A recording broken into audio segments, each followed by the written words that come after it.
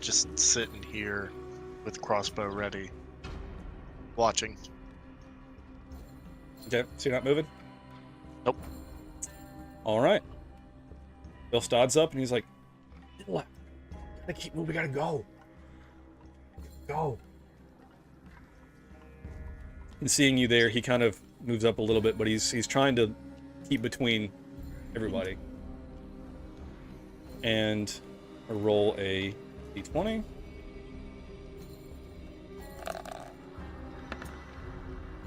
$12. So the wolves are definitely eyeing Bill Stodd. And with that, it's the wolf turn. All right, somebody roll me a d4. Yeah.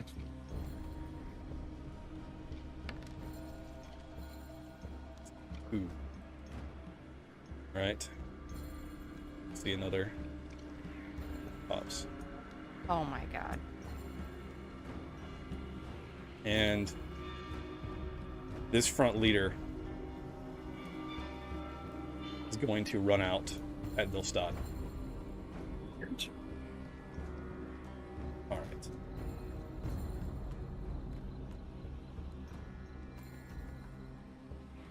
Let me get. Sorry. Also, who does not have dark vision? Me. All right. Can I So Can you highlight your Let- character? Would I be able to let Rook know that there's now 6 of them? on your turn, you can. Okay. All right. So the wolf runs up, and Vilstad had a prepared action, so they're both going to attack each other. Wolf goes for a bite. A 9 will not hit Vilstad. What did I just click? Oops. And roll with All advantage. right. I don't know Got what's really that an issue. wizard. Anyway, Vilstad will roll to attack with his greatsword.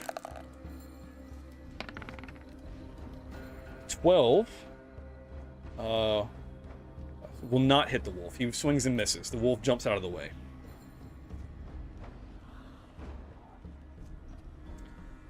As this kicks off,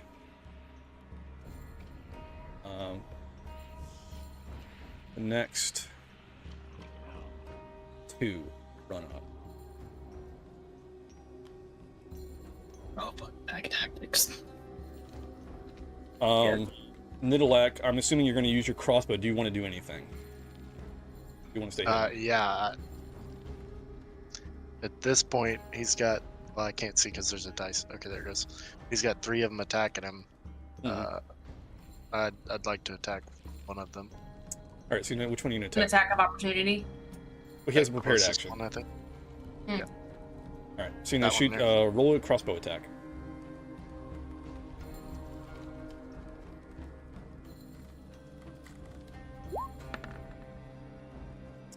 That's a 9. It misses the wolf, but the wolves now know you're there. All right, so I'm going to roll 2 more attacks, and because they are now there as a pack, they have an advantage on these rolls. Rolling to attack Vilstad. The advantage is an 18. It hits. Ooh. It's 5 damage. All right, roll the other one. Nat 20. Ooh. Yet. It's 9 damage. But be a single child. Yes, we need to leave him. And the rest Who of said the wolves that? have not come out yet. It's just these front 3 attacking. All right. Olivia, you're up. Okay, seeing this, I think I would move closer to Velstad, but I would still stay behind him. So, like, right here. Okay. you Now, wanna my sickle only has a 5-foot range, so Right. I'm not You- close enough. You have a dagger that you could throw, or you Oh, need I to be do within have- 5 feet. Which, if you're within 5 feet, you'll be within like aggro range, so they'll get, you'll be in combat at that point. Yeah, I'm not gonna move within 5 feet, but I forgot that I could throw my dagger. So, just click on it. Yeah, click the throw. All right, 16 will hit. If you click on, in chat, if you click on dagger, that should be to roll damage for it. All right, it's 2 piercing. Which one were you attacking? The one that's You like can ping it. in front of him. I can't because there's something for me that's in the way. The one that's like north of him. That one. Oh, that one, yeah. This one? Okay. Yeah. -2. All right. Oh, I think we all clicked on a different one. All right, and just as a matter of fact, you have thrown your dagger. You do not have it now unless you go pick it up. No thanks. You gotta rip it out of the wolf. Yeah, so it did hit. It is stuck in him, but it is not on you. You no longer have that option. All right. Rook, you're up. I run up to Lucan. Is that his name? Oh, and sorry guys, top of the round. Let me move the caravan forward a little bit as well. It's still trying to get the hell out of here. Leaving us behind. Yeah, Is it's that his Lucan. name? Mm-hmm. Lucan, do you have a torch? Yes, he is emanating low light. Should be. I need you to try to intimidate them with the fire. Yeah, that might work. We all have torches? No. And you know what? Fuck it. I'm just going to throw my dagger at one of them. All right. Got We natural should have weapons. put this torches. So you get a nat 1? Oh, nat 20. Oh, Hell nice. yeah. There it is. Dude. And I'm hitting the one right next to Oh, Nice. Which one? next This Oh, to yeah. yeah, hold on, I can't ping it. Yeah, that one. one? That's -6. Nice. That one sticks in, and it definitely that one hit pretty damn good. All right. And again, you are now without a dagger. Yep. Alright. Don't worry. I got natural weapons. I'm going in organic. All I've right. seen how well That's that what Give he him works. said. crazy eyes. He's hungry. All right. Next up is Lucan. So Lucan will take your advice. He's going to step up, and he's going to attempt to, let's see.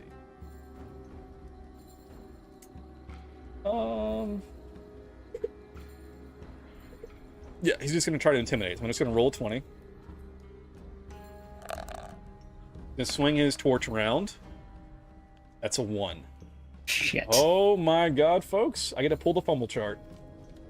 Well, that's Okay. very We're doing that? great. Oh yeah. Oh yeah, folks. We're doing That the fumble is- chart. Fumble chart. I Fumble am chart. concerned. Fumble No one chart. give me the torch. On There's second the thought, torch. He slips. He slips. do There's a it puddle of myself. mud. Puts it out. you start the forest fire. Where did I put the... Only you That would can work. prevent forest That would fires. Throws it at that 20-foot bush. Ah. Great. Hold on, guys. Sorry, let me find the chart. Taking out my cover. Fumble. There we go. Sweet. All right, chat. I will now roll. A roll on camera for this my little spinner. Let's see what we got. That is a 14. Nice. Head blow. Hit your head with weapon handle. Done. You can't take actions or reactions. Oh fuck. Could've been Lasts for worse. 2 Could've been rounds. worse. Two rounds? So Lucan goes to swing and accidentally clubs himself in the head. He is now stunned for lit 2 torch? rounds. Oh my. And cannot take actions. Orbo thought he. All right, folks. That's not ideal. I'll say. No. No, it's not. In the words of me, it's not ideal. That about sums it up. Okay. That was fun. Aldrich, you're up. I'm gonna move over here if that's all right. Mhm. We'll attempt to attack my mace on. I don't know how This to. one? Yeah. You can just like click and hold, and it should ping. Okay. Yeah. This guy. All right, so go to your Yep. child sheet, click on the mace, and roll me attack.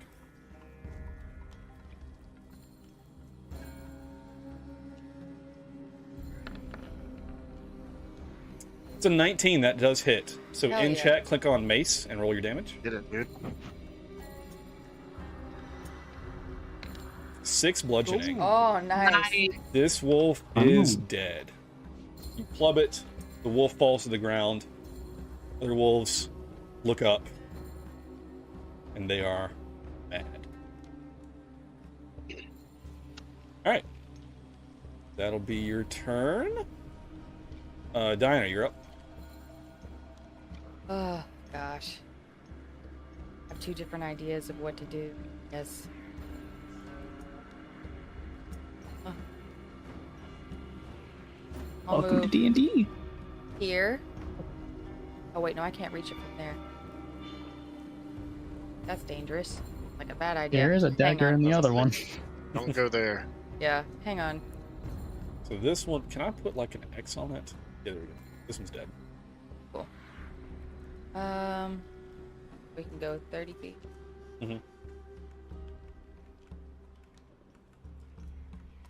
Open out of here. Bye. No. Hey, I have an idea. I guess I'm gonna nope the fuck right out. I'll go right there. I wish I bought oil or something. Poor Right Lucan. here, and then as like a free action, I'm just gonna start like yelling and waving my hands like, over here, trying to get the wolves' attention. God. So that they all start facing me. She's pulled a Jeff Goldblum. I'm doing my Oh best. yeah. T-Rex. All right. You're gonna like prepare to like an attack or anything? I already did. I've had my dagger out. Okay. So I'm just like, look, over here, please. All right, Glorbo, you're up. Distraction. Glorbo had a similar idea, but not quite the same. No, It over was- here. It was more move right there and attempt a handle animal to just be like, go back, family. No more die. All right, roll me a 20. No more die. Oh, No more she's die. family. 11. That might have done something, but one's already dead. Yeah, well, They're pretty pissed. yeah. Glorbo tried. All right, that's your turn. Nidalak, you're up. I'll take another crossbow shot from here. Okay. Roll me an attack.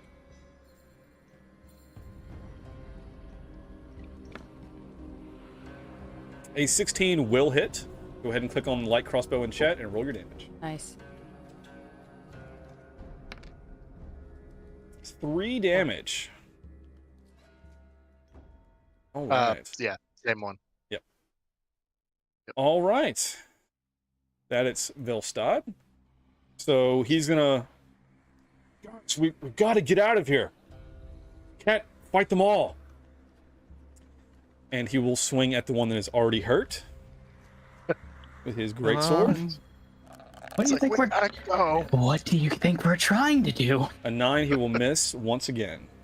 The wolf dodges out of the way. His great sword is too slow to hit him. Bro. What's more Glorbo thought? Someone roll me a d4. Can I do it? Can I do it? Yeah. Please. Do it. Roll a nat 1, please. 3. 3. Ha! All right. With a 3, all this commotion you hear out of the forest. Oh no. Oh my god. Oh no. What the fuck? Hey guys, it's time to run. All right. Yeah, we gotta go. Yeah, Almost you need to move the seriously caravan reconsider too. life Make sure to choices. disengage. All right. Disengage? Do you have to like actively disengage? Yeah, that's like an action that you have to take if you're in range of a All enemy. right. So the two Not there in for front of goblins. Vilstad are going to bite at him. They have advantage from pack tactics. Say 17, that will hit for 6 damage. Come on, bro, work on your scales. And the Uh-huh. other one will attack. It's a nat 1. All right, let's roll the fumble chart. That's at least 23. Because That's right. Pack tactics is advantage. I You're right. just You're read. right. Hell yeah, dude. Look at you. Another 6 damage from Vilstad. Bro. Yeah, I'm helping you kill my brother. All right. These other wolves up here.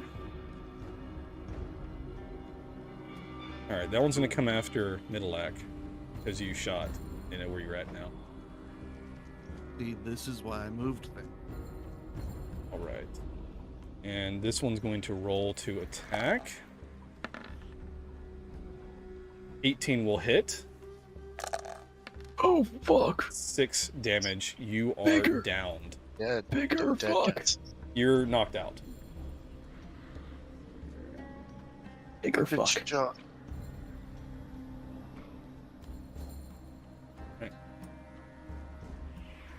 Let's see. This one will run up to Lucan.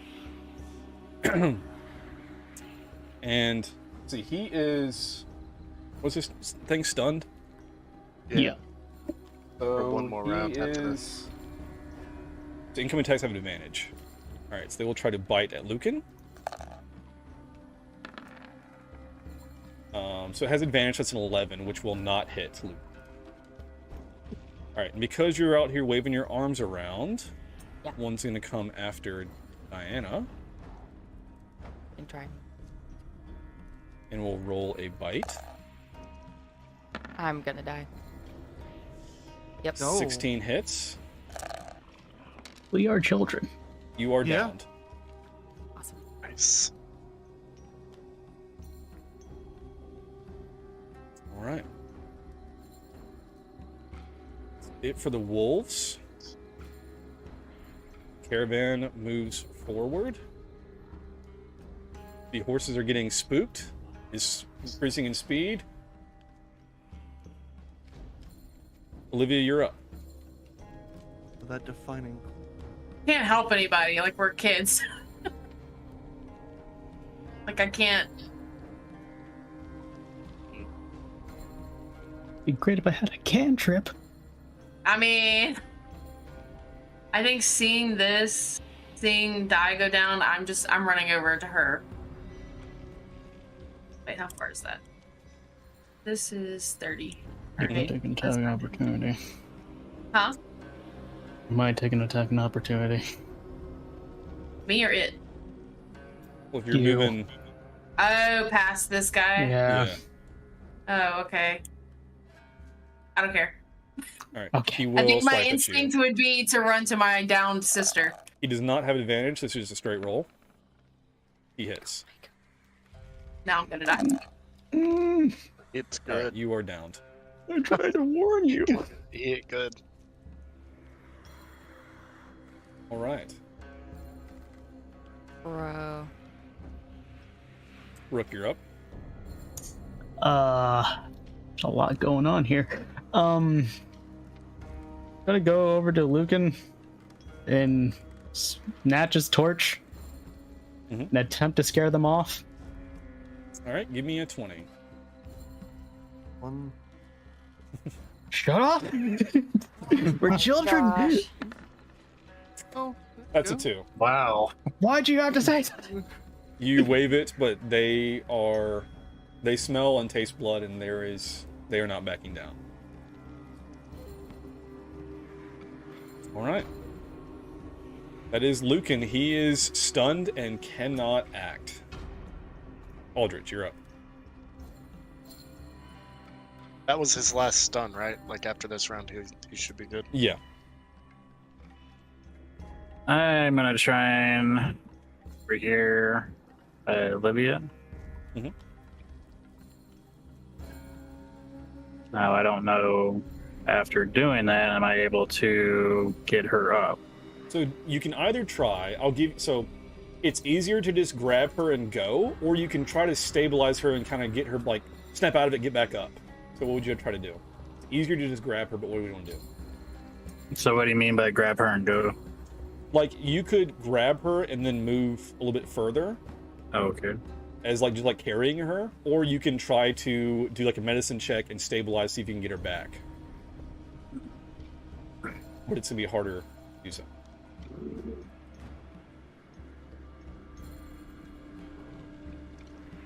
How far back can I move after this? Where Or did you with move carrying from? her? Were you like here-ish, or were you Like, there? yeah. So think you so. moved 10, so you can keep moving a good amount. Okay. So if I try to grab and go carry her, can I move like here? Yeah. Okay. So I attempt to move Roll me a 20. there. Right.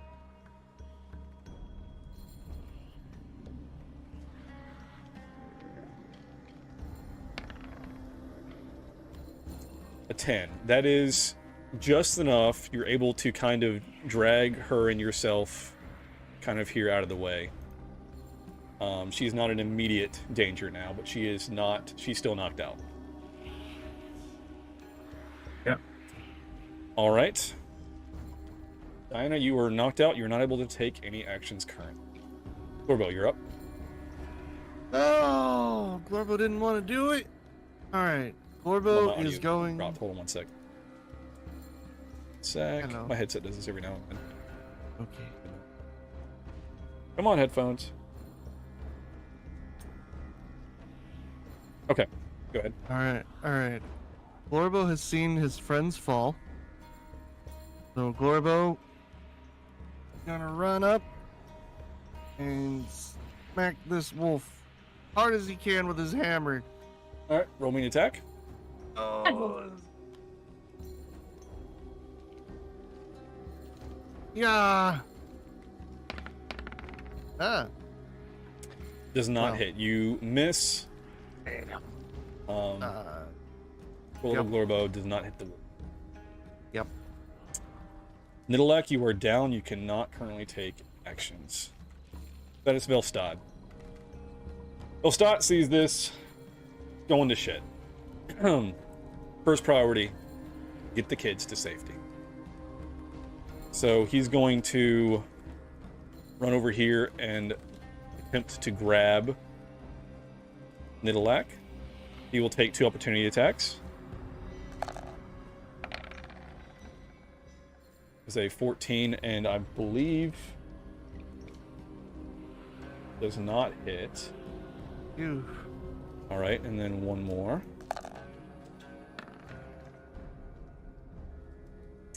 Does not hit either. All right, so he managed to get over to here to you. So that was that 20?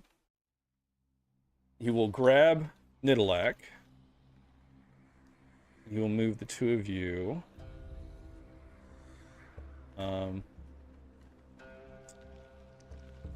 He's gonna pull kind of like a heroic move here and move you guys down to here. Away from the wolves. Alright. That is Velstad's turn. Someone roll me a d4. I'll do it. What? A 3. Nice. So these 2 down here are going to move up, but they're not really doing much yet. They're kind of seeing how things are going. And they kind of chase after caravan a little bit, kind of eyeing the horses. All right. These up here, these are going to come down towards Lucan. This one will attack Glorbo. Oh, hit Glorbo. Bite. Hits. Okay, that hit Glorbo. And you were downed. Ow! All right. You got 2 bites going after Lucan. Why did I get max damage? 15 will not hit.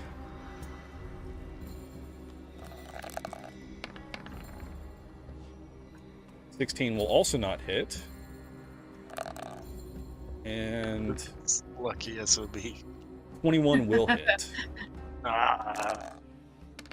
There it is. 9 damage. He could only avoid it for so long. All right. The one over here at Diana. Let's see.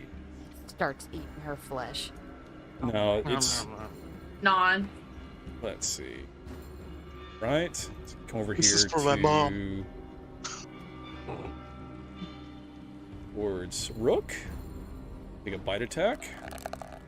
What? My life? Well, 16 Yeah. will hit, Yeah. I'm a child. and you're down. Well, Well, this is a here short goes my campaign. This goes my next turn. Cool. All right. you got this, Aldrich. Go jump on the back of the caravan. Get out of here. So Olivia Dad, is I'm going up, home. but she is downed and cannot take actions. Rook is downed, cannot take actions. Lucan is up. No longer be stunned, right? Right, he is no longer stunned. Alright. So, Lucan, again, priority kids. He will grab Rook and move down. He will take some advantage or some opportunity attacks. Miss. A 20 will hit. You got Pat Tactics, they get advantage. That's -5. Bite. That will hit. Why does he have 3? Oh, never mind, because the other 2. Yeah, and I think, was that 3 or 4? Where did I move him from? Is it here? There'd be Yeah, 4. right there. Okay, So that was the third one. all right, one more. Ooh, nat 20 Oh. for 15. Oh, I hope you weren't attached to your family members. All right, I was attached to the wrong one. Aldrich, you're up. I'm gonna try and move, if possible, move Olivia towards the caravan. All right, I don't know how far I'm able to do that. Or do I need to roll? give me a d20 just to see if you are strong enough to get her the full distance.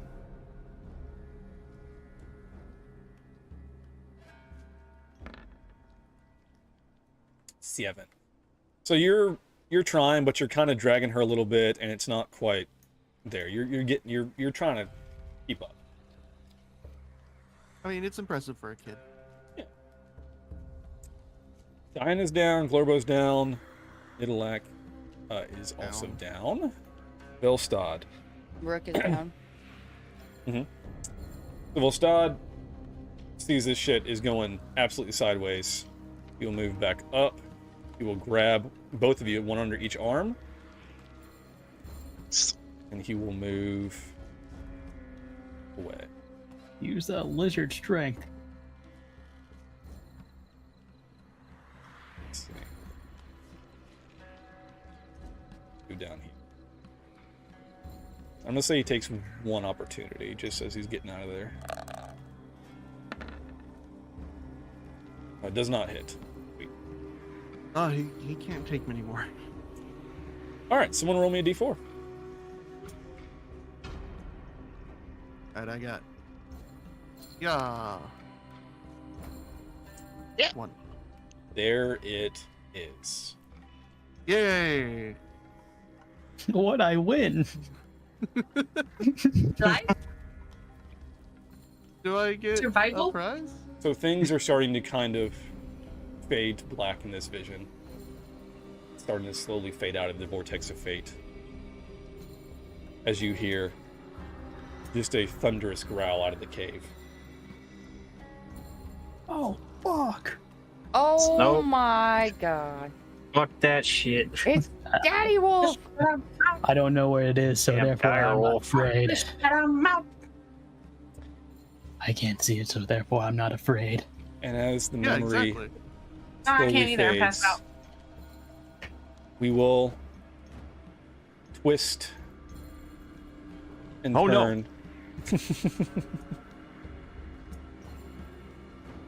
And we're going to do another character confirmation story real quick. Real quick. Can you play some different music? This music is giving me so much anxiety. It's making me sad. I Working. don't want to know if you all remember a time we almost Worst got eaten by timeline. Big Wolf. Right here. All my friends are Yeah, go dead. My siblings are dead. Why would you remember that? My brother died. All right. Man, I'm not dead. I'm just like knocked the We fuck cut out. away from this scene as the vortex of fate twists. And next up we have Nidalak. So we cut to the forest. There's a nice... Well, here, let me give you some ambiance. Ooh, forest ambiance. Yeah. Oh, that's much nicer. Better. Delightful. Babbling brook, birds chirping. Lovely day. Nicer. Nidalak's out in the woods, bow drawn, stealthy as ever. Slowly lets loose an arrow. It thuds into a small rabbit. He walks over, grabs his kill, and begins to clean it. And he senses someone approach. Nidalak, give me a 20 roll.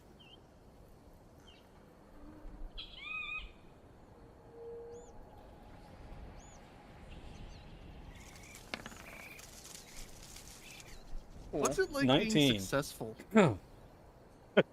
Never know. So, you recognize this presence. You've never met him, but something in you, you know who this is. What do you do?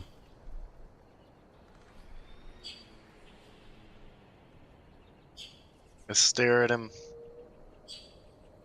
Wait for them to come closer. And I ask what they're doing here. Oh, you can see me this time, eh? Can. I know you. I hear you. Strange Who woman are you? steps out of the bush. I've been watching you for some time.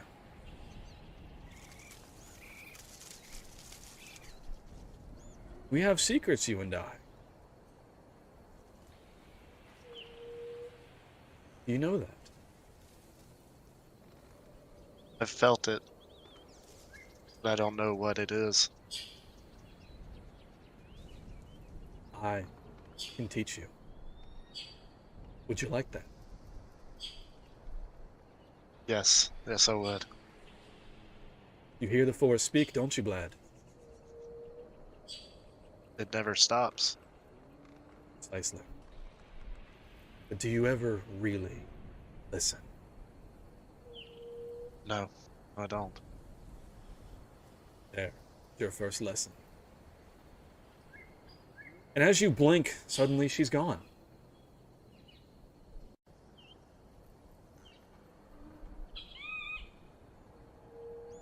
look around. I'm confused. He's standing there I behind you. searched.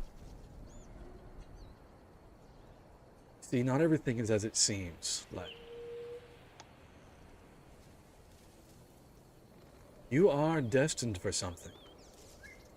Question is, will you find it? I'm so frightened at this point. I'm speechless. I just stare ahead. I don't even look at her. There, lad. It's time for some more secrets between you. Teach me. And the vortex swirls. Shifts.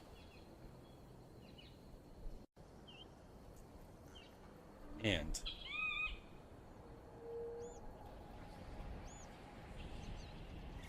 with that, is that something?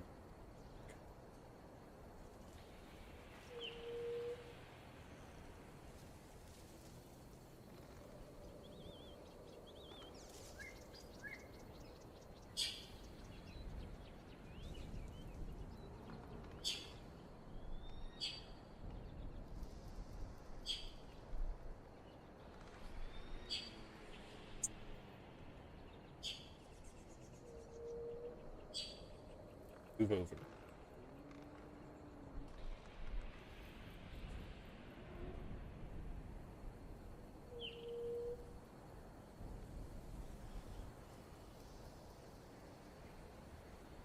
Yet. Hmm.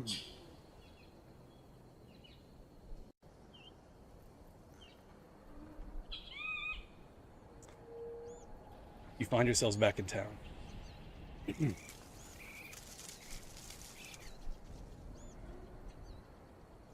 You really don't remember how you got back here.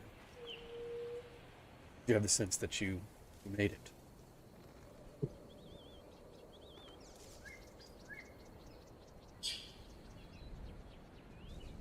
And coming up behind you, breathing heavily, emerges Lucan. Battered and bloody.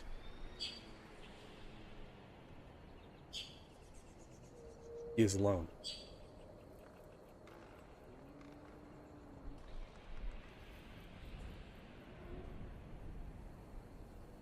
He comes up and talks to the militiamen.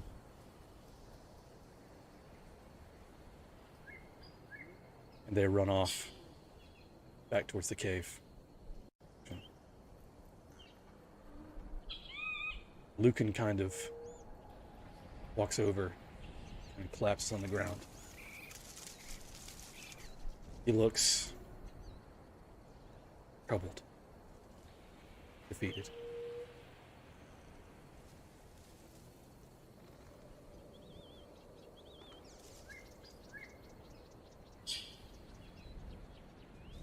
What do you guys do?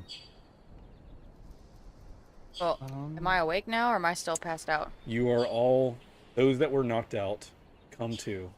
You are banged up, bloodied, bruised, but you are conscious. I'm gonna run over to Liv and check on her, see if she's okay. Ask her what happened. No, I have no idea. Just woke up and here we are. Where's Svel?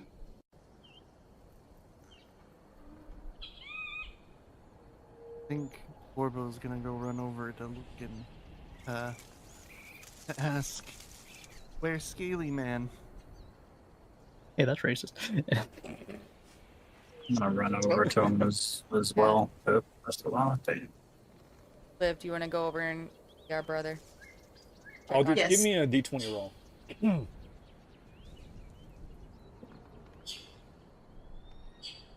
Who?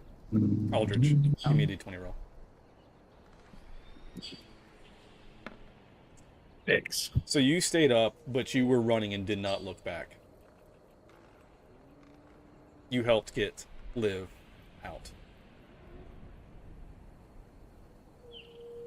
Is that knowledge that I have?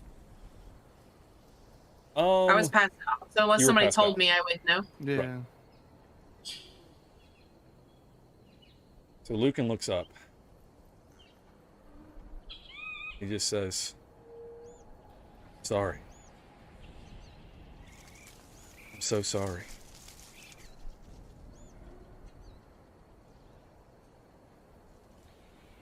So sorry.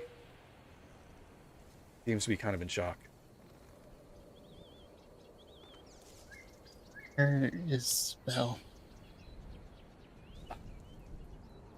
He was right behind me.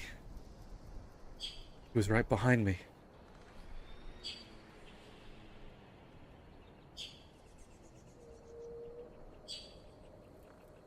No. The militiamen come back.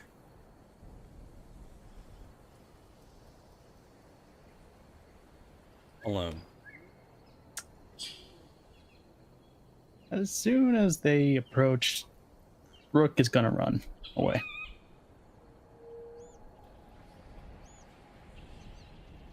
I follow him.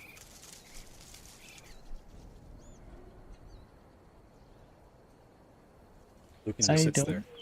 So sorry. Just be there with him.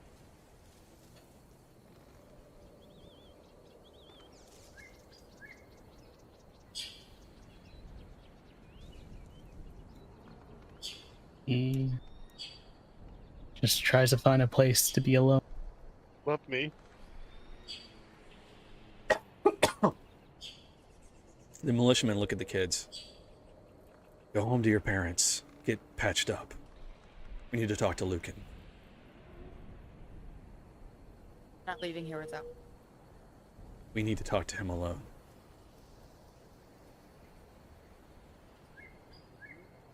Go home to your parents. He'll be there soon. I think I would just look to die to make the decision. I'm going wherever she is. Better be home soon, or I'm coming to find you. You will. Where's my house? This dramatic lighting is. It's a lot. Mine's on the top. I don't even know where I am. Orbo makes sad walk. Let's see, did I give you... Yeah, you have low light, so at least you can see a little bit. Orbo makes sad walk over. So we are at our little town, right? Mm-hmm. Yeah. Rook would probably go to his hideout. Well, before you manage to get off too... Lucan comes to pay you a visit.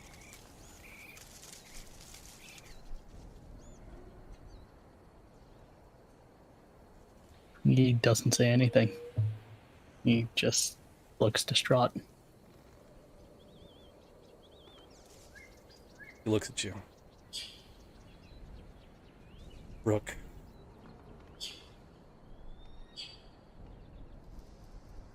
I can't bring him back. No. You can't. I can't. I should have prepared more. Took it seriously.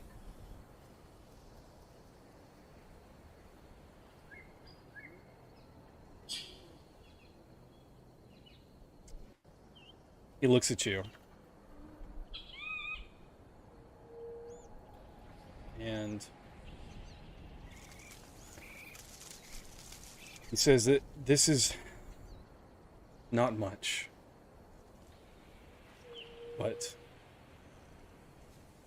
they found this in a clearing. I believe it was from your brother. And it's a small box. He hands it to you. I open it up.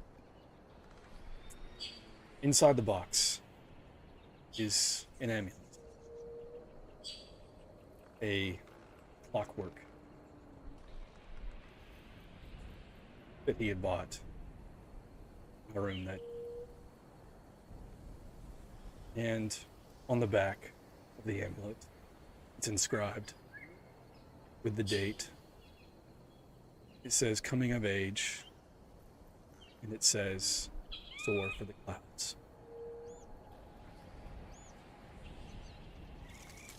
You son of a bitch. I'm saying that above game.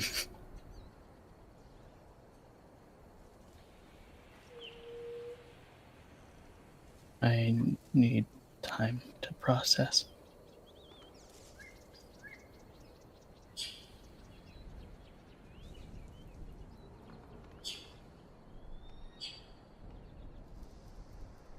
With that, the vision fades.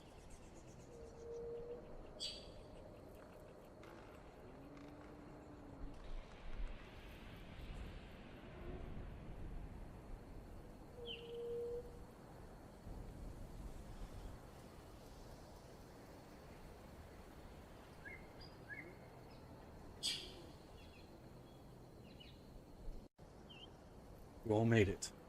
You all survived.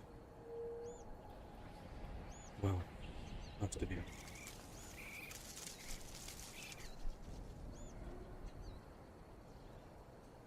So begins the journey.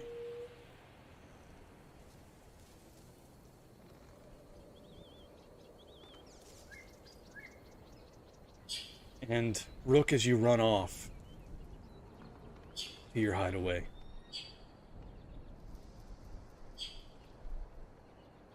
you go there with your clockwork amulet and your arcane book you bought in a room.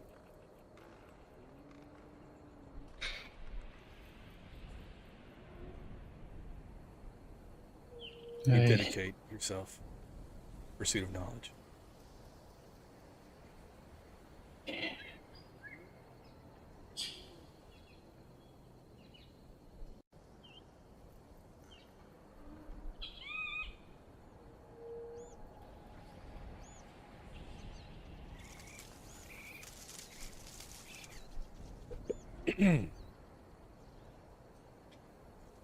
And with that, my friends, we will wrap session 0.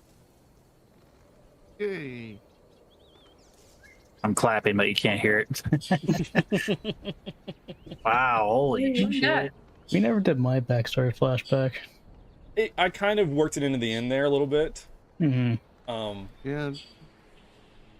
Kind of worked it in with kind of what happened there. I understand. If you're good with that. And no, I'm good with that. I'm good with that. It worked out really well. Yeah. Yeah, that was nuts, man. You guys think? Pretty good? Yeah. Yeah. Children. Yeah, awesome. Yeah. That was Picturing how this all Yeah. boils down, it's like everybody's got this like We will thing where they're definitely never forget that. like, Rook will not forget everybody's this. got this thing that pushed them forward, and you're just gonna cut to Glorbo at some point just doing push-ups. You, Glorbo gets strong. well, now I know what subclass I'm going for. Hey, there you go. There you go. I did Hell not yeah, think we friends. were gonna make it out of that. Yeah. Genuinely concerned for a bit, and I was I'm like, ready to have I a literally meeting. just fleshed out this character. Like, this What? is the worst time, Not every encounter is meant to be beaten, my friends. right? I'm gonna go Thing back happens for a reason. Fate works in mysterious ways. Because what would you really do? home. Going back home. Hey, Ma. Ma! I got some dead, bad Ma. news. Time to go to bed. Wrong house. Hell yeah. It's not my house. Sorry. Oh, I'm sorry, I'm grieving. All right, friends. Well, hell yeah, hell yeah. Hopefully you all enjoyed it. Yeah, did. I love I've Hell got to yeah, friends. figure out the combat a little bit more, but it was fun. Yeah, I mean, You know. we'll be on our actual character sheets next time. So coming back for session 1, we'll be on our actual character sheets. We'll be diving in. So Yeah. as this session 0 wraps, we'll transition into the actual campaign session 1, where you have all journeyed to the capital of the city-state named Amber Hall. We will start there next time in the Menagerie, the little crafty district where all the kind of misfits are, the mixed races and things, where you are staying when you move to the city to set off on your adventure. You're all young adults now. We are past this child age, and then we'll Good. jump into the actual story. Actually have spells. Yeah, abilities, spells, all kinds of stuff. Hell yeah. Now it seems like Gorbo's using that great sword in honor of Elstad. Yeah, see there? What do you know? Hell yeah, my friends, hell yeah. Well, thank you all so much for hanging out and being here. Yeet. Hopefully, Heck yeah. you all enjoyed it. Like I said, we'll be back. So this is going to run every other week is my intention. That way I have enough time to write some stuff and put as much prep as I did into this bullshit. Yeah. But yeah, guys, I had a lot of fun. Thank you for hanging out, and my fucking first time DMing. Hell yeah. Good job, man. Nice, man. Yeah, I really enjoyed it. Yeet. Thank you. That was You awesome. all had fun. Yeah, that was awesome. Let's raid Stressful, the stream but awesome. out. Oh, hold on. Before we wrap, I'll change our roses and avatar. thorns. Everyone give me your best and worst moments of the stream, your rose, your thorn, starting with Anik. Best and worst. Well, I think the worst moment is getting knocked out. Mm-hmm. That seems kind of not great. Best moment would be honestly just a little chill session when we were all buying trinkets from the market. That was pretty fun. Nice, nice. Okay. Got anything to you don't have any thing like to shout out or anything. You're just gonna be chilling on channel. We'll probably play some more of the forest next week or something, and hell yeah, find you here. Glad to be All here. right, hell yeah, DC, you're up next. Roses and thorns. Again, worst moment when Corvo saw all of his friends get knocked out. Terrible time. Best moment? The shopping one is like really nice, but Oh, I really liked. I was like a lot of like cute little things. yeah, Nice. hell yeah. Anything to shout out? Anything you're working on? Where can they find you? Yeah, you can find me on my channel, Directionally Challenged on YouTube. Yeah, dude. I do have some things in the works. Ooh, very nice, very nice. All right. Chaos, roses and thorns. Thorn. Pretty much like everybody else getting knocked out. That sucks. Also rolling the nat ones. Fucking hurts, man. But Rose, it was really cool getting to hear everyone's backstories. So it's fun to get to like see where everyone's coming from and see how it's all like. I'm excited to see how it's all gonna play out. Hell yeah. Seems like we all have like a really interesting and pretty cool backstory.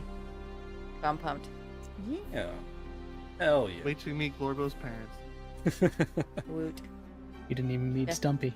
Wait till you guys find out what I was doing in that forest with that drunk. What I was boy. really doing. lot of 20 stuff to work bucks is through. 20 bucks. 20 gold pieces is 20 gold pieces. Yeah, right. What are you buying? Well, and you can find Chaos right here on the channel. Hell yeah. Again, we're missing Pastel tonight. Unfortunately, hopefully she'll be back for session 1. She plays a fighter. We kind of touched on her backstory a little bit. I didn't really tell whose was whose, but maybe you can figure it out. But we'll talk about her class know. confirmation scene at They'll some never point. figure ours out. They'll never figure out which one was Glorbo's. Yeah, which one's the goblin one? Which one's the twins one? Who knows? Who knows? Which one was the goblin one? Yeah, right. Scanlatron, roses and thorns. Thorns was 20 million wolves coming out at us. That was Mhm. not cool. Not cool, bro. Wasn't my fault. Yeah. Butterfly effect on that one. Yeah. Rose is just working the backstory into the story and building it around it, like the way it just kind of built up, and using each of our little tidbits to expand it. It's great. Hell yeah, man. Thank you. I fucking love storytelling, and this is an outlet that I've wanted to do for a long time, and I had a lot of fun writing all this stuff. It's a lot of fun. Being evil. And last but certainly not least, fan my bud, Rosenthorns. How the fuck is my house? Anyway. Skip me there, buddy. What? Ninja, do we skip you? Shit, Ninja, my bad, man. This part was my brother missing. No, I'm joking. Come back in a second, Ninja. My bad. You're good. But no, I had fun. Had a lot of fun moments in there, like hearing everybody's backstory. Thorns is probably losing my brother. Yeah, that would be a big one. I That's can a see fair that. thorn. Yeah, fair. Bad fair. time. So now my little snake guy is going to cry and work by himself in his hideout. Guys, it was so funny because I was like, all right, Than, before DC joined, I was like, Than's like my more experienced D&D player. I'm going to hit him with some emotional stuff and kind of get the party in like the vibe and like get everything rolling. And I was talking to Than and he's like, I'm making this guy happy. I was like, oh no. Oh no. Like, I've already written so much. Oh no. Not for long. Yeah. You asked him, "Are you going to be an orphan in this campaign?" And he was like, Yeah. "No, actually, he's supposed to be happy." Yeah. I was like, he has a family. That's how I gee. made Gorbo. He's just doing this for funsies. He family. doesn't have a tragic backstory. Cue Yikes. the Naruto sad music. Aw. Oh, I was probably trying will. not to like die laughing, Than, when you came on and I saw the picture of young Than. And I was like, no, The snake. That was the idea. The snake. That was the idea. Oh yeah. It so was cute. the snake that he's based on. Oh, it's adorable. Hell yeah. Oh, I did finally catch up on all the Discord stuff, everybody. So sorry I've been away. Work just wrecked my life for the past week and a half. It happens. But Mhm. I'm about as alive as my character is now, so Hell yeah. not dead. Right there. Man, where can they find you? What you're working on? Man, Oh, what? where can they find you? What you're working on? Oh, me? Mhm. You'll usually find me spying around in other streams like Draco's, or sometimes I'll be in Alex. Maybe some other people's. Who knows? Or maybe I'll make my own. But I also make my own stuff. I'm a homebrew. I like to make my my own stuff, my own creatures. So eventually you might see a module that I'm making Oh yeah. in the works. You will put it in this campaign and I'll kill you with it. You can't Oh kill my me. God. Chimps. Nobody makes me bleed my own blood. Nobody makes me beat my own blood using my own module. He's jealous. I'll make an item and I'll put in the fine print. Explodes if you use it. Oh yeah, right. Explodes if not used by Rook. Can I make a request of everybody real quick? What? For my notes, can everyone tell me your race and class one at a time, just to make sure I have correct notes? Did we get ninjas? Oh, No. sorry. Hold on. I'll throw Rosenthorns for mine in ninja. the Since I chat. skipped Sorry, it. sorry. My bad. Alec. I know. I Alex. missed it. Thorn definitely. This is the worst moment when. Yeah, there's literally 7 wolves and then a fucking alpha dire wolf Oh yeah. coming out of the gates. I mean, everything was great. Yeah, I loved it. But yeah, I think the best moment, like moment wise, definitely the shopping. But man, like, yeah, I don't know. Yeah, I really loved hearing everyone's backstories because it got like really dark. Yeah, I'm loving the character growth. I'm loving the storytelling. It's phenomenal, man. Thank you. Thank you. Yeah. Yeah, everyone's like, I did this, and I was like, let me make it way darker. It's like, gosh, I mean- damn. Mine was already. You were Oh, just yours like was- your brother. You're like your brother's already yeah. dead. You don't need to. It's fine. It's fine. I'm gonna type my class in chat. There, chaos. What? Huh? I'm gonna type my class in Yeah, but chat. in chat, if you want to type in your Oh yeah, and that'd be racing great. roll class, feel 20. free. Yeah, roll 20. But anyway, that wraps us up as far as stream goes. Let's raid into my good buddy Draco. He's actually streaming right now, some Kingdom Hearts. And our raid message is we're all dead. How about that? Appropriate. One of us Appropriate. wasn't knocked down. Yeah, Aldrich made it. Aldrich made it. Yeah, thanks, buddy, for dragging my ass out of there. What it's like to be.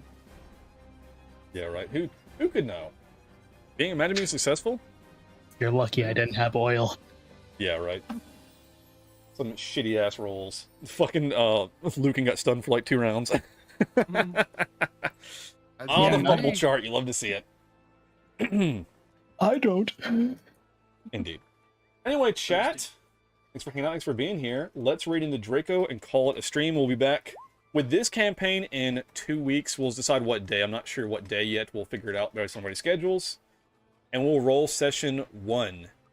Or start our adventure in Amber Hall. Oh yeah. Let's raid out. Oh yeah. Hey, thanks so much for watching the video. I hope you enjoyed it. If you did, please leave a like. Comment down below what your favorite part was. And of course, if you want to see more, please subscribe.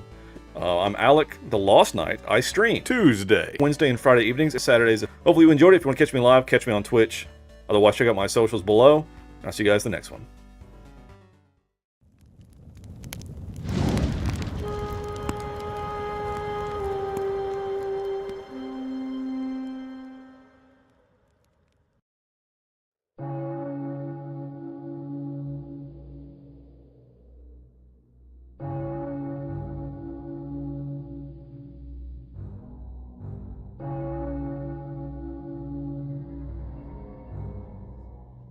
You stand here before me, facing the torrent of fate.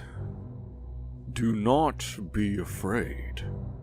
Your fate cannot be taken from you, for it is a gift. This storm will cut you like 1,000 razor blades. People will bleed there, and you will bleed too. Hot red blood. You'll catch that blood in your hands. Your own blood and the blood of others.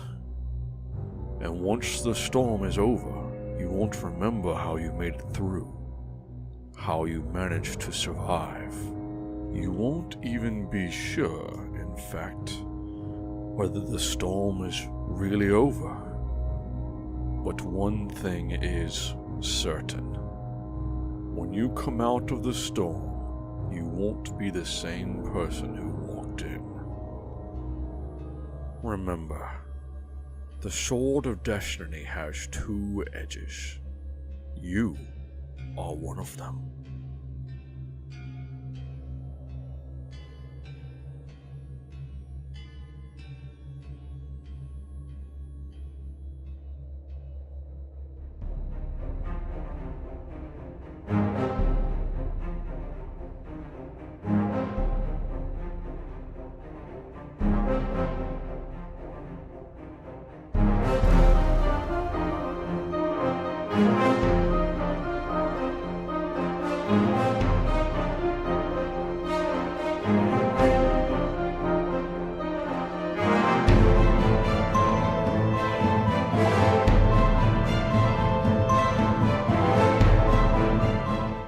What's up, guys? This is Alec the Lost Knight, but today it's Keeper Alec. We're playing some D&D.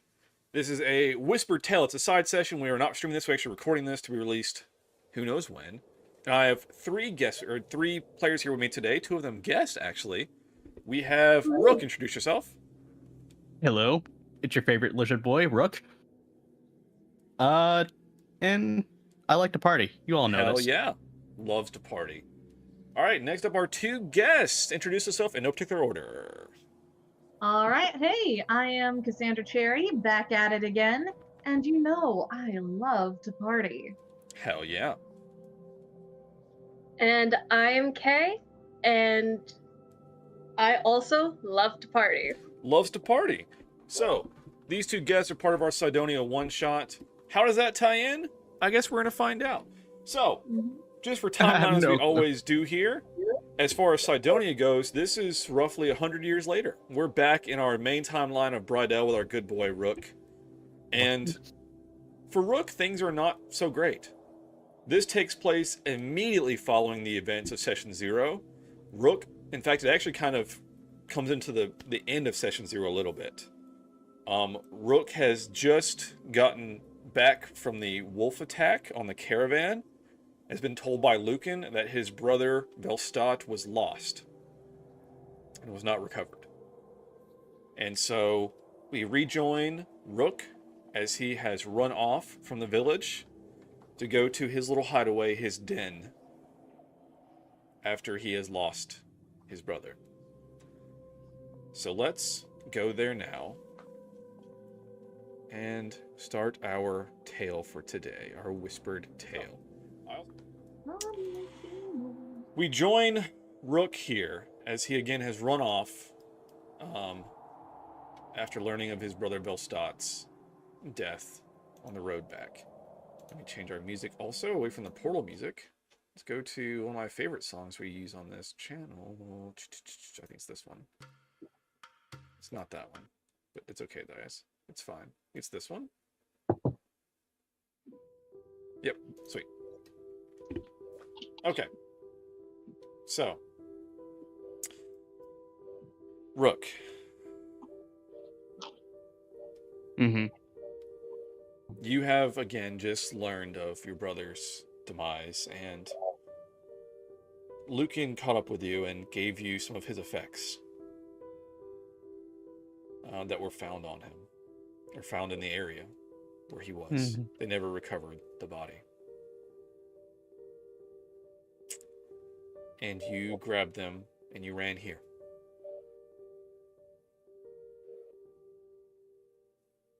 If you would like to Rook. move further in, whatever you'd like to do. Rook, as soon as he runs in, he slams his back right against the cave wall and just slides down and just starts to break down. Why didn't I think of anything? Why didn't I think of anything? Fire should have worked, but it didn't. Oh, I'm so stupid. Oh. What's Mom gonna think?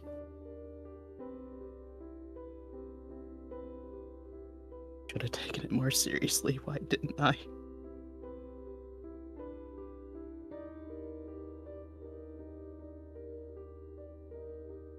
And gonna sit there for a few minutes to calm down.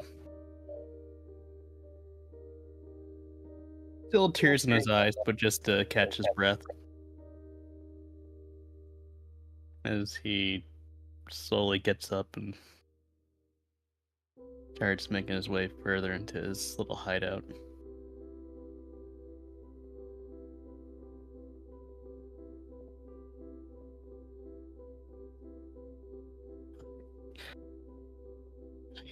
Maybe he's still alive. Maybe I can just look for him or something.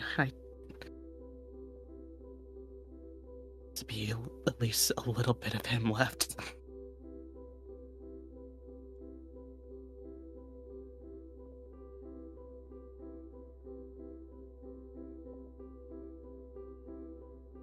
And gonna go up to, what is this, like my lab area? Mm-hmm. Gonna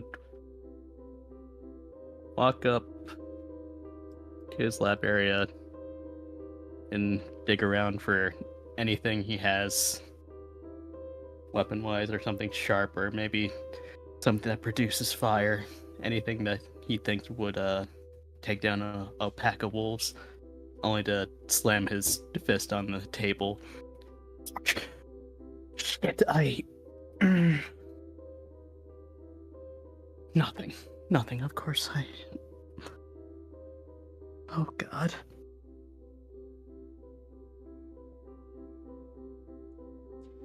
And there in the effects from your brother they brought back, there's a small box.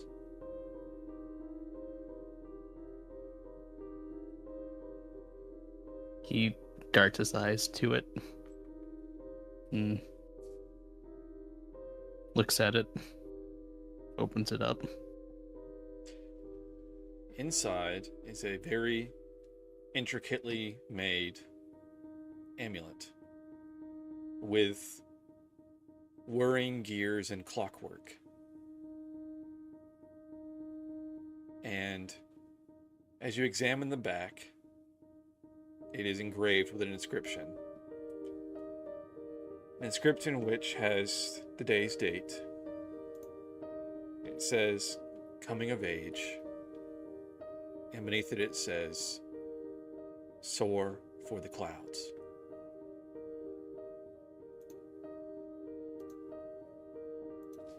Rook's shoulders droop when he sees that, and his arms go a bit limp.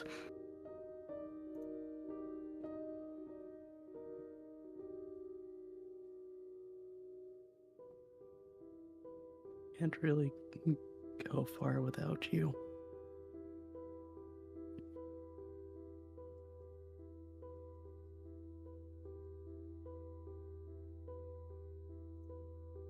I'm so sorry.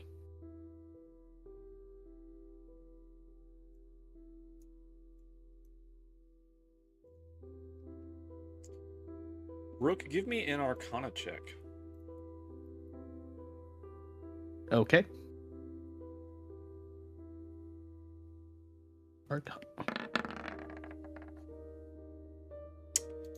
That's a 12. Mm-hmm. So this is not something you recognize at all, but something is interesting about this amulet, and as you kind of behold it, and there's almost like a cool breeze that kind of comes from somewhere in the cave. And as you turn, there is a somewhat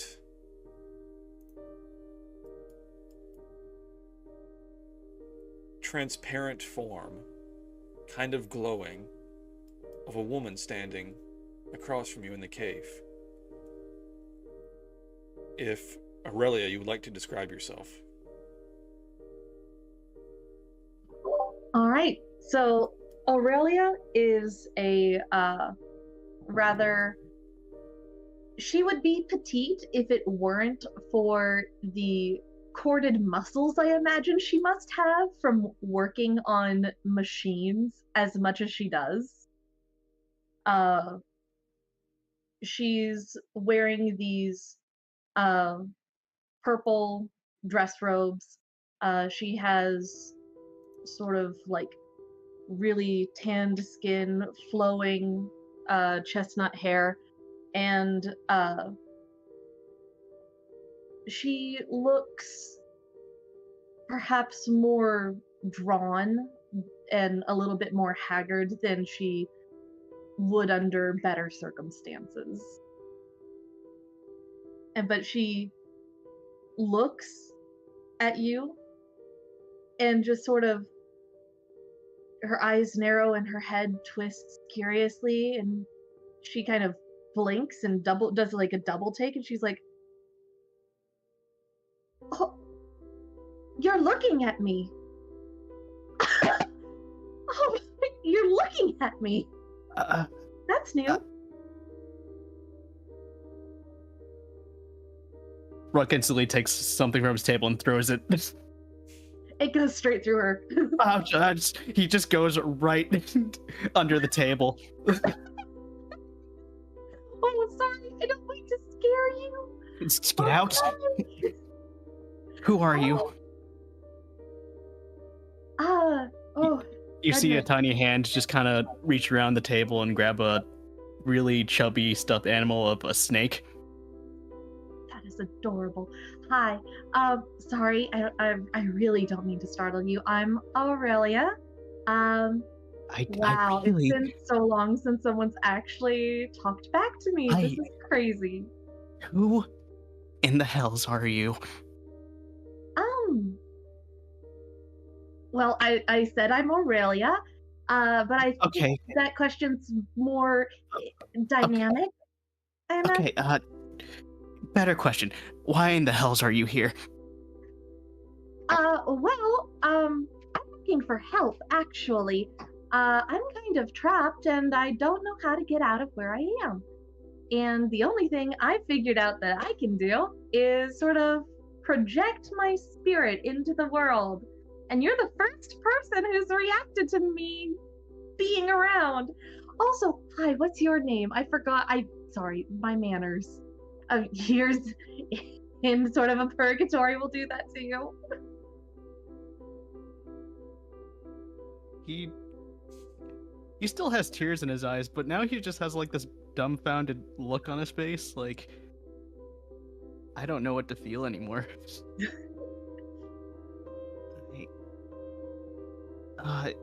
S- Solve Rook. So Just call what? me Solve Rook. Just Solve call Rook. me Rook. Okay, Rook. Nice to meet you. Looks like you are not doing so hot as she finally clocks the tears. No, I'm not. What happened? Lady, no offense. I don't really know you, and you just kind of showed up in my hideout. Okay, that's And fair, understandable. And you might notice now that your initial shock has passed, she is wearing a practically an exact replica of the clockwork pendant that you would now have. Kind of just looks down at the amulet and back at you. Did you know my brother? I don't know. Who was your brother? His name was Vel. Hmm, Lizard I'm, folk. I'm sorry, that's not ringing any bells with me, and that's a terrible pun to make at this point in time. I'm so sorry. Perfect. Well, I don't see how I can help you. That's okay. Maybe we can help each other. I don't think you can help me with my problem. Well, what's your problem? Unless you can bring someone back from the dead, I don't think you can help me. Well, Unless you... I mean, if they were like on the brink of death, then I think, because I've done that before. I kind of got my sister's soul right before she died, and then later was able to transfer that into a mechanized body, and so that sort of worked. Is... If I can get any soul, probably I could manage to do that at this point. I've been sort of practicing a little bit. Not that there's much else to do here. His eyes start to dart around a bit as they widen in realization.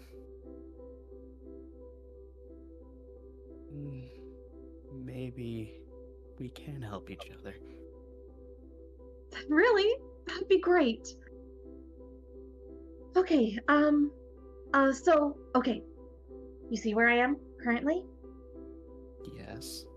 Okay, well, I'm not physically here, as you've noticed, so I've had a Yes, look. I threw something at you. Yes, I've had a look behind these rocks back here, and I think if you could somehow manage to get in there, there might be something that can help. All right. Fine. But I'm taking Stumpy with me. Stumpy? He kind of shows the stuffed animal. Oh, of course. Why wouldn't you be able to take Stumpy? Don't say ah. What? He's an important partner. Of course, absolutely. Now, that way. Yeah, right behind me. And I'll just So how do you step want to out. try to get past the...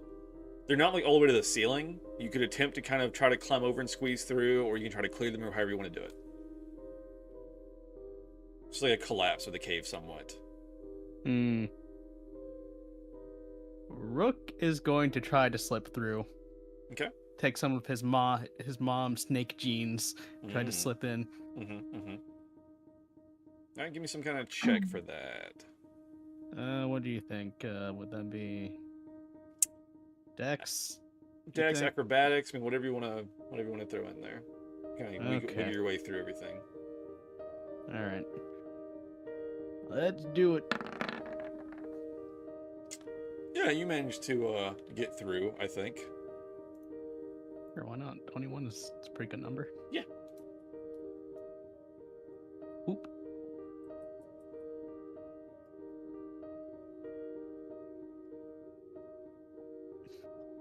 See Rook just kind of look over at you every so often, kind of just poke his finger through you. Huh. You know, I kind of want to say that it tickles. Like, I imagine that it tickles, but... What are you? Currently I am an astral projected spirit. That's about as far as I've gotten. Huh. Never seen anything like you. Interesting. Is it just like the human aspect, or... No, you being all see-through and glitchy. I guess you could say I'm kind of a ghost. Technically, I should be dead. Huh. That seems fine.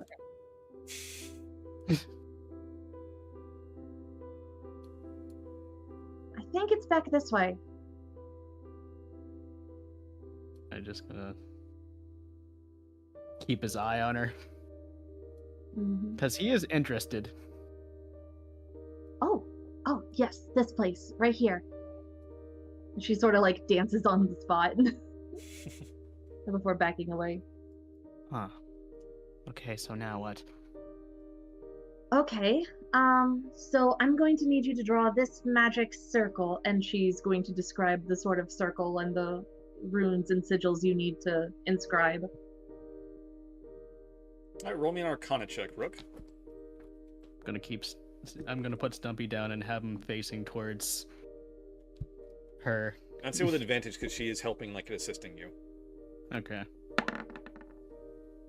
20. Yeah, you managed to recreate to the best of your ability kind of her description. Okay, that looks good. Great. Now what? See you on the other side? Do I just step in, or? I think so. Are there words that I need to say? I don't know. Just sit inside the circle and meditate. I think that's how this works. Okay. Stumpy, stay here. If I don't come back in 5 minutes, run for mother. So as you sit inside the circle, you kind of sit down, cross-legged and close your eyes. And you have that odd sensation of not quite weightlessness, but you feel lighter. And it seems like you sit there for a few minutes. You kind of open your eyes again and you're confused. And as you stand up, you turn around and your corporeal form is still sitting there, but you're standing there looking at yourself. Ooh, well done. It's hard to get them the first time. I don't like this. You're fine. always have a tether back to your original body. So long as your body doesn't die, you're fine. Right. All right, so take my hand, and I'll show you where I am. He's about to take your hand, and then he just kind of takes it back for a moment. You're not a demon, are you? I swear upon my soul that I am not a demon. In fact, I hate demons with every fiber of my being. Accurate. He just slowly touches your arm, your hand. Okay. Just hold on tight, okay? Hey. All right. And as you do, it's into the wormhole we go. Everything flashes, feel yourself being pulled, and you suddenly in a flash, you are somewhere very, very different. Oh. He just kind of feels his face for a minute. It's disorienting, isn't it?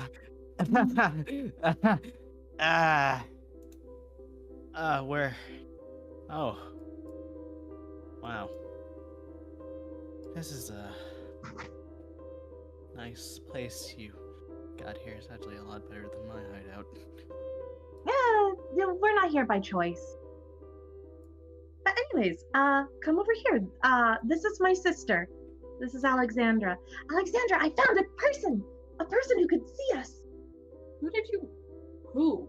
Where? Oh, this is Solrook, and he was in a cave. I told you to stop wandering off. He I'm crosses his looking for arms. help.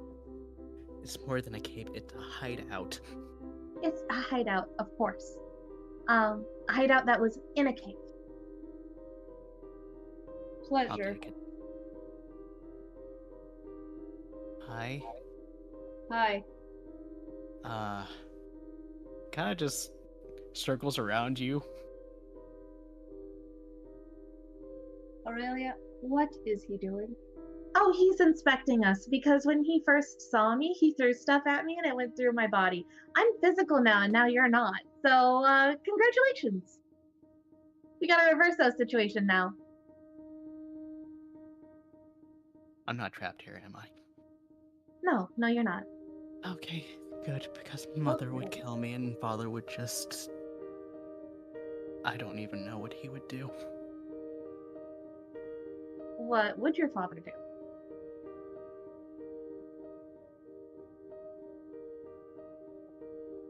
I don't know.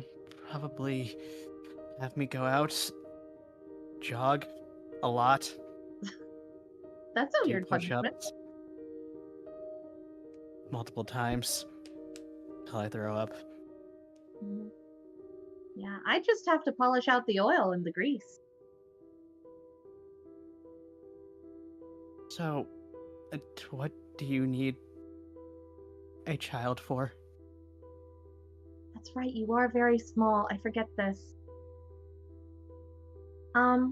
Okay, so you are, let's say, a budding talent, correct?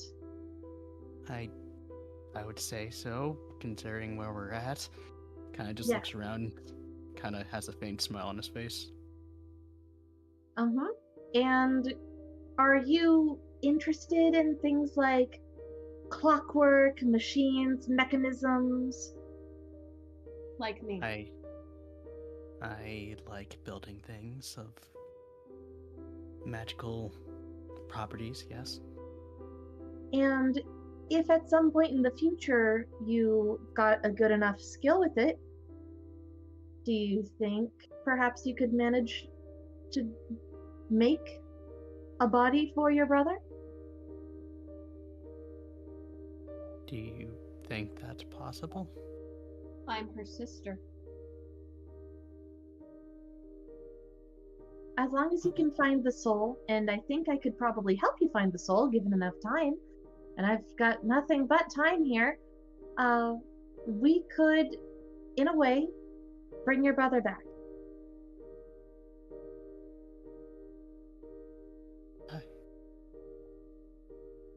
Hey, no. It wouldn't be full life. It wouldn't be like he was in the flesh again, but He would still be here, yeah. just like I am here to protect my sister.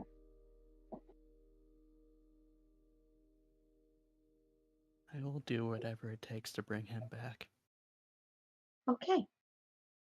If that's the case, then and Aurelia will take a ring off of her finger and sort of show it to him. This ring is very precious. It can help you figure out how all of this works. It will give you the power of technomancy. But if I give this to you and I help you bring back your brother, I want you to promise us something. Okay, what do you want? Our own home is sort of in a gigantic mess right now.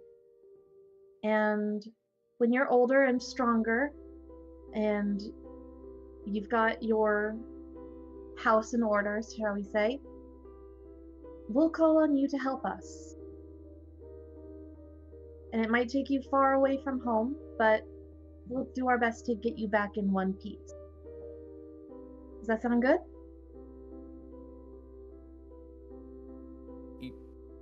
I just want to remind you, you know I'm 12, right? Sorry,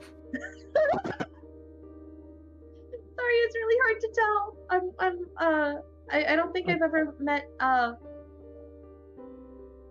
lizard folk before. Well, half lizard folk, half Eonti, but That is details. so cool.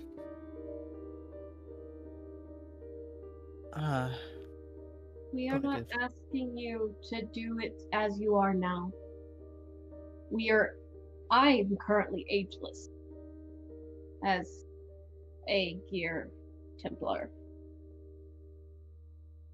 And I don't know how many years I've been here, but I don't think I've aged. It's a weird feeling. So, you have time to grow up. It's fine. Do whatever you need to do. Just one day we'll need your help. Do you think you can do that when you're older? What if I fail? You won't fail. We'll be here to help you and guide you along the way.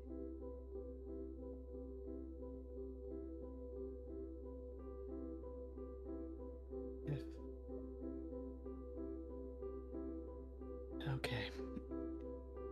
If you believe I can, and if it means bringing my brother back, then I will take whatever deal you have. Just promise me this will bring him back. Promise you. We will do everything we can to bring your brother back. And I guess it's a deal then. It's a deal. And she will hold out the ring for you to take. I'll put it on.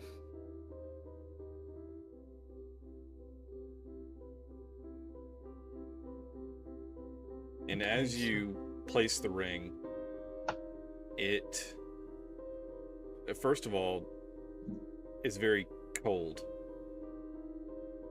And you almost kind of jerk your head as you almost hear some kind of whispers in the back of it.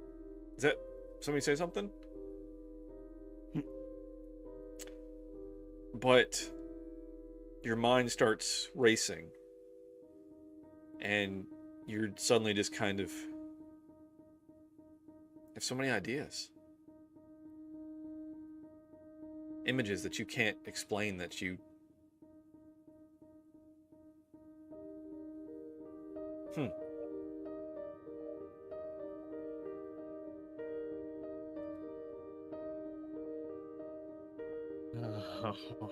The world is not ready for me. You're right. It's not. And things are going to change from here on out. just be mindful of the changes you do make, because some of those changes will come with great consequences. Believe me, I know.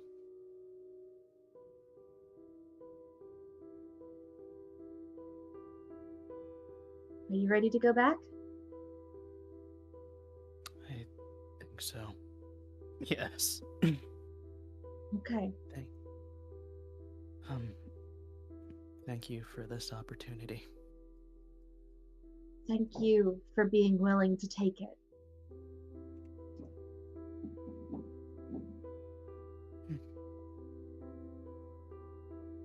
All right. With another seeming vortex, you think back to your corporeal form and the tether pulls you back. Aryan weird. Aryan weird. Oh.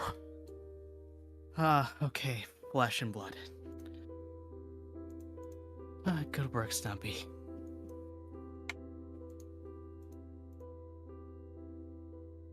I just scoops him up. And looks around. And looks down at his finger.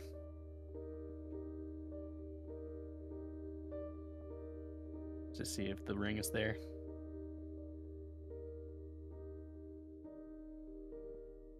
And it is there. Okay, that was real.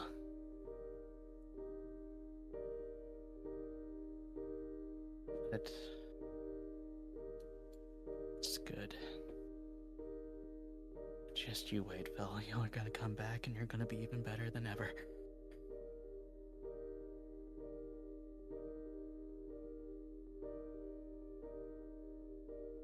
Starts running out.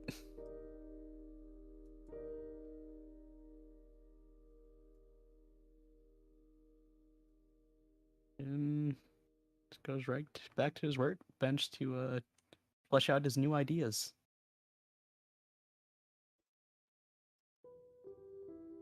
Making all sorts of games. And with that, we'll wrap up this this whispered tale.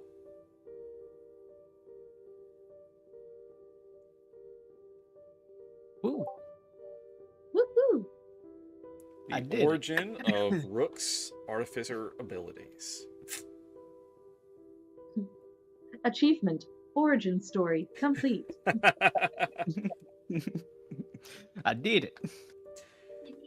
And Rook, you have the sense that using that circle in the back of that wrecked temple or whatever that was, if you ever have questions, you have someone you can ask.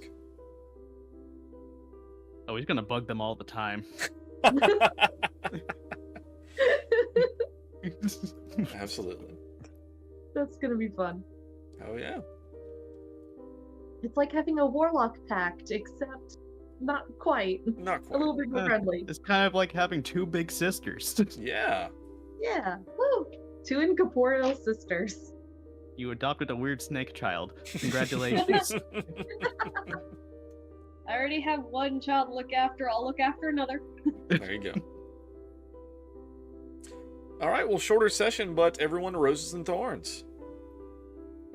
The maps were so cool, especially the one we were just in. Oh, it's Yeah, so the Nexus pretty. map. It I was not so expecting the pretty. maps. Yeah. Yeah. Don't really The have a one- thorn. Not getting to read, like not getting to be around as much because I have to do other things Oh, that's fine. during it. But it seemed fun, and I loved the maps. Yeah, good. So I know that Rook, I specifically did not let Than watch the Sidonia one-shot. What do you guys think of the tie-in? Pretty interesting? Oh yeah. Yes. This is gonna be fun. I hope that you get to watch the tie-in and be like, oh shit. Oh yeah. To think that I was just like, hey, I just have this weird ring. You could do whatever you want with this, Alec. Yeah, he just wanted a ring, and I was like, oh, I'm gonna give you something. You It's like, spawned okay, an dude. entire like arc. Yeah, a whole I one. wasn't shot. expecting this. Mhm. Yeah, so just, again, I kind of spelled this out some, but in the world lore, Rook is now the only artificer Wow. because he has just Last gained airbender. the ring of technomancy. That's wild. So in a world of no advanced technology, he now has knowledge. Gonna be a problem. I can't figure out what was going on with that. Oh, with the amulets? I think the amulets connect the two of us. And that's Okay. why he was able to see me. Okay. Yeah, I was wondering because I was looking at the description of the clockwork amulet, and it was just like, oh, hey, if you roll below like a 10, you can make it a 10 on an attack roll. Oh, that's nice. Oh, there's actually a sheet for it. Yeah, it actually Yeah, isn't. that's like the actual item. So again, I gave him a random item just because it was in the compendium. That was like, that's cool enough. His brother will give it to him, and then I attached an entire backstory to it. So, That is so valid. That's good DMing. yep. And there may one day yet be more to it than that, even because, just for Rook, whenever you do watch the one shot, the amulet was given to Aurelia with the promise of it will protect you whenever you need it, and she was never attacked directly. I did too good of a job. Yeah, you did exactly what you needed to do. Exactly. So we never got to see the amulet in action, so we actually don't know what it does, other than just the connection right now. So maybe one day it'll Rook will have some more stuff out of that too. Well, no, we'll see. I'll be fine. It's a You mystery. can see Rook all grown up. Yeah. Yes, if you guys watch the regular campaign, it's probably 10 years after this event is where session 1 takes place. So Rook's like 22 or something. Yeah, like around like 20, yeah, somewhere in there. So, yeah, it's good stuff so far. But this has been a tremendous, like, I planned so much for this backstory. I'm glad you guys enjoyed it though. I had a lot of fun with it. Oh yeah. Oh yeah, I had fun being a sad child. Yeah. Aw. You do a great job of being sad. What? That's not good. I need to get therapy. Yeah, you do a great job, dude. I mean, therapy's good. It helps. And great RP I mean, I with was this once a side sad session. child. I gave you like minimalistic direction, and you guys did great with it. So hats off to you guys. You know, Preach. I was once a sad child. Oh, it Hell worked yeah. out. Hell yeah. Well, thank you, guests, for doing this. Thank you very much. Yes, thank Yeah. you for giving me my power. Yeah. You're welcome. Hell yeah. Happy to be here. This You was shouldn't fun. have. And this will certainly not be the last we see of Aurelia and Alexandra. We'll probably, again, my whole plan is that eventually Rook will have his arc when we get higher level, and we probably will return to Cydonia. So, Nice. That'll be fun. we'll see when that is in the timeline. But I'm building everybody an arc, and so once we get there, we'll see you guys again, I'm sure. All right. Hopefully it's in March or later. Yeah, hopefully it's in March or later. It'll be later. It Yeah. will not be Good. soon. I Our will be on characters travel are all of level February. 2, so it won't be soon. It'll be a while. Yeah. Yeah. See you guys next year. That's fine. See you guys in 2 years. Yeah, pretty much. Right? But hey, and if Rook ever wants to check back in with you, might invite you guys back in and have another one of these little side sessions. So, Sweet. hey, thank you so much for watching the video. I hope you enjoyed it. If you did, please leave a like. Comment down below what your favorite part was, and of course, if you want to see more, please subscribe. We post new videos daily. I stream weeknights on Twitch, 7 to 10 p.m. Central. I'm Alec the Lost Knight, by the way. Have a always live content shuffle. Check out the link below for that, and I'll catch you guys in the next one. See ya.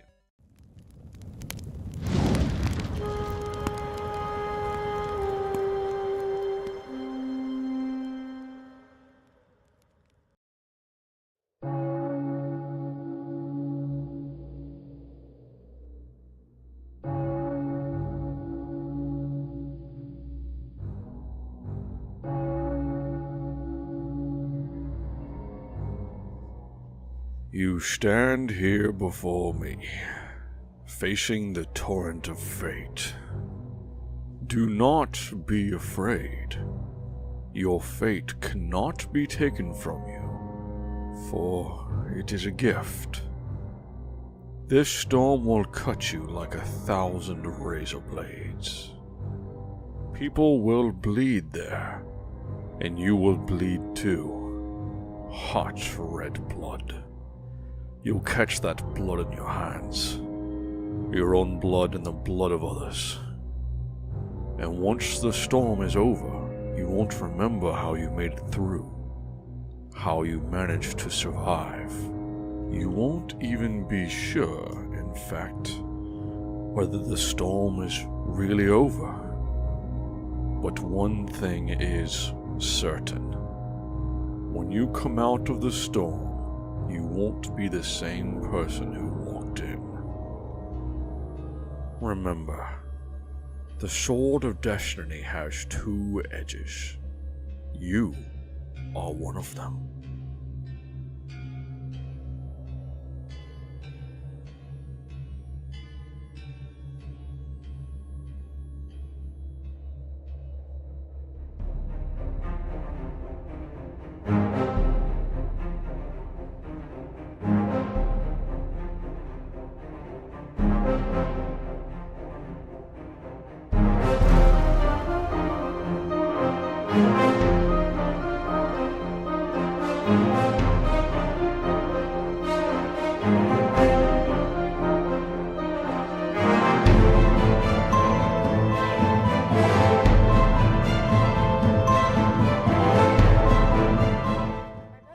Why have you cut me off?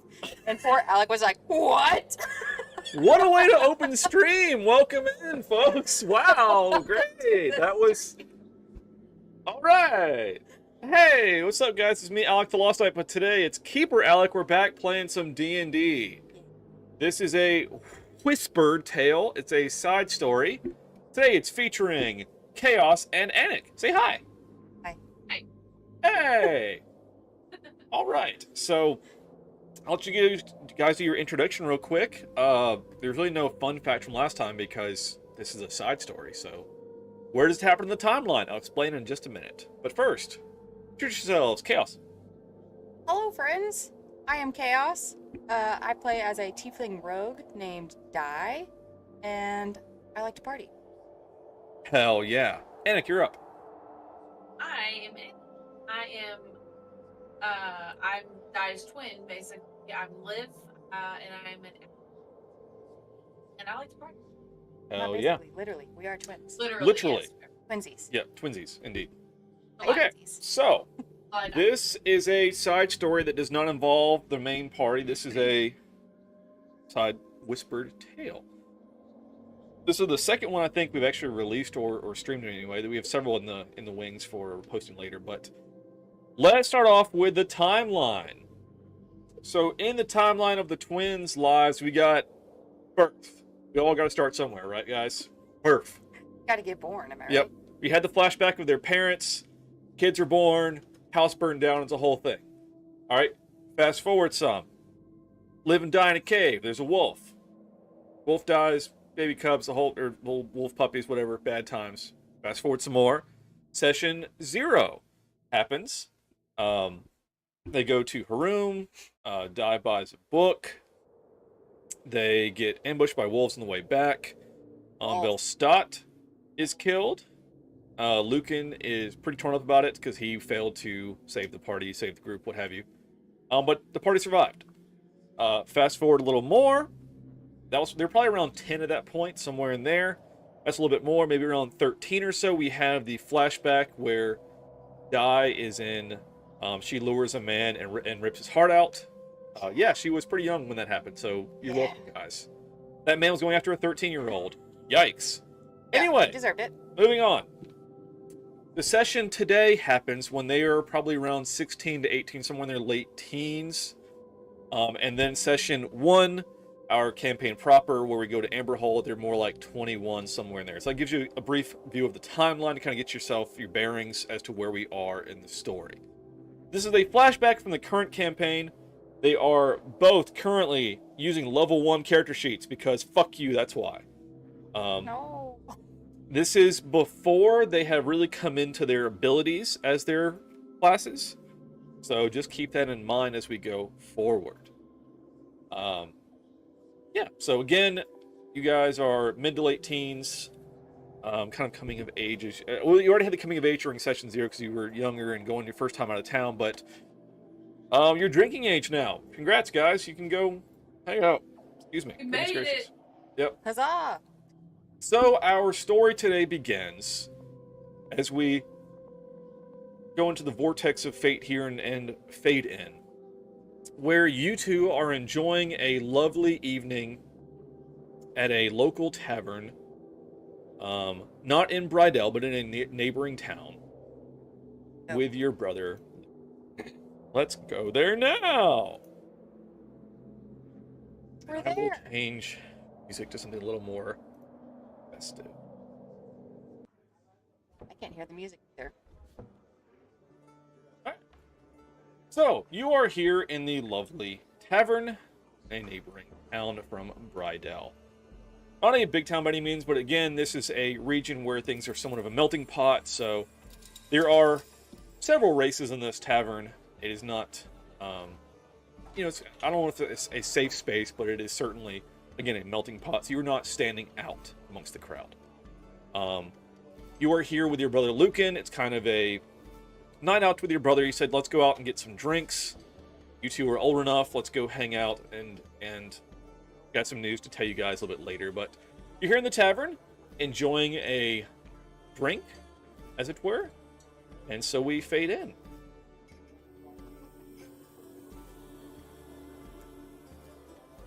What are you guys drinking? What are they? Wine. What are they selling? I think Liv is definitely a wine drinker. Okay. If she's gonna drink any. I probably drinks hard liquor. Let's be honest. So, Liv is enjoying some lovely wild berry wine. Kind of sweet to the taste. And Di is enjoying a nice fiery liquor. A little harder, but Did you just imply that I'm drinking Fireball? I would never. Anyway, Go ahead. Lucan sits across me with a nice glass of ale, a tankard, if you will. And you guys are enjoying the festivities. There's, again, a motley crew inside. There's a bard over by the fireplace who's plucking along to some music, some, a little lively, nothing to dance to by any means, but there's some nice background music.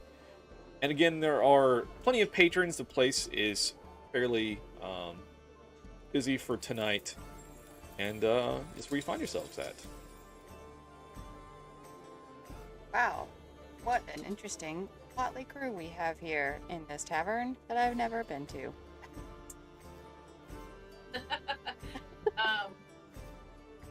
Well, I like to know, what are we doing here? Hanging out, right? Yeah, I thought it'd be nice to have a nice night out. You two are, coming up in age, and you look out for yourselves. Enjoy a nice night out with your brother. Thanks, Yeah. bro. Yeah. So you're buying, right? Yeah, I was about to say, as long as you're buying. Well, if this one over here doesn't drink the whole place dry, I guess I will. Who? Definitely looking at you. It wasn't me. I might. Don't tempt me. Just don't make me carry you home. As long as you can walk, you're good. I that can was always walk. She can hold her own. I got 2 legs. I can walk. Okay? That's good. I'll be fine. No matter how much I have. Maybe you should slow down. You're not my real That's mom. That's accurate. I'm your brother. So, good call, though.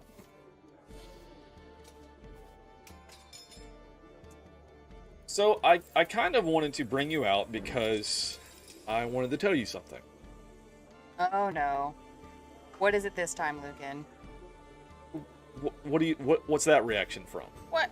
You're always so serious all the time, and you're doing it again. What do you mean? I don't understand. What are you Just talking about? wondering what you got to tell us this time. you mean this time? It's always- That is how conversation works, actually. Oh my god, there you go again. Ugh, Lucan! Goodness.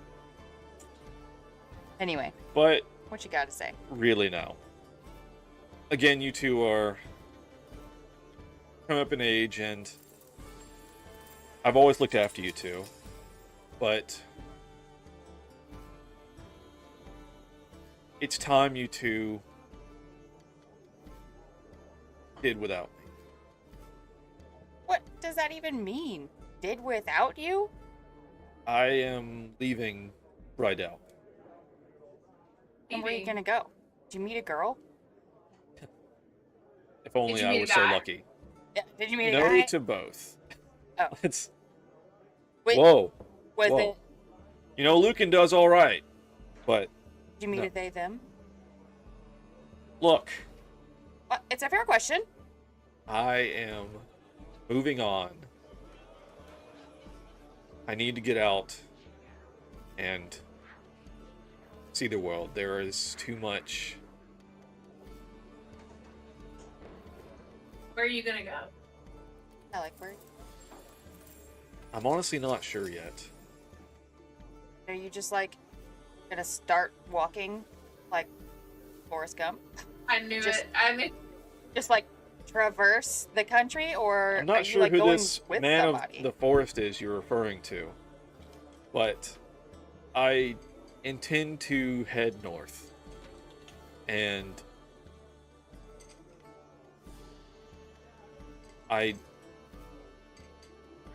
since that night with the wolves, I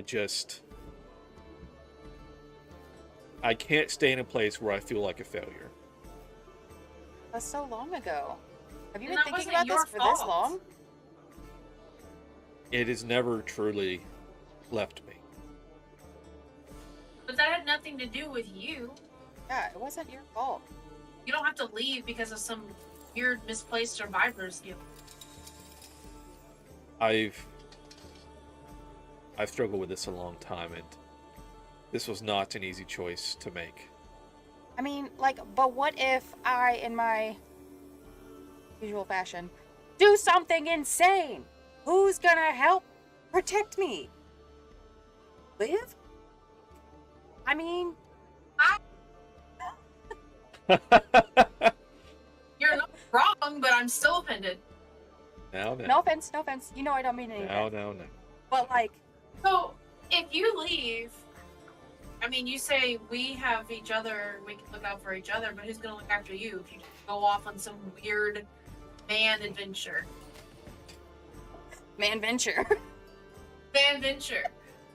What's up with this man venture? Like, you've been thinking about this for a long time. I mean, are you going by yourself? Are you literally just gonna be like walking in the woods, just surviving? I mean, this isn't backpacking across Rydell when you know, turn 18 or whatever. This is like real stuff. I know. I intend to head to Faulkner and possibly join up as caravan protection or something. Just something to get out and see more of the world and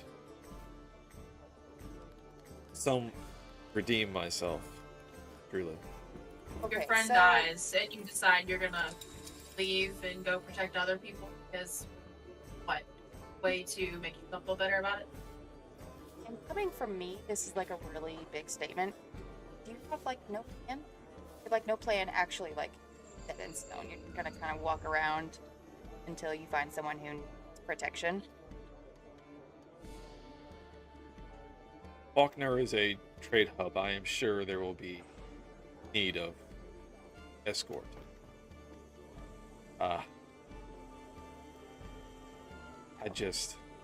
I can't explain it. It's been troubling me a long time. I think this is a step in the right direction. I mean, who's gonna have your back? Because, like, the three of us, we've always had each other's backs. I mean, why can we go? Yeah. How about we just go with Can I him? come? I could be a real asset. How about this? I need to go off my own for a time, and when I am ready, I'll come back for you. You'll come back to get us to take us with you. When you're ready? What does that mean? If you're never Just ready. decide. What if we're ready now? I am not. And Come on, man. You can't leave us in Bridell. Yeah, I mean, like, we can't wait forever for you to just come back. I mean, And I'm not saying you need to, but I, for a time, need introspection and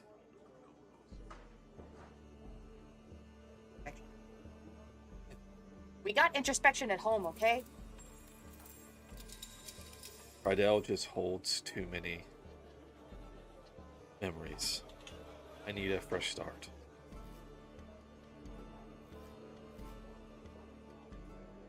So it sounds like you've made. Your mom and dad know? Not yet. I'm going Maybe to like tell you give two them- first. The golden child. What are they gonna say? What do you think they're gonna say when you tell them that you're leaving? Because I don't think they're gonna be very happy. Well, their happiness is not my responsibility. My own is. I have to do something about that for once.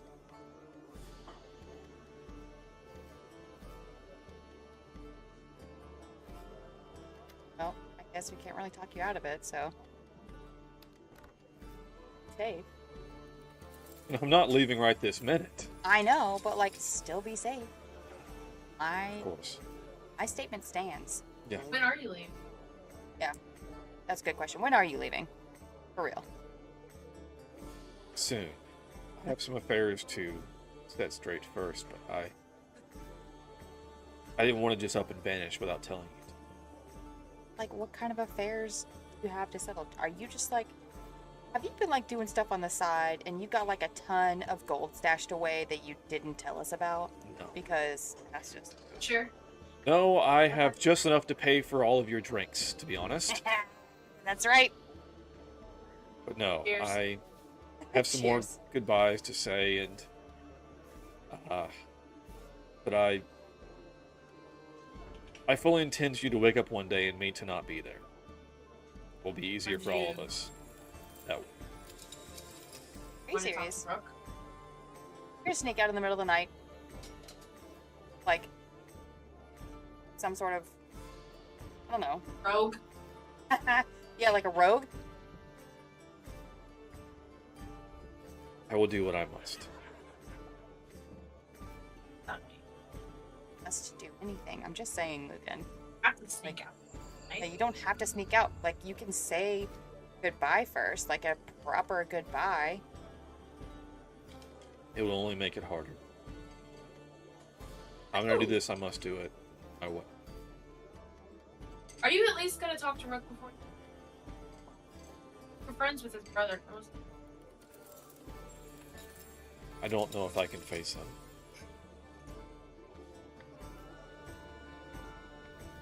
Just gonna leave and not say. I mean, we don't even know where you're going to be. Like, I know you said you're going to Faulkner, but you could just be on the road for who knows how long. Like, how are we ever gonna reach you? Like, what if we need you or just want to send you a letter? Like, how are you supposed to even do that? Are we ever even gonna hear from you while you're gone? I'll write. Make sure that. Include a return address. Yes. Yes, I will. Yes. You'll be able to reach me. You really will. I promise you that. Oh, I don't really like this. But, Either, but you know, if what you decided, then it's what you decided. I mean, you've got a pretty good head on your shoulders. pretty decent judge of character, so I know you'll be fine. Just don't like that you're leaving us behind here without you. I mean, you know. What they're doing this stupid town. Yeah. First of all, it's nothing to do in this stupid town. It freaking sucks. Like, what about when we want to leave? What if we don't want to go to Faulkner? Like, I don't know. What if we want to go? Well, like, you're just gonna leave us here with Mom and Dad? They're so lame.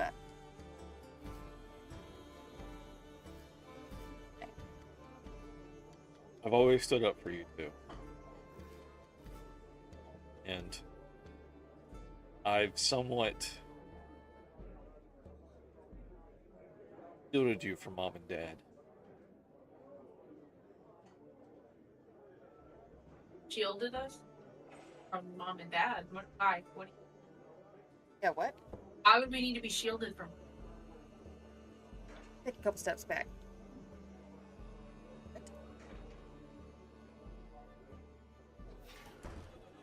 I mean, like, I know that they've always been, like, a little bit distant with us compared to you, but what do you mean?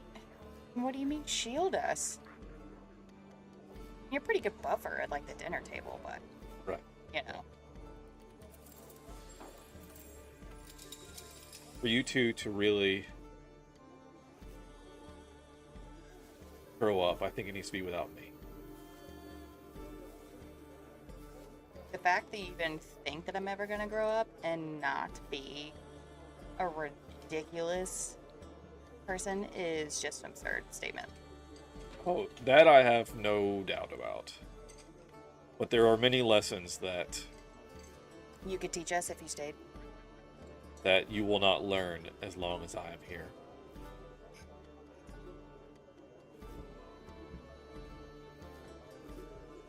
Sounds like an excuse, but you know, what do I know? What do we know? We're just your sisters. Well, Known you our whole lives. with What do we time know? you'll come to understand. So, can we just like backtrack a little bit? What do you mean shield us from Mom and Dad? Is there like something that you know that like, because I thought that they were just like super lame homebodies. A little overprotective. Yeah, I mean like a little overprotective, for real. They have their moment. Well, Elsa. You can't just keep dropping these like cryptic little sayings and then be like peace and leave. Yeah. Super sketchy, my dude. In life, there are many lessons you can only learn by experience. You can be told a million times not to do something, but until you do it, you won't know why. And I will not stand in the way of your lessons. Sage wisdom, dude. Yeah. Let me write that down real quick. Yes, yes. Make fun of your brother all you want. I'm just I trying to look out for you. Yeah, but now who's gonna shield us from Mom and Dad? But it's Sounds not like like he we doesn't need want- shielding. I mean, they're super lame. They can't do anything. I'm already like worried. And see, there's nothing to worry about. You'll be fine without me. Well, definitely couldn't have thought that we were happy about it. Oh, of course not. That's why I was hoping the free drinks would buy a little bit of good favor here. Briefly, but it's gone now. Bartender! Another round. Not gonna say no. And he looks at you two and says, I'll let you know before I leave, but I wanted to break the news to you. In And public, so I don't freak out. he puts down some coins on the table and says, enjoy your drinks, enjoy your night. I'll see you back home. I swear to God, Lucan, I just want to make this very clear, my dude. You better fucking be there, dude. If you leave before we get home tonight, I give you my word, I will be there when you get home. I'll hold you to that. I will crack your ass. Alright. See you girls later. Bye. Bye. And then Lucan will exit. Everett. Liv, what the fuck was that all about? He's just gonna, like, leave us? No. I mean, what's with all the weird sage wisdom all of a sudden? Yeah, Talking like all the about sage how wisdom. he's been our shield and we're not gonna grow up before he's around. Yeah, like, what does all that mean? He's being so cryptic and weird, and he's, like, been thinking about this wolf thing this whole time. Like, I thought everybody had kind of let that go. Not that it wasn't, like, a terrible situation, don't get me wrong, but I thought that we had all, you know, had healed from it pretty well, and, like, we're doing okay. I mean, even Brooke is doing all right. It's his brother. And what's with that? He's not even gonna say bye to Rook because he just feels like, I don't know, it's gonna be awkward. Yeah, I don't know. I just didn't know don't he was like holding this. on to all this guilt. I don't like that he has apparently been holding on to this whole time and we didn't even notice. Makes me feel kind of bad. Not that it's about how I feel, but still. About how we Yes, if he's gonna go to Faulkner, hopefully we'll hear from him after he arrives. I'm gonna tell him he needs to at least ride this one.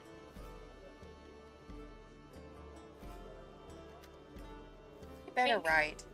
I'll seriously be so upset if he doesn't. He can't just like sure. leave us and. I mean, we're Hey, of with Mom and age. Dad, We'd follow him. Make sure he at least like makes out of town, okay? Kind of fun. not very stealthy though. That's you. I could follow him briefly. Just make sure like makes it a little bit of the way okay. Maybe. I've been practicing though. like being quieter when I walk through the woods recently, so you know I could try a little bit more. Well, maybe we'll practice. Yeah. You can successfully sneak through past me, and I think we'll be. What's that? Yep, that's how that works. It could. But you didn't look away long enough. Just needed another minute or two. But as you two are enjoying your drinks and discussing your brother being so cryptic, I'd like you to open your level 1 character sheets and both of you give me a perception check.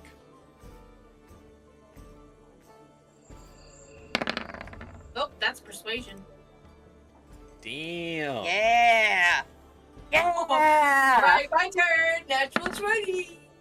Oh, it's not bad. Natural 20. Oh. All right. So as you two are kind of, everything dies down, and you're kind of in your drinks a little bit. Di, you look across, and across the way is a tiefling family, Oh, I noticed. and they're there enjoying a meal together, and talking and sharing a few laughs and smiles. And you were struck by wondering if this is what a normal family would look like.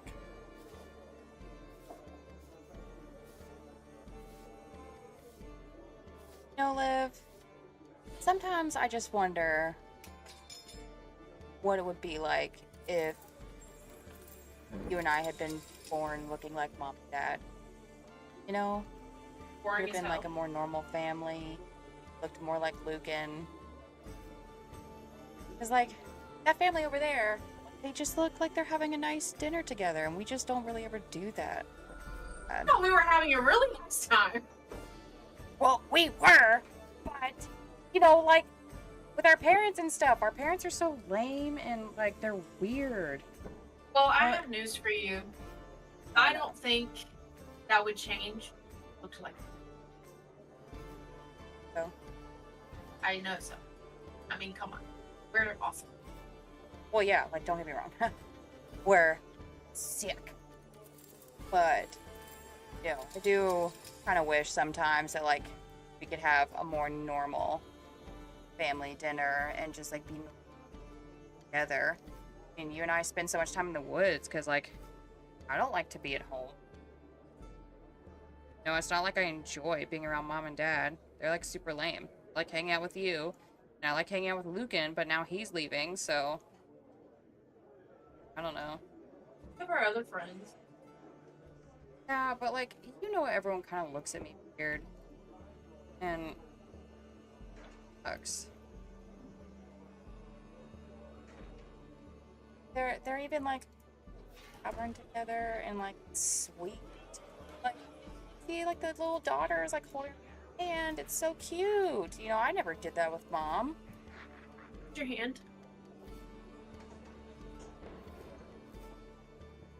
I mean, But you know what I mean, though. I mean, it's always just been me and you. And, like, I love this, me and you, but, like, literally still have our parents, and it's just me and you. At least, we'll always have each other. always. Nothing will ever happen to us. Never! Wink, wink. Right? 0 near-death experiences for us. Yay! I predict a long and healthy, prosperous life. Prosperous? Maybe. Long? Questionable. You know the shenanigans I get into. At least a fun life. Yeah. Life will be fun. Say that much. You want another drink? Do you have any Absolutely. cash? No. I don't either. Lucan Lucan said he was Lucan did buying, leave so I didn't some- bring any. Well, he left a few coins on the ground. Yeah, but like, you should tip servers. It's true. That's very important. I mean, We'll I'd leave love it to for get the another show. drink, but like, it's only fair. At what cost? So, Di, you get up with Lucan's money and go to the bar for another round.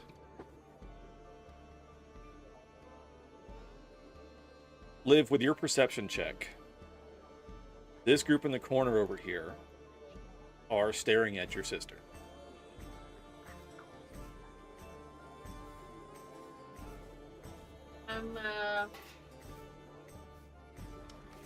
I'm going to come up behind Di. Like staring at them the whole time. Hmm. Kind of just like step between their line of sight to her. Watch. The one in the corner meets your eyes unflinchingly. Her back.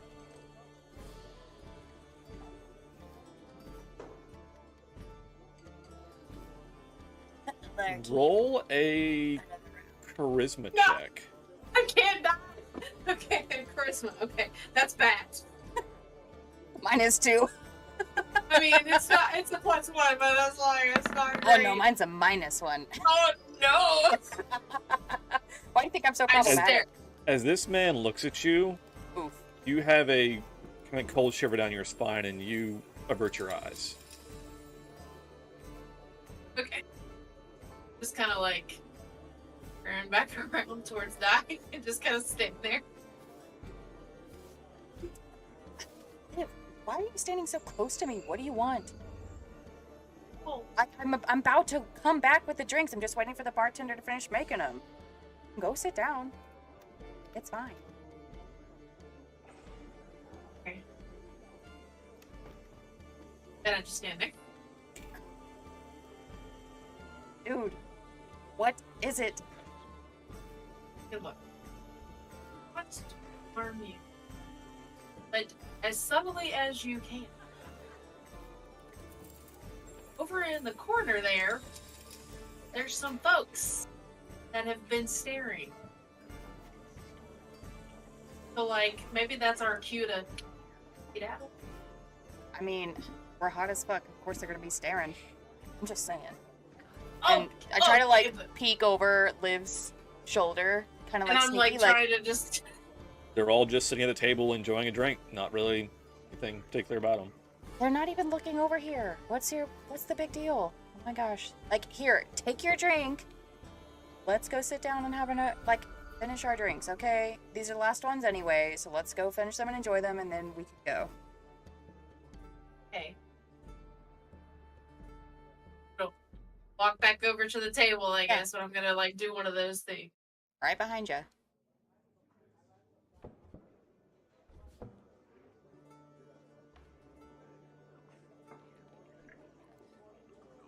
See? Everything's fine. Just drink your drink. Drink your little wine, miss. Excuse me. Out of your fancy glass. It's just a wooden cup. Like a book. That's fair. That's fair. That's fair. That's It's a a big ass tavern. cup of wine, Yeah, sis. damn.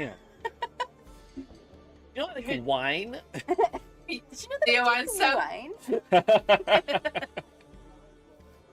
Alec and I love laughing at all of the like weird wine paraphernalia that you can come across at stores. So It's like, much. did you know that I drink wine? Wine mommy hashtag.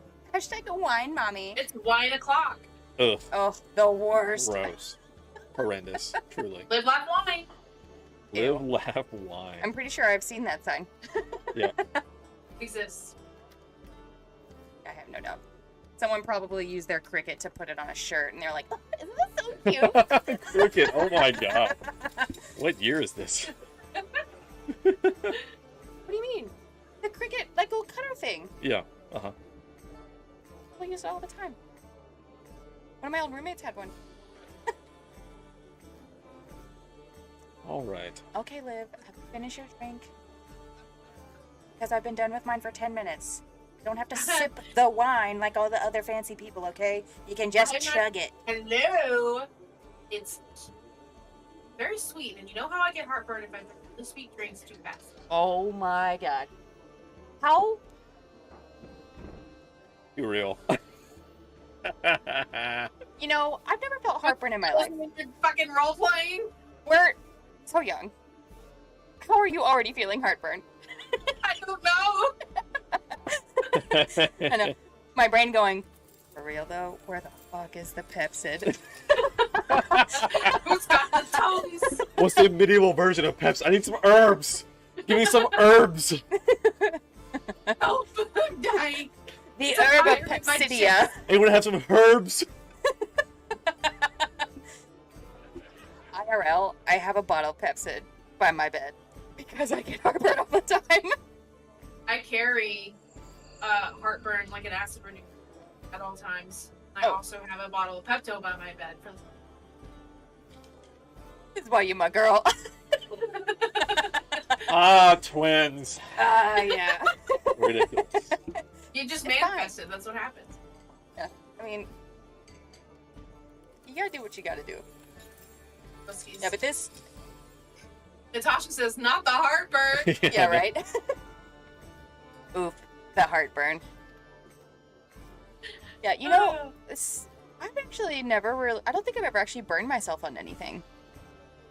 Like, not even, like, the stove when we were younger. It's kind of weird. You know, now that, like, you're talking about heartburn, it's like, I have never experienced that.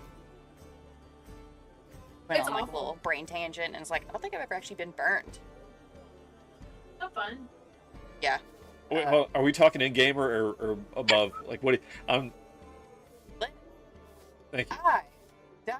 Diana, your sister, have never experienced being burned. We got 2 men there for a minute. I was like, wait a minute. I want to make sure this is RP and not like Babe, continuing to I talk know. about. You she- watched I me knew she was get burned by talking as grease. I, Making us breakfast. for like, a few chat's weeks ago. sake, I had to ask. All right, we went a little meta there for a minute. I had to reel it back in. Make sure All we're right. back in game. For chat's sake. In- In game. Liv, isn't it weird that like I've never been burned by anything? You know, I just feel like everyone else we know has like burned themselves on the stove or like whenever they're making a fire or something, and I just like haven't. So I just Guess like I've never really that thought about good. it. What? I mean, maybe you just haven't encountered anything Maybe. bad enough. I guess.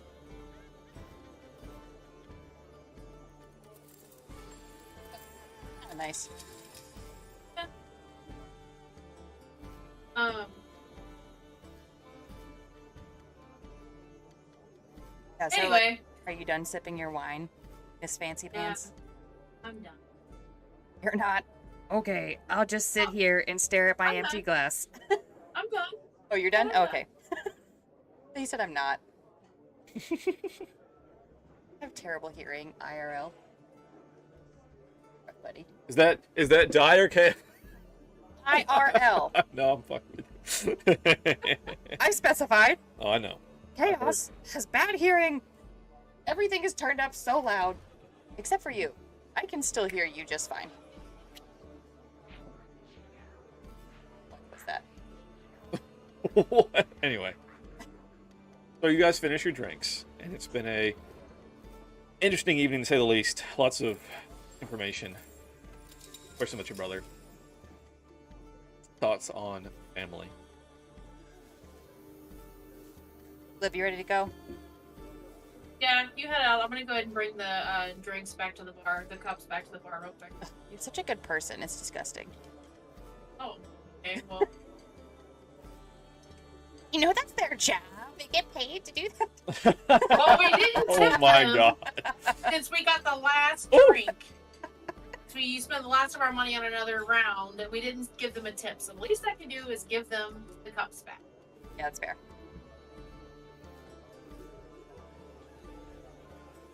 How did you Take it even out. do that?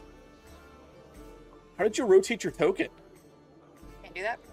I have never tried. That's interesting. Wait, how did you do that? How Oh, do- flip. Are you doing the flip thing? No, how do you... how do- What is happening? You just like... Doing, Hashtag get good. just doing this? Okay. Don't rotate my token. Leave it Okay. alone. Everything's Rotate your own token. Everything's fine. So, Die, you exit the tavern.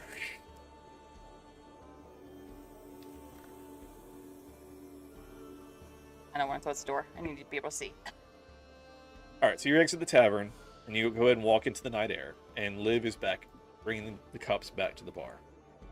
Ah, such fresh night air. And Die, as you move off in this direction, there, Liv, you'll notice that the group in the corner do stand up from their seats, and also begin to leave the tavern. Because I definitely don't know what's going on, can I test out my stealth skills? See if I can... Hosha! Jump out at Liv? Mess with her? Sure, give me a stealth check. Let's see how bad this goes. Well, just FYI, my level 1, I still have like all of my pluses. Yeah, you just have your level 1 sheet. That's fine. Okay. 19. Yeah, you successfully hide there on the corner. You afraid? Alright, so Liv is walking out, and she's falling behind this Flat group. against the wall.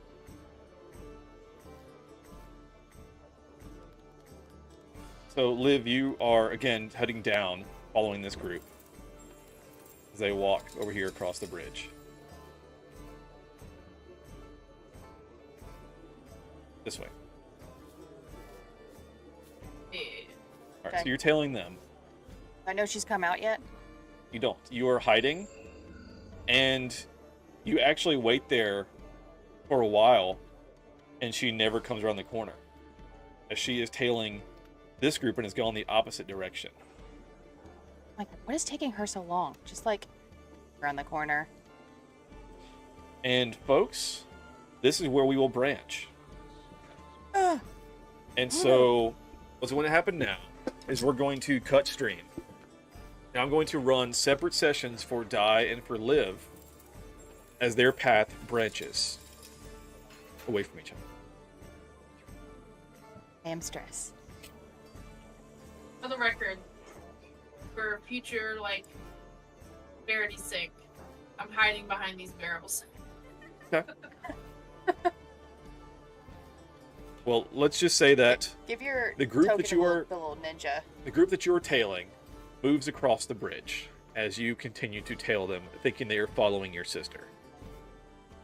Dai waits on the edge of the building and does not see you come out after waiting for a extended period of time, and will begin walking this direction towards home, assuming that somehow you got around her.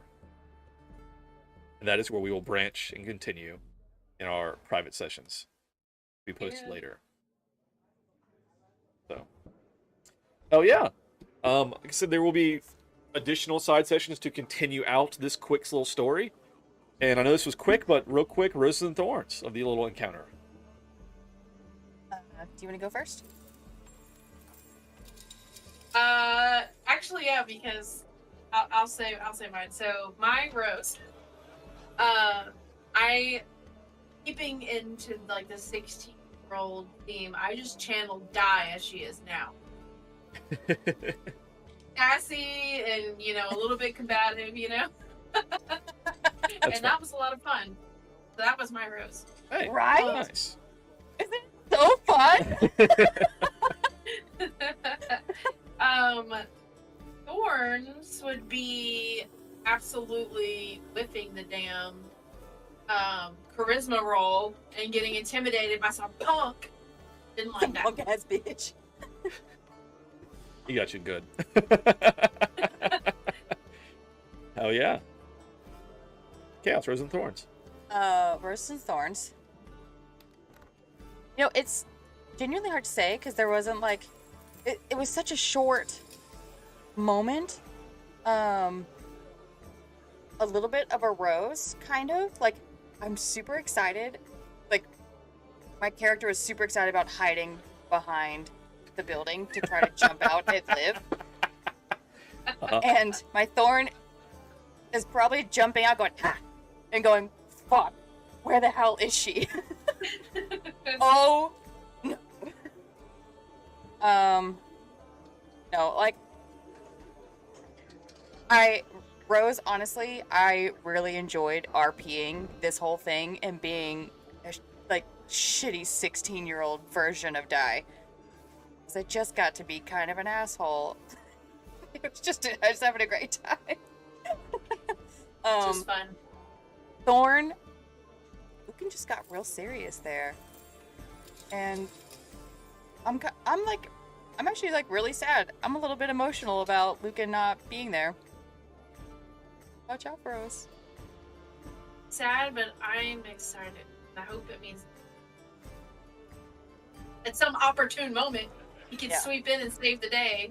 And if y'all will remember, Dai has already had a nightmare about Lucan's potential fate. Yeah. M in the blood in the snow. I have concerns. So. Surely it's not a vision. Don't call me Shirley. Anyway.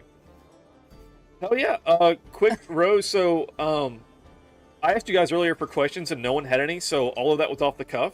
Props to everyone for the RP, that was awesome. You guys did really well just talking amongst yourselves. I just sat there and enjoyed it for like a long ass time. I was able to like move characters around like the inn and like all this kind of stuff. It was a lot of fun. Really good. Yeah, no major thorns. That was very good. Very good, guys. So, yeah, we will record the branches. This VOD will go up Saturday. This part of it. And then the branches will record separately and you guys can choose when you want to post them. Nope. So, alright, guys. I'm going to wrap up stream. We'll raid out to the old shuffle channel and then we'll record some separate stuff. Quick little comment. Uh-huh. When I was standing at the bar, like up here, oh, you can see on the screen, and there was that dude standing next to me, it took everything I had. It took everything the Chaos had to not just go, the fuck you looking at that random dude at the bar. It's like, don't do it. They're all Don't nice do it. people. This is a nice place. It's fine. Enjoying No. it. It's Friday. fine. Trying to be cool. It's payday. Be They're all cool. just having a Be good day. cool.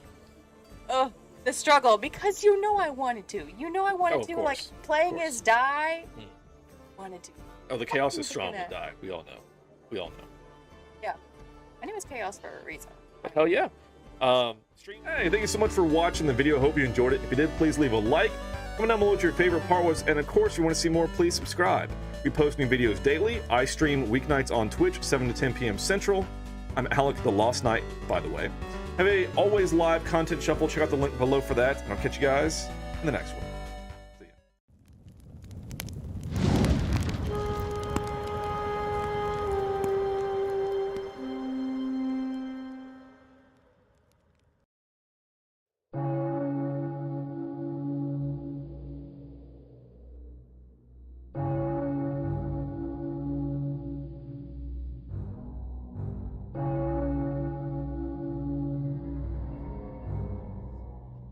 You stand here before me, facing the torrent of fate. Do not be afraid. Your fate cannot be taken from you, for it is a gift. This storm will cut you like 1,000 razor blades. People will bleed there, and you will bleed too. Hot red blood. You'll catch that blood in your hands, your own blood and the blood of others. And once the storm is over, you won't remember how you made it through, how you managed to survive. You won't even be sure, in fact, whether the storm is really over. But one thing is certain. When you come out of the storm, you won't be the same person who walked in. Remember, the sword of destiny has two edges. You are one of them.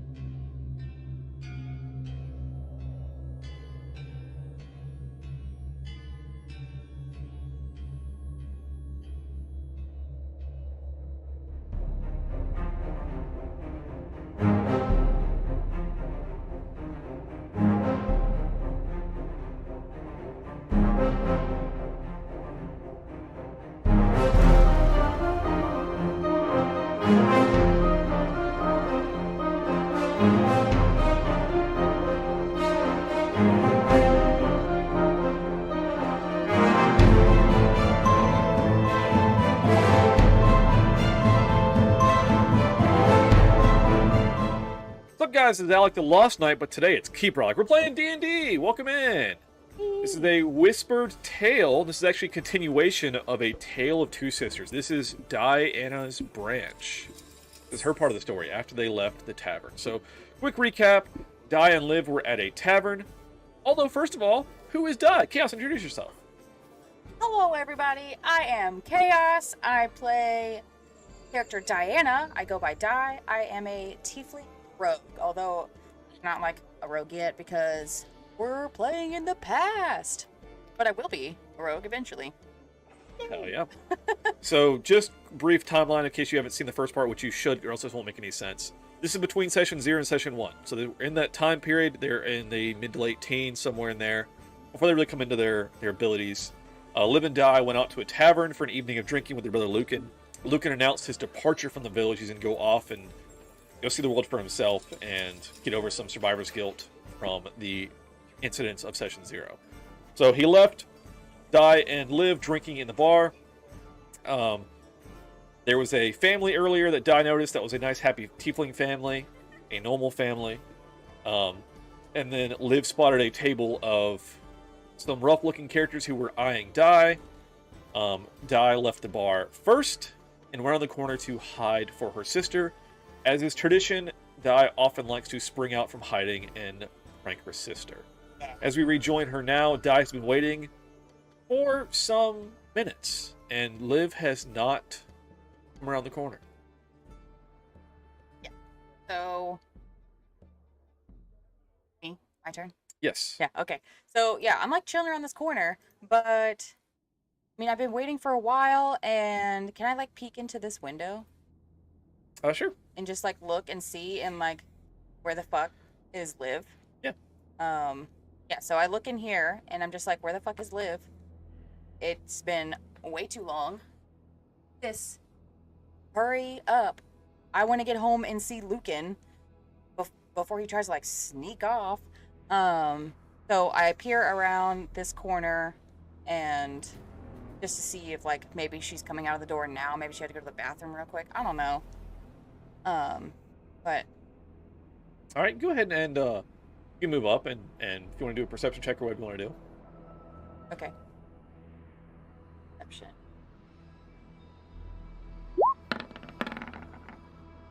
Oof. You certainly don't see her. You can't tell if she came out this way or not. Okay. Well, you know what? I always jump out at Liv whenever we leave places, so maybe she tried to pull a fast one on me, went out the back door, so I guess I'll just like head back there. Something. I don't know. Alright. I'll just start like heading kind of like this way. Alright, so you start heading back towards Brydell, and still oddly no sign of your sister right off, and you're trying to figure out if she got a good head start on you, or like kind of what the deal is, and you're like, oh, well. Bro. Liv. You know, we were gonna go see Lucan again together, but like, fine, if you just wanna go on ahead, then that's fine. I'll meet Liv back at home. I'll leave. Alright, so you are heading out, and quickly do this. Okay. So you're heading back towards home, and you are heading down the path. And as you come up ahead, there's a glow up ahead. As you approach down the path, it's flames. Oh. Well, shit. My character. Bottom. Oh, there I am. Okay. What the fuck is going on here? Liv, you know how to not start forest fires. Like, your little forest baby, why would you? No. Liv wouldn't do this. Like, what is going on here?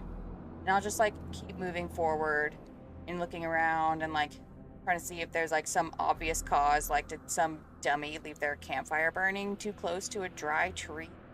Ugh, embarrassing. Give me a perception check or investigation, whichever one you would like to. Yes. Perception, because it's a little bit better. All right. All right. As you approach the bridge, you see a couple dark shapes on the ground.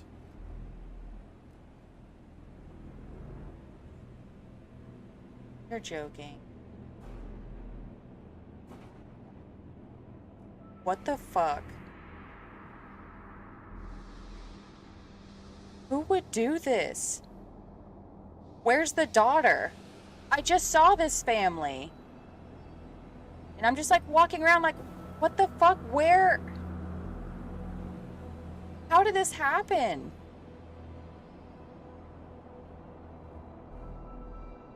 And I'll start like looking around, like trying to see if I can find the daughter somewhere because I don't see her anywhere. Give me another. Give me an investigation check this time.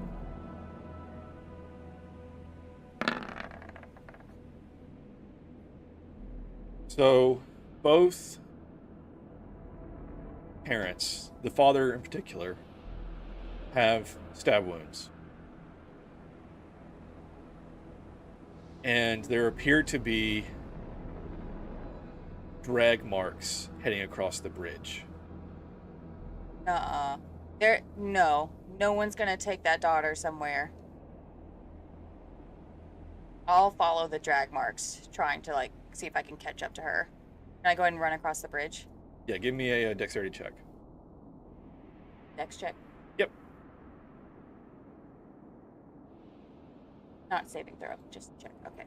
Yeah.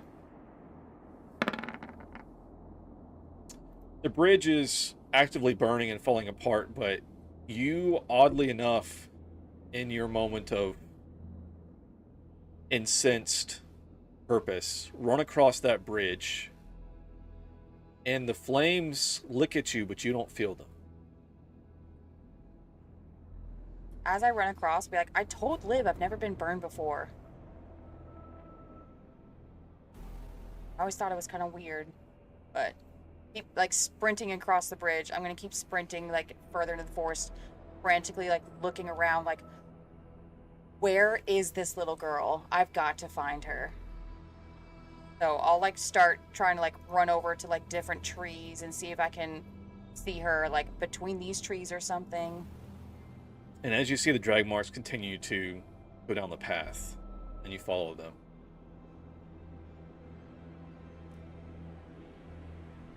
I'll just keep facing the drag marks.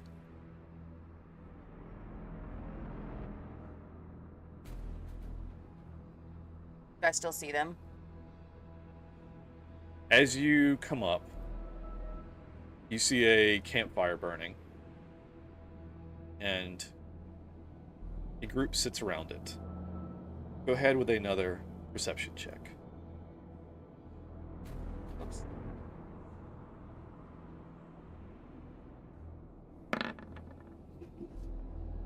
Okay. So it's kind of hard to make out, but a memory comes to mind. Bless you? Bless you. Yeah, sorry. Emotions make me sneeze. That, if you recall, mere, I don't know, maybe an hour or two ago at this point, maybe not even that long, as the family walked out, a few minutes after, they were followed by a group of goblins. I will save that little tiefling girl. And nothing can stop me. Give me a stealth check as you walk up to this group.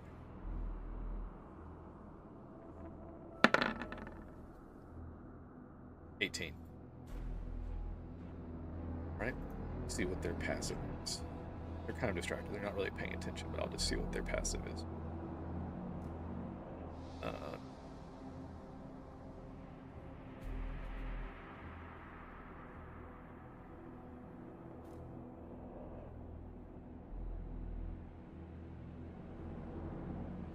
Yak. There we go. Alright. Should say I did say heck. Alright. So, yeah, they do not see you coming as you sneak up on them.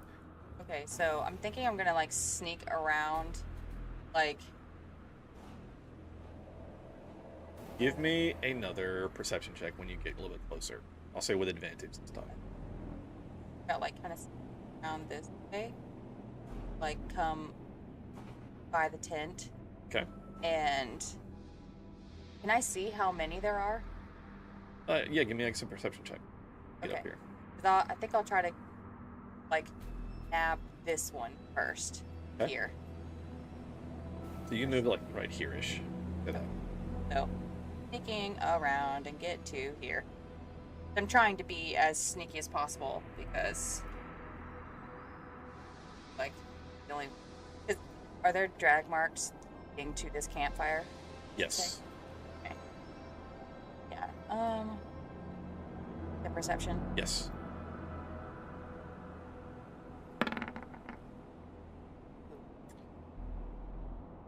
They're all having a meal. I'll sneak up more. Try to like get to this one and try to just like with the dagger I have on me. All right. You are stealthed. They do not see you coming. Roll with advantage. You mean attack with your dagger.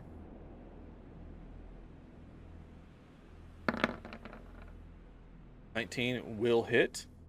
Don't, on your damage modifiers, don't utilize rage yet. I unclicked it. Okay, thank you. All right. So you stabbed this goblin and did it quietly and stealthily. It's not quite enough to kill him.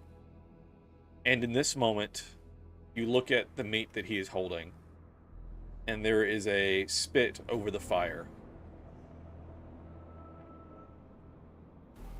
And you now know the fate of the little girl.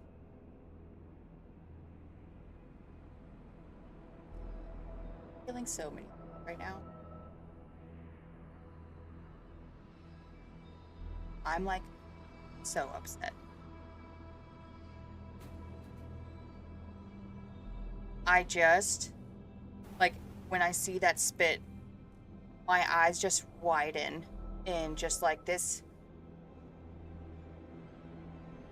heavy emotion, like I'm so distraught and I just feel empty. And then I can feel just like from the outsides of my vision, I can just feel like this red coming in. It's just red and red and red and more red until like that's all that I can see. And I'm just beyond being able to control myself. And I'm just gonna start like as fast as I can, quick stab this guy, sprint over to this one, and just start attacking.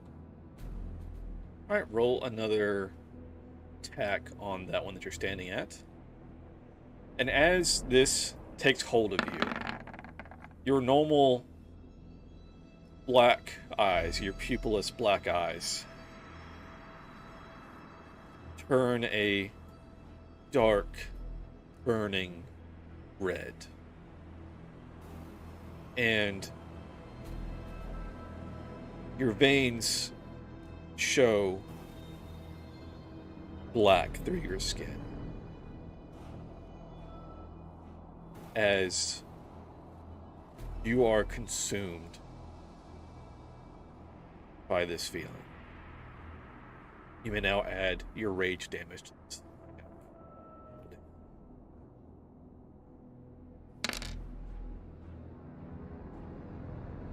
So before he can even utter a sound, describe how you murder this goblin.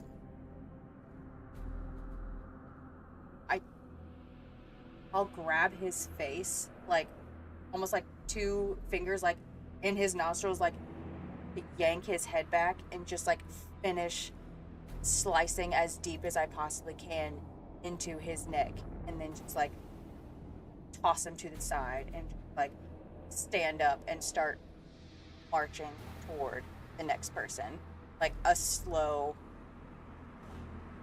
like full uncontrolled like fury at this next guy. Like I stand up to my full height and I try to be as imposing as possible, just like, how dare you put your hands on that little girl? I'm going to rip your head from your fucking shoulders. Piece of garbage. I just stalk over. Like start stalking over toward this guy. All right. Let's roll initiative.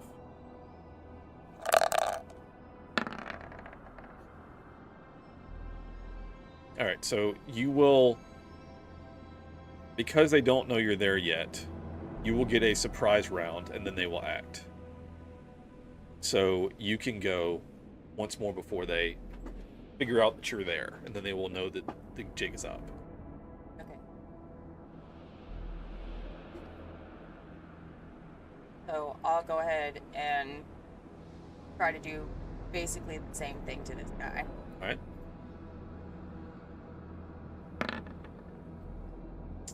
A 15 meets.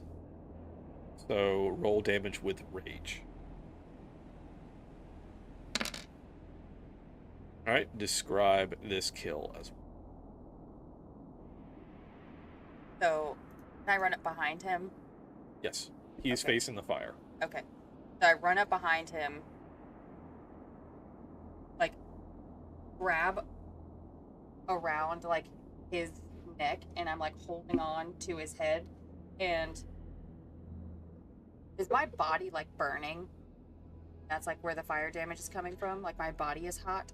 Yes, like the flames are. There's almost like flames like licking off of your hands. Yeah, so I do everything I can to, like, grab as much of his face as possible to try to just, like, start searing my hot hand down into, like, the skin on his face while I take my dagger with the other hand and just, like, fully eviscerate this guy. Just, like, abdomen to sternum, just done. All right. And so, as this man is standing, this goblin standing next to the fire, the other ones see this, and they look up in astonishment as they jump up, and the first one is going to come after you. And I actually need to adjust this because he doesn't even grab his spear. He's just going to go unarmed. Like, As he walks up, unarmed, can I look at him, like, dead in the eye and just, like, "Ooh, stupid bitch. Fucking try me." this And, like, goblin, say it loud enough for him to hear. all right, he runs up and attempts to make a strike on you. 15.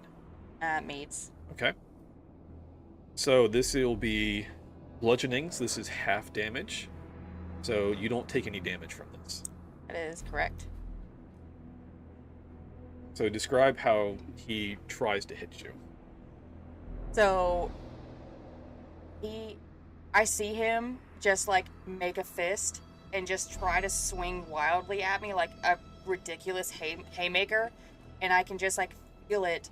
I've looked down at my hands and feel that I'm, like, burning, and I see my veins, like, poking through my skin, and they are black now, and I just can feel this strength that I have, and I just take it. Hits me in the face, and it's like literally nothing. It feels like a tickle. It's like, is that the best that you can do? All right, this one will run up. He grabbed his spear off the ground. Actually, sorry, it's a scimitar. Grabbed a scimitar. We're sitting next to him. I'm gonna try and swing on you. 15 That meets. meets. All right, so you take 4 damage. You are having this damage. This one lands a pretty good slice on you. But as he cuts into you, the heat from your rage kind of burns him a little bit. He almost takes splash damage just from the pure heat radiating off of you. Oh. You're kind of behind the fire from these two, so they don't see you directly, but they know something's going on, so they jump up and they're going to start running over. Now it is your turn. So, I'll immediately grab this guy by his throat. Can I grab this guy by his throat? Yeah, I'll do that. I'll grab him by his throat, and then I'll just try to do basically the same thing, like literally, and just like grab him, and with my dagger just try to like do the same thing I just did to his buddy. Just able to sternum right up. Alright, roll an attack. This is with advantage, so go ahead and roll damage and your rage.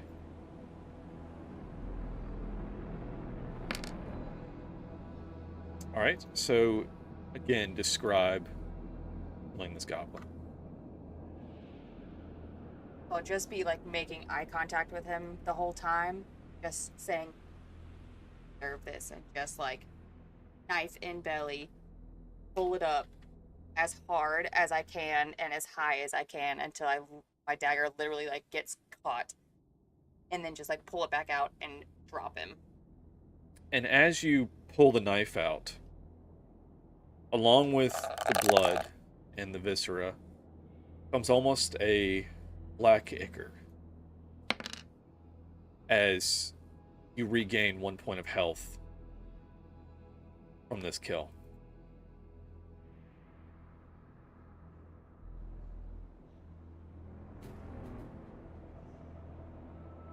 Alright.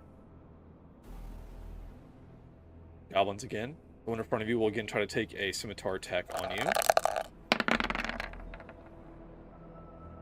That will hit. You take 1 point of damage. As he again tries to slash.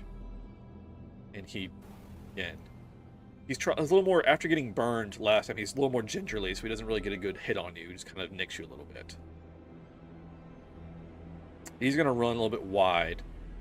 They're going to attempt to make short bow attacks on you. A 12 should not hit. Nope. Second one. 18. That'll hit. Right. Take 1 damage from the arrow as it sticks into you. It is now your turn. I'll look at this guy here. And so these are goblins, so I'm like twice their size, right? Yeah. So I'm just gonna like stand over him and just decide how to, like, standing over him, just like as imposing as possible, just bring my dagger down at him, like in a downward like stab motion. Or before I do that, like I'll grab the hair on his head and just like wrench his head back as I go to do that. All right. You can attack with advantage. A nat 20. Roll your damage.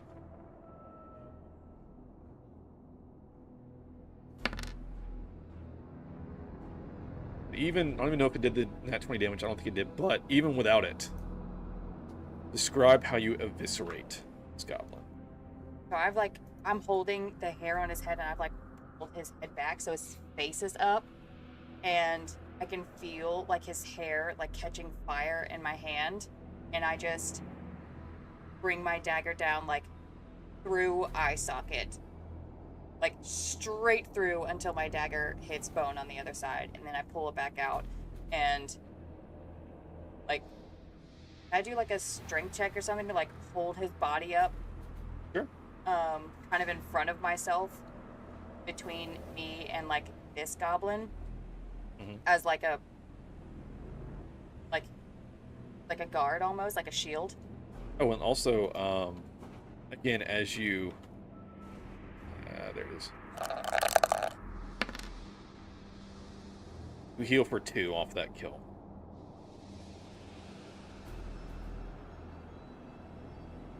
All right, so you are. These attacks will be made with disadvantage because you were using a goblin shield. Okay. You're going to attempt again. One with the. Actually, they both need to do short, but they don't want to get anywhere near you. So, with disadvantage, a 19 hit for 2 damage. An arrow sticks into you. 2. Oh, piercing. Yeah. Yep. Alright, second one. Will not hit. Alright, it's now your turn. So I'll throw that body down on the ground as I stalk toward this guy here. Yep. And it's like full height, like slow walk of, yeah, this is going to happen. Have done wrong. And I just walk straight up to him.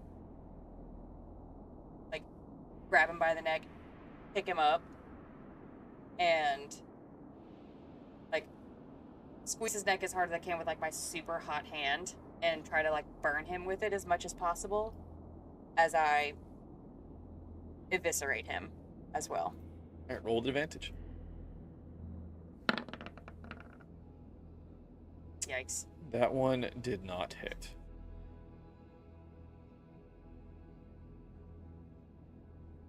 Did I do anything else?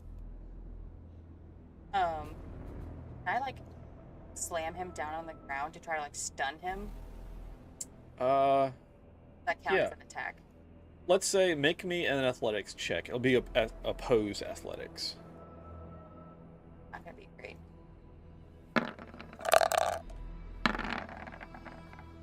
All right, you are unable to slam him as he, small though he is, manages to stand his ground.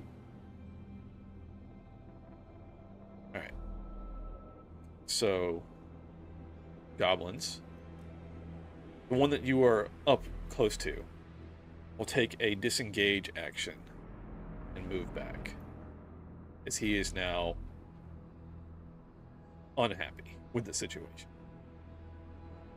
And then this one here, take another short bow attack and try to move away. That will miss. Going to move away. It's now your turn. Can I try to chase down this one? Yes. I'll try to chase him down and grab him again as he's running away, like try to grab him by whatever I can get a hold of. And just try to thrust my dagger into his back. As hard as I can. Alright, that hits with advantage. Roll your damage.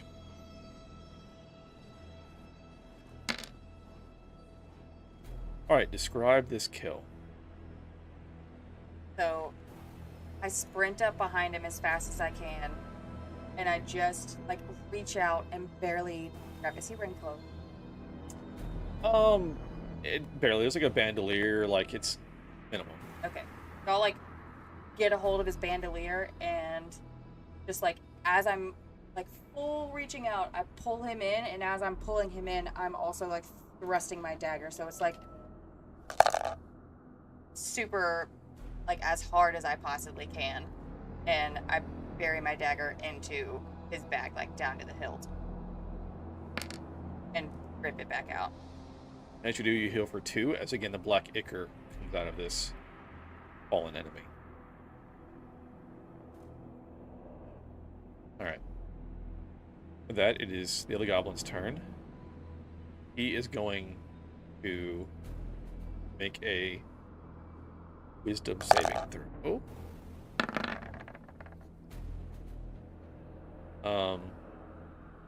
He's just gonna be booking it. He's trying to get out of here. Alright, that is your turn. Is he like gone? I can't catch him. No, he's just running. He's still on the kind of the edge of your vision, but he is hauling ass.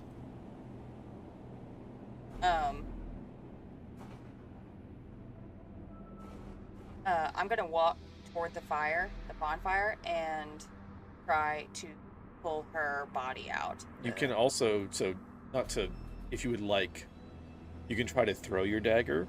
It'll be a flat roll. Yeah. You know what?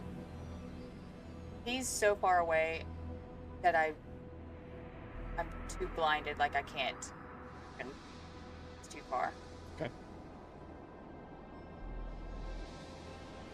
I'll just drop this body on the ground and turn around to face the campfire and like slowly walk up to it and reach in to try to grab this girl's body out and like walk her over and lay her on the ground. All right. You removed the charred and filleted remains of this tiefling child.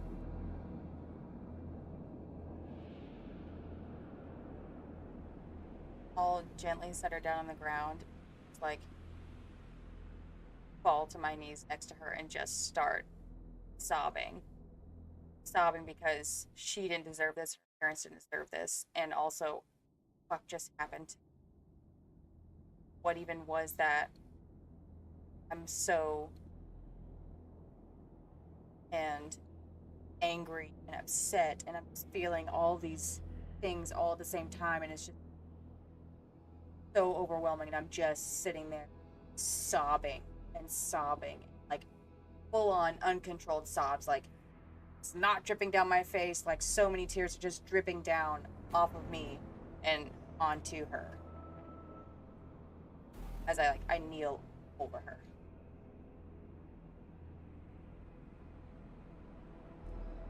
And slowly, as these sizzling tears fall, popping into puffs of vapor, the red slowly fades from your eyes. Your veins return invisible. They were. And a wave of exhaustion takes you as you crumple in the grass next to this child.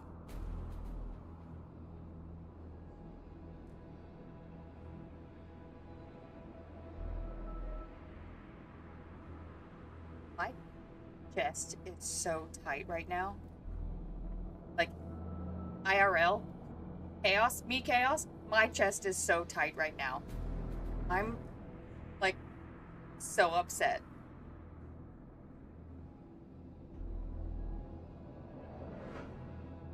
This is terrible. Agreed. It's horrific. Such things cause change in our lives. And it certainly caused change in you. So am I, As passed out, or am I just laying down next to her? you're lying on the ground next to her, breathing heavily, very fatigued, as this fire drains from you and leaves you feeling oddly cold as you lay in the grass, looking up at the night sky as the fire crackles by.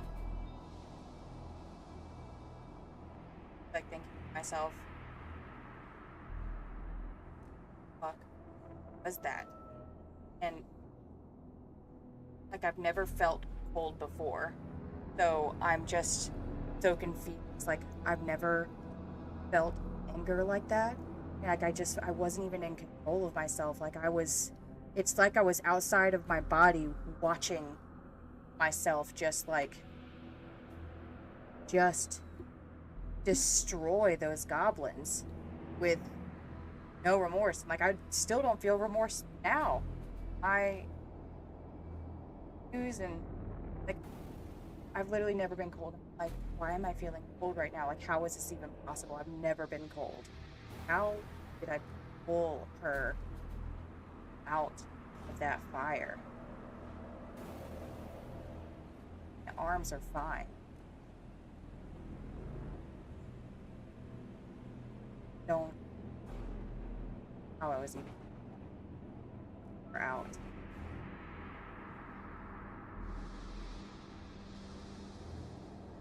What's happened?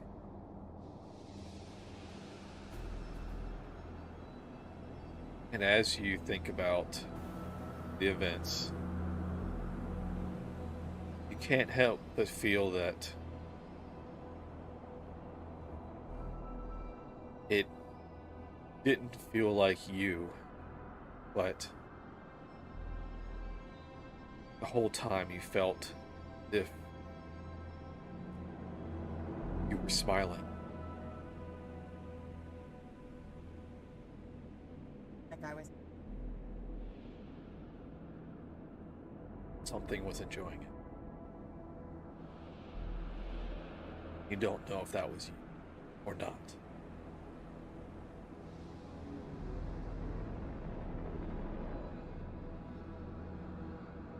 Things.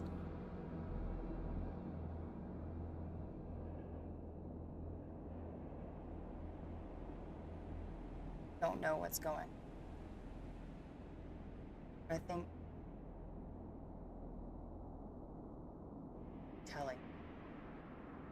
tonight.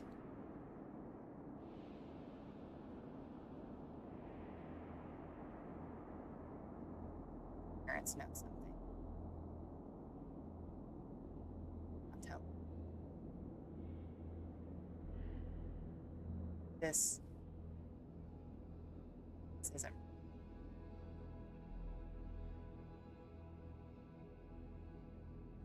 And the visual here is almost a time lapse as you lay in the grass, breathing heavily. The stars fly by overhead, the clouds fly by overhead, and slowly the sun rises as the fire fades down into mere embers. And as the sun starts to rise, finally stand up, facing the ground. I stand up. What? From the ground. I need to see. Find her.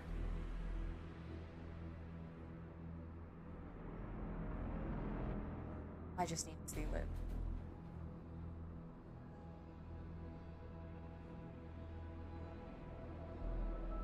Talk to our parents. There's something. If I can do something like this, what could also be capable of? Find her like right now. So I'm gonna start like heading back toward the path. Go home. Try to see if I can find her. So you head home, back to Rydell. And you reach your family's house, and your mom and dad are out, possibly gathering some food from the nearby woods or something of that nature. And you run in, you first check Lucan's room. He's not there. And it appears that his things are also not there.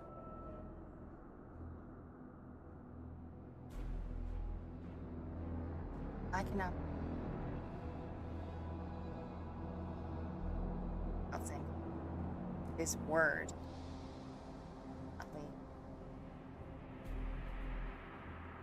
And I just feel like this deep-rooted, like, resentment and like this weird detachment occur inside me toward Lucan. Just like, I can't believe he would do this to me. I'm so hurt that I'm just like closing myself off. Just like, no, I can't. Like, I'm so hurt. I've just like completely shut down, and I feel empty. And as you go, you walk by Liv's room. She's not in there.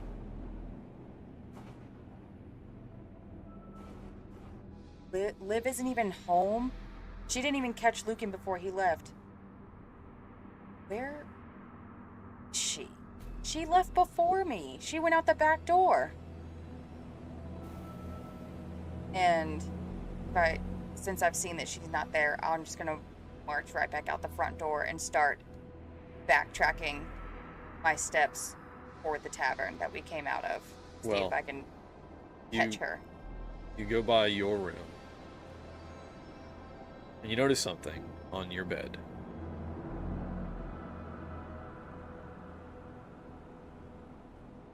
There lays a hilt. A rapier and a scabbard. Laying on your bed. With a note.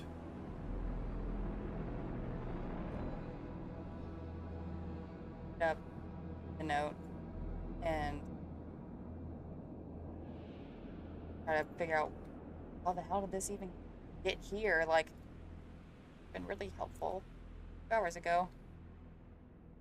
The note says, Here's something for all the times that I can't be there. I'm sorry. And it's signed, Lucan.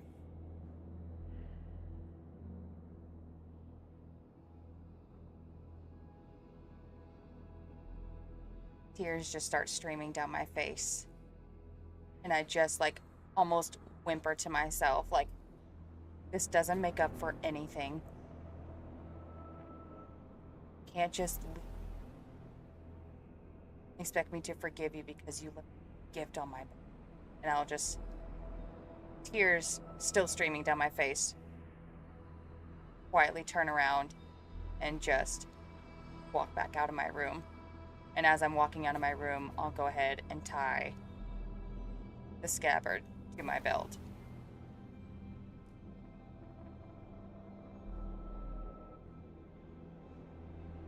You head out. You retrace your steps. And you don't find any sign of Liv. And whenever you finally return home,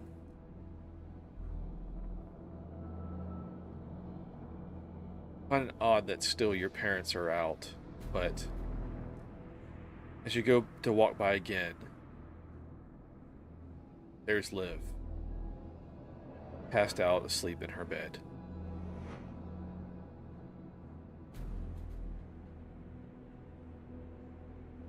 Seriously, can you see her sleep? What is even happening? What is going on? Tonight doesn't make any sense. This is all too much. Lucan is gone. I have something going on inside me. Is this what puberty is supposed to be like? Because I don't think so. This seems like a load of garbage. And man, would it be nice if I could talk to somebody about it, but Liv is asleep. The fuck? And you walk over to her, and she's sleeping hard. Never known her to not awaken whenever somebody walks up to her. You kind of pull back the covers, and she is horrifically bruised and beaten. And that is where we're going to end this tale.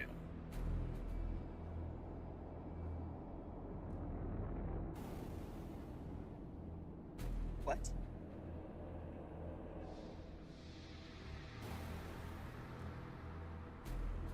What? Am I gonna have to go murder some more people? Nobody puts their hands on my sister.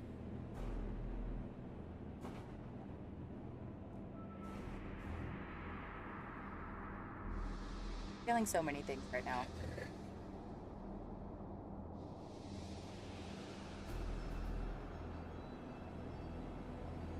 So many things.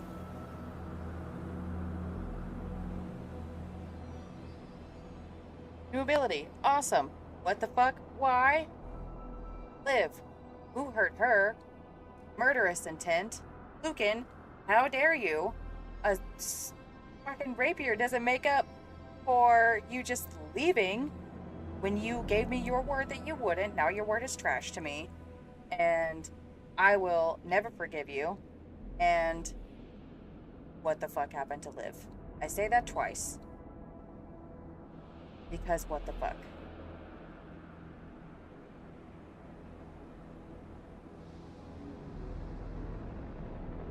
I can't get any weirder. We need to have a family meeting. Now, Lucan won't be attending.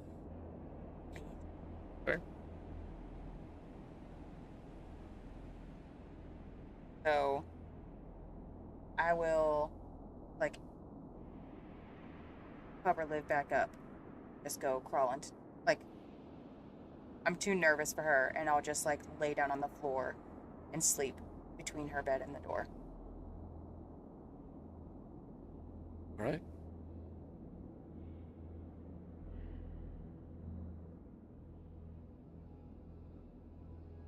The fuck? Dude! Oh my gosh! Oh. Emotional turmoil. I'm feeling so many things right now. I was so hoping that there was going to be some way that I could save that little girl. How dare you take that away from me? That opportunity. I told you you would have a emotional cause to trigger the rage ability, and I was not wrong. I'm having like actual real life emotions right now. Like my chest actually is like hurting. Not like dangerous go to a hospital hurting. But it's like hurting with all the, like, my heart sank when you told me where she was. That was like genuinely painful to me as a human being outside the game. Me, Chaos. How? How could you?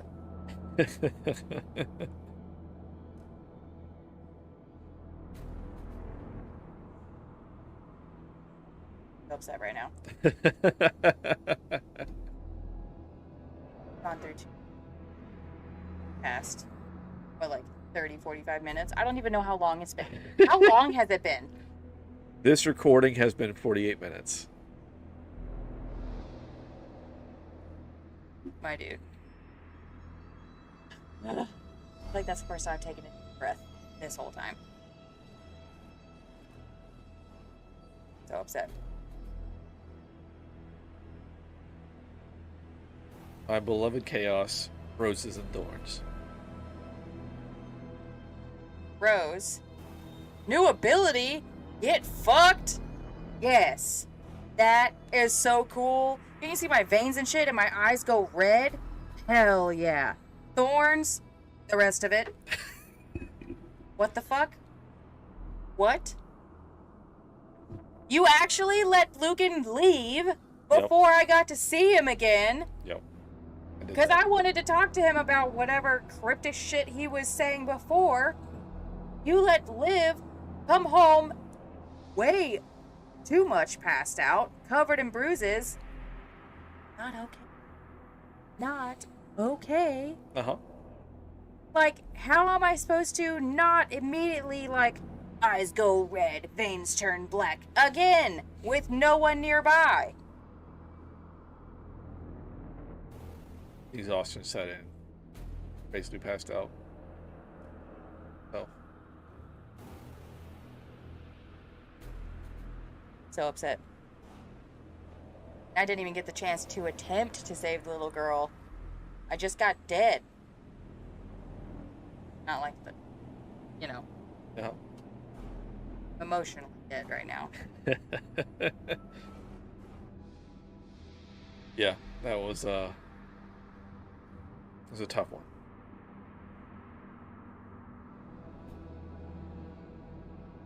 Like, that was so good.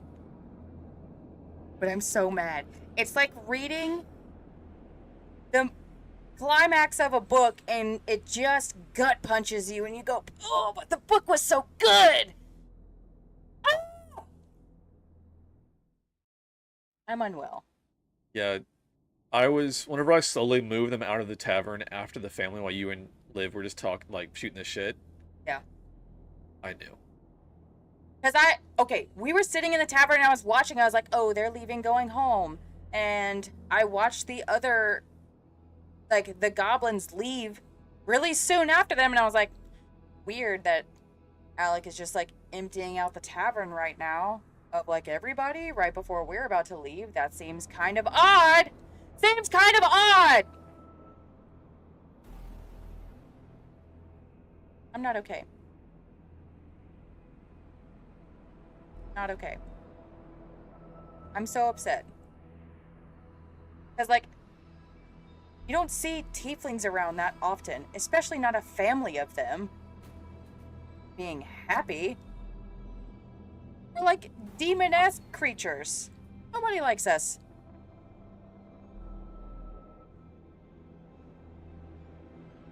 Yep. Upset.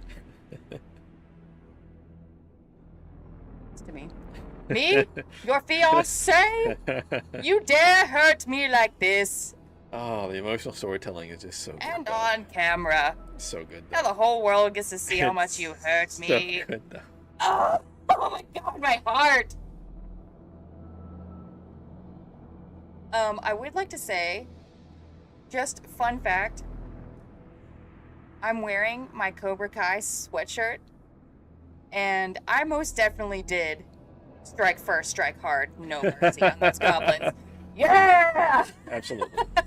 Absolutely. That whole saying is actually printed on the back of this sweatshirt. It's pretty sick. I like to wear it out and about in the world. Nice. Can't believe you would do this to me. I'm so upset. Rose, to me, you let one live. So, You can't wait to do something with that later? yeah. I hate you so much. But like when you said he ran away, like he disappeared off the map. He wasn't even there, and it's like, well, how the fuck am I gonna chase after him now? I care more about getting this little girl out of the fire. He's right here. Nuh-uh. Yeah. Where? Oh, he's just outside of my vision. Yeah. Well, if he's outside my vision, then I couldn't see him anyway. Yeah, but I mean, If I can't see him, then I can't chase him. Yeah, he's heading off into the dark, essentially. I hope he tries to run across that bridge, that burning bridge, and I hope he falls into the river and he dies. I hope he does. I know you're not going to let that happen, but I hope so. I hope it does anyway. Roll a d20. Yeah.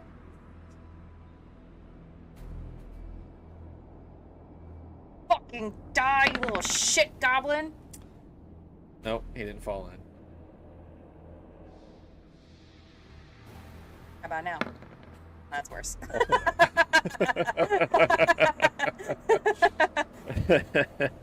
Oof. Whew. Hell yeah.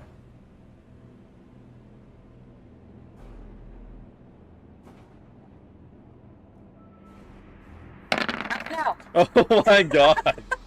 One of them was a nat 20. There wasn't that Come 20 in on! there. There was also that one, so kind of bounces out. Shut up. Don't look at it. All right, well, that'll wrap up that whispered tale. Oh, I'm so emotional. I'm having so many feelings. Have to see, first of all, when you want to release this, and the secondly, we'll do Liv's branch and see what fuck shit she went through. So. Not ready. I am super excited to like meet back up and talk about what the fuck happened to both of us tonight. Because clearly some shit went down with her, and I obviously have some shit to tell her that went down with me. We need to have a little twinsy talk. I honestly may need to do her branch on a day that you're not working, to where after she finishes and wakes up in bed, you can both be back on here for like a boost thing. Yeah. It's fair. Yeah. Fair. I'm off Friday.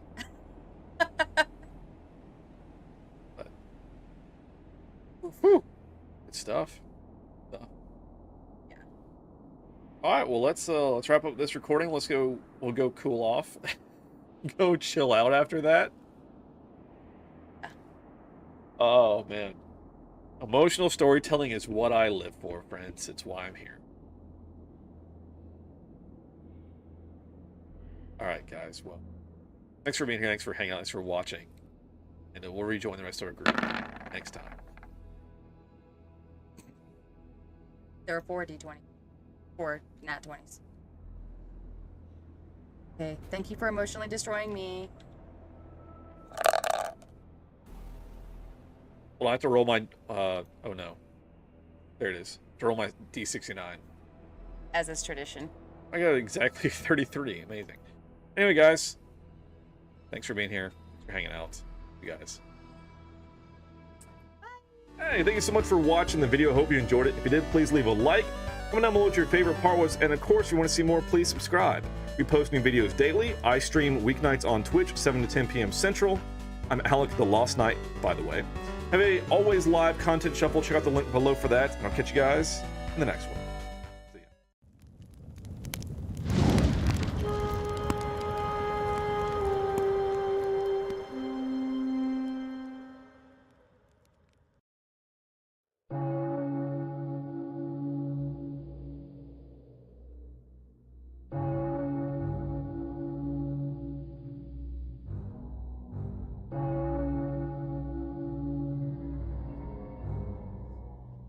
You stand here before me, facing the torrent of fate. Do not be afraid. Your fate cannot be taken from you, for it is a gift. This storm will cut you like 1,000 razor blades. People will bleed there, and you will bleed too. Hot red blood. You'll catch that blood in your hands, your own blood and the blood of others. And once the storm is over, you won't remember how you made it through, how you managed to survive. You won't even be sure, in fact, whether the storm is really over. But one thing is certain. When you come out of the storm, you won't be the same person who walked in. Remember, the sword of destiny has two edges. You are one of them.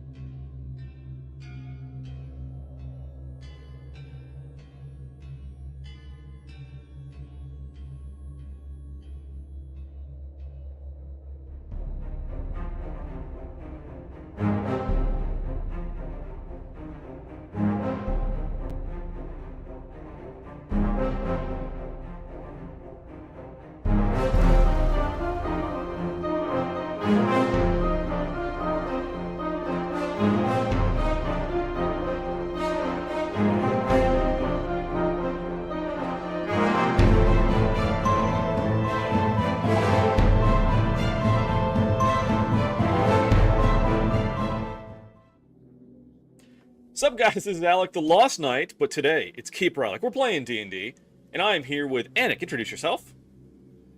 I am Anik. I play Liv, an SMR druid, and I like to party. Hell yeah, we all like to party here.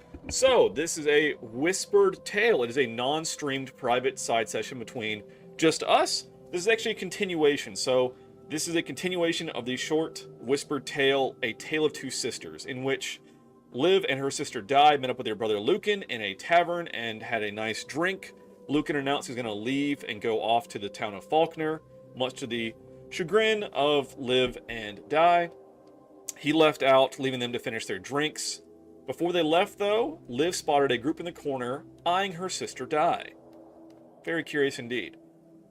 Anyway, Di headed out, and Liv headed out behind her, but Liv began to tail the group, assuming that they were tailing Di. With that, let's join them on the road as she is tailing the group from the tavern. And I'll go ahead and set the mood with a touch of music, and we'll load in.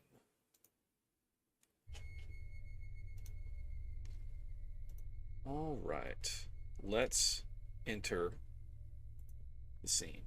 So, you have just crossed the river next to the tavern. You are using your dark vision. You don't have any lights on you. The group in front of you have some torches, fairly low light, and they are walking along the path. What would you like to do?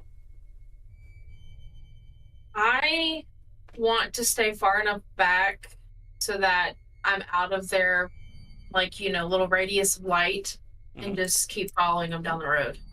All right. Give me a stealth check with advantage. Stealth with advantage. Oh no. I'm gonna need it. A 19. Oh, hey. All right. They have not noticed you.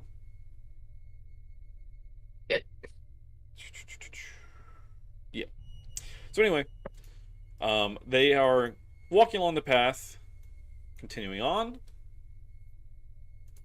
Then I'm just gonna kind of stay, one few steps behind them.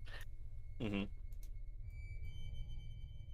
They kind of pause and are talking amongst themselves, and you can't really hear from your distance what they're saying.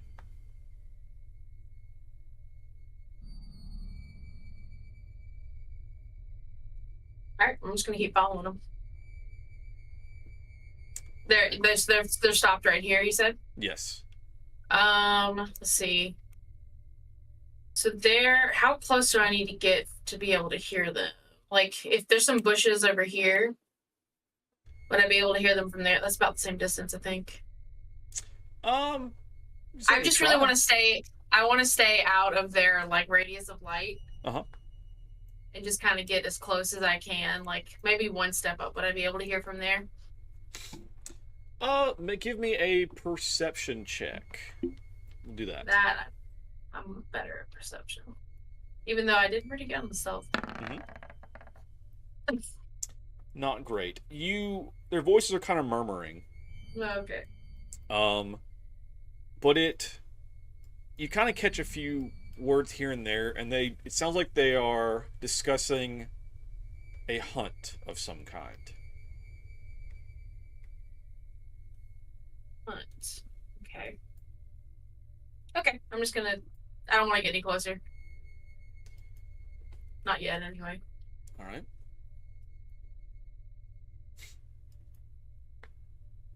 So, they are discussing there, and then the one in the back turns and starts to walk back towards you.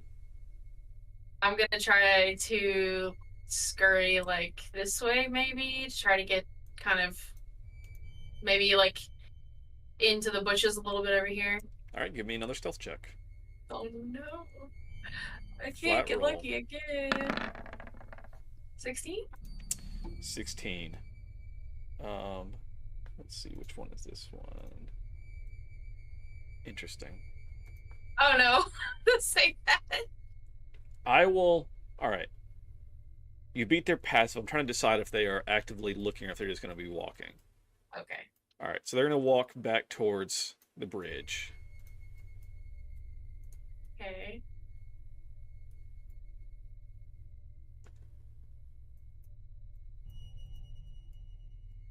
They seem to be kind of looking at the bridge.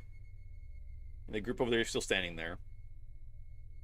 And this one's going to continue to walk. And they kind of... You can just kind of see, it's hard to see. You're kind of a silhouette over there as they're behind that rock a bit. And then their torch extinguishes. Okay, so it looks like they're hiding, trying to, be stealthy. Yes. Oh, God. Okay. And these three are just standing here? The other three? Yes, they've been standing there. And then they're going to also start kind of moving towards the woods a touch. In the opposite direction. Okay, so they're clearly waiting for somebody to come through. Shut up, phone. It's not your time. Alright. Everyone silence your phones. Anyway. Let's see. Actually, this guy's going to stay on the road.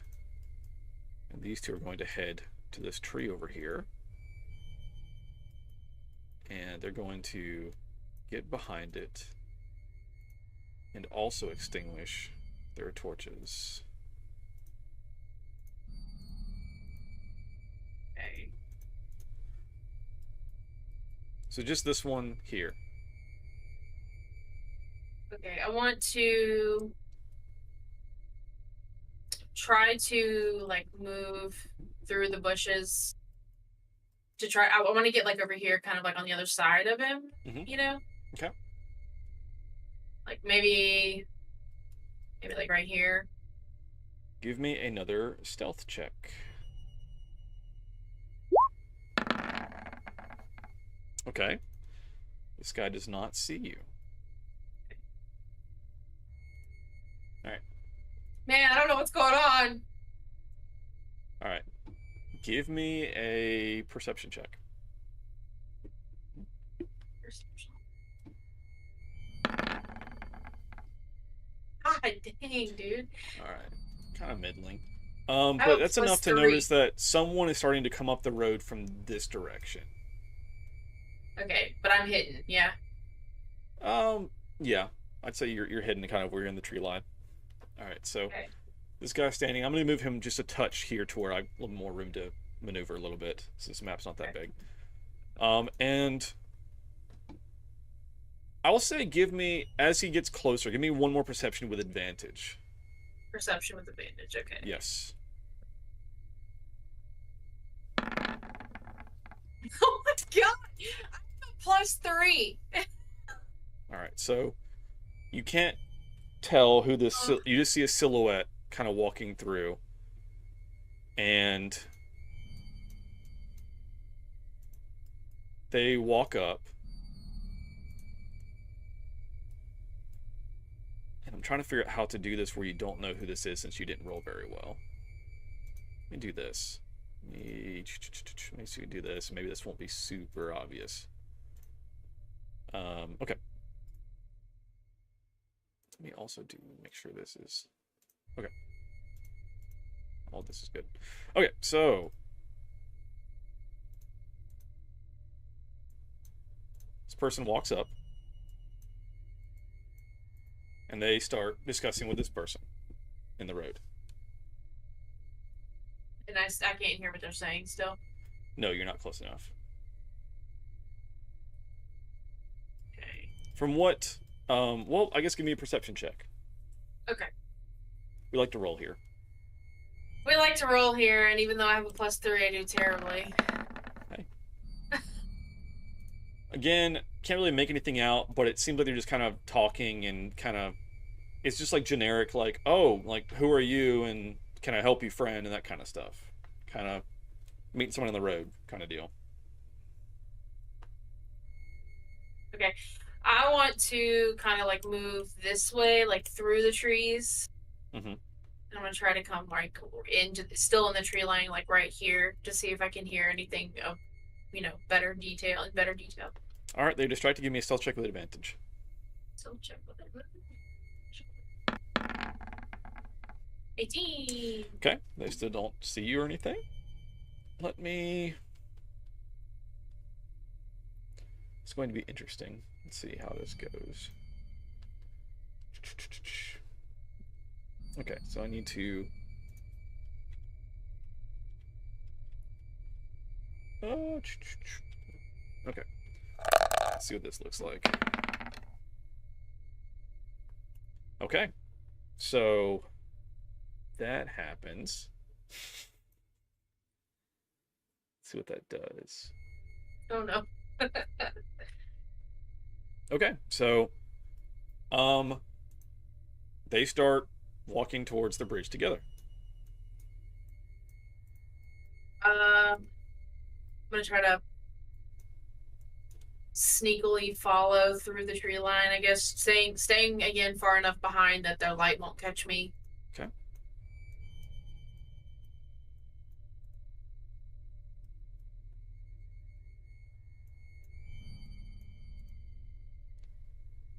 All right, give me another perception check.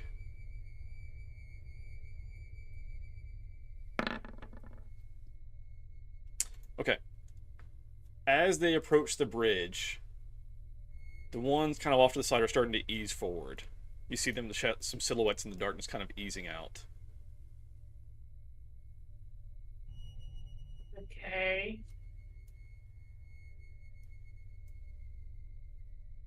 So at this point, I'm thinking, I don't know what I'm thinking. I can't decide if they're gonna try. I feel like they're gonna try to kill this dude that just walked up. But do I care? I think I'm gonna wait just for a second, see what like the next move is. All right. All right. Let's see how this works. Real quick. Uh-huh. I don't have any spells or anything, right? So Correct. do I have any weapons? I know that I Let me look at your had sheet had a briefly. dagger before. I know you will definitely have a dagger.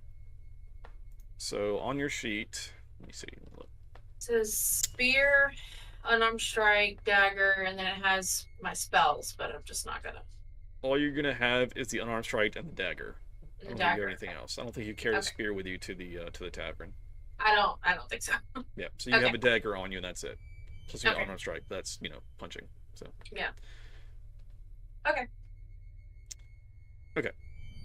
I think your unarmed strike literally does nothing because you have a -1 in strength. By the way. -1. I know. I think it's 1 I minus know. 1, so I think it's a 0 on punching. Yeah. Anyway. Okay, so let's see how this is about to go down. I'm scared. All right. This guy is going to attempt to grapple this guy. I knew it.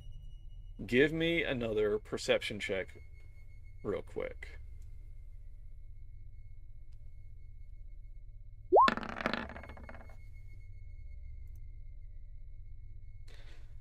This is ridiculous. Yeah, I know you're not doing great on this. Still kind Which of a is silhouette in insane. the darkness. All right, so let's amp up the music a touch because we're getting to some stuff's happening here. All right, let's go. It's grapple. So again, I'm trying to keep all this a secret because you don't know who any of these people are yet. So 20 plus, they've got a +3. All right, let's see what they roll. Is a 17. And let's see, this one is, oh, it's the same thing. Okay, let's roll the same modifiers to see who gets it. Ooh, okay. This person is not grappled. Okay, cool. And they are aware that the jig is up. Perfect. But this one now is going to take an attack. You know what? Let's just, because this is all kicked off. Okay. Let's go ahead and roll some initiative, and we'll get this rolling. So that's what I was gonna say. Now,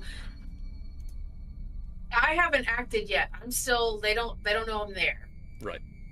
So, can I jump in whenever, and when I make my first move, then get added to the initiative, or do I have to roll initiative now? Let's include you in initiative, and you can. That way, your turn is there in the sequence, Okay, and okay, whenever okay. you want to act, you can. Okay, we'll do that. Sounds good. Okay. So. Oh, Why couldn't I got that on perception? I know, right? Nat 20 on initiative. Nice. Okay, so again, you don't know who any of these people are, so I can't roll their names. This is unfortunate. I'm trying to be so secretive on this because it's a big reveal here in a second. Anyway, all right, let's just add Traveler, and then Ambush. Okay. So I'm just gonna roll a d20 for him. All the modifiers, whatever, who cares? Okay, this is for the Traveler. That's the Oof. person on the road. Yep. And then the ambush is all 4 of the other people? Yep. Just to make things streamlined at the moment, because they're all gonna kind of move as one. Okay. Okay, so you are first to act. What would you do? You want to do anything at this point? No.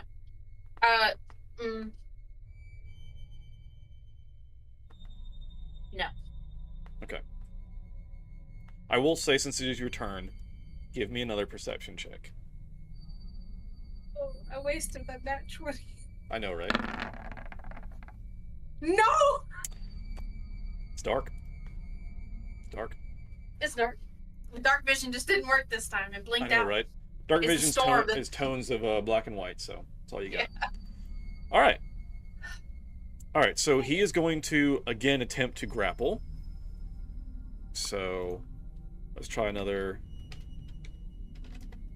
+3.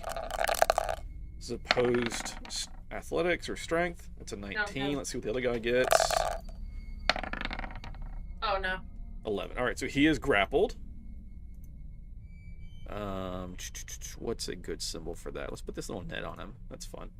All right. And then we have to have start having some reveals here, because otherwise you're gonna know what the fuck's happening. I can't roll any of the sheets. Oh well. All right, so Sorry, my perception checks are stupid. well, I think he's just gonna grapple him for now, and these guys are all gonna start moving in. So let's see what kind of distance we have. They should all be to get there pretty much. Yeah, I think that's gonna pretty well work out. Yep. Okay.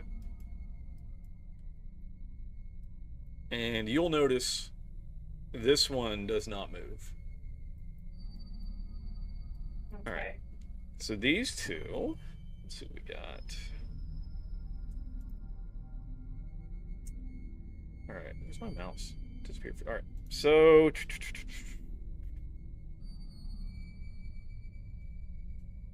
all right, he's going to attack.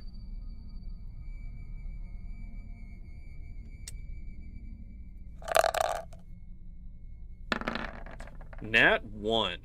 You motherfucker. Alright, let me go my fucking fumble chart. Oh, no. This is insane. I'm gonna fumble myself right now. Alright. Come on, fumble chart. Fumble chart. Come on. Come on, buddy. Alright, let's spin this spinner. Alright, let's adjust it to this one, which is a... It's a 19. It's like critical hit friend, I think. Yeah, Oh, it's God. critical I think hit it friend. is. Yeah. All right, so he's going to go to swing at the guy in the middle. Actually, you know what? He swings, but he's grappled, and he accidentally hits the arm of the guy grappling him. Is what's about to happen.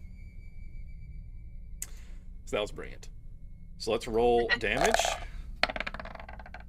Oof. Yikes. And it's I'm a... here. Let's see. It's 2d6 and 1. So let's roll d6. It's a crit. So 8. So 23. Yes. All right. So he, no joke, goes to swing. The guy that's grappled wriggles enough that he hits his friend's arm and he hacks his friend's arm off.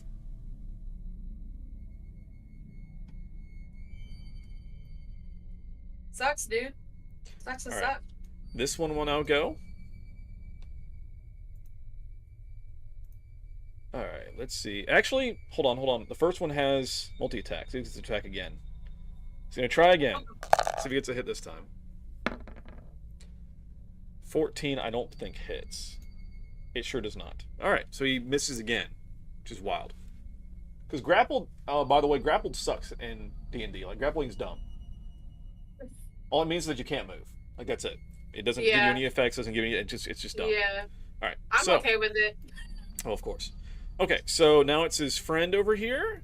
He's going to attack. This is going very poorly for them immediately, which is wild. Okay, come on, mouse. All right, he makes an attack. All right, 24 will hit. 4. 7 damage. All right. And as he gets a hit,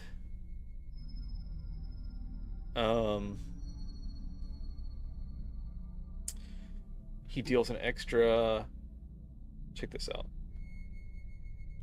Deals an extra 2d8 damage if the creature it hits does not have all of its hit points. My God. All right, so he's going to attack again. See if he can get a hit. That is a 20. It will hit. So he will roll damage. That is 11 damage. And then plus 2d8.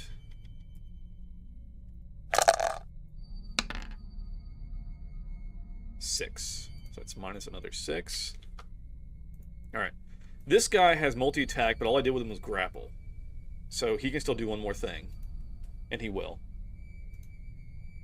He, crazily enough, through the pain of yelling out as he lost one of his arms, is going to bite this man.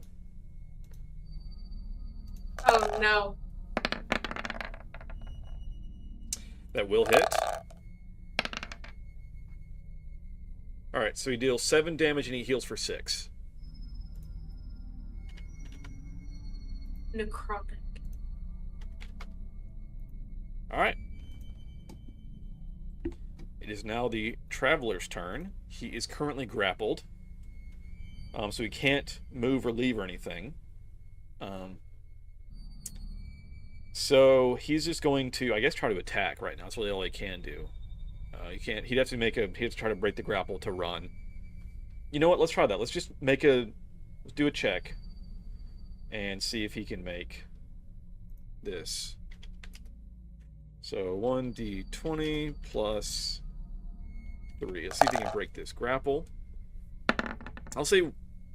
I'd say yes, because the other guy is only one-armed right now. So That's true. he breaks the grapple. He will disengage as an action and begin hauling ass away.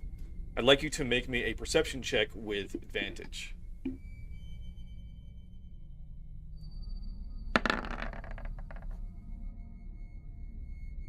Live. What?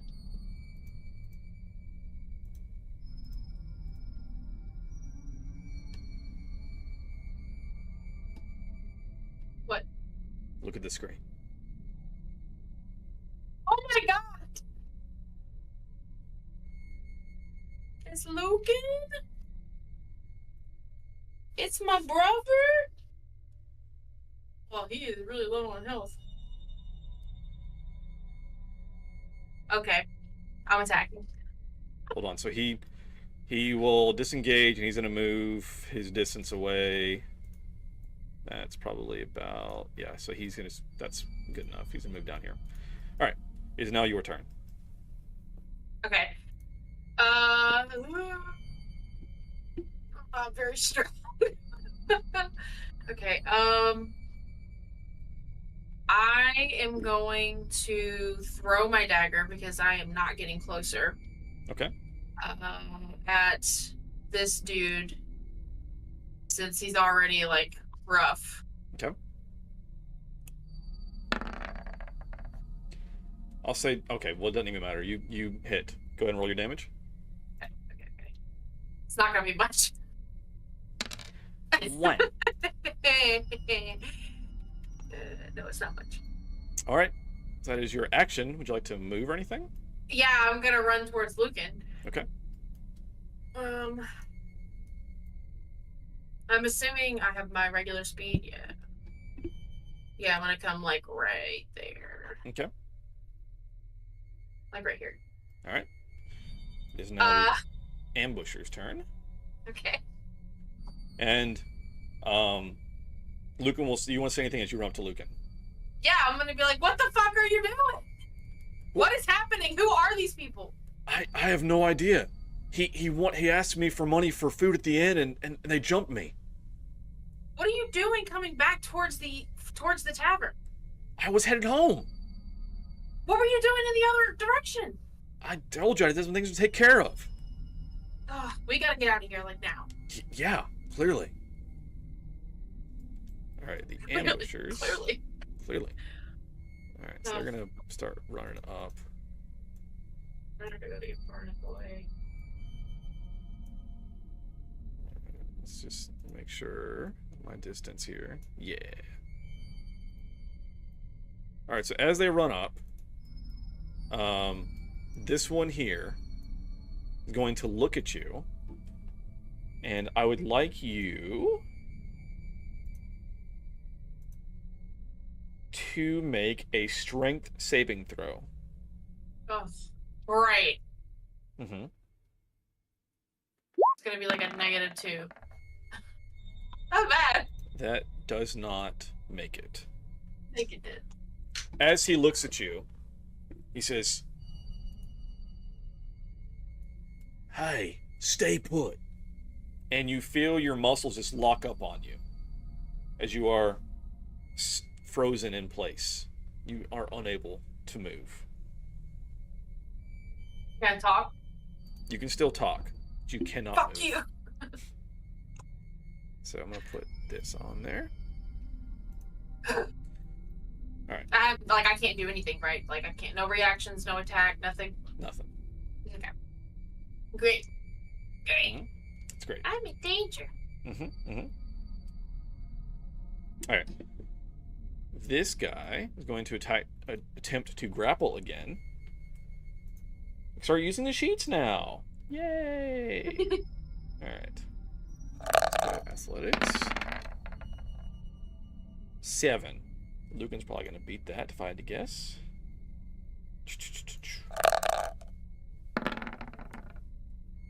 10. He Barely. does. He does not grapple. So the guy instead will just make a rapier attack. Let's see if he can hit. He does not. Because this guy totally whiffs. Does not do anything. This one, actually, he's within range. He's going to attack Lucan. Okay. So he makes 2 melee attacks.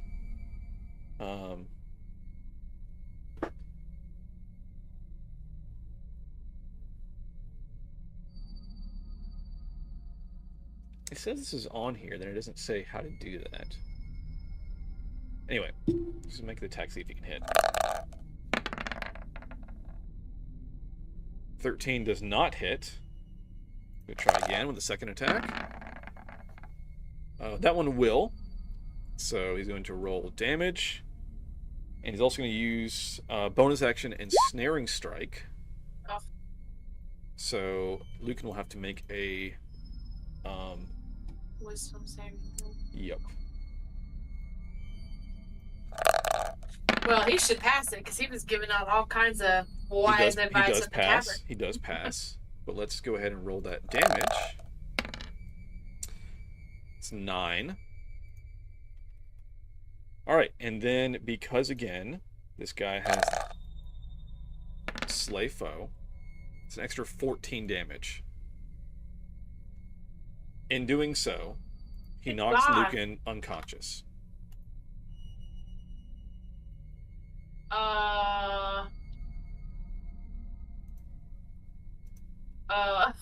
Okay.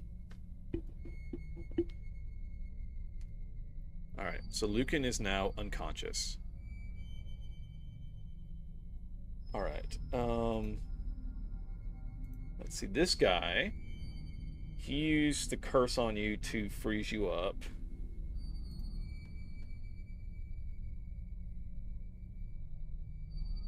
That's all you can do on it.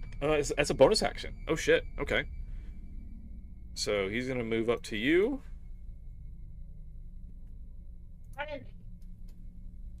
Two different playthroughs of the same character. And he's going to attack with his greatsword. And he is going to attempt to do non-lethal damage. He misses. Second attack. Actually, well, he has advantage. Does a 13 hit you? Meets it, beats it. Meets it, beats it. My AC is 13. Actually, you know what? He doesn't have advantage. My bad. That's only if you don't have all your hit points, and you do currently. So, he will attempt a second attack. 17 will hit. All right, he's attempting non-lethal damage.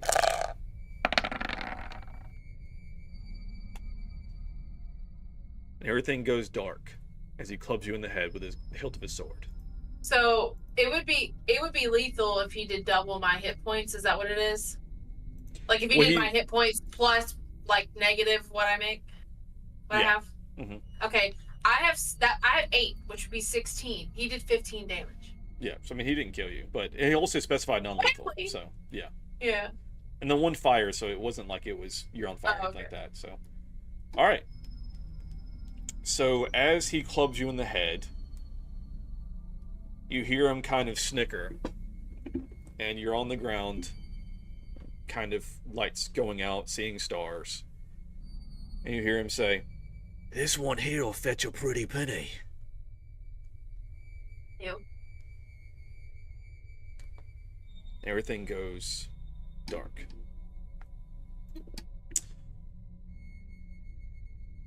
So you are currently in darkness as you are knocked out. And I would like you to narrate what you are dreaming, I guess, of as you are unconscious.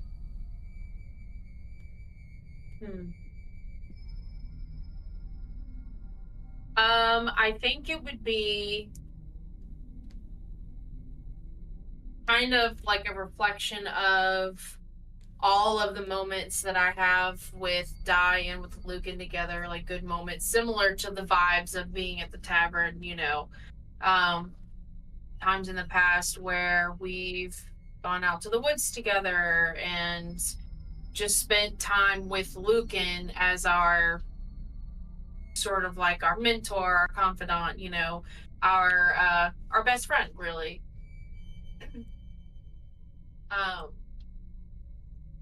Times where we were sort of getting away, where he took us away from like the overprotectiveness of our parents, and you know, anytime that we felt other, you know, I think that's what I would be reflecting on. Well, I would be dreaming about, I guess. All right.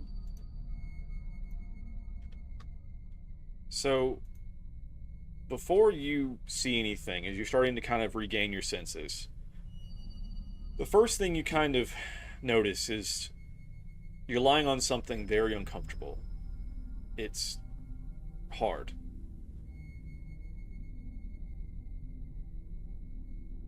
And you don't feel like you can move. Like I'm restrained. Mm-hmm. And as you start regaining senses,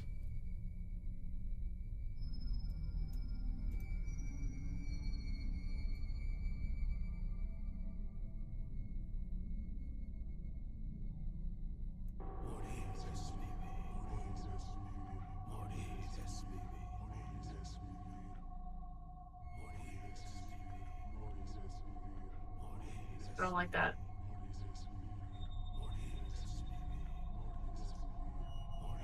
and warily, you finally manage to open your eyes.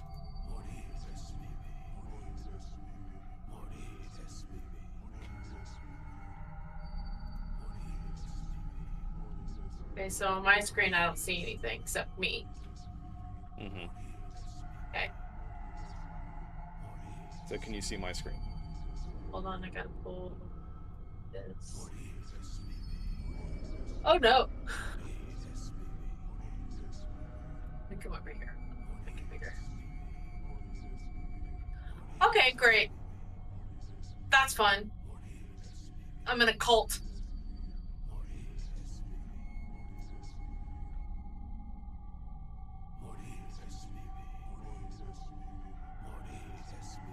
And as you are realizing your situation, And Lucan's not here.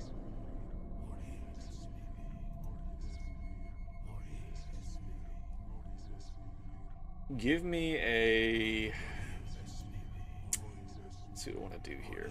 What would make sense? I guess give me a wisdom check. Like a saving throw wisdom, or No, a check. Like click on your stat. Oh, I see it. on the left. Yeah. See it now. There we go. Okay. Oh. The guy said you would fetch a pretty penny. You're an Azamar. You have divine blood.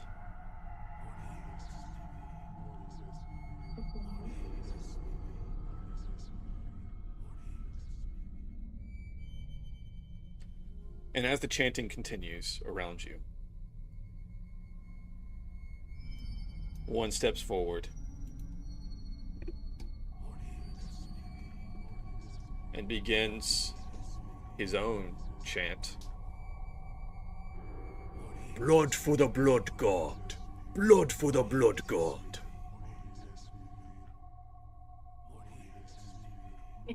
No, thank you. I'm not hungry. But you find that you are restrained and you are also gagged. Of course. I'm thinking it really hard. Mm-hmm.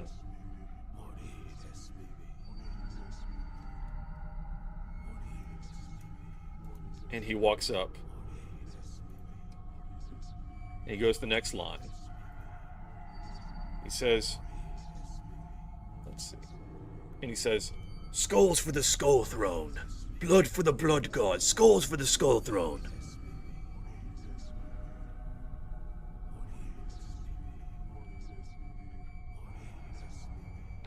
and as he walks up to you, he pulls out a dagger.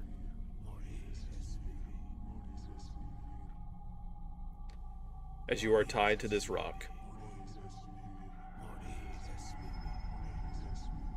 he proclaims again, Blood for the blood god. May we all be worthy. and he walks over to your right hand and he slits your wrist.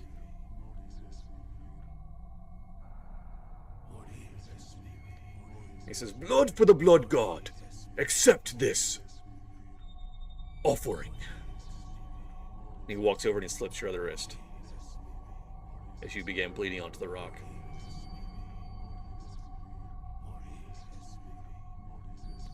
Give me a Constitution saving throw.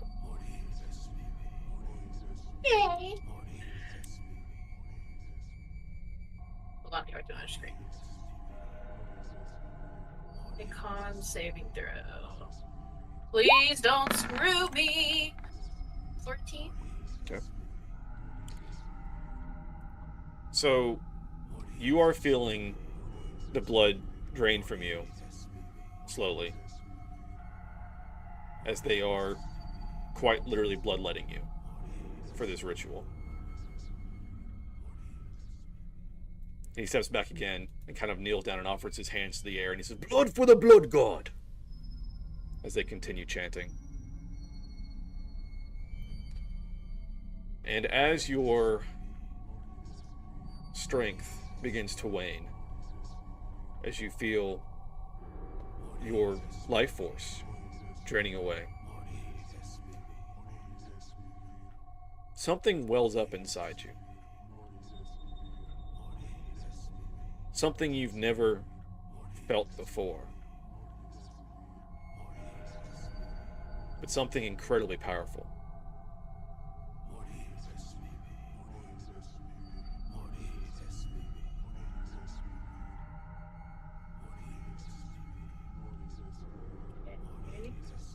Give me another Constitution saving throw, as you are continuing to bleed out.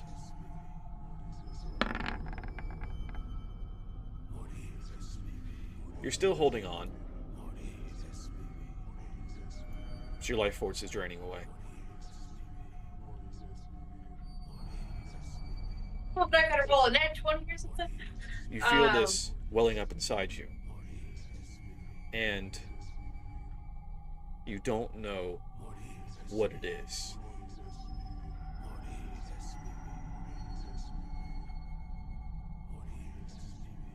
Would you like to give into it? Yes. I think in the panic of not knowing what happened to Lucan, knowing that Guy is out there just walking home, hopefully, and not wanting to die here, I absolutely would give in. And as you give in to this cold welling up inside you, you feel it come up to kind of your throat. And though you are gagged, a voice not your own speaks through your lips.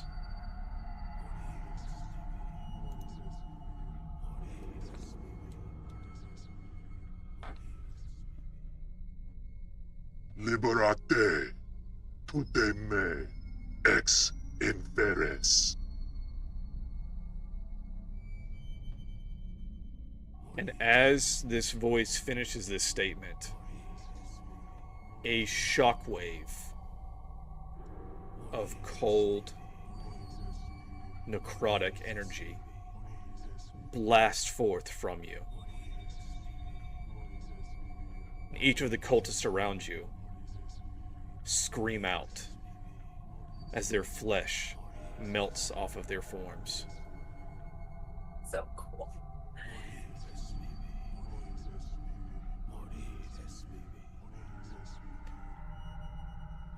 And as they all fall smoldering to the ground, whatever is left of their carcasses, you again succumb to inky blackness as you fade out.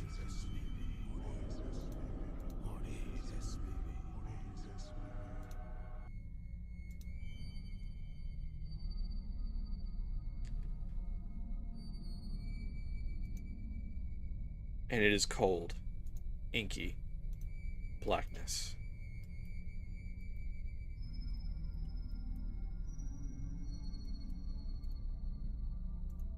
But there in the darkness, there's a spark. A touch of warmth. And the numbness in your limbs fade as you regain feeling and warmth.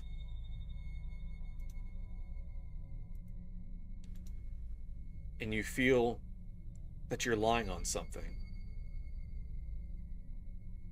And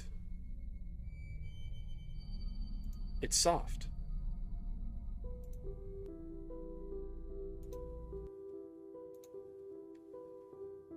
And you feel warmth.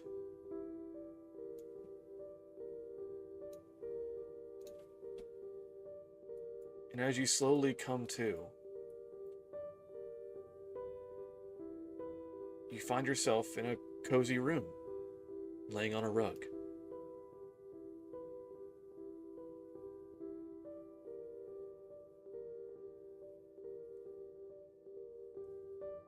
There are some chickens quietly clucking in the corner. A cat slumbers on a chair. And an old woman knits at a table. Fire crackles nearby. This room is warm. It is peace. And you awaken. And as you look down at your wrists,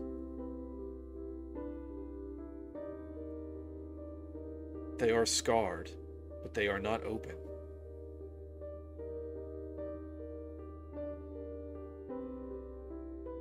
What would you like to do?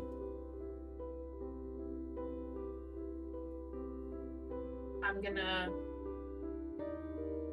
look down and just hold one of my wrists and then look up at the woman. Where am I? Ah, she awakens. It's beginning to worry you wouldn't.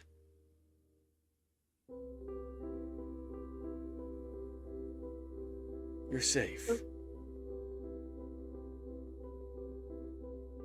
Who are you? Where's my brother? I am the Forest Mother, protector of nature.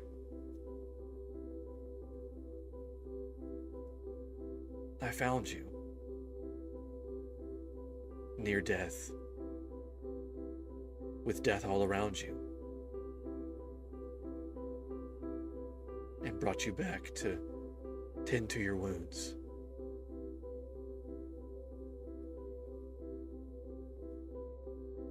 Did you see my brother? Did you bring him back as well? There was no one else there. No, I was with my brother. There was no one else there. Just a circle of death. Those foul cultists corrupting my woods. So that really happened. Oh, indeed. You're lucky to be alive, child.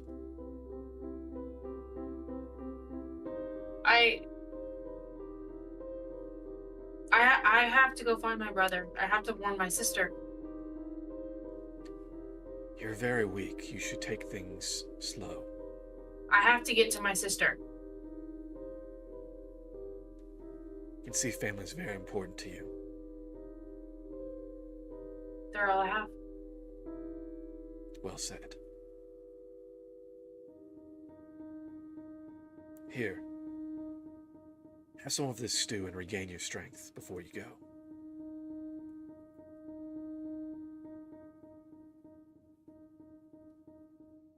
I will walk over very slowly and tentatively to the forest. Give me some kind of like dexterity or strength saving throw as you attempt to stand. Oh, and then I collapse into the fire and die. I mean, not quite that bad. Probably strength makes more sense, huh? You said strength saving throw? Yeah. With my -1 on a good day? Mm-hmm. Yeah, your knees buckle and you kind of collapse again, and she says, yes, yes. You need to rest. You're barely recovered. You lost a lot of blood.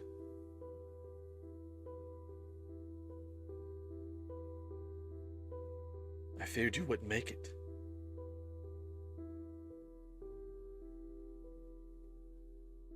I'll rest only as long as it takes for me to gain my strength to leave. I need to find my brother and my sister. That's fair. Come, eat.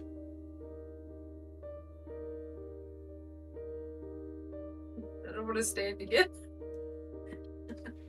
You can kind I'll of reach out. Yeah, you can kind of like reach pull out for yourself the to the ball. table over there. Yeah. Just like right here. Scooch, scooch. As you pull the bowl down to you and sit on the floor and eat the stew. It's very good. And it's warm and wholesome. This is good soup. Yes, I have had years of practice. And they're all fresh ingredients.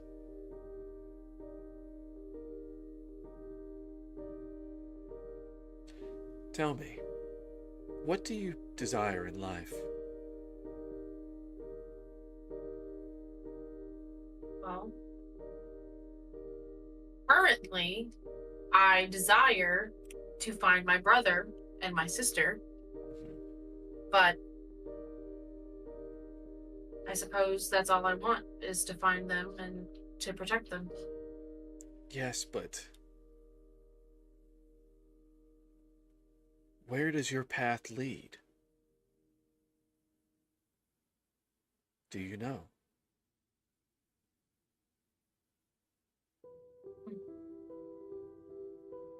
That's a loaded question. I don't know. I guess I've always felt drawn to the forest and those that live in it.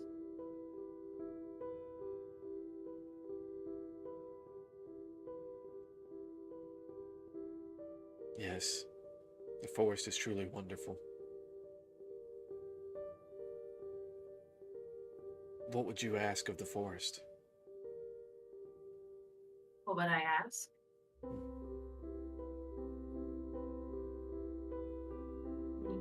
I would ask nothing of the forest, I don't think. Just to simply let me exist in it. It's a good way to be.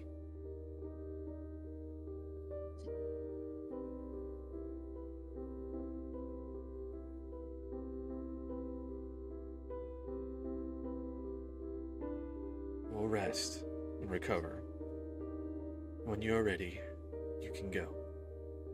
We will see each other again.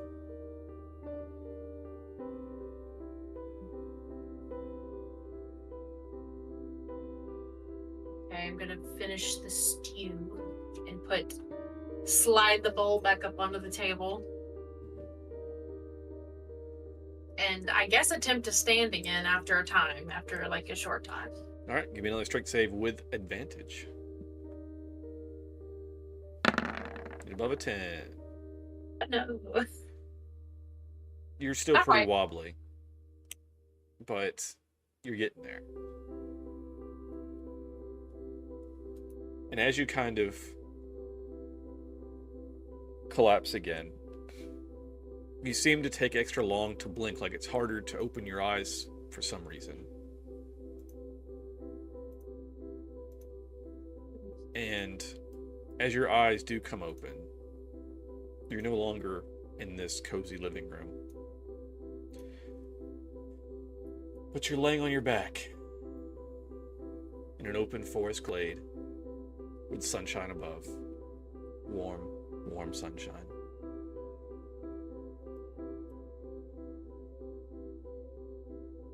I'm just gonna lay there on my back, kind of throw my arms out, close my eyes, and just take a big, deep breath.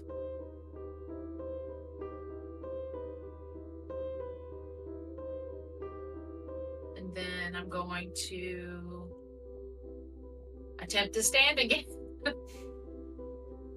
Alright. Strength save with advantage. Alright, you managed to stand up.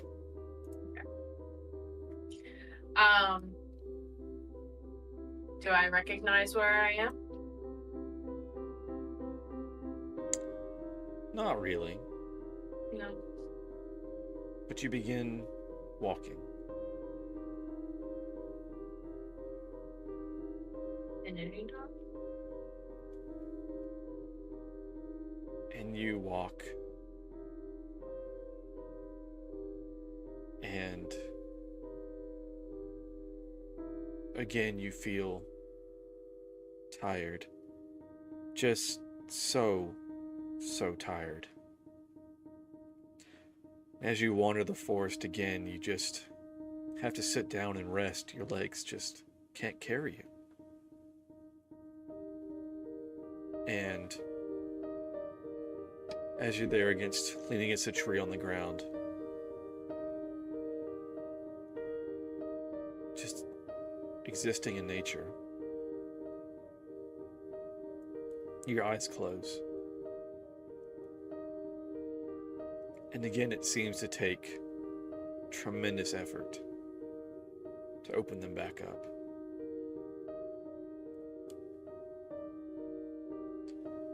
And as you do, you're back in your bed, at home.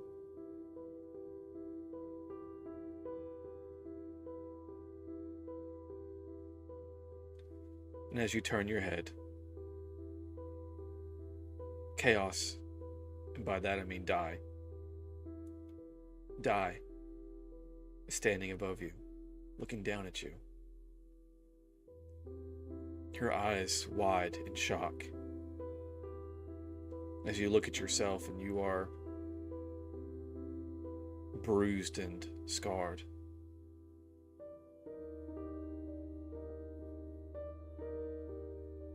And so ends this whispered tale for today. Oh no!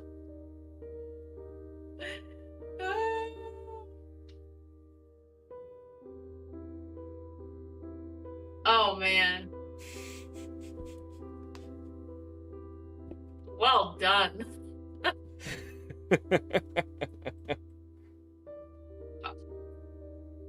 Yeah, now I really can't wait to talk to Di. Yeah, so there will be a follow-up Whispered Tale as they rejoin each other, as Di ended her Whispered Tale with finding you in bed, fully bruised and beaten and everything. And I have no idea how I got there. Like, how did I get home? Mm-hmm.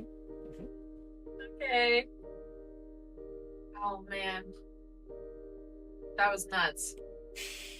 Fucking Lucan. The amount of failed perception checks. Unbelievable. I was like, this is your plus brother. 3. I have a okay, so full disclosure, I thought I recognized the token. However, I was not positive. Uh-huh. I wasn't positive, so I was like, we'll see. But it's bad shit that I rolled like 3 or 4 perception checks, failed all of them, and I have a +3 on perception. Yep. And what was it? Stealth? Yeah, stealth. Did great on all of those. Yeah, you like never got found. That's a 0. So I literally just had that map, like just that map for the encounter, and I was like, you're just like, you know what's gonna hide? And I was like, they gotta fucking do something. Shit, they make an ambush. Like, well, I wanted to see what was gonna happen. I didn't want to just jump in all willy-nilly. the initial plan, because you had a flashback where you encountered them, right? You're like, yeah, I went to intercept them. So I was like, okay, she's gonna confront them, and then as they knock her out, Lucan will come running up. But you stayed stealth, and they never saw you. So I was like, all right, well, they're just gonna beat up Lucan then, and then you'll come out. So didn't expect the stealth to work. Fully on the fly, changed plans, and it all worked out great. Yeah, I kind of expected the stealth wasn't gonna work because I don't have like any. There's no like modifier to add to it. It's just 0. And so I was like, I'm gonna get found out. I'm gonna have to start this combat earlier than I wanted to. But then I just never got found. Yeah. Oh man. Hell yeah. Okay. So, yeah, that was great. Roses and thorns. Roses and thorns. Roses was honestly the voice changing thing was pretty fucking cool. Not gonna lie, that was neat. I did like that. Yeah. I have no idea what you said. I got the first word. I didn't get the rest of it. That was pretty cool. Thorns would be like 4 failed perception. Yeah. I truly don't know how many it was, but let's see. It's a lot. It's a lot. So that kind of sucks. Yep. 1, 2, 3, 4, 5, 6. Okay, 6 failed perceptions. It's pretty bad. It's pretty bad. It's really bad. So that's. I was like, with advantage, is this your fucking brother? And then still no. Yeah. It's like, all right, well. That was kind of nuts, dude. It's great. So, yeah. Hell yeah. Pretty sick. Yeah. So, Cannot wait to see Dies. origin of some darkness in Liv. You were being sacrificed to the blood god. Heck yeah. That was pretty cool too. Hell yeah. I wrote that down. Blood for the blood god, skulls for the skull throne. Hell yeah. In terms of posting this, I think you can post it. You can post it whenever. Oh, seriously? Yeah, I think Hell you yeah. should. Hell I think that would be cool. All right. Because it's only part of the puzzle, right? Like. Yeah. So, yeah, I think you should. True, because A Tale of Two Sisters goes up Saturday. Well, we might. So I don't want Chaos to see this before we do the post session. Okay. Yeah. Okay. That works. So what I'll do is the Sidonia one shot's going to post after A Tale of Two Sisters. Like that'll be like the next thing to go up. Will be the Sidonia one shot. So after that, then this will go up. Okay. Cool. And probably by then Chaos's will be ready as well, and then the post one, and then yeah. So, because hers is almost ready as well to go up. So. Awesome. Hell yeah. Hell yeah. Yeah, that so fully like it was just gonna be the encounter with the guys, and he was gonna like blood curse you, and that was gonna be like the curse. And then today we were talking about it, and I was like, no, I want to do more with it. So I made the whole like ritual thing, like the cultists in the woods, and then I brought Lucan back into it. So, Dude, hell yeah. I want to know what he was doing, what things he had to take care of. Anyway, hell yeah. Oh man, this is fun. Hell yeah. All right. Yeah, that was a lot of that shit was improvised. I didn't write shit for this. All I did was look up like the Latin. That's about it. And that's actually so fun fact that I may or may not cut out of this. The Latin was a reference to the movie Event Horizon. And then the Blood for the Blood God is from Warhammer 40k. Oh, cool. It's the motto that they yell about the chaos god Khorne. So. Interesting. It's a belief that the blood that is spilled is out of the lake of blood from which Khorne's mountain of skulls arises, atop which the god and his throne sits. And the belief that the more blood that is spilled by an individual, the more worthy they are as a sacrifice to Khorne. So, hell yeah. Interesting. Well, I spilled a lot of blood. Yep. Yep. I didn't spill it. I mean, it came out of me, but it wasn't my fault. Mm-hmm. Mm-hmm. So, hell yeah. Well, I guess we'll wrap up, and we'll get back together with Chaos to see how the little reunion goes after both of you have had a hellacious night. Yeah, it's been fun. It's been rough for Liv. It's been something. It's been something for sure. For sure. Hey, thank you so much for watching the video. Hope you enjoyed it. If you did, please leave a like. Comment down below what your favorite part was, and of course, if you want to see more, please subscribe. We post new videos daily. I stream weeknights on Twitch, 7 to 10 p.m. Central. I'm Alec the Lost Knight, by the way. Have a always live content shuffle. Check out the link below for that, and I'll catch you guys in the next one.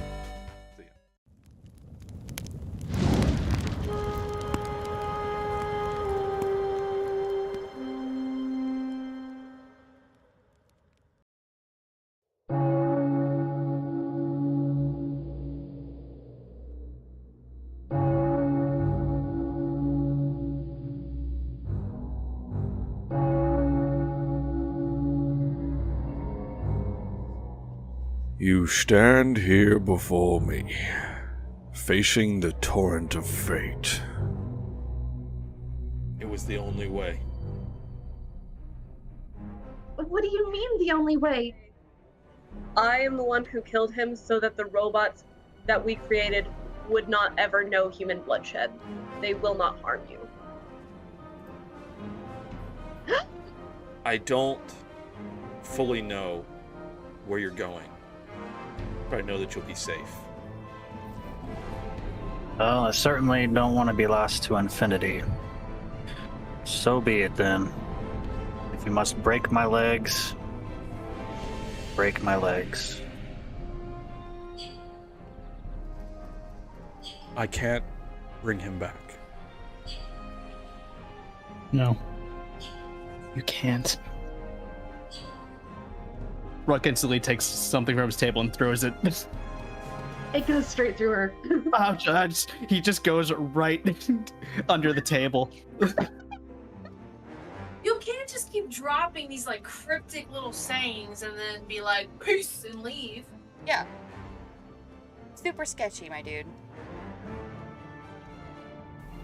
And you now know the fate of the little girl.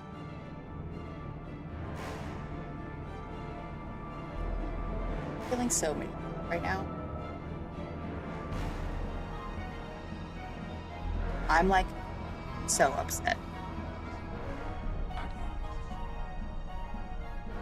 Liberate tutte me ex inferes. I would like to approach the door now. Okay. And knock, knock. We've got to get that package.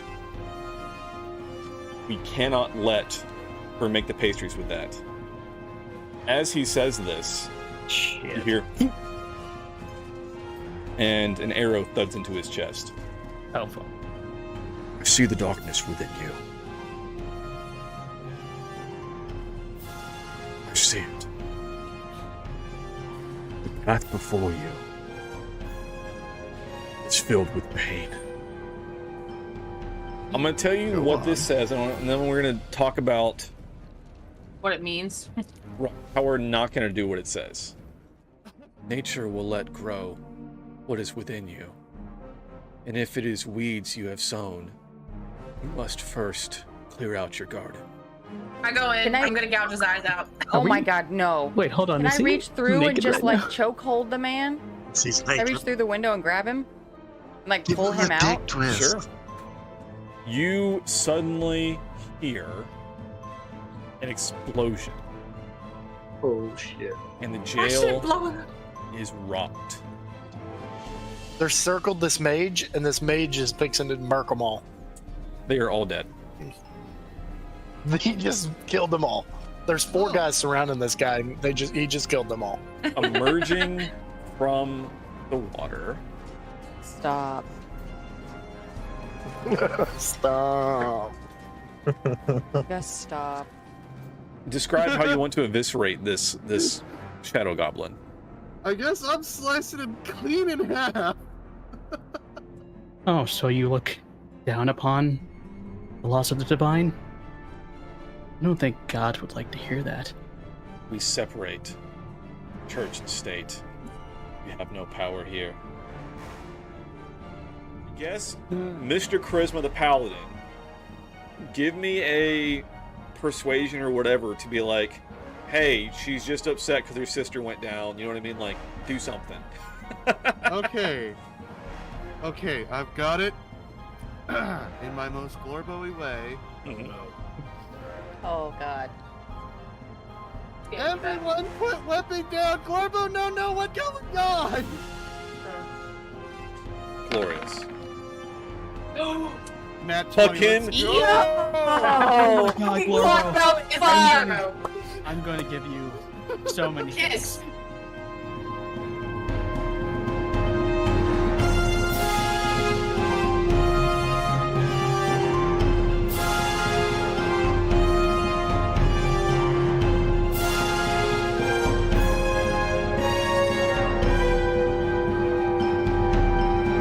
Remember, the sword of destiny has 2 edges. You are one of them. I'm going to make it sound like there is a bear attacking.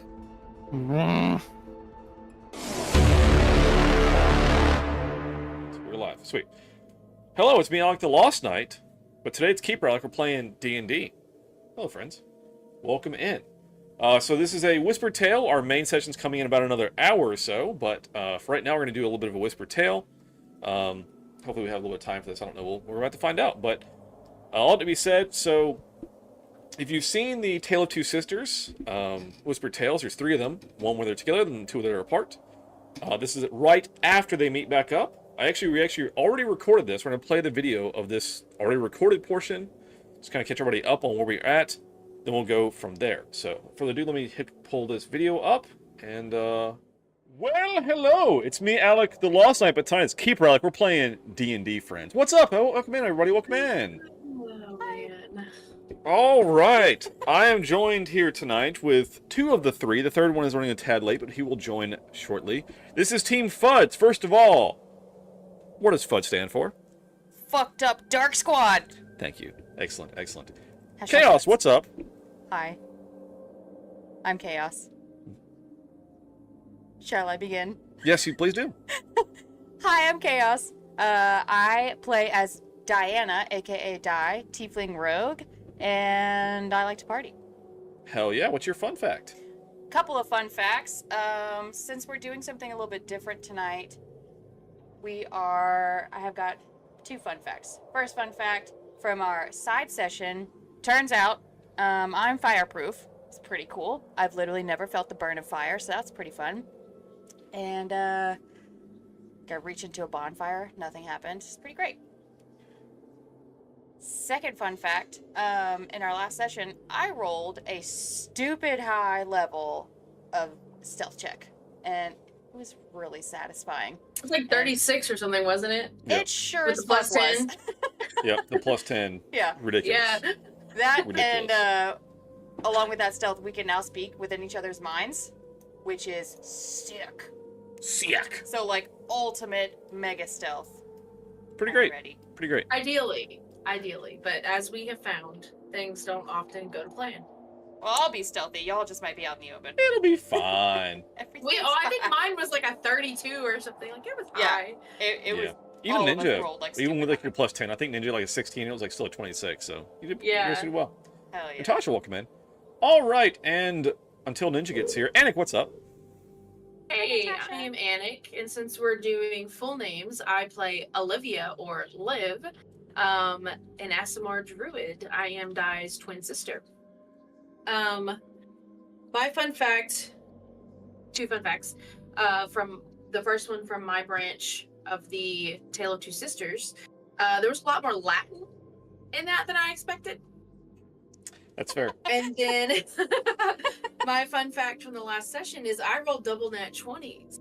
Hell yeah. So Double nats. that'll never happen again. And also, I like to party. there it is. That's what we're all waiting for, folks. Hell yeah. Let's go. All right. So, folks, our good buddy Ninja, aka Aldrich, is running a touch late. But we have some unfinished business to take care of first of all. So, if you guys have seen the Tale of Two Sisters Whispered Talesy side sessions, there was a joint one with both Liv and Dai. Then they split, they branched paths, and they met back up at the end, but they have not yet talked about what happened. And neither player has been allowed to watch the other's whispered tales. So, we will join Liv and Dai in their hometown of Brydell as the branch paths reconnected, fucking came back together. You know what I mean? As that happened, Live now. It's Monday night. a quick, well, fuck it, we'll do it live. Just to reiterate where we left off, Dai, having retraced her steps and not found Liv after not finding her at home, comes back in to the bedroom, and Liv is there, asleep in bed. And oddly enough, Liv did not wake upon Dai's entering. However, as Dai walks up and pulls the sheet back on Liv, Liv is horrifically bruised and beaten. And as she does, Liv awakes, and that's where we will join our twin sisters for what is now session 11A. All right, let's join them now.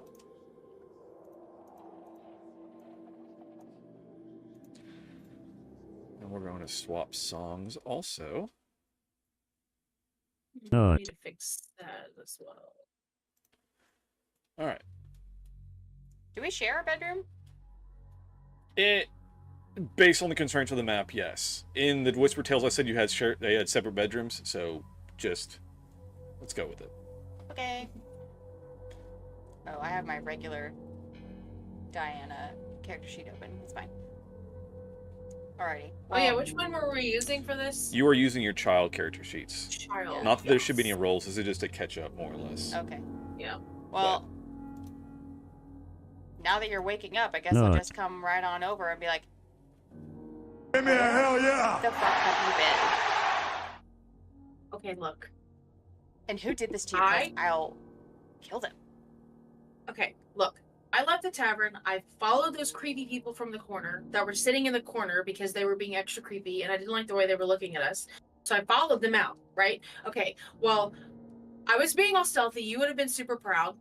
And I was hiding, and then Lucan walks up and he gets ambushed. He gets ambushed. They ambush him and they're fighting, and so I jumped in and I tried to help, and then all of a sudden he's down and then I'm down, and I'm pretty sure they sold me, and I wake up somewhere and I'm like this, just tied up on a stone slab somewhere, okay? And then they cut up with my wrist, and then I was dying. What? And then there was this like cold, I don't know, pressure in my chest, and it was just building and building and building and building, and then all of a sudden it just you know, blew out, and then they were screaming, and then I passed out, and then I woke up here.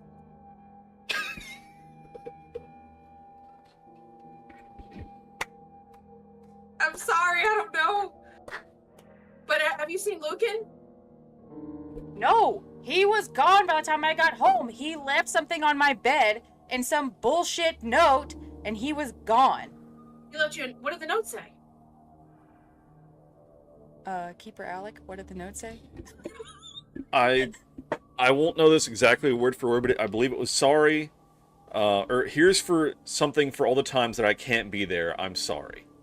Oh yeah, that's what it said. Yeah. So he left me a note that said what he said, and he left this super cool new sword, and I proceed to like kind of show Liv the rapier that I've tied to my belt. It's like, he left this for me, but that doesn't make up for jack shit because he's gone. So okay, but look, hold on, because he didn't just leave. I mean, I think clearly it sounds like he was gonna leave. He told us he was gonna leave, and I guess he was just gonna leave. But they downed him. They kidnapped him. Well, how did he leave this on my bed then? Because we all went to the tavern together earlier. Like, when was he able to do this? I don't know. But look, I followed the opposite direction of home. I followed these guys, and Lucan came from the other direction. He came from the other direction. He didn't come from home. And they ambushed him, and they knocked him out, and he's gone.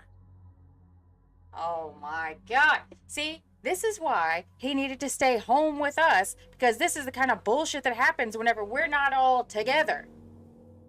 I mean, to be fair, I don't think we could have done anything about the people or creatures or whatever that attacked me. Well, you see, something happened while I was on my way home to find you, so maybe we could have done something about it, because something weird happened.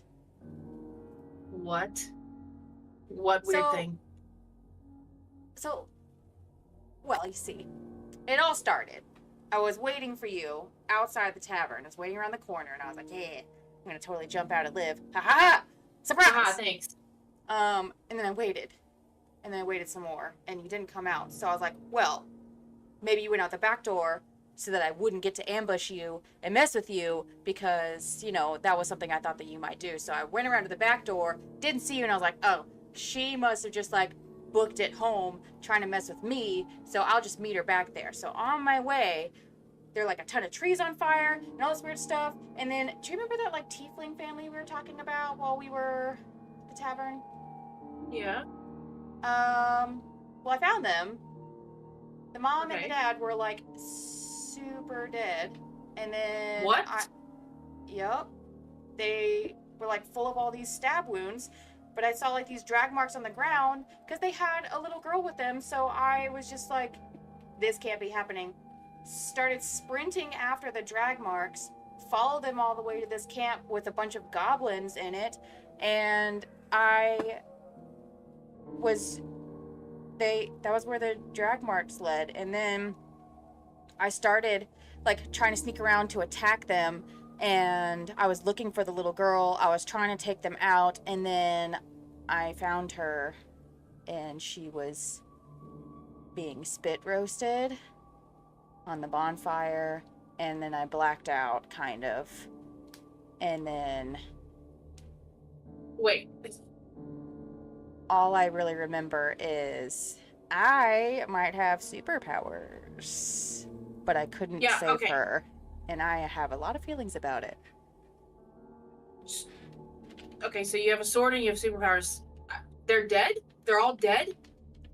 Yeah. I was trying to catch up to them to save them, and I was not fast enough.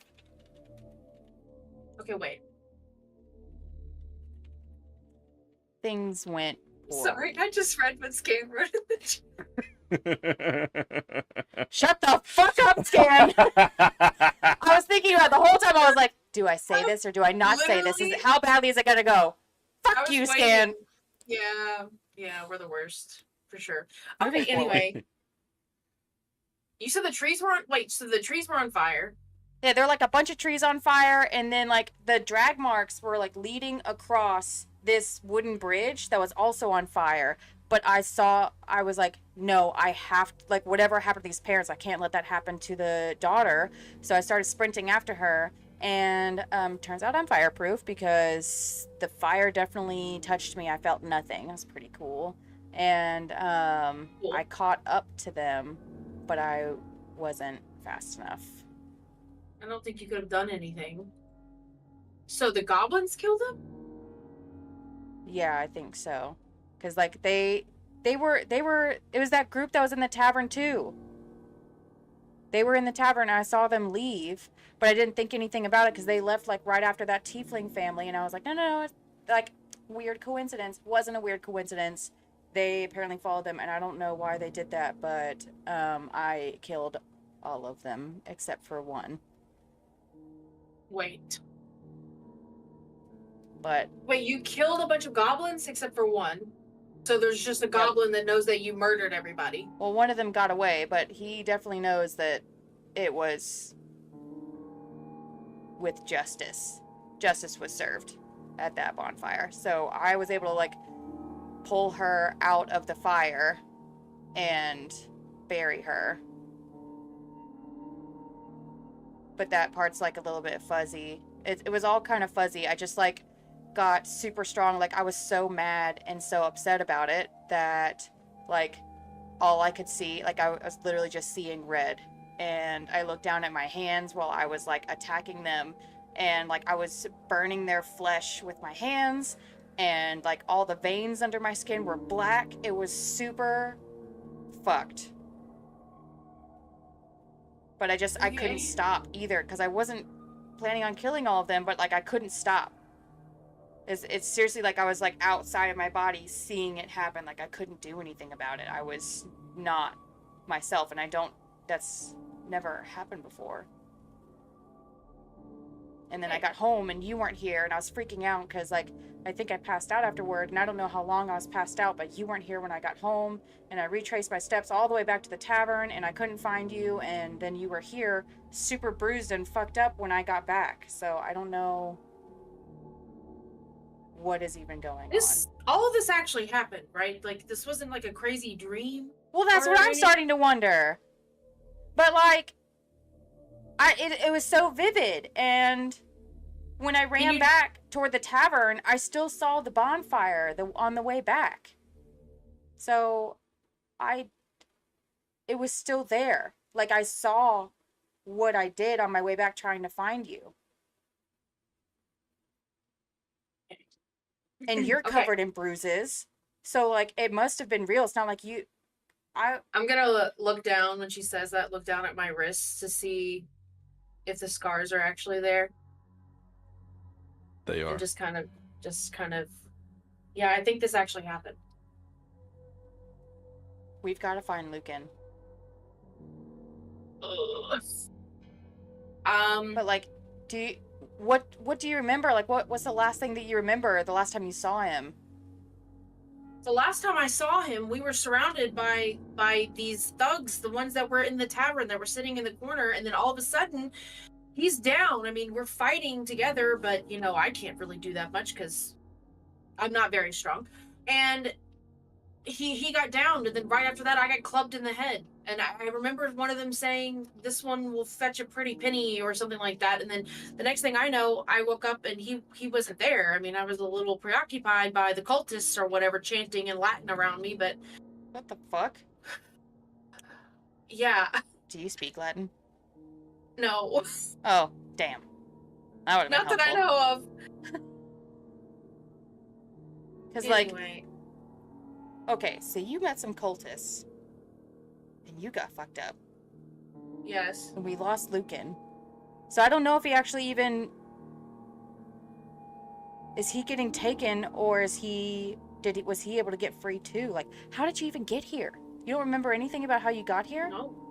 I passed out after the weird explosion, and there was a lot of screaming, and then I just woke up and I was in bed. I woke up with you standing over me. An explosion?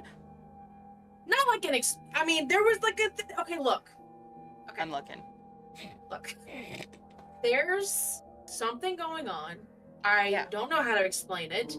I don't know what's going on, but I do know that Lucan is not here. You've supposedly got powers. I somehow survived almost dying. And we need to find Lucan. We need to find Lucan. That's the first thing. And he said he was going to Faulkner, so I don't know if we ask around town, maybe we can find out if anybody's seen him or seen anything, and if not, maybe we can go to Faulkner. I don't know. Do you want to try to retrace your steps and see if we can follow where you got taken? Yeah. I mean, I guess, well, we could start at Faulkner, but, like, if he wasn't able to get away and he also got taken, he might not even be there. I think we need to ask around Brydell first to see if anybody saw anything. I mean, somebody had to see something. If you see something, say something. Exactly. The bystander effect. Come on. So, okay, yeah, let's go ask around and see if anyone saw maybe how you got back here, or if anyone has seen Lucan. Okay, sounds like a plan. So you ask around town, and again, it's odd. Your parents are not home. Of course they're not. Of course not. But talking around town, And the parents are gone. no one has seen Lucan since you guys left out yesterday. That's not helpful. Wait, is it the next day? It is the next day. Oh my god. Okay, so... Because just for timeline's sake, so you guys left out, and it was, fairly early. I guess it was night, not like midnight, but it was still before the bar closed, but it was still, after you guys drank and everything like that. Di's branch, the events happened, she made it home, she then retraced her steps back to the tavern, did not find Liv, and then came back home. So you got home just as, daylight was kind of breaking. This has been an all-night endeavor. Liv's stuff, you definitely have blackout periods to where you're not sure, timing-wise, how everything happened. But you wound up in bed somehow. Okay. But a full night has passed since those events. Okay. Well, do you want to go back to the tavern and see if we can follow your footsteps? Like, follow whichever way you went to the first time you saw Lucan, and we can try to follow from there? I don't think we go in the tavern.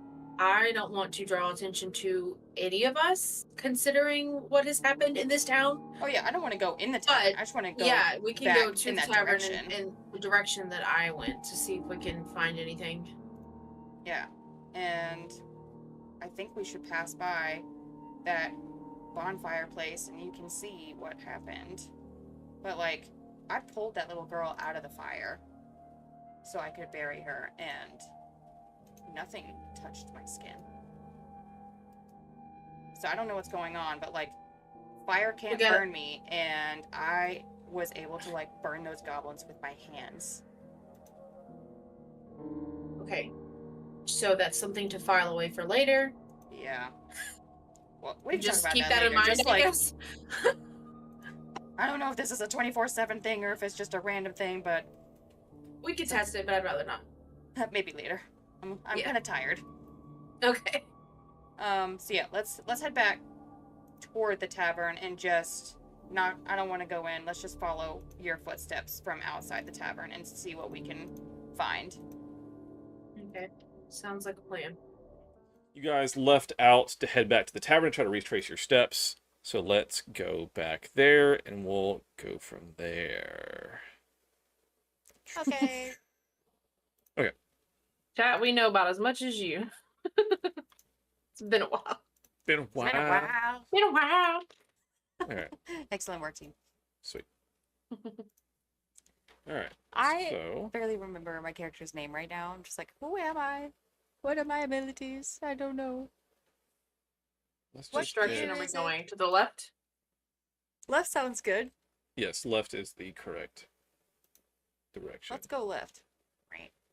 Okay, so Liv, as you come across, this is the bridge right across from the tavern, and if you recall from last time, right in this area is where Lucan was ambushed by the guys that were sitting in the tavern, and you were hiding by that tree over there for like a long ass time until you finally made your perception check and figured out it was Lucan because you kept failing that check. It was really funny. Anyway, It was not funny at all. It was pretty great. ridiculous. It It's was pretty like great. this tree. Oh, how do you ping?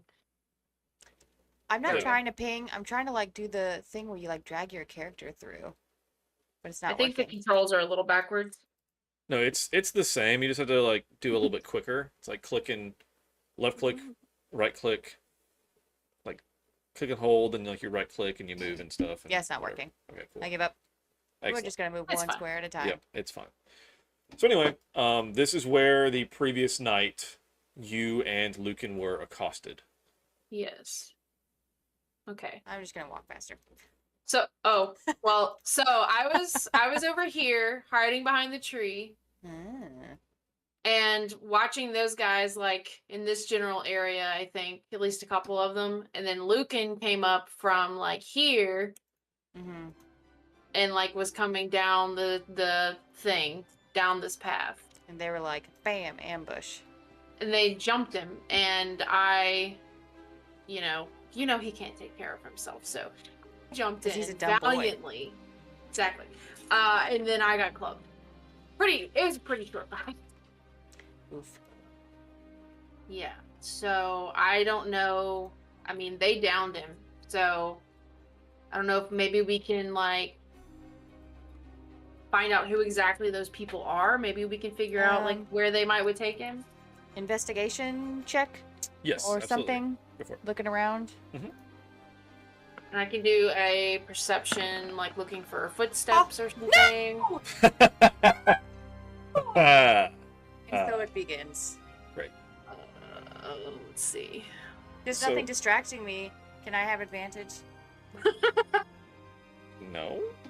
Just let me have it. Just had to ask. No? You look around, there are definitely, like, the dirt's been kind of, like, caked up. Like, it looks like there were signs of a struggle. Might even be some dry blood on the ground. But, you know, not Can I really tell much which else you can direction tell. they went? It does appear that they continue down the path, essentially. Toward the bridge? No. This way. Yeah. Okay. The bridge is the tavern. They moved away from civil Yeah. like people. Hey, Liv, let's go that way. Okay.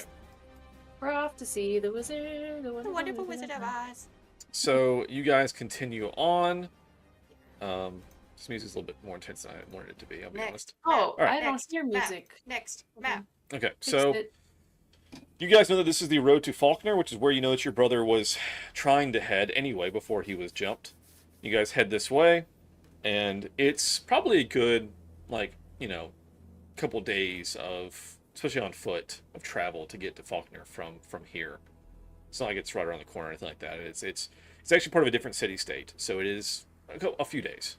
So you guys continue on, and are, you know, doing your best to try to look for signs and stuff, and there's really nothing else. You just guys kind of keep going on the path. And so I'm gonna take you guys here now. To say, I don't know if it matters, but Mhm. like, I don't want to just like run up on places, you know. I want to be cautious and like pay attention to who's around, and like if there's other like travelers on the road, I want to like try to seem as like nondescript as possible, you know. You are so welcome to do that. But I might not. Oh no. Anyway, you guys travel the day without much incident. Okay. I gotta live up to my You're name. looking for signs of stuff, not really much coming up, and you spend the day traveling. It's already kind of mid-morning by the time that you get back to the tavern anyway. And so nightfall comes, and you guys make a little kind of roadside camp.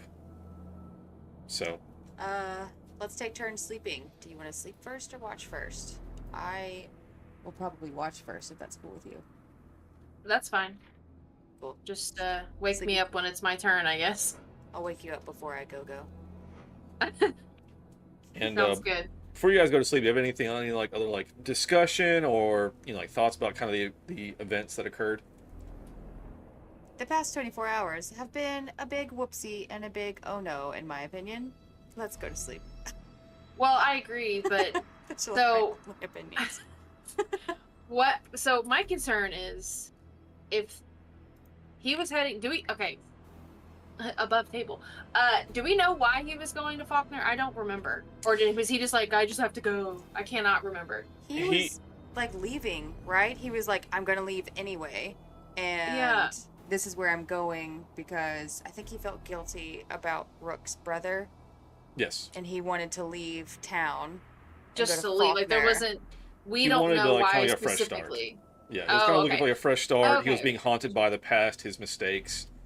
Well, And I would like to say, I'm a little suspicious that he was going to go to Faulkner, like that was his plan, and it seems to me like that's the direction that these brigands took him. Like, you Like, think I feel he like there's planned it maybe all? more. I think there's more to the reason why he wanted to go to Faulkner than he just needed a fresh start, and that these guys know something that we don't. Obviously, we don't know very much because nobody tells us anything. Probably. That's all. That makes And me then think I of lay The Devil down. Wears Prada. That's all. Love that movie. Anyway.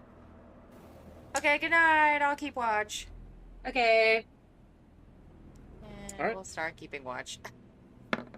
okay, your watch goes by without incident. Liv, do you have any, any memorable dreams or anything you think of before you fall asleep? I forgot. Just like nothing much, just like anything. Like, what are you thinking of as you fall asleep? I'm thinking of Lucan and how everything was changing really quickly, and I just feel really bad that I was not able to help him, and save us and get us out of that, because he's always there for us and it would have been nice to be there for him. And as I fall asleep, I just am racked with overwhelming guilt over the whole situation. And then also thinking about this apparently horrific experience that I had. And that you had, to be fair. That we've all had, okay? We've all had a really rough time, and I don't know what's going on, and I'm scared, and I just want to find Lucan, and I want to pretend like everything's going to be fine, even though I know it's not going to be fine, and then I'm just going to fall into a very fitful sleep. Straight up not having a good time right now. It's like basically the vibe. Yes. All right. So, again, your watch goes on without incident.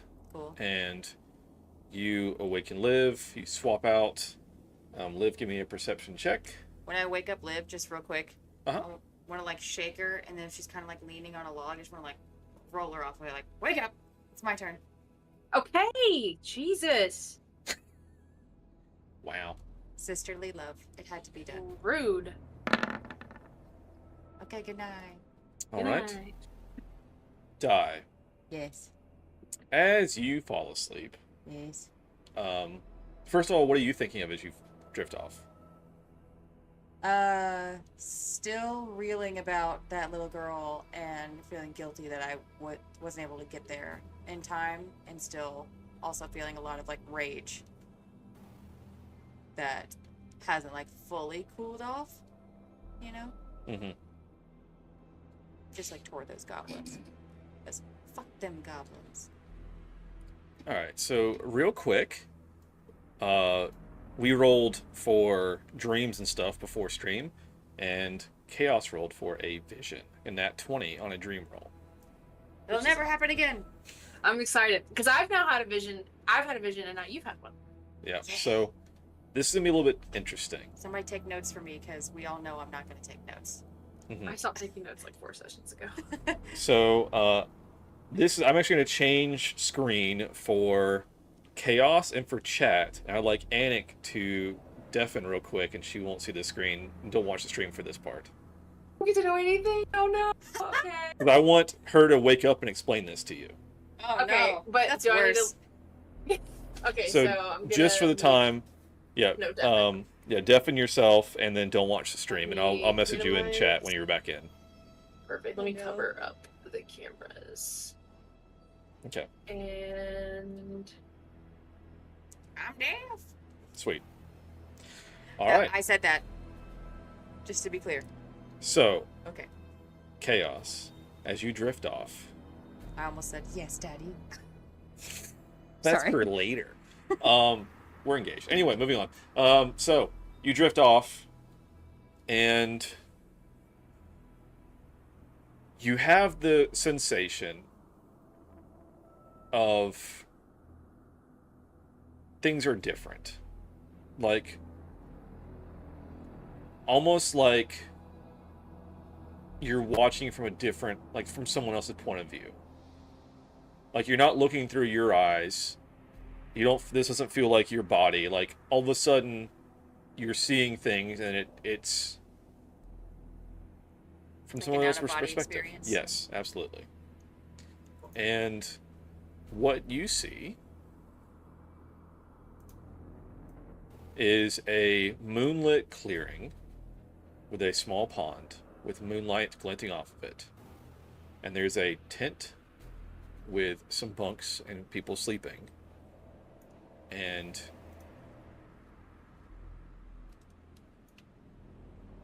as you look at them,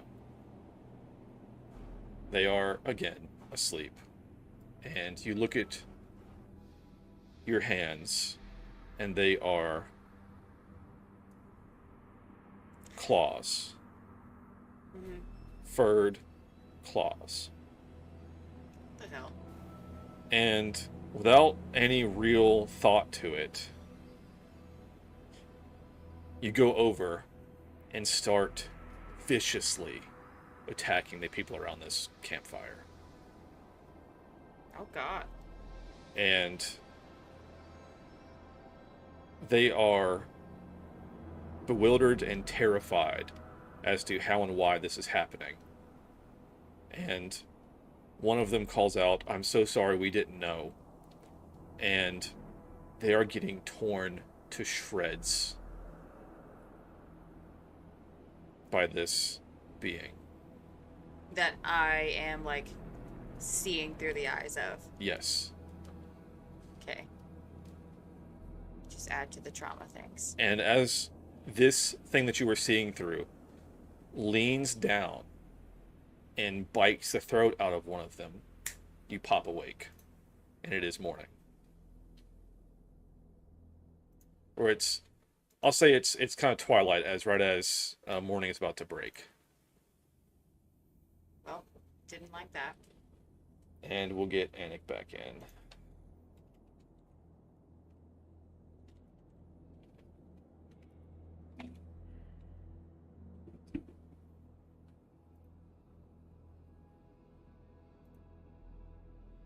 Alright. Hello. Welcome back. Hello. Hi. So, Di has just popped awake. It is early twilight, almost morning, and she just pops awake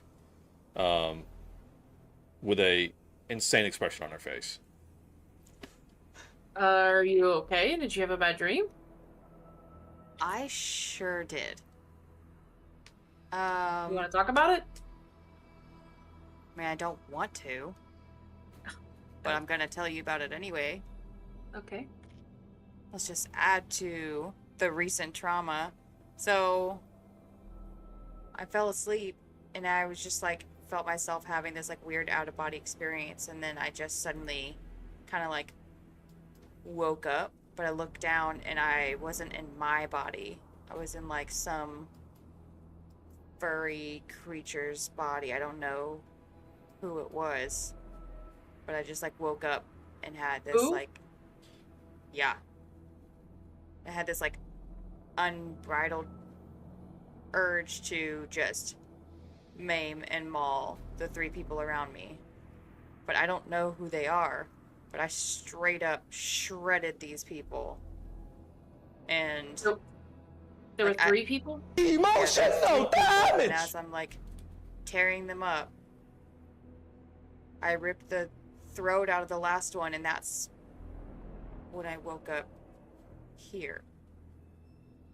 This is where I remember being, but that was so real. But it wasn't, those weren't my hands.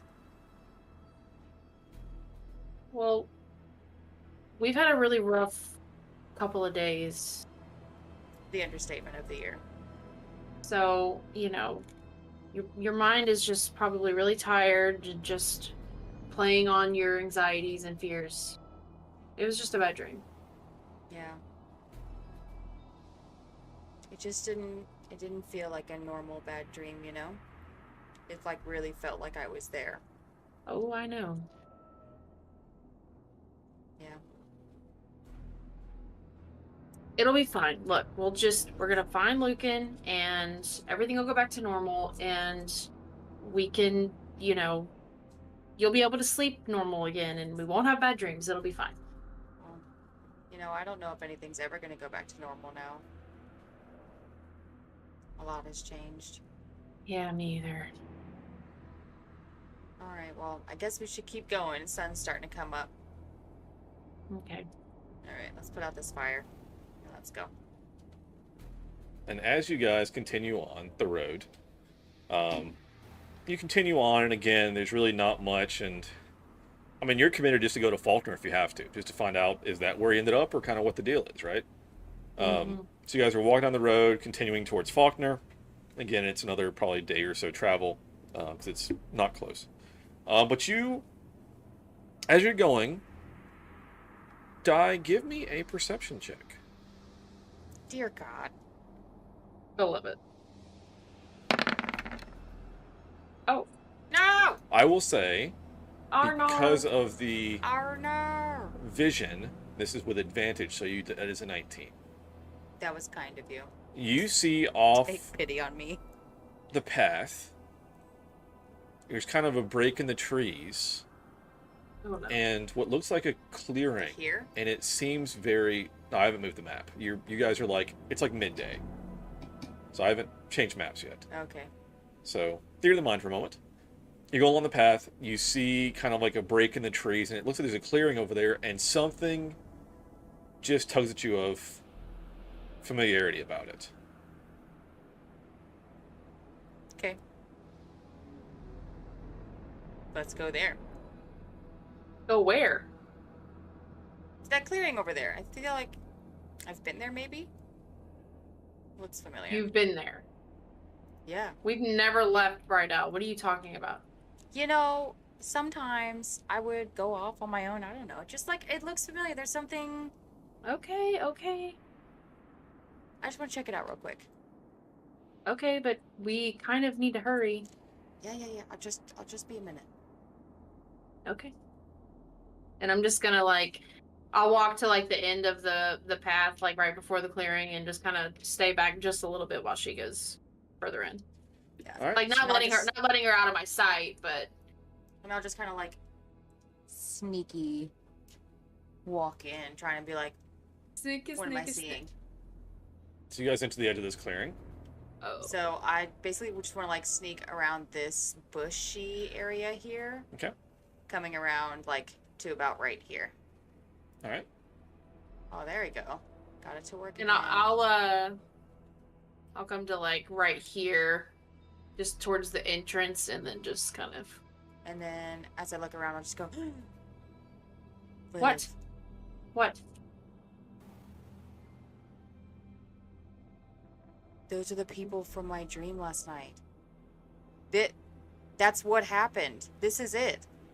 And I'll just kind of jog up to it. Just be Wait, you can't just run up into danger. But it was me. I did this. But it wasn't me. You didn't do this. I was with you. I know, but this is where I was. This is what I was trying to tell you about. Shit. Liv, give me a perception or investigation check. Either one's great. 10. Okay. Double 10s for a 20. Double 10s does not yeah, equal 20. that adds up to 20. I can do math. Yeah. No. Okay. I'm just saying, that should be a 20. Yeah. Look, I was with you all night. Whatever you saw or didn't see, or whoever you were but that's in what I'm your saying, dream. is that I know it wasn't consciously me, but I was here, but I know it wasn't my hands, but it was violent enough. We need to go. Like, we need to run right now. So you think that whatever thing that you like, whatever's eyes you saw through, is what did this? Oh, I know for a fact. I'm gonna grab Liv's hand and start dragging her along back the way we came. It's time to go. Okay. All right. As you start kind of walking away, you hear the water kind of disturbing. Oh no! The water making a sound. Do you like to try and roll some stealth checks to hide? Absolutely. Okay.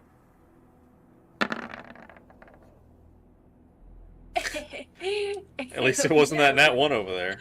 Oh no! Don't talk about it. All right. So don't bring attention to it. You're gonna you guys provoke it. Di jumps into the bushes over here, kind of on a reaction. She pulls Liv in behind her. And you guys see, as you hear this, this pool in the middle is kind of deceptively deep. Like, you can't see the bottom, even though it's fairly clear. And out of the kind of depths, you see this thing, like, kind of swimming up. And this thing comes up and comes out of the water and is going to grab one of these bodies and begin dragging it back into the water. And did you see that thing too? Yeah. As it's doing this, an arrow out of this direction flies out of the bushes and thuds into the little fish thing. Liv, whatever that thing is, that's not who I was in my dream. Which means whatever I was is still out here, and we need to go now. I agree. Let's go. This isn't for us. Let's go. Yeah. I'm just gonna sneak around this tree and just leave. Okay, so it's gonna dip? Yep, absolutely. Goodbye. Thank you for putting in all that hard work, Alec. I ain't doing it.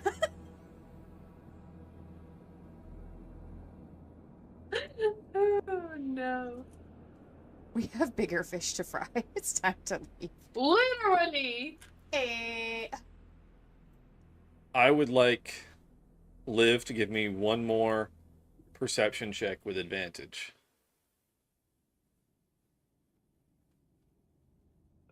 Oh no, you're gonna recognize one of them. As out of the bushes over here, Where? Oh. this person runs out to start attacking this fish creature. So give me a perception check with advantage on what the situation is. 15. Okay. Not great. Not bad. It strikes you looking at this group and the composition of it and the makeup of it, and if this were immediately after what happened last night, as it would be, this is the group that accosted Lucan on the road, and you. The dead people? Including the person coming out of the bushes. Arnar. So, wait. Oh. I recognize these people. Hold on. These are the ones who attacked Lucan. Do you see him anywhere? Do you see Lucan? I mean, I can try to maybe walk around to over here and look. Look, I'm telling you, we don't need to fuck with these guys, though. Yeah, we need to be really careful. I was gonna be sneaky about it. Just like, there's only hidden. one left, but... Okay, just be careful. Can I stealth and try to get around to, like, these bushes over here? And look around, see what else I can see? Alright, as you guys are sticking around, let's go ahead and do some initiative. I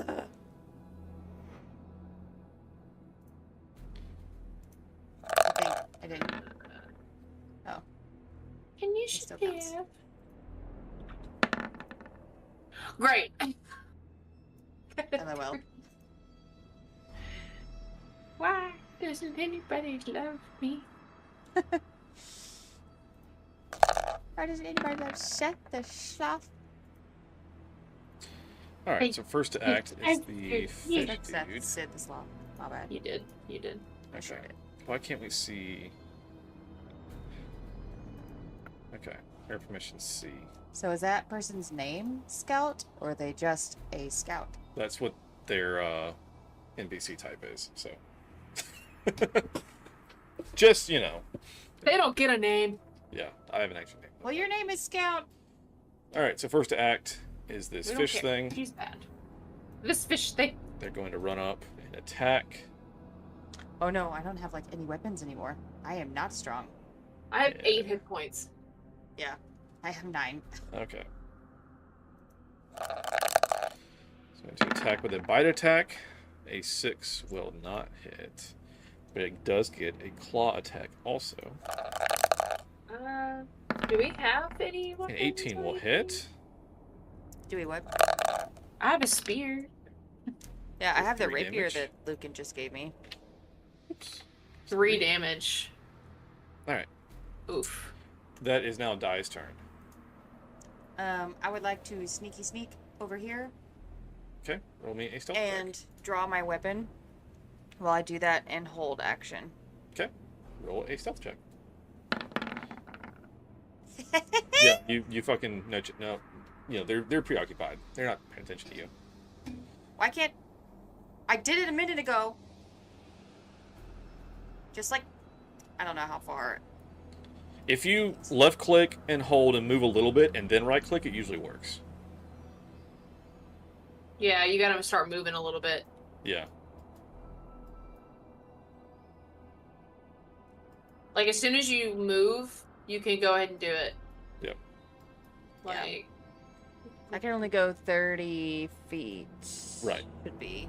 Or you can do a dash because you're I guess not I doing can anything. dash. Which you wouldn't be holding an action if that's the case. So up to you. Yeah.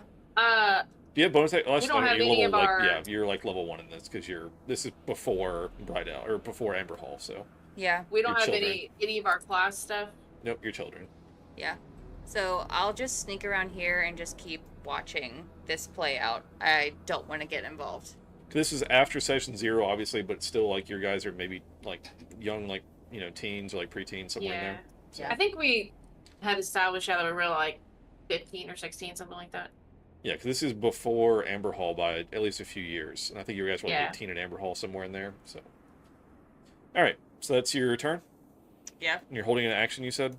Yeah. All right, so I'm going to stick a little thing on you to say that you're holding an action. Okay. All right. That's the scout's turn. Her name is just Scout.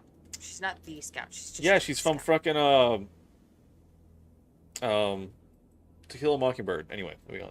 Good one. Oh no! All right, she's going to. Oh, and I didn't. Hold on. Let me make a longbow attack because she already hit him with the arrow before we did combat. So let me deduct that damage. Oh yeah. Holy shit! 10. Jesus Christ. Ah! That was awesome. All right. So you want to make 2 short sword attacks. A 16 does hit for 6 damage. And then one more.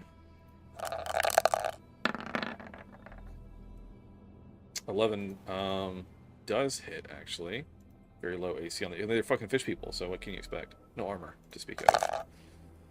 4, another damn 7 damage. She fucking cuts this thing down. Kills it. Cool. I didn't have to do anything. Nice. Alright. Liv, that's your turn. Stay hidden. Oh my god. Yeah, I'm just gonna like whisper to her and be like, "Look, we need. Okay, look." She's take 30 care of feet the away from fish. you right now. Shit. I have no stealth. Okay, I'm just gonna try to like sneaky sneak over here with her as well. Okay, roll me a stealth check.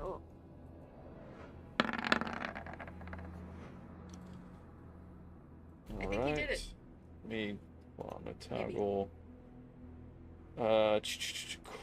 Toggle, whisper toggle, there we go.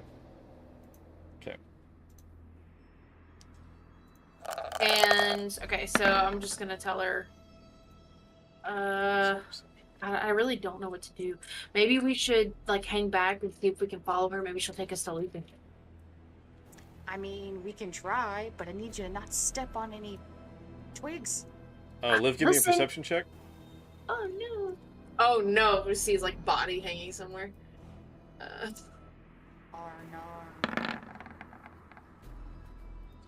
Whenever you moved, her eyes cut towards you. Son of a bitch. We abandon the plan. We need to go. I think she knows we're here. If we run, she's just gonna chase after us. We don't know that. Don't move. And just it's not like a dinosaur. If we don't move, she can't see us. You don't know that. Oh no, I don't know what to do. Okay, I'm just gonna like crouch down and try to make myself as small as possible. She still can't see me, so I can maybe get the jump on her. Do you want to prepare an action or anything? Do it. Oh yeah, I really want a zigzag.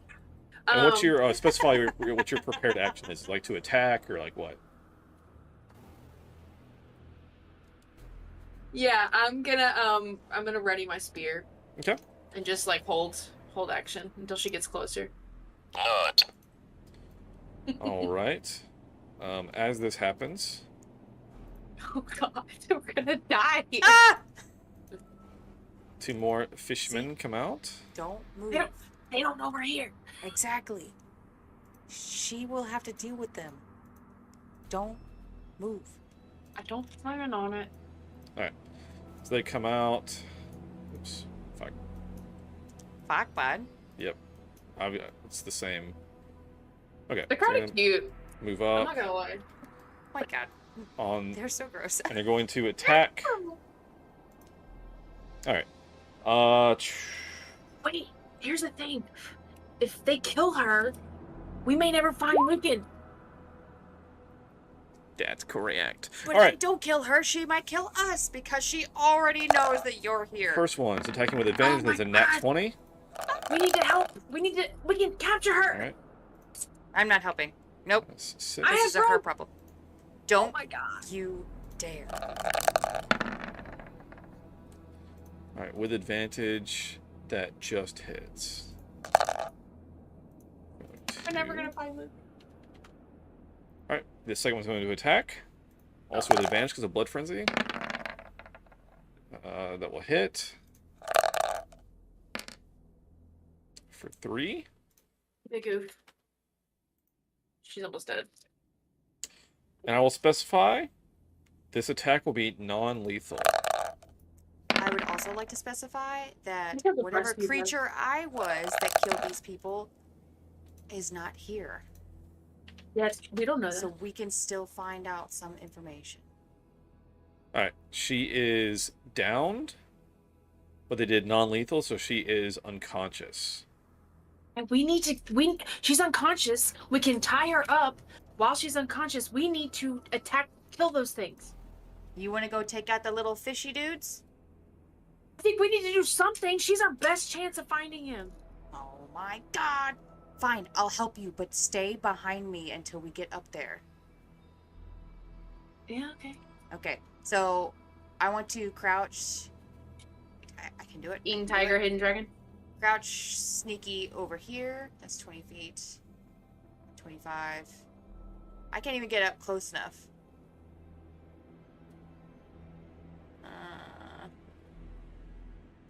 I gotta do something. Can you, Hang on. Maybe ignore this movement that's about to happen. Actually, I'll just like bring it back. Okay. Maybe I can create a distraction. I can get to and like get them here. but Get that's them it. over here, and then you can grab her and get out. We could just be like, hey, you guys. Hey, you guys. Yeah, something like that. Do you actually want to do that? All right, I'll do it. I'll just like stand up and yell, "Hey, you guys!" You're the one. And then I'm I was gonna be the one. No, and then well, it's my turn. And then I'm gonna duck back down. So, what is your intention with this? My thought was Give fishy boys attention. My thought was one of us gets their attention and they come over to the bushes looking to see what's going on and leave the unconscious lady alone, and then the other one of us, you know, perhaps die, could grab the unconscious lady and like hide her in the bushes or something, and then we could take care of these dudes and then tie the unconscious lady up and then question her. That was unclear to me. If that is the actual plan, can I not do what I just said I did? I mean, you definitely said you did it. Okay. Well, Liv, I Like, did the thing. So are you just trying to like call attention, or are you trying to like? I'm trying to get them to come away. No, I'm from... asking Dai, who just did this action. What's your Oh. intention with yelling out? My intention was to get their attention and have them start walking over here, and then I was gonna hide again and maybe move further into the bushes over here. All right. They definitely noticed that. Great. And I'm hiding, and I'm moving. Maybe over here. That's 30 feet. So I called Great. for them when I was over here, and then I ran. Okay. And they're coming towards me now. But that was supposed to be a sneaky. Do I need to roll Yeah, another make another stealth check for that run. Watch this be a nat 1. Don't say that. Why would you say that? Because I have zero faith in my rolls. I know, but don't put that out there. All right. I'm just speaking the Lord's plans into action. Okay. So. All right. So that's that. Scout is knocked out currently. Liv, it is your turn. Oh shit. Okay. See, now it could maybe happen. I can still go get her. Okay, so I think I'm gonna try to lead them even further away. So I want to maybe, oops, now I'm having issues. There we go. Kind of like, is there a way that I can try to like sneaky into this tree line over here, like just across, and then call out like, hey, over here, and then hide back down in the bushes? Are we straight up playing whack-a-mole right now? I literally am just trying to get them away from them. Yeah, sure. Give me a... Well, This heck. is gonna be so fucked. Let me see. We still have item. But now we're separated. Really separated. Let me We're give gonna him die. a wisdom check. To see if we're fucking with them. Yeah, I realized that this is a bad idea. Yeah, give me a deception check, Liv. How about an intimidation check? They're like, fuck this. I mean, either one, Deception. intimidation or deception. But deception, I think, feels better here. Deception makes more sense. Intimidation is better for me. What I'm but getting deception makes to, more sense. Oh no. I mean, honestly, it's still better than theirs, which is sad to say. Oh, that's true because they have what, a 7? Yeah. Yeah. So, Idiots. what is kind of happening with all of this is that you're yelling out in different places, kind of like they're being surrounded almost. Yeah. So that's kind of what you get the feeling of, like they start like kind of like darting their heads around. As Yeah, these that was our voices start, plan. like kind of popping out. That was That's definitely what our we plan. meant. Right. Yeah. You're welcome, guys. Everyone. Anyway, moving on. We're turning hey you guys into this. All right. So Okay, so that was That's your was turn? like, yeah, it's still holding my action. and make me a stealth check to see if you got there without them like seeing you run over there. Oh dear God. You did very well. Good job. Yeah. All right. So on their so proud of turn, I'm proud of me too. again they roll poor on their wisdom. So Idiots. one will start to go investigate. Idiot baby. And one is going to grab the scout and start dragging her. Oh no. Oh, Well, fuck this I guess fucking- my job Is to get the towards scout. towards the water, like they're gonna try to. Oh God, they're gonna drag her into the underworld. Yeah. Okay. So that's that. Dai, it's your turn. Okay. If I straight sprint, I can get to right here. Well, not sprint, but if I just like take a move action, I could get to right here and maybe grab her. It's gonna be Okay. a contested strength, Yeah, like right? oppose athletics. Do you know how Yeah. weak I am? I'll fucking do Child. it anyway. Jesus. Literally a child. I was gonna say, or you could just like stab him. I can't reach him from here, and that's as close as I Oh, can you're on get. the other side. Yeah, you're right. Well, I am holding a dagger. Can I throw it? So you ran past this guy, and you like kind of behind him. Yeah, his back was to me. He didn't see anything. Okay. I probably heard you, unless you're trying to You be don't know stealthy that. about it. We can know that with a dice roll. Stealth? Yeah. We can know that. Yeah. It's all part of the correct. game. All right. He didn't hear you. You're very light of foot. You damn straight. So, you ran over there, and sorry? So what are you doing right now? Throwing my dagger. Okay. Hiya. At this guy. So much for stealth. Yeah, this one. All right. All right. Roll your attack. Do I get a sneak attack? Because I caught him by surprise? Yes. You rolled very well on your stealth. You're above their passive, so yes. Do I know sneak attack yet? I'm not really. I don't think so. You don't have any Yeah. of your class stuff Okay, yet. okay. I just. You're a child. A child! What's worse than a rapist? A child! A child. I hate you. What I will say, though, is that instead of doing sneak attack, I'll give you advantage on it. Okay. That's what I'll do. Because you don't have sneak attack yet, I'll give you advantage on the attack. Thank you. You're welcome. So 21 will definitely hit. Roll your damage. Okay. He's just trying to keep us alive because canonically He we is are just going- alive. Yeah, I have to make this make sense to be in the past. So, all right, 6 damage to this guy. We got real lucky. All right.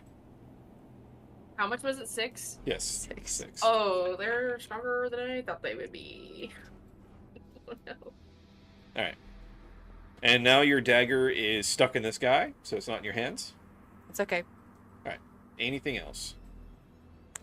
I can free action shout. Sure. Just be like, well, I snuck by this guy. He doesn't know what's happened yet. Right. That's correct. Shit.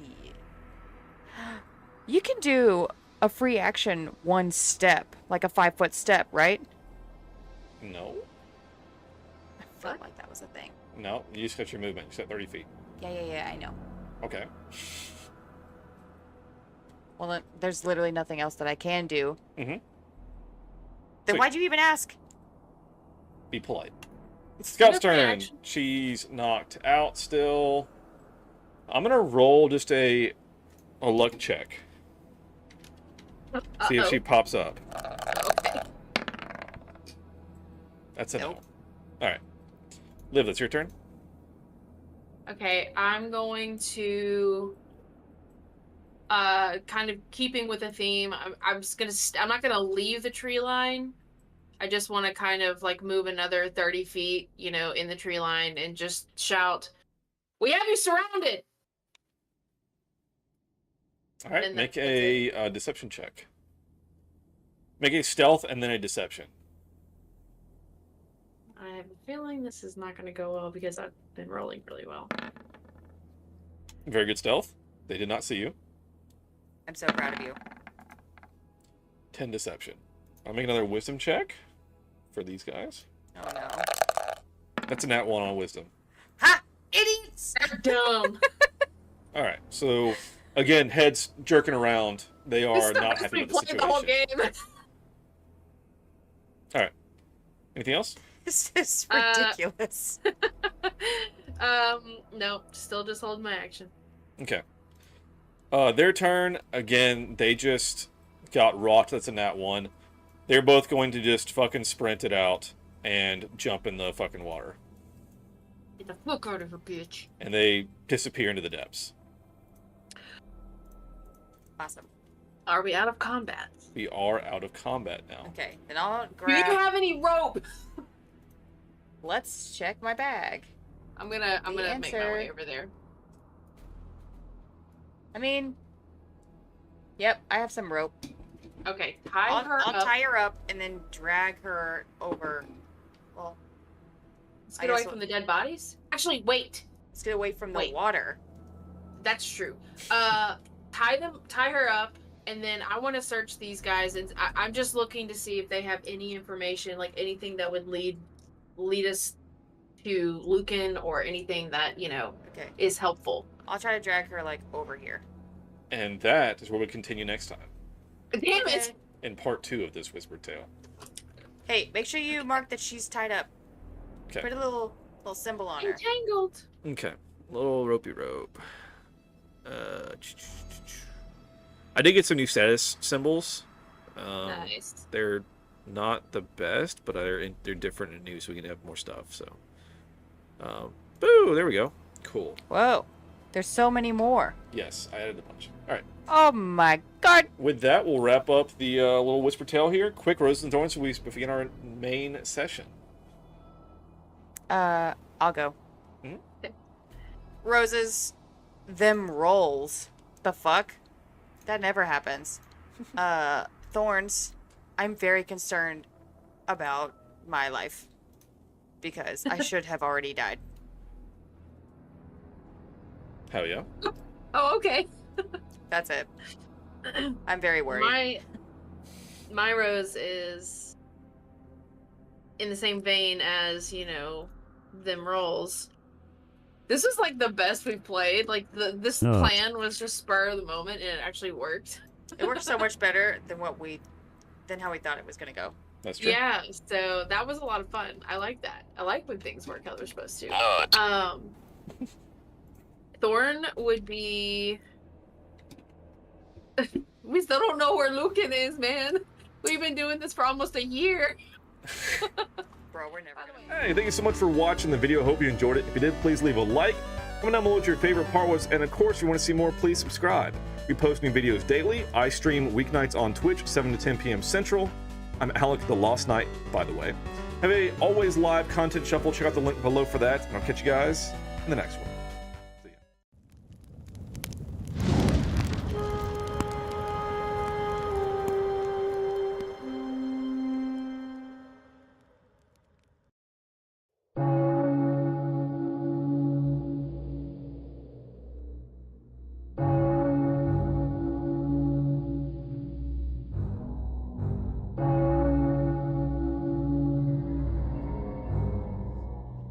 You stand here before me, facing the torrent of fate.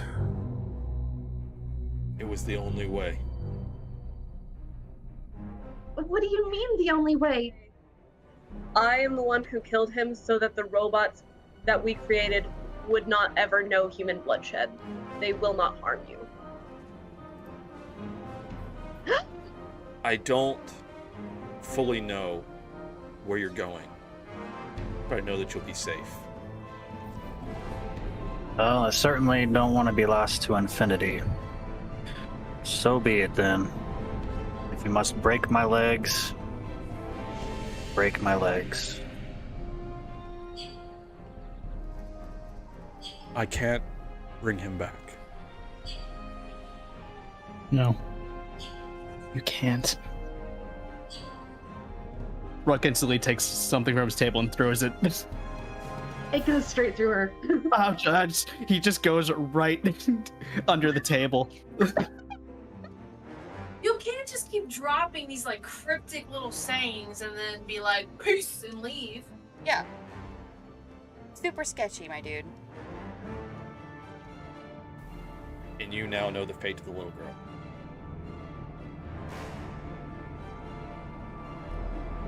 Feeling so many right now.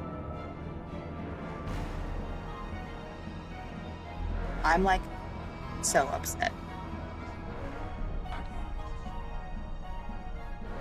Liberate tutte me ex inferes. I would like to approach the door now. Okay. And knock. Mm-hmm. We've got to get that package. We cannot let her make the pastries with that. As he says this, you hear,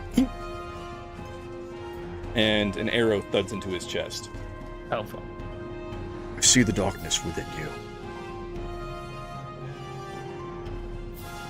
I see it. The path before you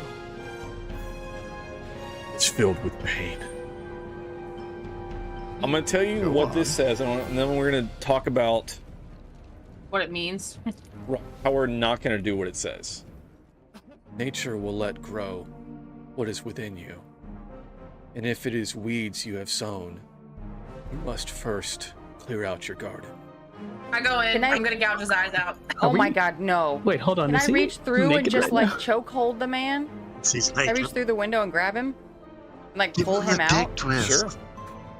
You suddenly hear an explosion, Oh shit. and the I should jail blow it up.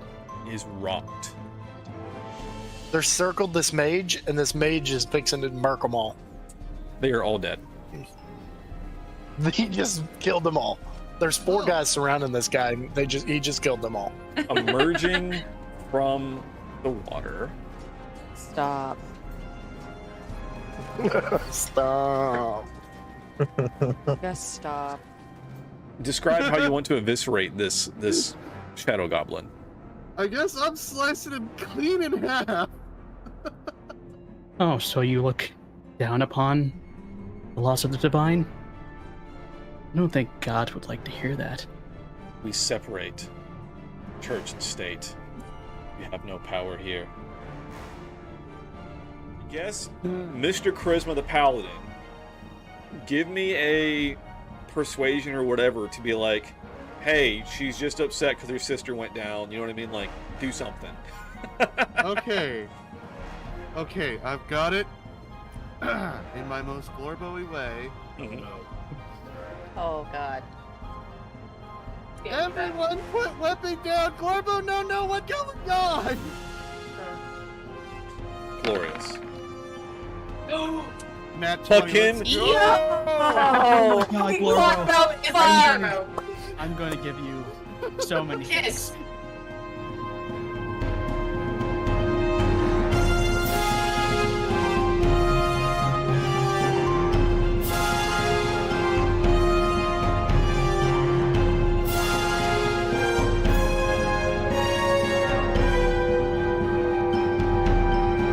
Remember, the sword of destiny has 2 edges.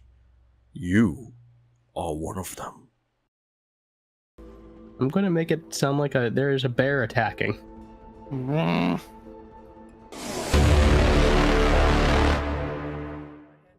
Well, hello, it's me, like the Lost Knight, but tonight is Keeper Alec because we're playing D&D. Welcome in, friends, welcome in. This is a Whispered Tale. Whispered Tales are side stories for the main campaign that can happen anywhere in the timeline, any place, anytime, any players. And tonight, it features 2 players. Let's introduce them. First off, Chaos, what's up?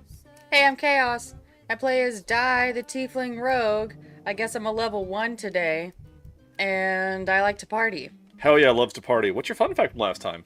Fun fact, I rewatched things and I learned something. And I can't tell you what it is. And I like to party. Hell yeah. Yeah, I put some pieces together, like literally within the last 20 minutes. And I was like, oh my god! Blah, blah, blah, blah, blah. And Alec was like, and he started laughing like, oh, it took you fucking long enough to realize it. And I was like, when do I get to say this out loud? And when does Dai get to know this? And he was like, you don't get to say it out loud. We'll figure it out. Yeah, in classic Chaos fashion, she guessed from one of my huge plot points, which is a little obvious, but no one else has said it yet. So I was like, congratulations, you guessed it first of everybody. I'm so ashamed it took me so long to figure it out because when I actually said it out loud, I was like, oh. Well, you essentially spelled it out, and apparently no one in the party can spell. Hi, Natasha. I have a theory, Hi, Than. but I also have a crippling And fear hi, of Scan. being wrong. Because even if you guess it, I'm going to be like, sure. I won't say Yeah, yes I'm or like- no. Anyway, speaking of Anik, hi, what's up? Hey, I'm Anik. I play Liv, an SMR, not quite druid, because I don't think we have Yeah, I'm not a our rogue yet. technically have our classes, squared away yet. My fun fact is we had some interesting things happen to us last session separately that I don't think that we really, not last session, actually it was a few sessions before this session. We didn't really, I think we need to revisit some of the stuff that happened to us separately. And we have somebody tied up right now that I think that we need to interrogate. So we'll see how that goes. And I like to party. Loves to party. Hell yeah. Oh, Lily Suzume, welcome in. I'm not sure who that is, but Yeah, hi. I'm responding to you right now. yeah, hi, welcome in. Anyway, so this is again, a Whisper Tale takes place anywhere in the timeline. So let's figure out where this is in the timeline. The last event of this current storyline was an episode called "Oh Brother, Where Art Thou?" Di and Liv had just had their split Tales of Two Sisters, where they underwent some serious trauma. This is between session 0 and 1, actually. They're actually still level 1 characters. In fact, they don't even have their class abilities yet. This is actually like sub-level 1. They're kind of like, yeah, I needed to ask you about that, because a lot of abilities are on my character sheet. Yes, and last time we said that you don't have any class abilities. Not even watching back last time, you didn't even have sneak attack. So, no class abilities. This is a pre-level 1 session. You guys just have essentially starting stats, nothing else like that. But anyways, you guys... went through some trauma, and your brother Lucan was missing, and you're like, oh shit, where's Lucan? He was going to Faulkner, one of the towns in our world, and you guys went after him. Yeah. Di had a horrific dream about she was seeing through the eyes of some kind of creature that was just mauling these people around a campfire. And as you guys got further down the path of Faulkner, you saw a familiar looking glade of trees. You went inside and found the site of the massacre of these people that were killed. As you started investigating, the water started bubbling, and as you guys retreated to hide, some fish people came out, started dragging the bodies into the water. But right as they started to do that, somebody popped out of the woods and shot an arrow at the fish people, started a little bit of combat. You guys kind of watched it figure out. But then they downed the archer and started dragging her into the water, and you guys ran up, kind of intercepted that, run the fish people off, and you tied up the archer to where you guys join you right back here tonight. So, without further ado, let's go ahead and jump back in and move you guys onto the map proper. Sweet. I'll change up our soundscape here. Oh, it's been so long. All right. So, as mentioned, on the edge of this pool here, the fish folk have retreated into its depths. It's kind of deceptively deep, deeper than you would expect, perhaps. And the archer that came out of the woods is tied up and unconscious. And also, just for chat's sake as well, Liv and Lucan were accosted on the road before Liv was literally sold off to some cultists. It was a whole thing. And the folks that did that are the ones that are here dead, including this woman that you guys have tied up right now. But she's not like dead. She's just unconscious. She is unconscious. The folks with X's are dead. Yeah. So, without further ado, again, the fish folk have retreated at the moment. You have her unconscious and tied up. What would you guys like to do? Wake her ass up. Yeah, we have her like securely tied, right? Like she's not gonna get out of this. She is tied up. Okay, yeah, I say we like wake her up, slap her really hard in the face. I want to do that. Please, can I do that? Dibs? Sure. Well, all right, so you slap her in the face. Shit out of it. All right. She's very startled. Well, you know what? I'm gonna say no. You slap her, and her eyes remain closed. Slap her again. Are you faking? You are beating an unconscious person. Awesome. Can I do like? I'm gonna splash some water on her face. There it is. You do that, and their eyes flutter open. She's kind of sputtering, and she is No, awake, I hold though her nose and I stick her badly. under the water. Oh my god. Oh my god. Oh my god. It's a war crime. Yo, shit. Just kidding. Just Damn, kidding. dude. All right, so she is now sputtered awake, and she looks up at you two as she's on the ground tied up. Hey, do you remember me? Oh. How? What? And she kind of like starts to feel. Untie me this instant. Absolutely not. We will not be doing that. No, thank you. Yeah, I'm not untying you. You're gonna tell us exactly what happened to our brother, or I'm gonna toss you to the fish people. How's that? Yeah, what she said. Who's your brother? What are you talking about? You know exactly who our brother is. You know, you just accosted me on the road like yesterday. Me and him were together. Look her in the eyes and tell me you don't recognize her from yesterday, you psycho bitch. I mean, yes, I clearly recognize the Azamar with the white eyes. I don't know who your brother is.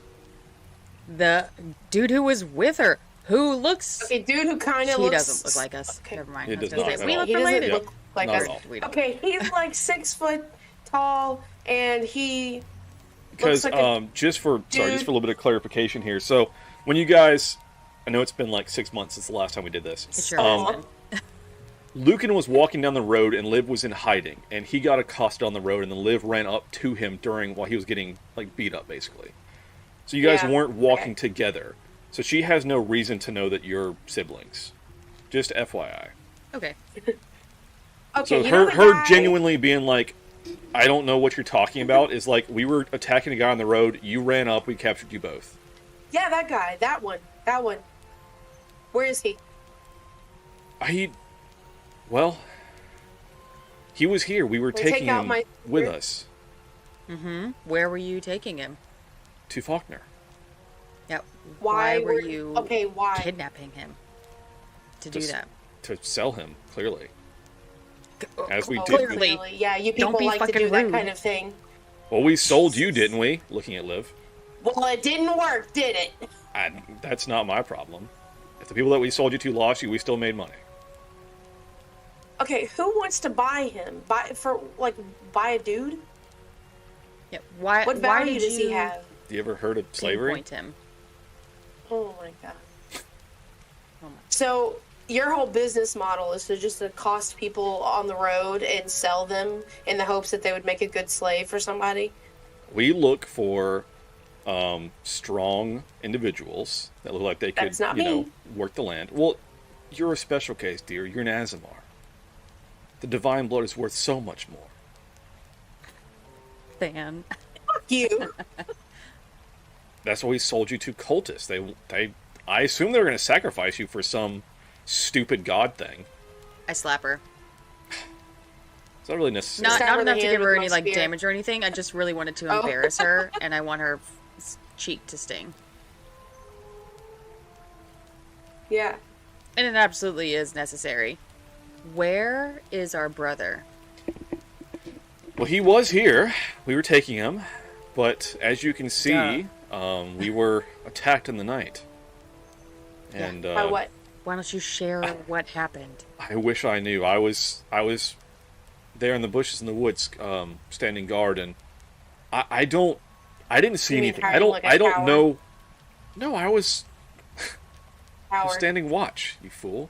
Mm-hmm. Anyway, don't call her a fool. Don't call me a fool. Children. What? Smack. Excuse me. I take my spear and I jam it under her chin. I was standing watch, and I don't know how, but something must have gotten past me, because I turned around to the most horrific, blood-curdling screams I've ever heard in my life, and by the time that I got back, there was just blood everywhere, and my friends, my colleagues were dead, and your brother was gone. He was just gone. He's just gone. And you just don't know what happened? I thought you were supposed to be keeping watch. Were you not watching? Idiot. Clearly. Smack! I just like smacking her. It brings me joy. It brings Di joy. I told you what I saw. And what I didn't see. Well, thanks for not being helpful. I grab her clothes and I start dragging her toward the water. Wait, no. Okay, we can't commit actual murder, okay? Just leave her here. I certainly can. I just did yesterday. Okay. Well, you need to stop telling people that, okay? Stop saying shit like that. Anyway. No. Give me a perception check, both of you. Fuck. I don't like it when you say that. And that's why I say it. Just like thumbs down. Fuck. Natural 20. Nat 20. The water over here begins to bubble again. God damn it. I look at her real okay. quick and I say, we both know what that bubbling means. You need to look inside your thick skull and tell us where our brother went, or I'm just gonna leave you here, tied up for that gurgling asshole, and we're leaving. Cackling asshole. Mm-hmm. Yeah. We're leaving either way. I can't tell you what I don't know. I don't know what more you want from me. Okay. I guess I'm fish food. I guess Okay, so. I believe that she does not know anything. However, fuck you for stealing our brother to begin with, and I'm gonna take my spear and I'm gonna jam it into her like cloak or whatever she's wearing, so she's stuck in the ground. I say we leave before those things show up and let them do whatever they want with her. Okay? Yeah. Bye. Thanks for being part of the slave trade. Now you can die. It's what you deserve. And I guess. Okay, so like now what? Do we go to Faulkner? Do we like go to try to find him? So I had like a vision of this massacre, but I didn't see which way that creature went, did I? So is there like a trail that we can follow? All right, well, guys, you guys are discussing this. It's time to roll initiative. Oh no! You're the worst. I'm trying to leave. You didn't I'm leave. trying to leave. You were We're standing there. trying to leave. I want to leave. You just kept standing there. You're being rude right now. I'm being the DM. I told being you rude. it's bubbling, it's coming, and then you guys stood there. I'm gonna have this sheet open because I didn't expect this to happen. All right, let's fucking find it. I don't even know what these things are called. Fuck. What are they? That's what you get. S-H. Saw. They We kind of wanted remind to me of the leave, fish and you're not people letting from us leave. Baldur's Gate. It might be. All right. Sorry, I did not have this sheet open. Let me open it right now. Okay. I mean, they're kind of cute. Look at them. No, they're really not. They are. All right. Your dog is cute. That thing's not cute. I think it's cute. So you guys were standing there. I don't think you had moved yet. You guys were standing there talking. So it is now your turn, though, Di. Go ahead and take your turn. Well, I'm just leaving. Okay. Hey, Liv, we're leaving. Hmm? And I'm just going to double move. We don't know where to go though. That's 45 feet. I'm gonna go another 15. I'm gonna go to the edge. Okay. All right, that's your turn. Liv, you're up. I guess I'm gonna follow her. If I dash, I can get to the edge of the map. Okay. Or just get like right behind her. Just leaving this lady behind to deal with the fish. Yep. Well, to be dealt with by the fish. Yep. All right, and so I will say that you guys ran off, so we're done with initiative. Great. As you guys run into the bushes here and leave, you hear some shouts and potentially some screams as this fishmonger man goes to pull her into the water. So. Okay. She's a slave trader. She deserves it. All right, so with that, you guys held the sorry. hell out of here. Do we know where Faulkner is? You guys were on the path to it. Okay. So I guess is that the plan? Okay. Yeah.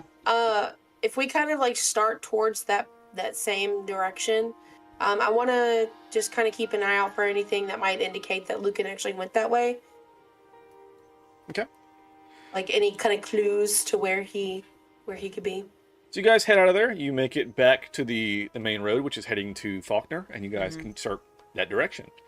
Great. So you guys travel along. I think before I said it was a pretty good day's travel, and you guys spent the night on the way, so you're within a day's travel of Faulkner. You guys continue and get on the road a ways, and we'll change maps. Okay. Sounds great. Bye, dead person. What the fuck? What? You're the worst. What? Dynamic lighting doesn't have to be that intense. I don't know I what like you it. mean. Okay. Anyway. And I guess we're just continuing on this little path. Keeping an eye out for, since I've already been snatched and beaten on the road once, I want to keep an eye out for, just be aware of our surroundings. Can I have, like, an attack prepared at all times if anyone tries to sneak up on us? I have my dagger in hand, for sure. I mean, not really. Oh, why? I mean, you're just on guard, like you're on the lookout for stuff, but you can't just like prepare an attack. So That's what you think. that's what I think as the DM. Okay. So you guys continue on the road, Oh no. Oh, great. and as you guys approach, what do you guys see? A wagon with dead Death and horses that have decay. been eviscerated. This seems familiar. Disemboweled, you could say. From a different campaign. Wow. Anyway. Didn't so like it then, don't like it now. you guys Sneaky sneak time. walk up on this scene. What are you guys doing? I'm Is he gonna dead? sneak up on it and try not to be seen, just in case, while I check out the area. Okay. The X, is it over top of him? Yes, it is. Okay, so he's dead. 20%. I want to see if he's got anything cool in his wagon. Anything that, again, Move would the wagon. indicate which direction he was going. All right, give me an investigation. Can we both do it? Sure. Or can I, All right, like... so Di is investigating the wagon. Liv is. What is Di doing? Same. Can I... I'm also investigating. Okay. See? Well. All right, so yeah, the wagon contains a sack of flour and a few other things that he was transporting to, you assume, Faulkner, possibly to sell. Just you guys want to check out the guy and the horses? Okie dokie. Yep. Okay. What was that? What's what? I was typing. Um, Yeah, I'll check out the guy, see what I can find. Okay. Another investigation. This one's not going to be as good because I had one good I one. want to do. Well, That's you it. both investigated the wagon. I want to investigate to see if I can figure out what killed these horses. Is it investigation that I should do? Yep. So, Di, this is just an older man that did not die by natural causes. Is he like... Does he have wounds on him? With that investigation, you really can't tell like anything specific. He's dead. He is dead. Oh, okay. Liv, as you look at the horses, at least one of them, like its guts are hanging out. Can We I turn need around and look to also? Does it look like they've been maybe partially move consumed? on? Or are they just out? Give me an investigation. Ugh. I'm scared that we are going to encounter whatever did this. Liv, give me a nature check as well. To see if you can discern what did this, potentially. Some kind of animal, maybe? Oh my god. Can I help? Can I give her the help action? These whispered tales have been fraught with bad rolls. It's really Can fun. I give her Bad. the help action? How? How are you helping her? I'm also looking and filling in whatever knowledge I have about How are nature. you helping her? She's just whispering, be good at nature. No. I'm also looking, be like, can you see from this angle? I can see this thing. I'm sharing more information with you. There are She holds the flashlight. There are slash Holding marks a from flashlight. some sort of perhaps claws or talons or something. And it looks almost like they were... Like, you don't know what kind of animal did this. Like, maybe a bear or something. But they're like Bear rock? bite marks. And some of Bear the rock. guts are like... Maybe they were eaten on. That's nice. I think we should get off the road or move along quickly because I don't want to encounter whatever did this. I guess. Let's And we keep going. Can we tell which, like, Are there any tracks or anything that we can tell what direction this thing may have gone? Give me another investigation. Ugh, Or do not you even do a maybe perception? trying to think of like not perception. Well, if maybe it's an animal, could I do another nature check? Would that be maybe nature or like to survival? check- Maybe. I'll do a survival. Yeah, do that. It's like a tracking thing. All right, 18 and 13. There. Oh, the TV in the living room is playing shit. Okay. There seems to be on 18 survival. Like you see the cart tracks, you see the horse prints, and everything. It all stops here, and you see another set of prints. Leads off, continuing down the road. down the main road with the wagon trails? Yes. Mm-hmm. Okay. That's the way that we need They to are go. definitely animal-esque, but they're nothing you recognize. Okay. Well, that's the way that we So need we- to go. So let's keep So following the keep on main going. road and keep an eye out for the tracks. Carefully. So that if they like go off the road at any point, we can know that that's hopefully where the animal is. And we can try to avoid it. Like hurry by. Yeah. All right, so you guys continue on. So you continue moving down the road. I did, guy. Sorry. A ways. Not sorry. Sucks to suck. And we'll move scenes as you continue down the road. And you walk for a ways and really don't see anything else interesting or anything else abnormal. Until probably about an hour or so later, you come across another spot in the road.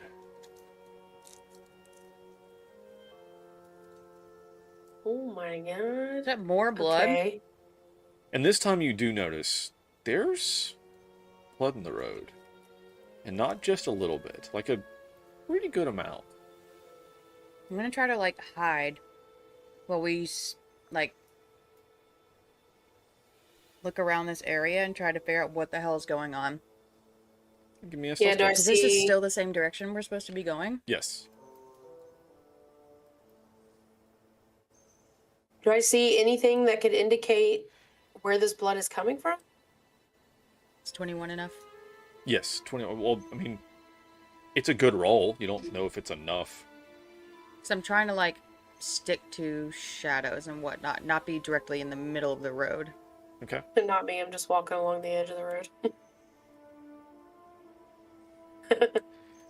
So you see up here, the path kind of diverges a little bit, and there's like a side path that goes into this patch of dark, much denser woods.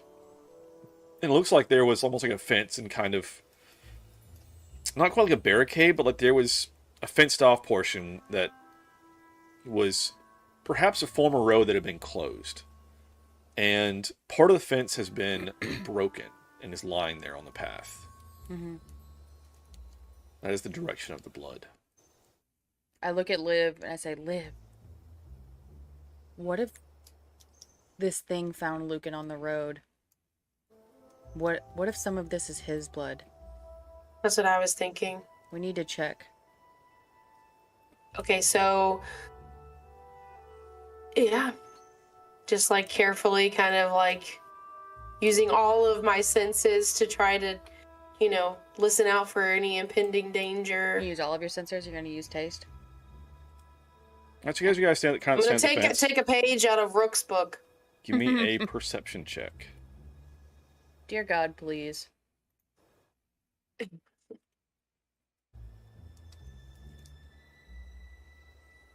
Not the worst.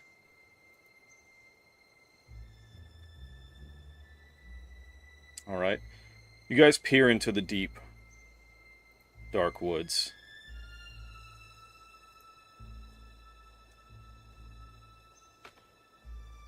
And we say nothing. Oh shit. I'm, Oh, shit is I'm right. testing some new stuff. New lighting effect stuff. You see the trail continues into the woods, but it's pretty dense, pretty thick. It's hard to see much off the path. Okay, so carefully, one step at a time. Are these roots on the WWRD. ground or are these branches in the tree? Like these? There's some of both. There's some that are overhead and there's some that Okay, are on the so- ground. Stepping over gonna- everything that is visible. I'm gonna keep trying to be like sneaky, sticking to the edges of the trail, mostly in the shadows, and trying to be really careful where I step so I don't make any noise.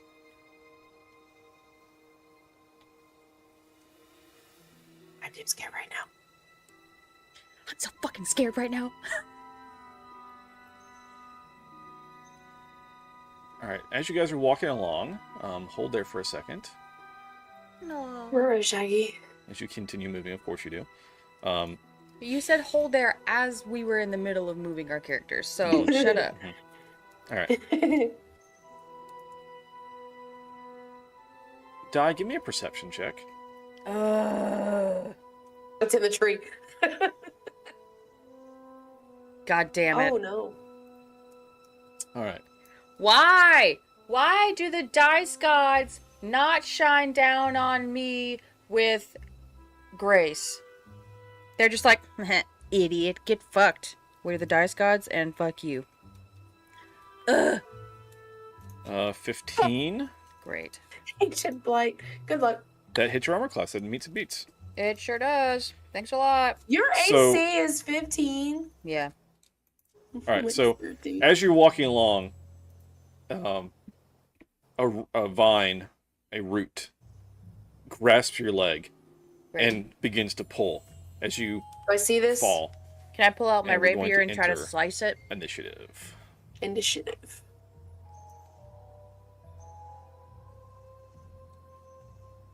Damn it. Alright, so I'm just gonna roll. I'm just gonna add a turn for the woods. Woods.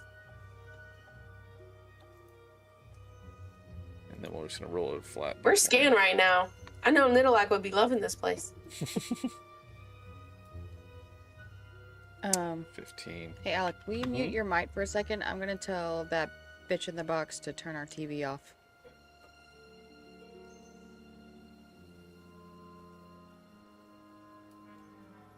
There we go. There we go. Sweet. Sorry, our TV's on in the background, and it's like, shut the fuck up! Alright, so with that, the woods go first. So it begins to pull you in. Why do the woods get to go first? This is bullshit. It's kind of a surprise What is round their because it domain? caught you before you realized it. I hate this game. I was looking out. Yeah. You weren't expecting the woods, the vines. Alright, so anyway, it begins to pull you. Are we out of the woods yet? Are we out of the woods And- yet? Are we out of the woods yet? Alright. Are we out of the woods? Excuse me! Taylor Swift, shut up! You shut up! Alright. It pulls you in. Into the woods deeper. And a little shrub pops up Oh. Bring me a shrubbery. and is going to attack you It's a with group. its claws. It's so cute. The Twig 10 blight. does Oh not my God. hit, No. It's just like- but you are currently restrained, and well, I guess it's double check the I'm not wording. restrained.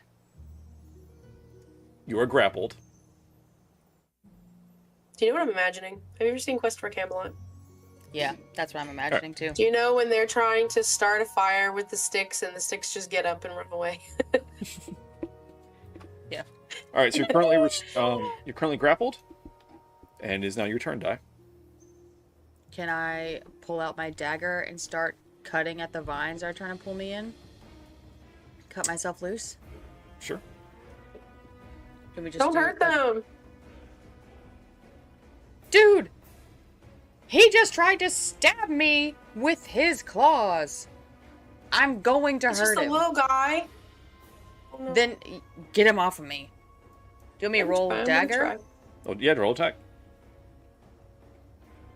Oh. 14 does not hit. Jesus Christ. just You're a bigger trying to guy cut than I the thought. dagger. Or sorry, you're trying to cut the root with the dagger, and it's thick. It's a wooden root, and it's just not getting through it. Great. Well, can I try to break out of the grapple? I mean, you use your action to attack, so I think that's it. Okay, then that's the end of my turn. All right, Liv, you're up. Can't wait to be dead. I just see her get dragged into the tree. Can I? Wow, I really don't have Why are anything. you always trying to kill my character? Can I? Can I like it? Can I get to where they are or Yes. no? Yeah. Okay, so I can like come here. Yep. Okay, so I'm going to. Oh, this little health bar. I guess can I grab her and like try to pull try to pull on her to get her out of the grapple? Yes, you can either. So there is a strength DC. Oh, is it contested? Or well, there's a DC for strength check, or that you can try to hit it and do damage to it. There's two different ways to get out of the vine or the root. I don't have to kill it. I just have to do damage to it. Yes, there is a AC and a damage threshold, Okay. Oh no. just for mechanics' sake. So, I think first I'm going to just try like to grab her like arms and try to pull her out. That's the first thing I'm gonna do. okay, just give me a strength or strength or athletics, whichever one. Well, both are bad, but let's see. Well, athletics is strength. Yep. So either. Okay. Whatever. I'll just. Oh no. 7. You do not. You pull on her arms and you are unable to break free of the root.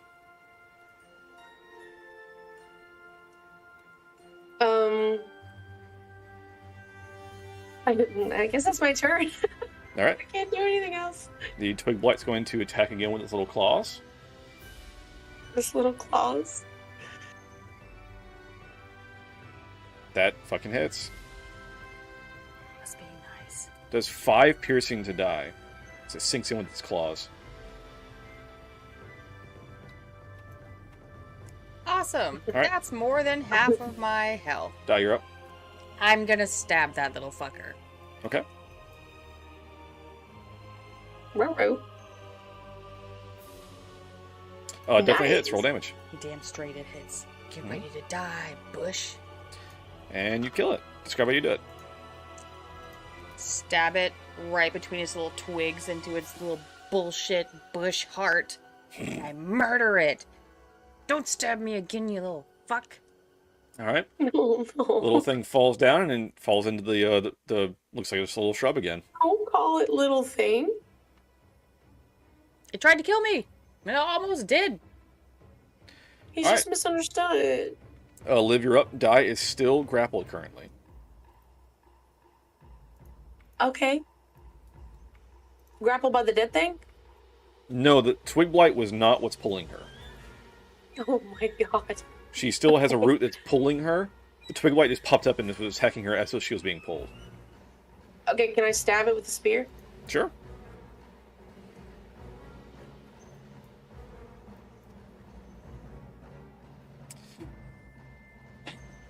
Why is this happening? Why is this happening? I hate Do bad playing a things level happen 1 to good character. people? This is worse than Clementine. Why are you the way that you are? I hate so much about the things that you choose to be. It's an 11. It's an 11. All right. Oh no.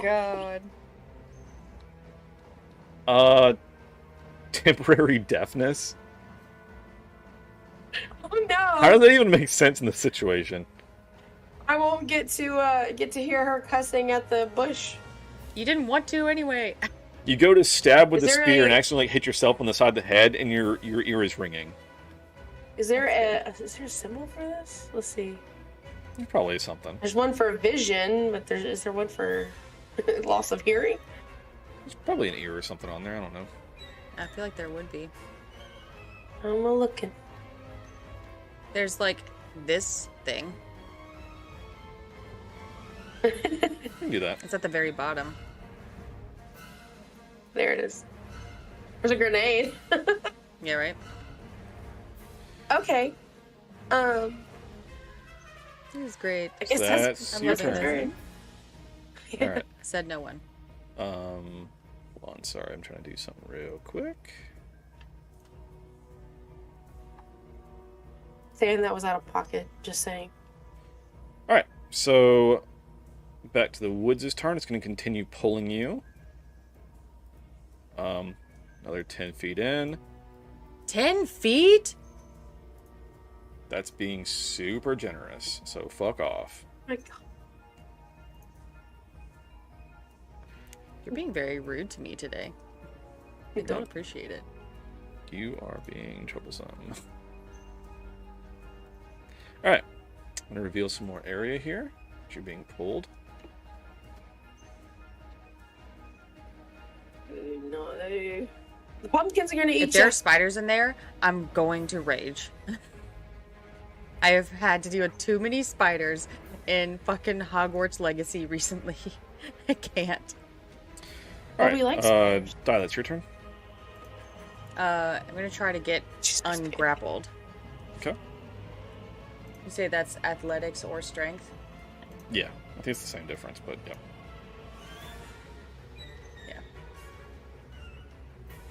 This is -1 for me, by the way, in case anyone's wondering. Sweet. Strength is -1. My athletics is +1, but oh no. Does not do it, unfortunately. You are still grappled. I'm gonna quit. I'm gonna quit right now. I like to point out we can't die. Yep, that's correct. Alright, Liv, you're up. Okay, I guess I'm gonna follow and attack again with my spear. Okay. Whatever's pulling her. Sweet, Her go for roots it. or whatever. Mm-hmm.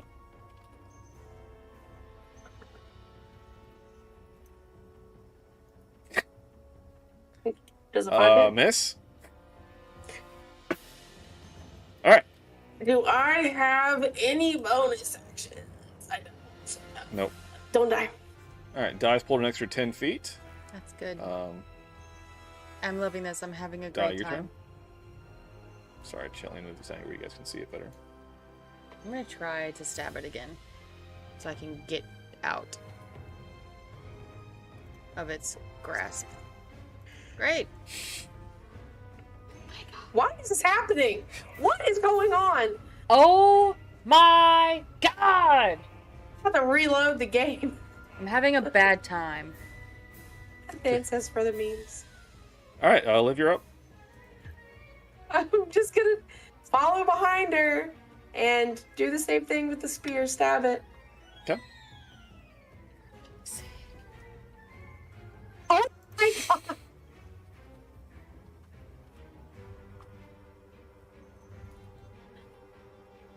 You might actually die. He might plant you, like, change, like, I don't know, put a zombie in your place. Alright, Di, you're up. You're about to get eaten by the spiders. Should I There's try nothing I can do the about it. dagger again? Or should I try my -1 strength again? Perhaps the dagger. Jesus Christ. It's worse. I'm reloading the game. Hold on. This cannot be possible. This can't be I'm reloading. real. I'll be there in a second. Hold on. This is the worst timeline. I'm gonna get out of Roll20 and I'm gonna come back in. Please excuse It's me. literally what I'm doing. I'm loading the game. I'll be back in a minute. Whose Just turn like- is it? Is it my turn? It is your turn. Goodbye, Roll20. Okay. I'm gonna do the same thing that with the spear. Wait, hold on. I lost my. There it is. Okay, so I'm gonna move up next to her. Jesus Christ. Okay, this is the one. I can feel it.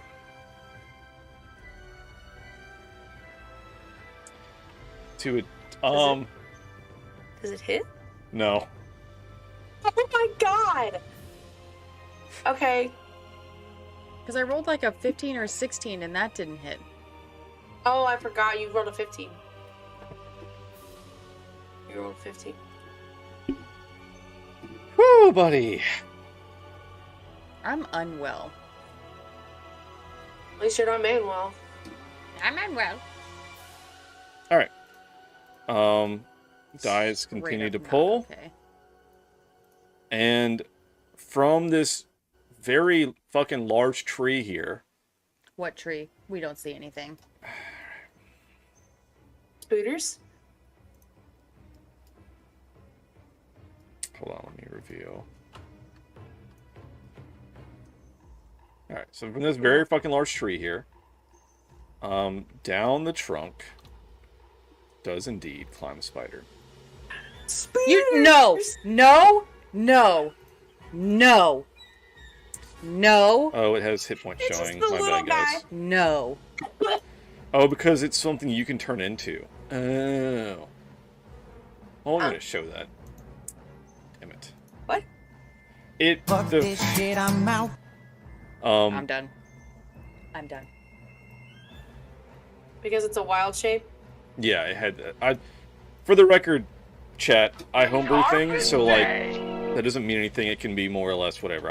I decide what the fuck it's gonna be. So anyway. Oh no! The spider climbs down the trunk towards you. Die, you're up. I'm gonna stab it. Well, let me rephrase that. I'm going to make an attempt and then proceed to fail to stab a giant spider coming after me. And then Die's gonna die. It's and not. Nothing makes sense in this game. It's not to you yet. It's still climbing down the trunk. So you want to use this attack for the. Okay, Yeah. you hit the root. Roll damage. Jesus Christ. Dan says to fear not. You needed 6 damage. The root is severed, Nice! and you are freed. You have your movement and bonus. I don't have a bonus. You know what I fucking mean. We don't have bonus attacks, but yeah. Yeah. Definitely don't get bonus attacks right now. I'm a level 1. Live, run. And I'm just going Oh, to... but he's cute. Oh my god, no. Also, I'm trying deaf. to run past her. I'll say, just for the sake of not being an asshole, you have one ear ringing, but the other one is still okay. You're like distracted because your ear is ringing. I'm gonna, as I'm running by, I'm gonna like look her in the face, like run. Okay. I'm gonna go here.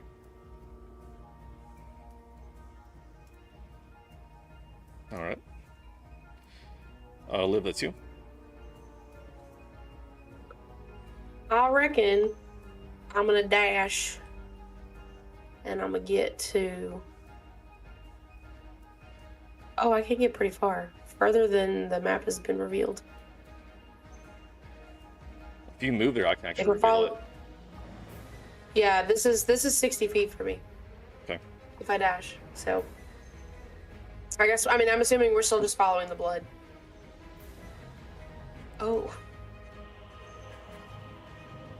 Okay. And that's my turn. All right, that's the woods. If they Yeah, grapple let me- me again, I'm going. I just have to leave. So.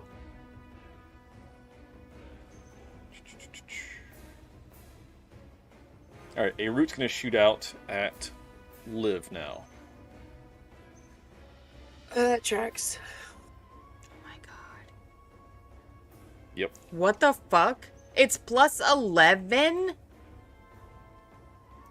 All right, so Liv is currently grappled by a root. Yay! All right, Die, you're up. Do I see this happen? Well, because it grabs and it like yanks, so Liv immediately falls prone as she is about to start being pulled. I'm prone. So you see that that just happened. Yeah, it just pulled you off your feet. I can't even get close enough.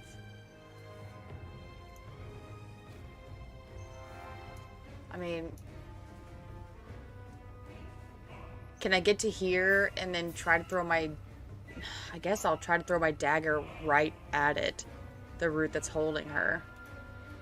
I hate to throw it, but that's kind of where we are. Sure. Since I can't actually reach it. Mm-hmm.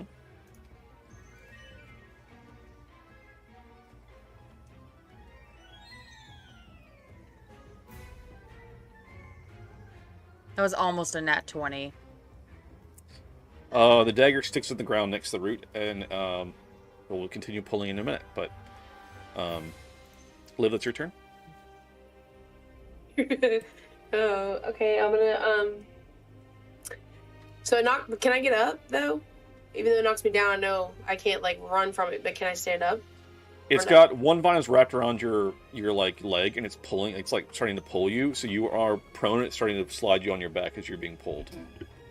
I'm gonna stab it with a So dagger. until you break the grapple, you can't get up.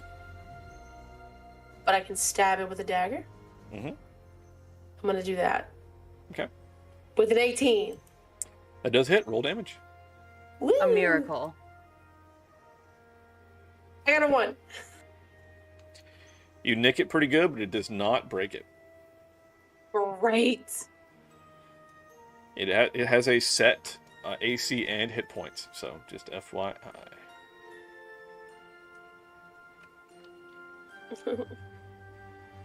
Alright, that's the woods.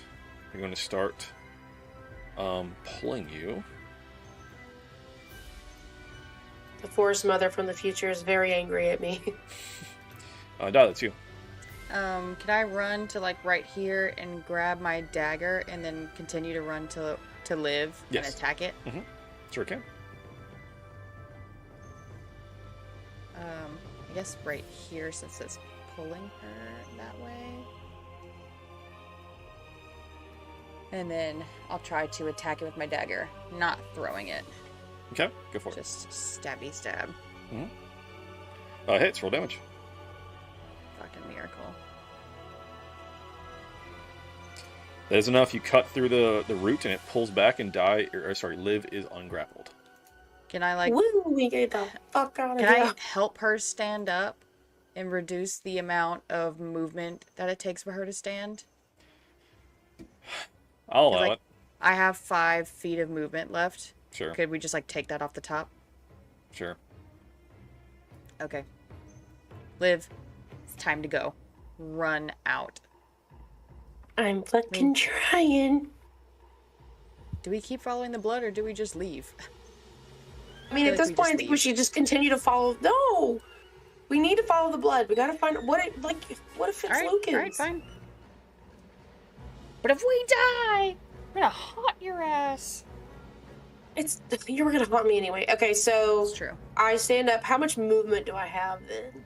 Because I've got. I'll give you your full movement. She helped you up. I'll allow it. Okay. Well, then I'm gonna double dog dash on out of here. I'm stuck. Hold on. This is 40 feet. All right, Okay. hold on right there. This is 40 feet. Okay.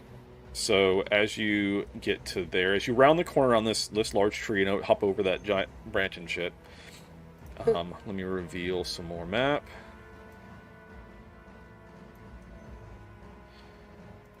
So that was atop this large mushroom in front of you. Like right here.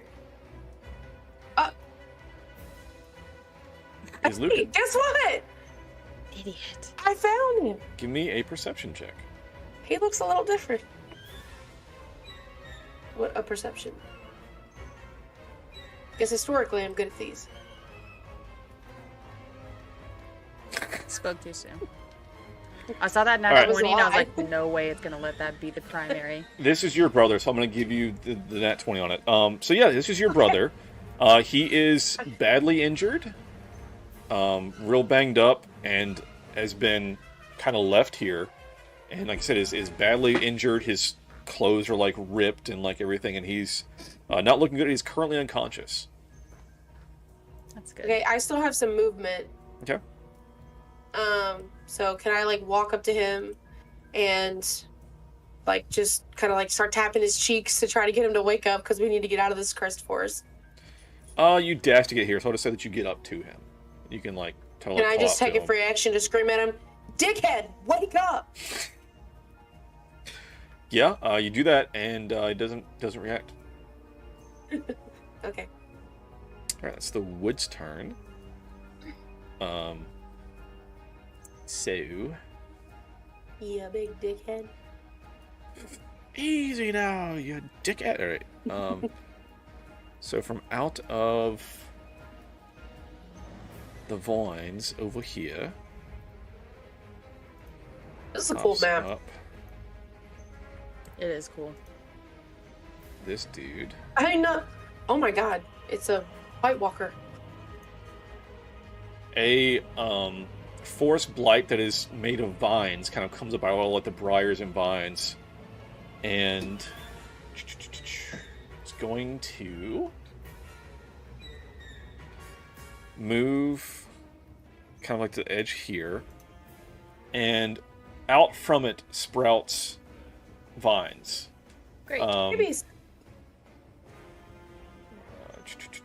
Okay. Tangling plants. So 15-foot radius. From him? Yes. Oh yeah, centered on the blind. Okay.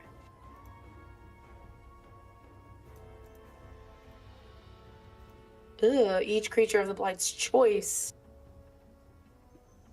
So this just became difficult terrain around it. Awesome. And I'm I'll... so glad I'm on the wrong side of it. Yeah. All right, that's the woods. Die, you're up. Okay. First of all. Fuck this.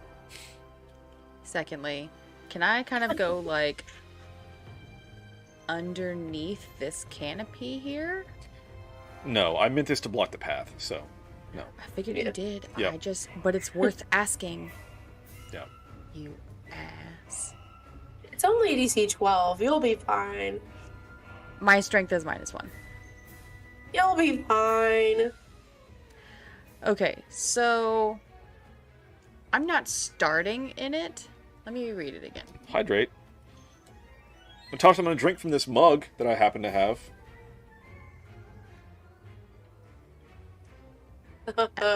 An ass. That's what he is. I'm gonna drink from mine. Delicioso. Dang! I'm gonna drink from mine. Nice. Burn it. It's like it's protecting me from copyright bullshit. Yeah.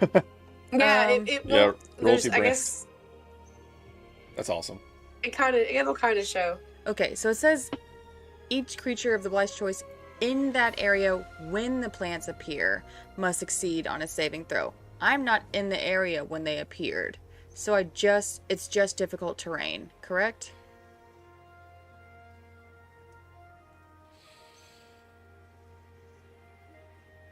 Yeah.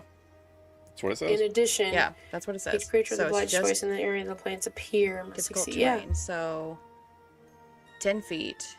When the plants appear. Yep. So that's gonna basically double. So that's gonna be 20 feet of movement, 25, 30 to get here. Does that seem correct? So at 10, you're in it. Is that what you're saying? Yeah, because Yeah, you're so if occupying I- part of it. So That would have been 20, and that would have been. So 10 feet. you have 3 squares of double movement. Huh? There are 3 squares where you're in the effect. You're One. including the partial squares? Yes, anything that your token is touching counts. Okay. 5, 10, 15, 20, 25, 30. Cool? Yeah, I'll allow it. You'll allow it. That seems fair to me.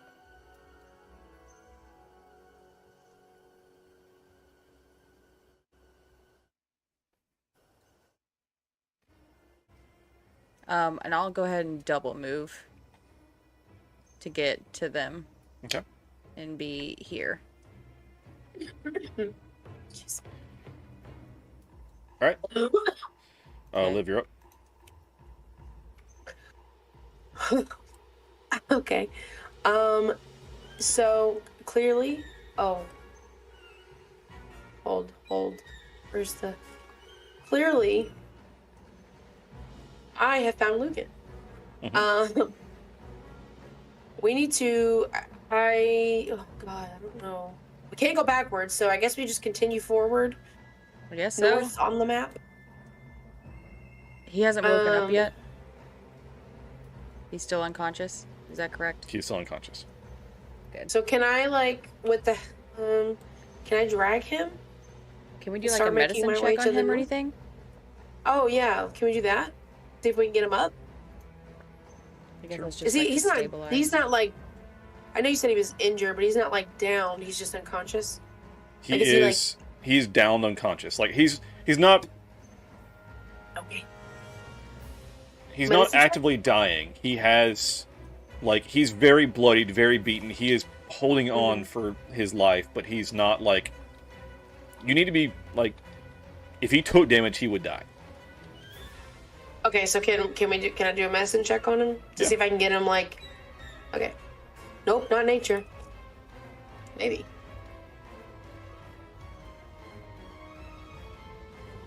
All right, with a 17,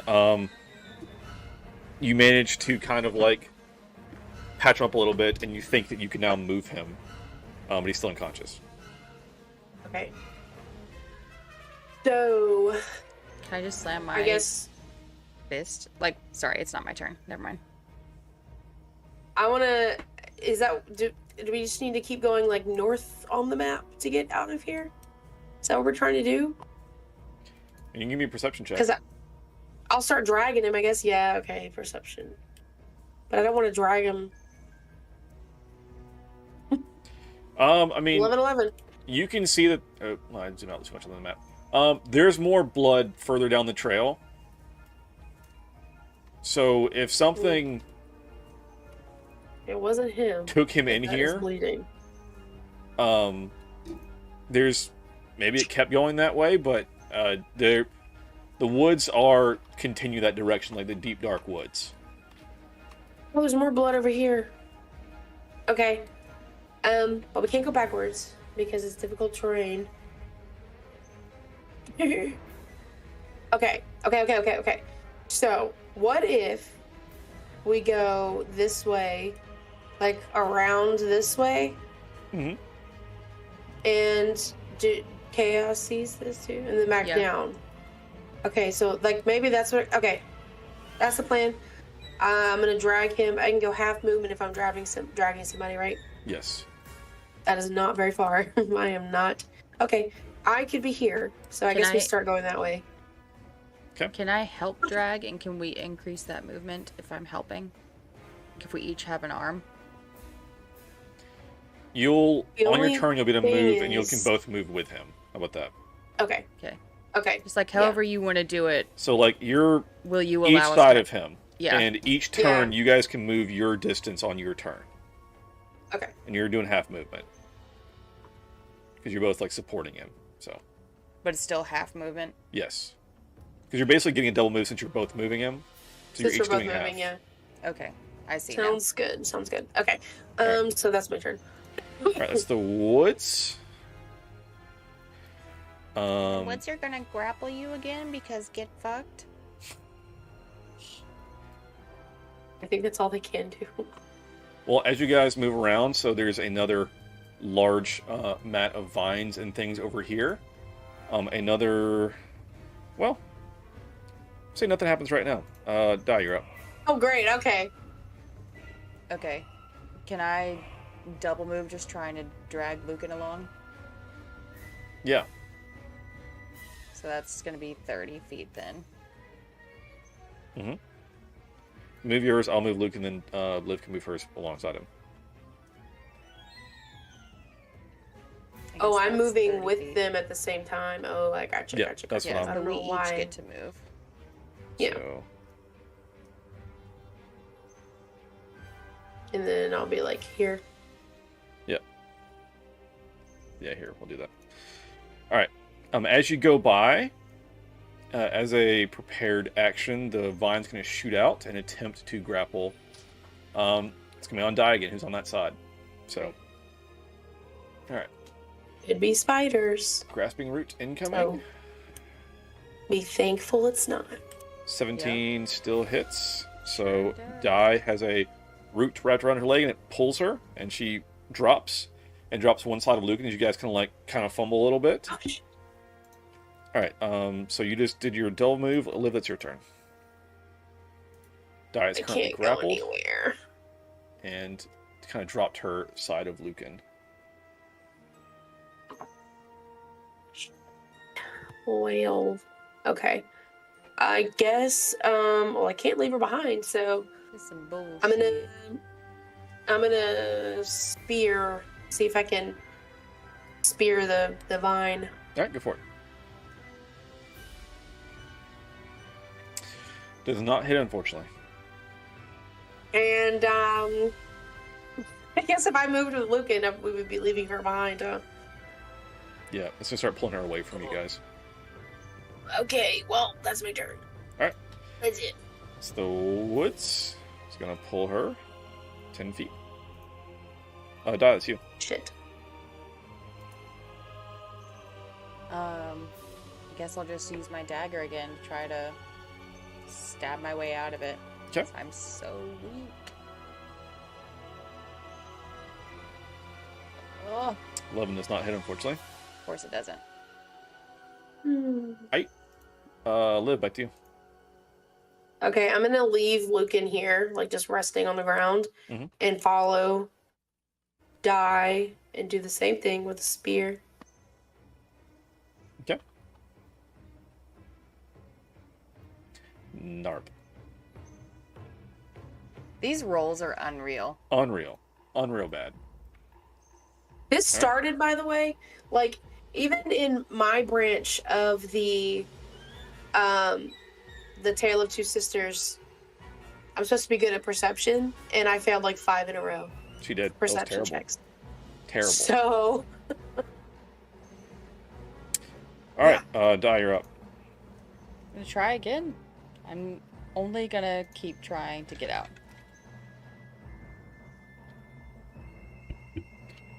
12 does not hit. Oh, we know. Alright, Liv, you're up.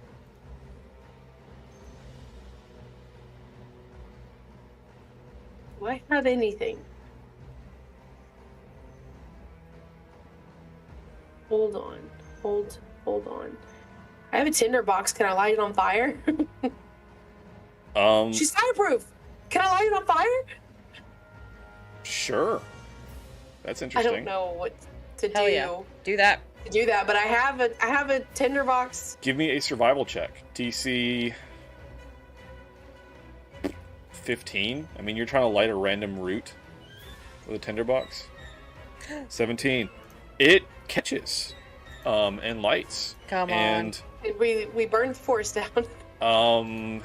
Only you can prevent. I'm gonna say that it does double damage to its fire, and it recoils, and she is freed. Oh my god, yes. Okay.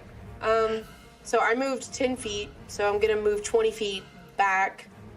You can also, if you, she's a willing creature, if you want to move her with you, you can move at half speed. Let's go. Oopsie. Okay, I just fucked everything. There we go. Okay, that's 10 feet. So Die, you move There with you go. her. Alright, cool. Alright, that's the woods. This thing was going to try to come at you guys, but it kind of goes to the edge of the vines. That's about as far as it can go, really. So it's just chilling. How long is her ear ringing? 24 hours. Boo. That's rough, buddy. Die, you're up. I'm just gonna run over and grab Lucan's arm and start dragging him again. So 10 feet to grab him, and then I can move another 10 feet because that'll be half speed.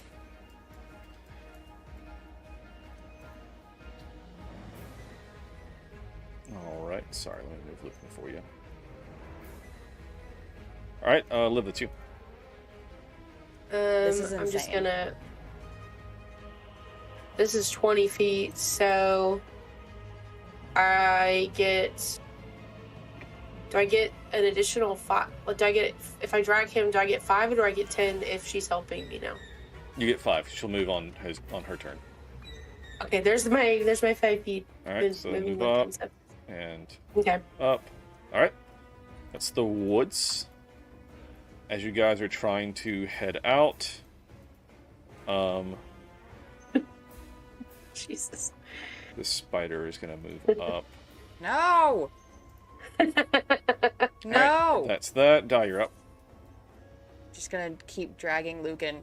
Can I, like, while I'm holding him, under, like, holding his arm with one arm, can I have my dagger out in my hand and, like, prepare an action, like, prepare an attack?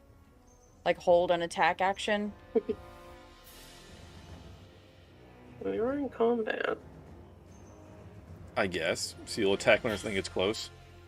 Whenever an enemy or a vine tries, like, gets within 5 feet of me, or Lucan, or Liv, Okay. I'm going to try to attack it.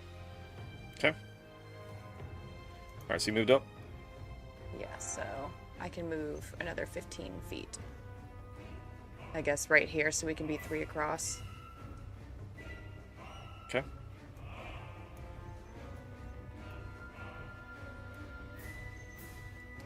Alright, Liv, that's you. We running.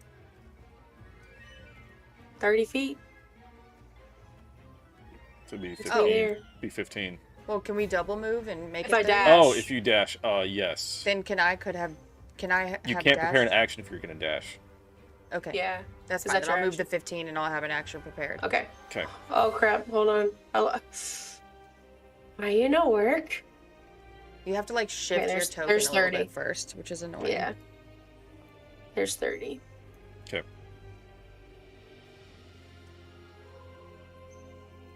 And that's my turn. Alright. That's the woods. So this thing's gonna move up. At die, you get an attack first off as it's running up as it's coming up to you.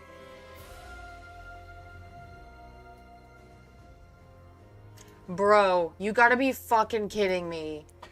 As you're carrying Lucan with one arm, you swing your dagger, but unfortunately the spider kind of dodges it. It's going to try and bite you. I wish I could make spider noises. You're seriously gonna crit me with a bite. Ugh. This is potentially a problem. Fuck.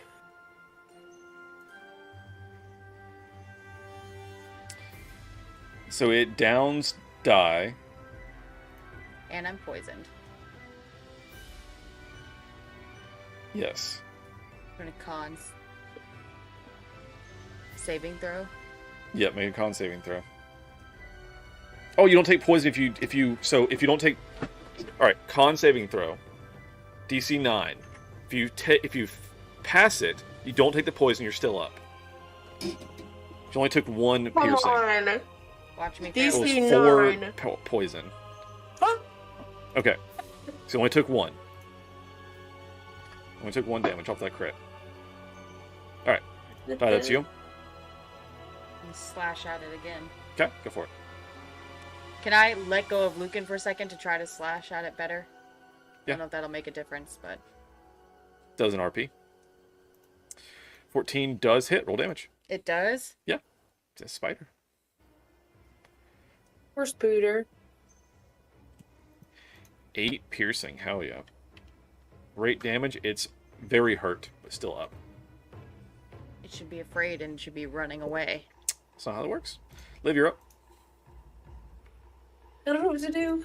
I don't know what to do. If we move, the spider will get an opportunity attack on die, right?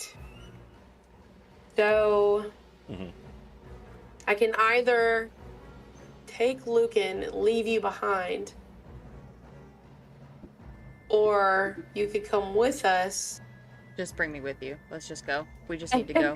You I'm gonna only take have 3 the opportunity attack no matter what. Whether I move with you now or I just move on my turn. So let's just go. All right, let's go. 30 feet is here. Yeah. If I dash. My All right, before I move Lucan, I'm going to go ahead and do an attack from the spider to see if Dai can get away. Okay. Uh-oh. 16 does hit. Mm-mm. So there's 1 piercing, and then you make a DC 9 saving throw. Well, I made it last time, which means I won't make it this time. That's right. Reverse psychology. You made it. Alright, so you guys managed to move the full distance.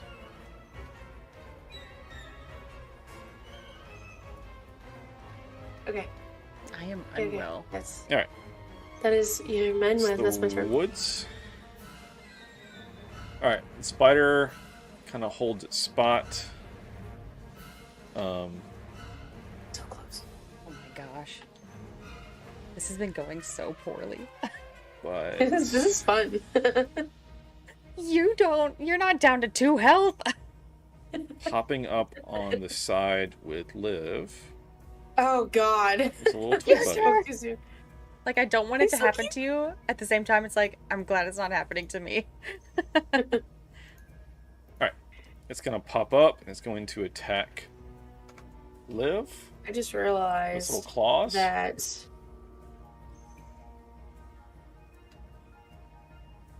nope. Misses. Must be All right. nice. Also, I had updated my character art. I forgot. Oh well. Alright, Di, you're up. Just moving. Alright, so Double move. Liv will get an opportunity attack as she moves away from this thing. We're gonna have to. And chat, don't at me. I know that if somebody else moves you, you don't technically get opportunity attacks, but it makes sense in this instance, so don't at me. Sorry. This is for measuring. Well, we're making the choice to Yeah, you're like carry working him, together to carry move him. him. So. Can I Yeah. double Yeah. move and go 30 feet? Yeah. Alright, so let's see if Liv gets hit. Claw attack if she's trying to go past it. Does not. Mhm. Shitty ass roll. So you guys make it out to here. Dear God. And as you cross the threshold, Why can't I grab my? There we go. we are out of combat as you guys leave the woods. Thank God. Okay, so I say like we kind of drag like Lucan over here off the path and see if we can't get him up. Alright, go ahead and move, and I'll move Lucan with you. Like over here. Just so we can like lay him in the grass and like try to get him up. The forces! The forces! We did it once! We fucking won! Such a good video.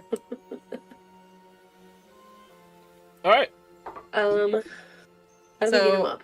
start tapping Lucan on the face, trying to wake him up. Can I do like a chest I've thump? got- Just like a... Well, he's got like wounds, right? I want to like just take bits of his cloak and try to like, you know, his clothes and just kind of like staunch the bleeding. Yep, so he's very hurt. He is stable, but he's like stable in a way that he's not going to die in the next 10 minutes, but without medical attention, he will not recover. Okay, so you we guys, need to like get him. yeah. I Okay. don't have anything, so we need to like get him to. We need to take him with us to. Where's like the nearest town? Do we know? Like, have We're we, pretty did we close to pass? Faulkner, right? Yeah, Yep, are we getting you guys close? you guys are pretty close to Faulkner. You're not too far out. Can we just That's the try nearest to town, huh? drag him there? Yeah. Yeah, Yeah, let's just try to drag him to just Faulkner. like staunching the bleeding and everything the whole time. But Yeah. like to be Before we clear, I go- don't want him to die on the way there. Yeah, the like usual trope of like ripping off a piece of fabric from your shirt and like tying up a wound. Like, try to do that and keep his wounds, like keep compression on Sealed. them, get him wrapped up so he's like stable enough for us to, he can make it to Faulkner. Gotcha. Sounds good. Double check some settings real quick on this map that I'm about to reveal.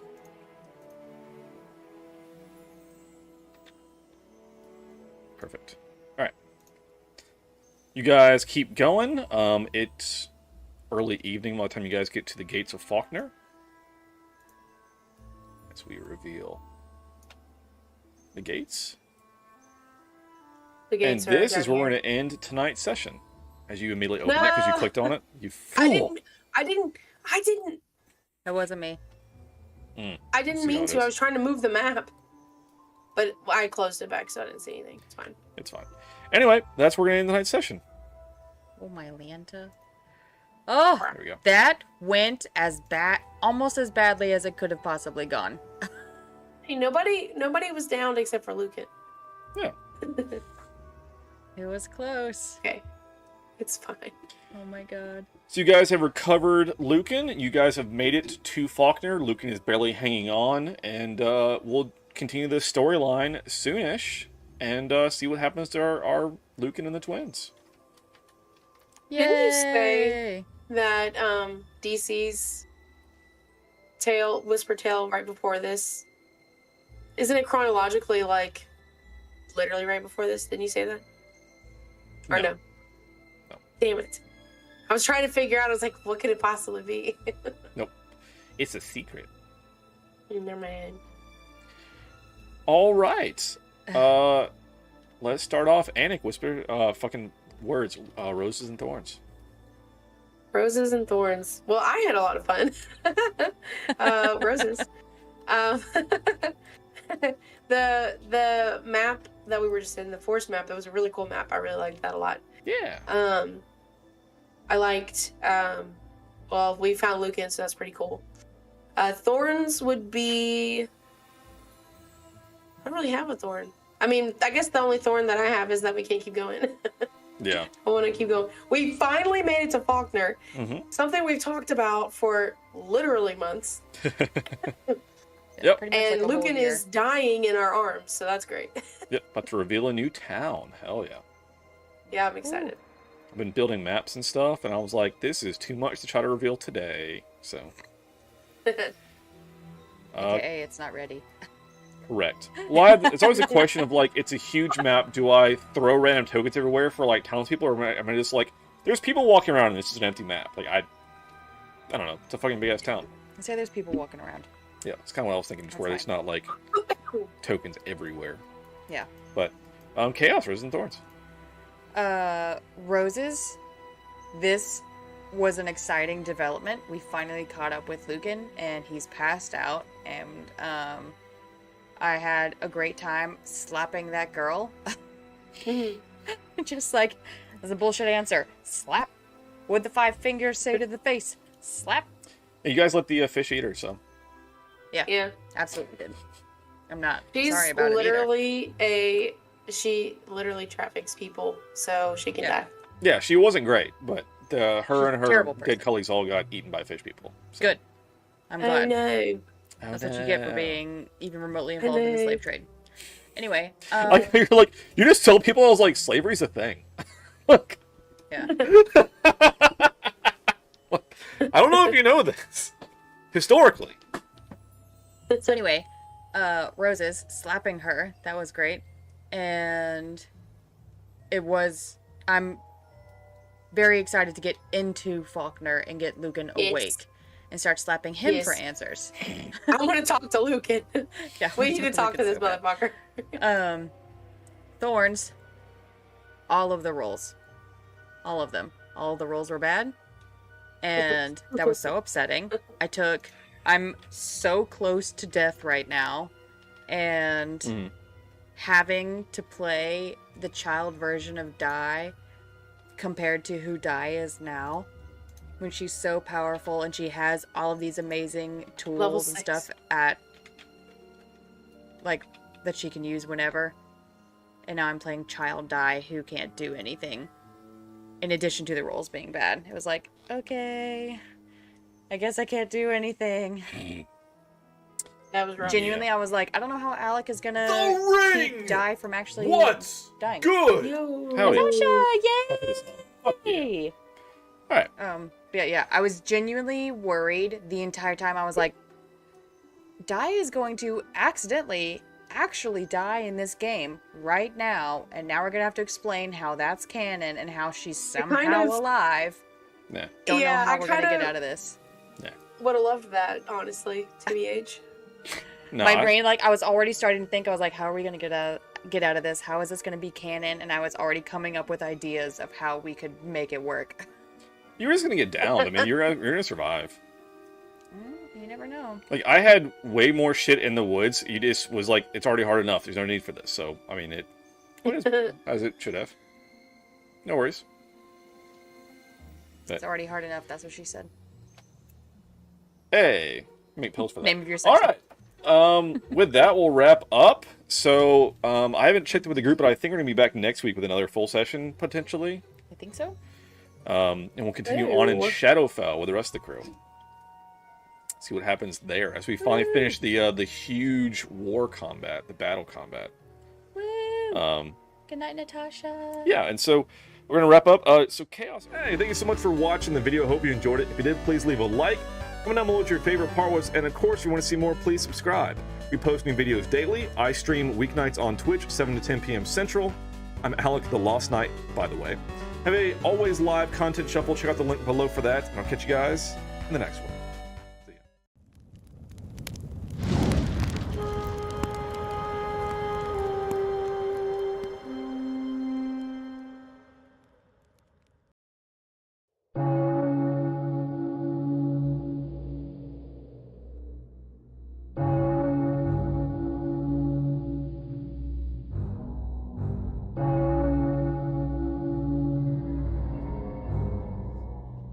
You stand here before me, facing the torrent of fate. It was the only way. What do you mean the only way? I am the one who killed him so that the robots that we created would not ever know human bloodshed. They will not harm you. I don't fully know where you're going, but I know that you'll be safe. Well, I certainly don't want to be lost to infinity. So be it then. If you must break my legs, break my legs. I can't bring him back. No. You can't. Ruck instantly takes something from his table and throws it. It goes straight through her. He just goes right under the table. You can't just keep dropping these like cryptic little sayings and then be like, peace, and leave. Yeah. Super sketchy, my dude. And you now know the fate of the little girl.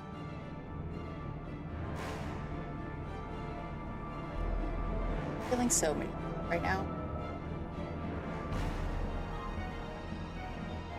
I'm like so upset. Liberate tutte me ex inferes. I would like to approach the door now. Okay. And knock. Mm-hmm. We've got to get that package. We cannot let her make the pastries with that. As he says this, you hear, and an arrow thuds into his chest. Alpha. I see the darkness within you. I see it.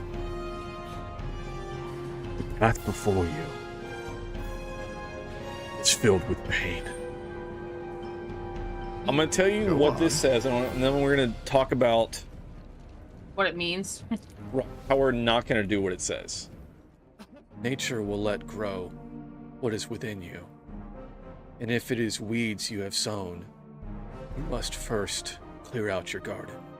I go in. I'm gonna gouge his eyes out. Oh my god, no. Wait, hold on. Can I reach through and just like now? chokehold the man? He's Can I reach through the window and grab him? And like pull him the out? dick twist. Sure.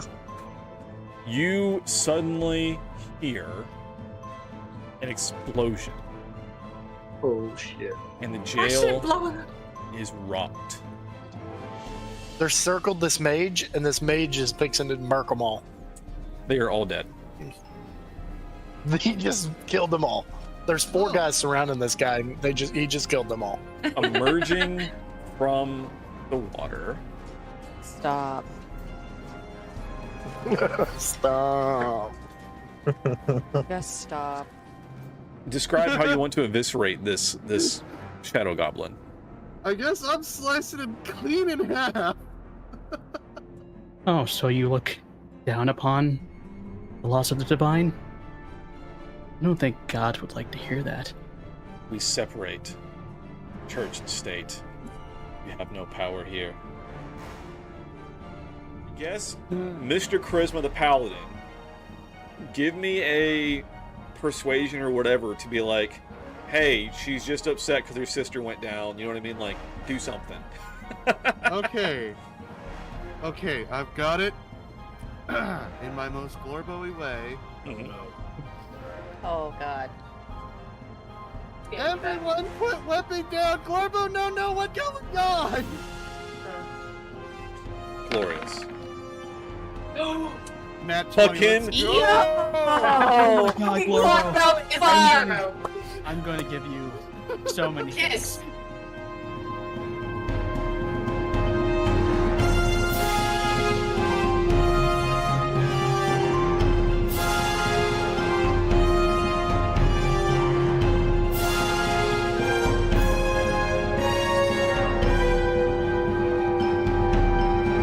Remember, the sword of destiny has two edges. You are one of them. I'm going to make it sound like there is a bear attacking. Well,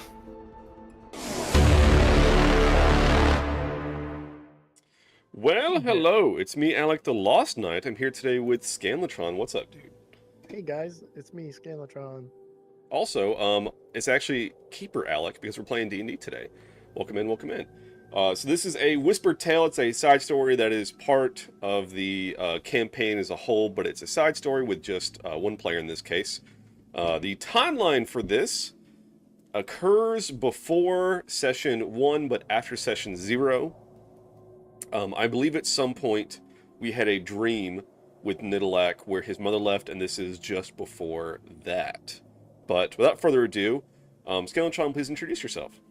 Hey guys, Scanlatron. I am today playing the half-elf ranger Nidalak as a younger character.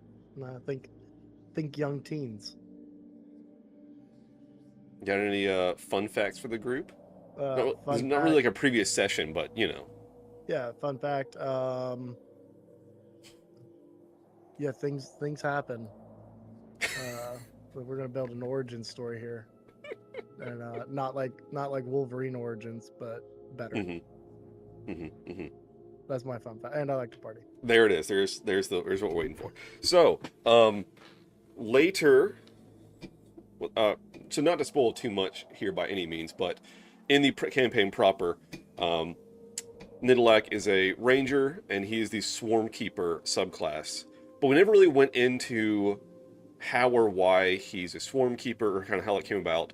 So today's Whispered Tale is a little bit of that origin in a way, and we're going to go ahead and jump right in. So, as I said, this tale takes place in the timeline between Session 0 and Session 1. This is before you went to Amber Hall. You are a ranger, but you're level 1. You really before you came into a lot of your abilities and things. And this is just before your mother left you. Because if you remember in that dream, you came back, and we'll connect the dots. We'll connect them right here in this session today. So anyway, today's session is in the woods outside of Brydell, where you and your mother, you guys have a house in Brydell. However, you spend a lot of your times in the woods, and so we're gonna jump right into that today, and let's go. So, LFG. I'm gonna cut over to a little bit of different music. We're not really spooky, scary or anything. You're just out in the woods, doing a little bit of hunting, if you will. Oh, look at this! Look at this hex map. Yeah. So here's just a rough depiction of kind of our area. It's nice heavy woods. Bridal's right outside of it, kind of on the crossroads there.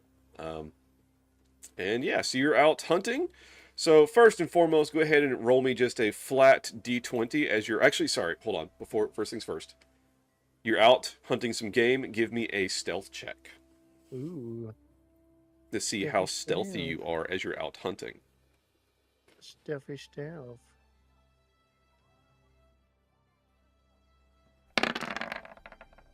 Do I? Oh, I have. Damn it! I thought I turned off bless. So it's a 6. I wonder what. Do you have heavy armor on? I guess I didn't. Oh, we had the heavy armor from the first one. So those that are watching, I had to remake his level 1 character essentially because we're all level fucking whatever now. Let 4, me. I I'll guess. take off my scale Um, mail. And I don't think I have any other armor. I think we got rid of it, but Let me. we'll What's just call your? it no armor. Aren't you wearing scale mail in your current I'm trying to On remember my what we main did character, for. I'm wearing scale mail. Yes, so I'm gonna turn that off. You want me to re-roll that and turn off bless? Yeah, because I guess this is probably before all that. Yeah, I would say I'm just wearing regular clothes. Okay. I still did it. I don't know. That's Yeah, weird. it. I don't know. Anyway, not great. So Nope. for hunting, this will be a flat roll. It's going to give you advantage if you were stealthy, but however, you're not. So Yep. you're still, kind of young, haven't come into your full range abilities yet. So crunching on some leaves, not doing a super great stealthy job. But roll me a flat d20 to see what you encounter in the woods. A 9. So for those that are watching, I actually am reusing the same encounter sheet from session 0 for our woods encounter, which is kind of fun. So, you come across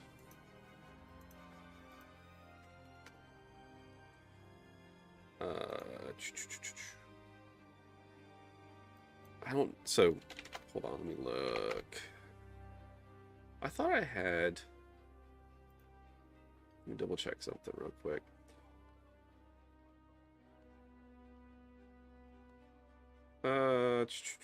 Let's say it's, hold on. You would think me having this on the sheet, it would be here if I had it on my previous encounter sheet. Whatever, it's fine. So as you're hunting, you come across an owl. Ooh, spooky. So, good pelt. Roll me an attack with your longbow.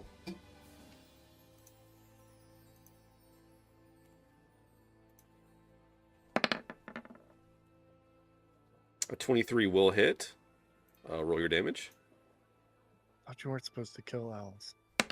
Hey, All right, you take this owl down. Get you a nice pelt. All right, roll me another. So you get roll me a nature check to see how well you do with your skinning job and everything. These on my. Yeah, uncheck I bless turned on off your bless. sheet. Oh, it's I guidance. did. I wonder why guidance is on. Probably top left. No. So I've got bless off, and I've got it off there. My save and my global attack. Let me open up my sheet again. Oh, it's on your global skill modifier. I got it. All right. I turned that off too. I got it. All right. All right.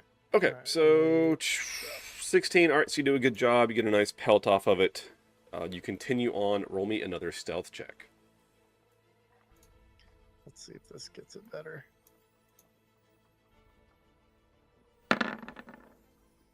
Nope. Not good. All right, so again, it's going to be a flat roll. Go ahead and roll me a flat d20 to see what you come across.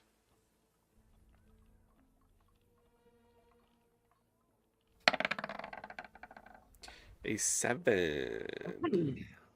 Guys, I'm not doing great. Yeah, it's not ideal. All right, we're going to say it's a rabbit. So let me get back to my list of animals. Thanks.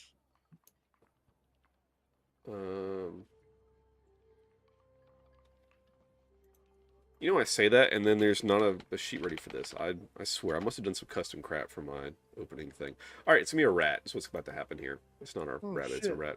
Oh, shit, a rat. All right, rat pops up. All right, go ahead and roll me an attack with your longbow. Okay, don't get the wolf again, right? Oh shit!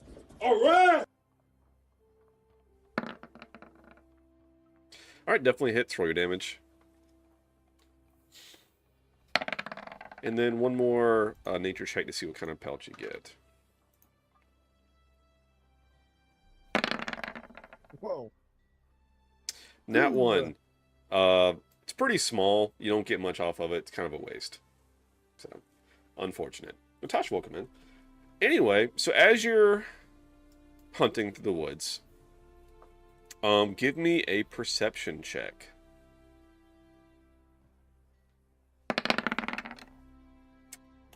20. Very Nice. nice. You see, kind of tucked behind some bushes, some bones. But they don't look... They look humanoid. Okay. And as you start looking, there are kind of some scratch marks around it and some tracks leading away.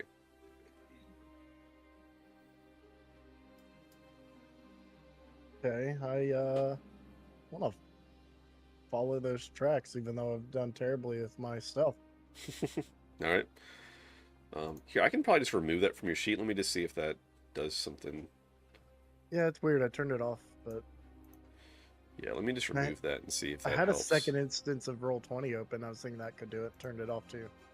All right. If I remove your scale mail. Oh no. Okay, that should fix it because your AC changed that time. So. Yep. Okay. All right. So, is there like a leather armor? There is leather armor. Let me put that on you instead. That's normally what I would have. Yeah, let me just put that on your sheet. That way you have some AC, but it shouldn't be heavy. All right, there you go. Yeah, 14. All right, that'll work. Okay, it's a little Sweet. better. Okay, so go ahead and roll me another stealth check as you follow these tracks. There we go. Nat 20. See, that's now we're getting somewhere. All right.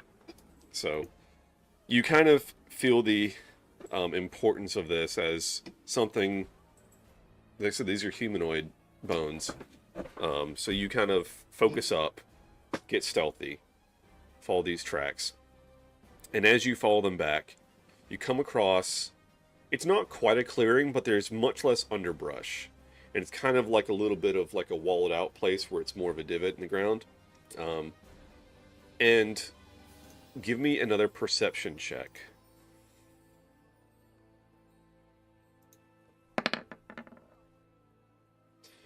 All right. As you look out, kind of tucked away in the grass here in the underbrush, that's, again, it's kind of cleared out, but as you look out, you see more bones.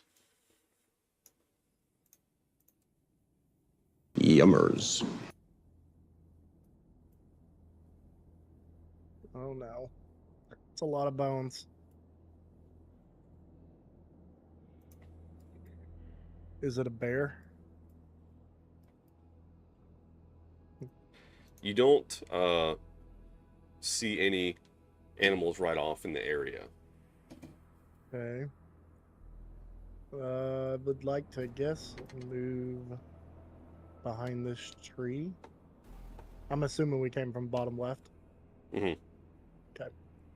And see if I see anything else. All right. Didn't change my perspective a whole bunch, but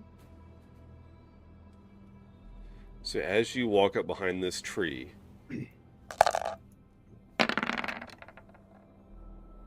oh shit.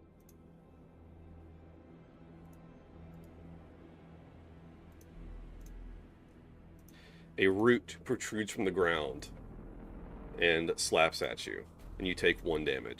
You're killing me, Smalls. And now, let's roll some initiative.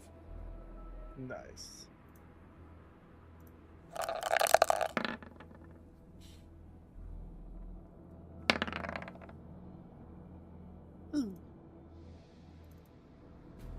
All right, I'm going to say that it went first, so now it is your turn. Oh, that's sweet of you. Yeah. So it came up from the ground, you said? Mm-hmm. All right. I would like to slash at it with my short sword. All right. Go ahead and make your attack. That 9, unfortunately, will not hit. As it It ain't starts moving anywhere. Well, it's honestly, it actually is moving. Okay, yeah, that's moving. It's like a vine, kind of like waving and kind of. I think picture some vine whip action. Okay. All right, I was going to make another attack on you. A 10 will not hit. It is now your turn again. All right. I'll try again with the short sword.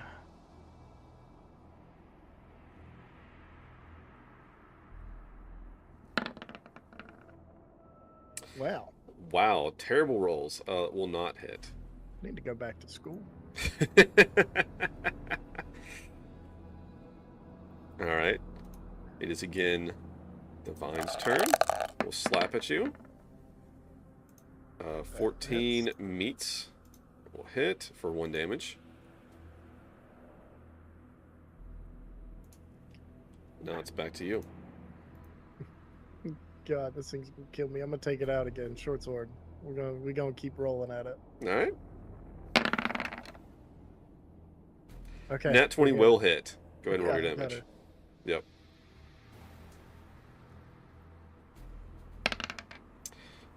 God, you're. Is that? Is that a critical?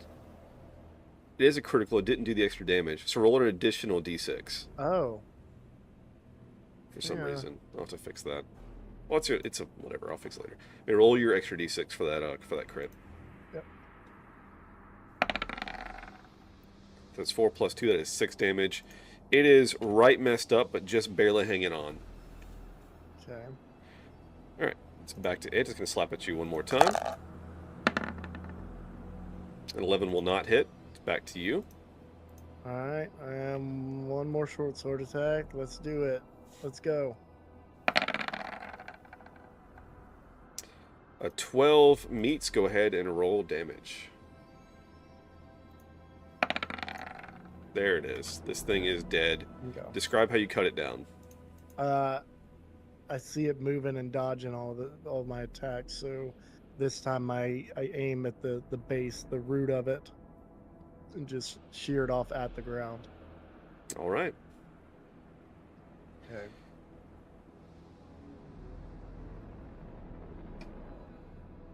And then I watch it wither to nothing. It's a little bitch. All right. It falls. I'm going to clear initiative, but I'm going to leave the little thing up for now. All right. So what would you like to do? Well, I don't want to Hold go on, near wait, that so stuff my anymore. audio cut out 1 second. Yep. Okay. Now we're good.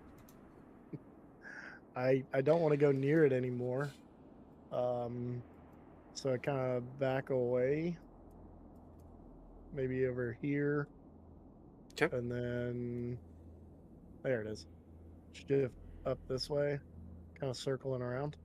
All right. See what else is going on. I'm not going near that tree. I don't want any of that again. And I think I'm going to end up probably right here.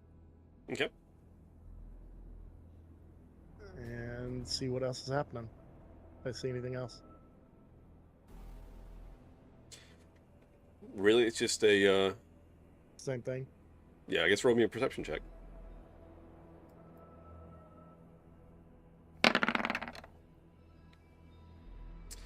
All right, 14.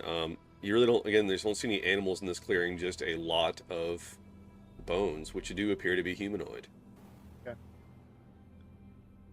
Well, I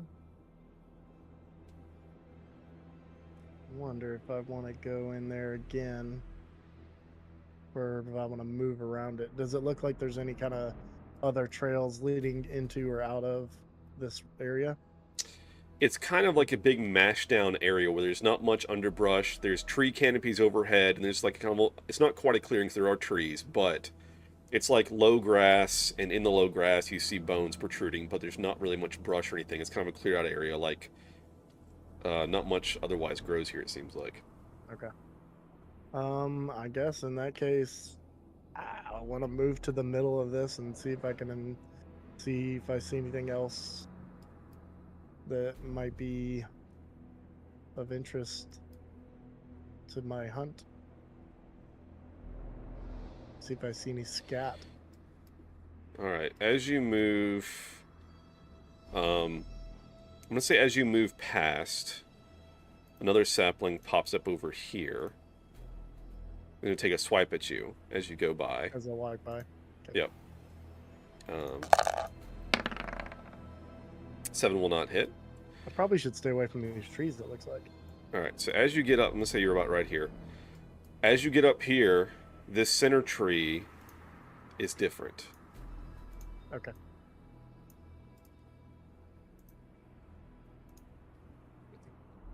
Oh, nice. And I'm going to once again, let's roll some initiative. Feed me, Seymour.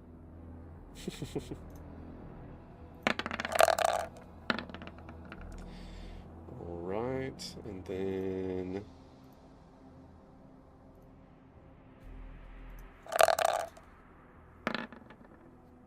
sweet. All right. So the big ass tree in the middle is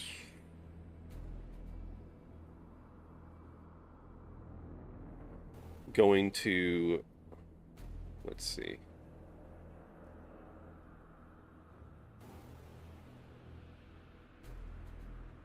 All right. Going to reach out with a grasping tendril and try to hit you, or try to grab you. A 20 will grab. So, a target is grappled, and you must succeed on a DC 12 strength saving throw to be pulled toward the Weeper. So roll me a strength saving throw. That is a failure. So it pulls you in.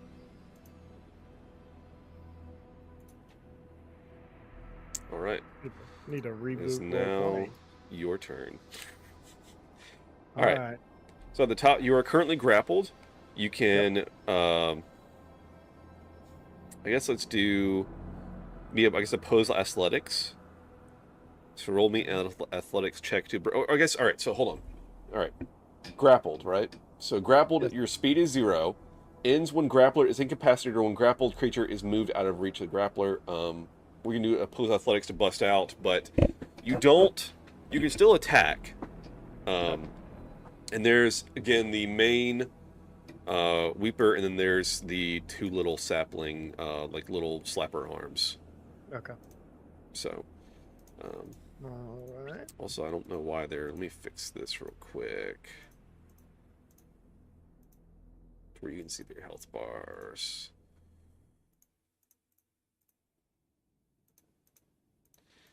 All right. There we go. All right. Bingo. Right. Sweet. So what would you like to do?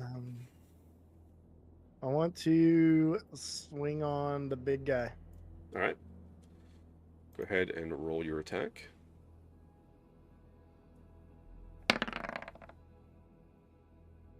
A 13 will not hit, unfortunately. Oh no. Oh no. Yup. That sucks. So I did my attack, so that, I guess that's my action. So trying to escape is an action as well. Yeah, it's gonna be one or the other, unfortunately. Okay. Yep. No, makes All sense. Right. So the sapling, the one here right now up on top of you, is going to make a slap at you. They will. Will not hit. It's back to the big bad. So it's going to play a maddening song. Oh, nice. All right, so you need to succeed on a DC 13 con save, or you become poisoned. Well, that sucks.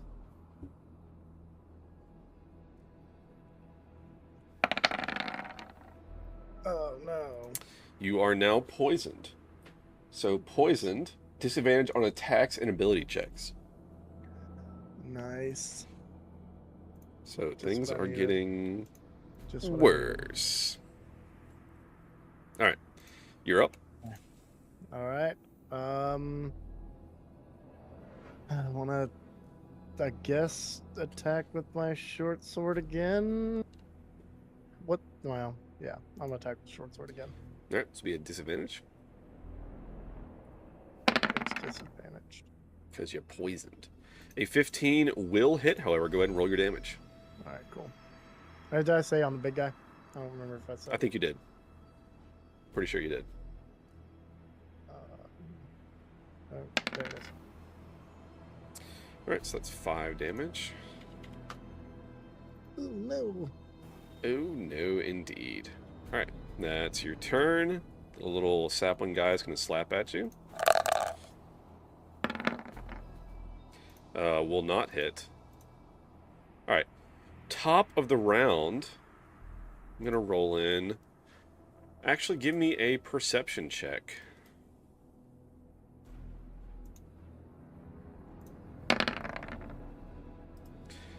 All right. 14. You notice. So you left out, and it was in the morning, and you've been hunting, and it's probably midday at this point. It almost seems to dim around you a little bit, oddly enough. And as you look out, you see what appears to be an old man on the edge of the clearing approaching.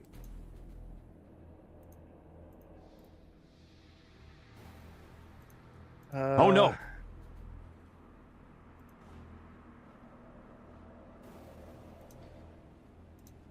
Can you lend a hand? I'm gonna roll him into initiative.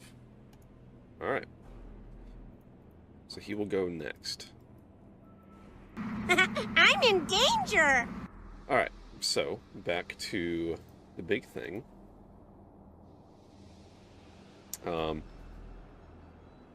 It is going to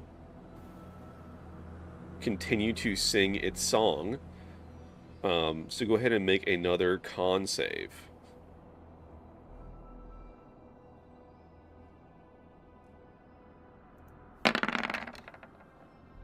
Alright, so you succeed. You are not poisoned for this round. Thank God. Alright. The old man is going to move up towards you guys. As it gets here, a sapling will pop out. And he is going to... As you look at this man, he has no weapons on him. He's just what appears to be a dirty old man, and kind of disheveled. His clothing is very threadbare, just filthy. And he reaches out to the sapling, and you notice his fingernails are unkempt and kind of long. And he claws at this sapling as he goes by it. And will hit. And this thing withers and dies on the spot. Now that's a lot of damage! You're not wrong. And he moves last of his movement up to here and ends his turn. It is now your turn. Alright, I'm not poisoned, so I'd like to try to escape from that grapple. Alright. Make a athletics check. I'll make an opposed athletics. It should be strength. You got an 8. You got a 19. You are still held by this plant. Damn. Alright. The little sapling is going to try and slap at you as, you know, They ask you how you what are, it you does. just have to say that you're fine when you're not really fine, but you just can't get into it because they would never understand. Alright, 3 will not hit. It's now up to the big bad thing's turn. It is going to lash out with a tendril at the man that's walking up.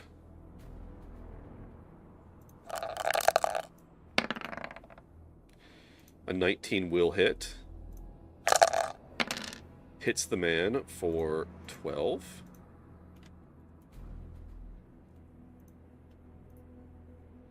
And is grappled. Alright. So now it grapples him as well. That's that turn. The old man then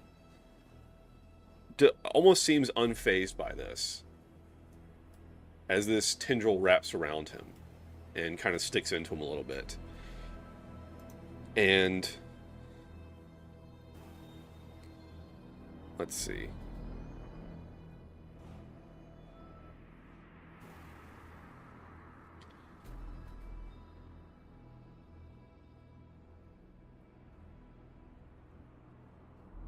Alright, so Let me reword this real quick so I don't betray too much here.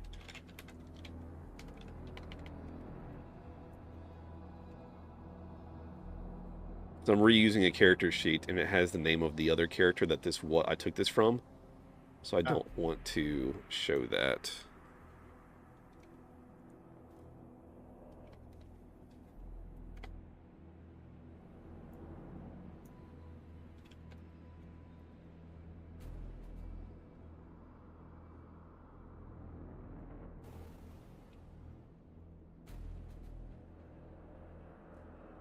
Okay, this should...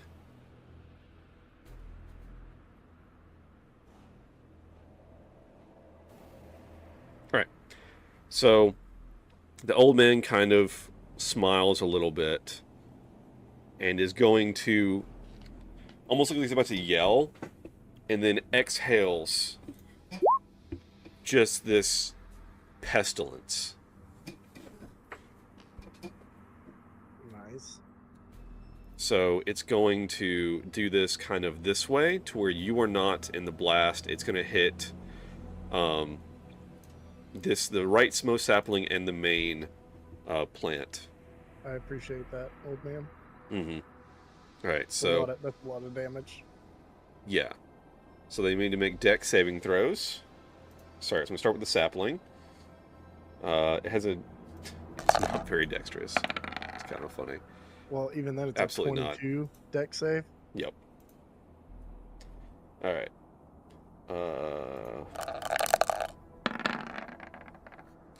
They both fail. So the sapling immediately withers and dies. The little tendril, the thing. The main plant takes 12d8.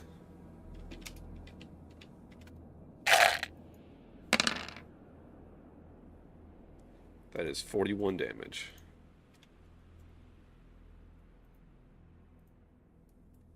As this swarm... No, that's a lot of damage! Oh, instead of pestilence flies out.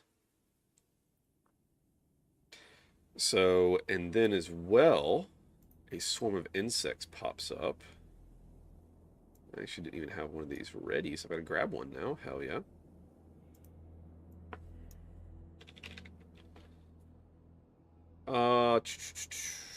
Monsters. What the fuck is this? Oh, that's... Okay, it's like leeches, so...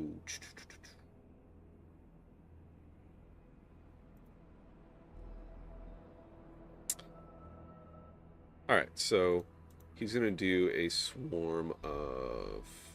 Let's look at one called Pestilence Swarm. That's perfect. Let's do that. I think that should be a good one.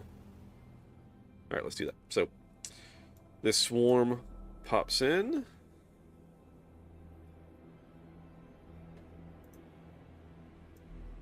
And...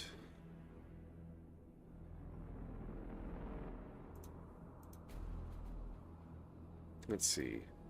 Did the, There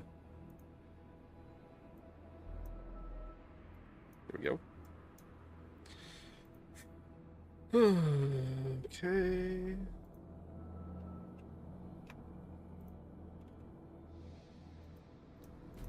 Sweet. Alright. Let's roll it into initiative. Alright, so we're on the old man's turn. Alright. So I think that's that. So it summons a swarm. Alright. That's that. It is now your turn, Nidalak. Alright, swing short sword on the little guy in front of me. And for chat's sake, I'm going to move the swarm here to where you guys can see it from behind the tree there. Why can't... I thought you could see everything that all the characters saw on... The tree is there. Okay, well I didn't know because of your, the old man character's vision. So it's just mine, it's playable character vision? Yes. I didn't Gotcha. give chat his vision. Gotcha. But anyway. Alright, so you're attacking the big plant or the sapling? Little one. Alright. 13 will hit. Go ahead and roll your damage. 4 piercing. All right, so take a good hit onto it, but it's still writhing around. All right, it's now the Pestilent Swarm's turn. This is another fucking paragraph of text here, which is great. Not that I'm trying to play myself, but do I need to roll a con save now? For... Because of the song? It happens on its turn, and you succeeded last time. Okay. I didn't know if it was every turn. No, it's been doing on the big plant's turn. Okay, cool. So it attacked. It stopped singing and attacked the man. So it did not continue singing. All right, the swarm's going to attack the big plant with diseased bites. 7, unfortunately, will. Although I guess it's got a murder sandwich because it's technically friendly to you currently. Yeah. So I'm gonna say that's 24. That's gonna hit. Hell yeah. It's gonna be 21 damage. Mm-hmm. Sweet. So we're gonna go minus 21. All right. Plague, yada yada yada yada yada yada. Who cares? That's the whole thing. DC 11 con save or contract plague. So big plant's got to make a con save. DC 11. It succeeds. It is not plagued. But all right, that's the Weeper Sapling. It's going to slap at you again. That's what it do, friends. Yeah. 5 will not hit. All right, big plant. Big plant is going to again attack at the main guy. I'm gonna do it with a stinger.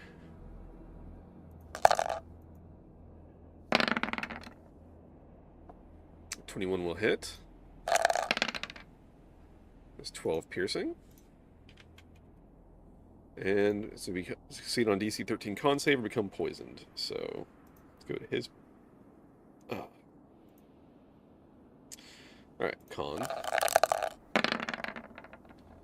DC 13. Massive success. Great success. That's a 31, by the way. The man has a plus 14 to con. We'll put him at disadvantage. Go Yeah. just put him at disadvantage. Yeah, just the Do 27. Yeah. So he Yeah. is not poisoned. You know what? I bet he's immune to poison. He sure is. All right, so it's all good. It's all good. All right. It's now the old man's turn. He's going to let's see. What does this do?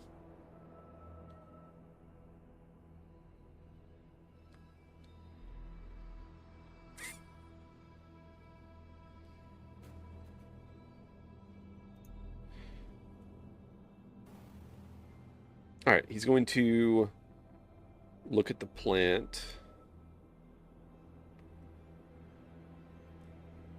and cast Insect Plague. Ooh. So he's going to center this to where it won't affect you. It'll hit the sapling and the plant. All right, so it fills it with biting locusts. Must make a con save. Takes on a failed save or have as much damage on normal. So let's make con saves for our 2 plants here. So the Weeper Sapling will make a con save. And that is a, what is that, a DC? Oh, spell save 22. So that's definitely a no. So that sapling is toast. What's at will mean? As much as he wants to. Oh. Like, usually the character says once per day or something, or like 3 times a day. Yeah. He just can cast it. Gotcha. I actually need to roll the damage, so it's 4d10. Right, the sapling is definitely toast. Yep. So it's gone. And then the big plant, let's make a con save for it. Right? Con save. A 22, that actually meets, so it beats. Wow. It did save, so it's going to take half damage, so it only takes 14. As it is fighting back against the bugs and does not get knocked out from it. It's the old man's turn. It's now your turn. Alright, I want to short sword on the big guy again. All right, go for it. A 9 will not hit, unfortunately. Just pissing it off. Oh, yeah. You're trying, but you're still grappled, and you just can't quite get enough of a swing. It's kind of around your arms with the tendrils. Can't get a good hit on it. So now the Pestilent Swarm. It's going to make another bite as it tries to bite this plant. It definitely will hit. It's 8 plus 5. That is 1 point more than it needed to kill this plant, as these bugs bite on this plant, burrow into it, and it wriggles, writhes, and then falls to the ground, and all the tendrils fall as well. As you see in this area, all these saplings that were part of this large plant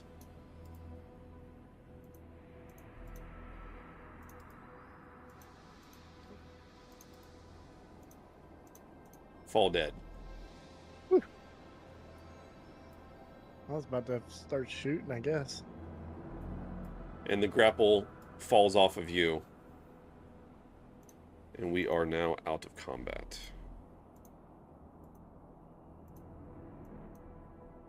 Nice. And as this falls off, the swarm over here kind of dissipates into dust and falls to the ground. And you are left standing here with this old man. I appreciate the help there. I kind of got in over my head, in a pretty bad way. He kind of looks at you for a second. Yes, many have fallen to the same fate, as you can see around you. Yeah, I kind of thought it might have been an animal type creature. I was on a hunt. I guess I wasn't really paying attention to the signs. Few suspect carnivorous plants. Yeah, I definitely didn't see that coming. The forest is alive, boy. Always be on your guard. Normally I would be, but I really didn't expect this so close to home. Do you know where you are right now? In the woods, outside of town. That's as far as I know. Well, that first part was right, boy. You're in the woods. That's what matters. Things in the woods. They're all trying to get their meal. So was I. I guess I'll have to keep that in mind next time. It'll be a lesson I don't soon forget. Aye, most hunters are often hunted whether they know that or not.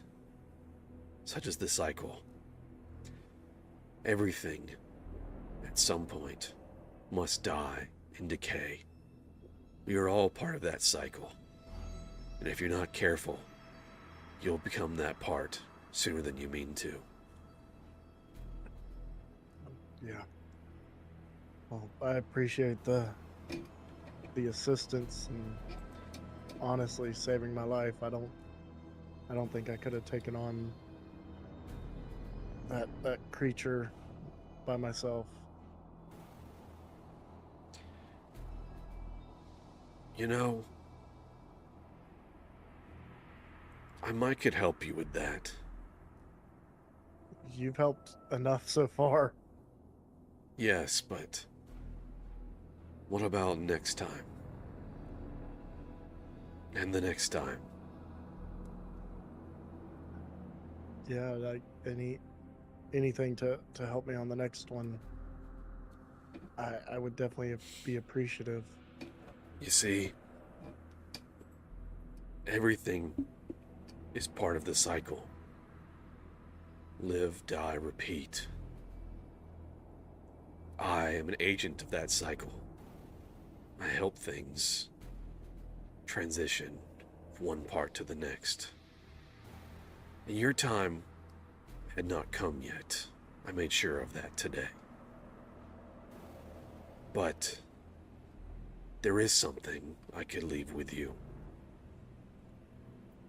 A way to become part of the cycle and not just be someone that rides along. That would be amazing. And he holds out a hand, and out from under his sleeve comes out bugs of various kinds. He looks at them on his hand, and he says, "You see,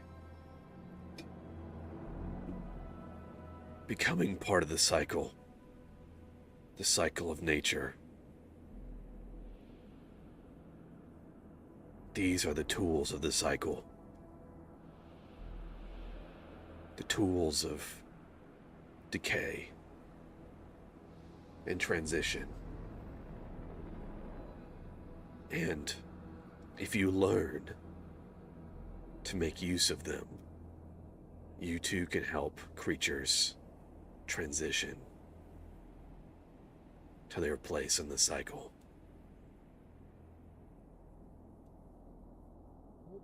What do you mean? That's a lot for me to take from you. It's to learn. It can be my gift to you. For as you look around you, the cycle is everywhere you look. Whether it's mushrooms, or bugs, or rot, or decay, or fungus. It's all returning things back to their natural order, back to their start, so they can begin anew. And it is my job to facilitate that. I can instill in you this essence of the cycle to help me in keeping the cycle going as it should. For that is the way of nature.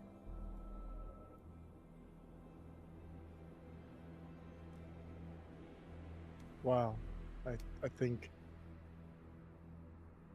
it's a big responsibility. Something I feel like I need to do it. Not only as a hunter, but a being of this plane. I feel like I need to be part of that cycle.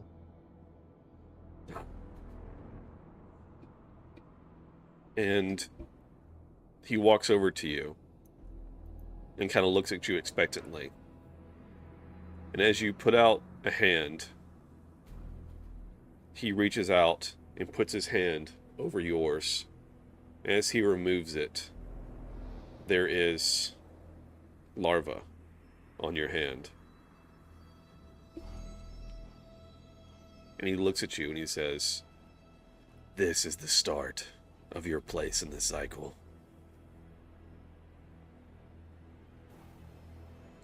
With it, you become a steward of the forest.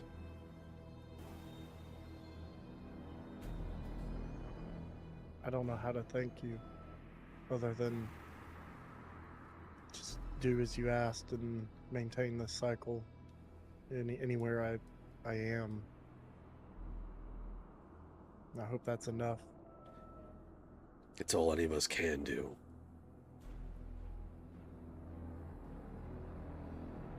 Too many things in the world aim to disrupt the cycle.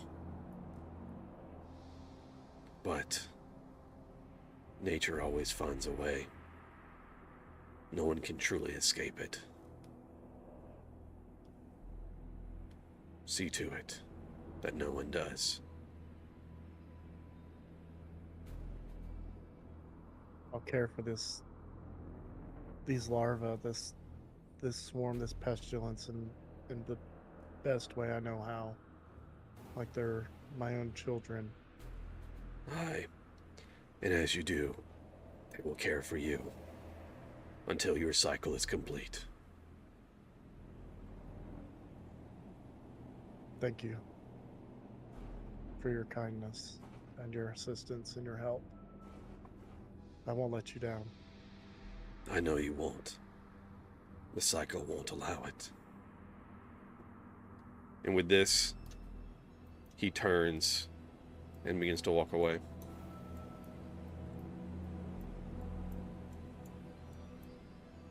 And as he leaves, it almost seems like the sunlight glares a little bit brighter around you.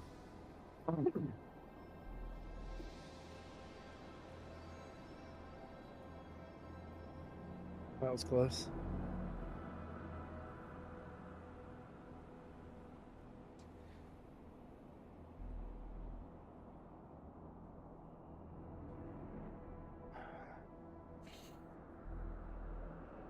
I should go home. Give me a perception check real quick.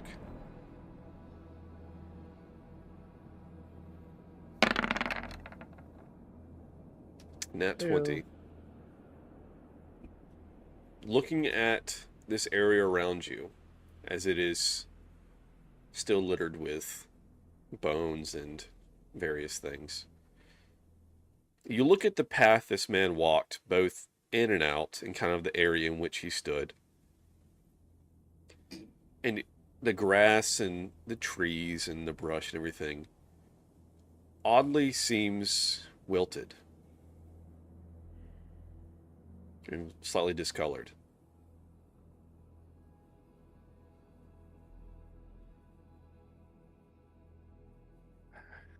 I don't know who that guy was, but that doesn't bode well.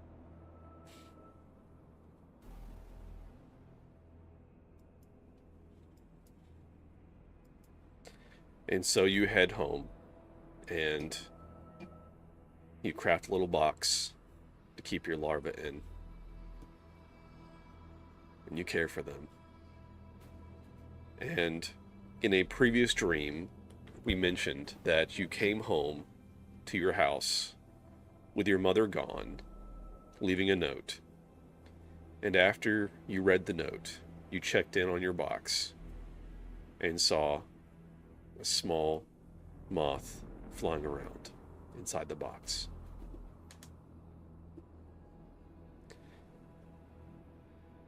And with that, we will end today's Whispered Tale.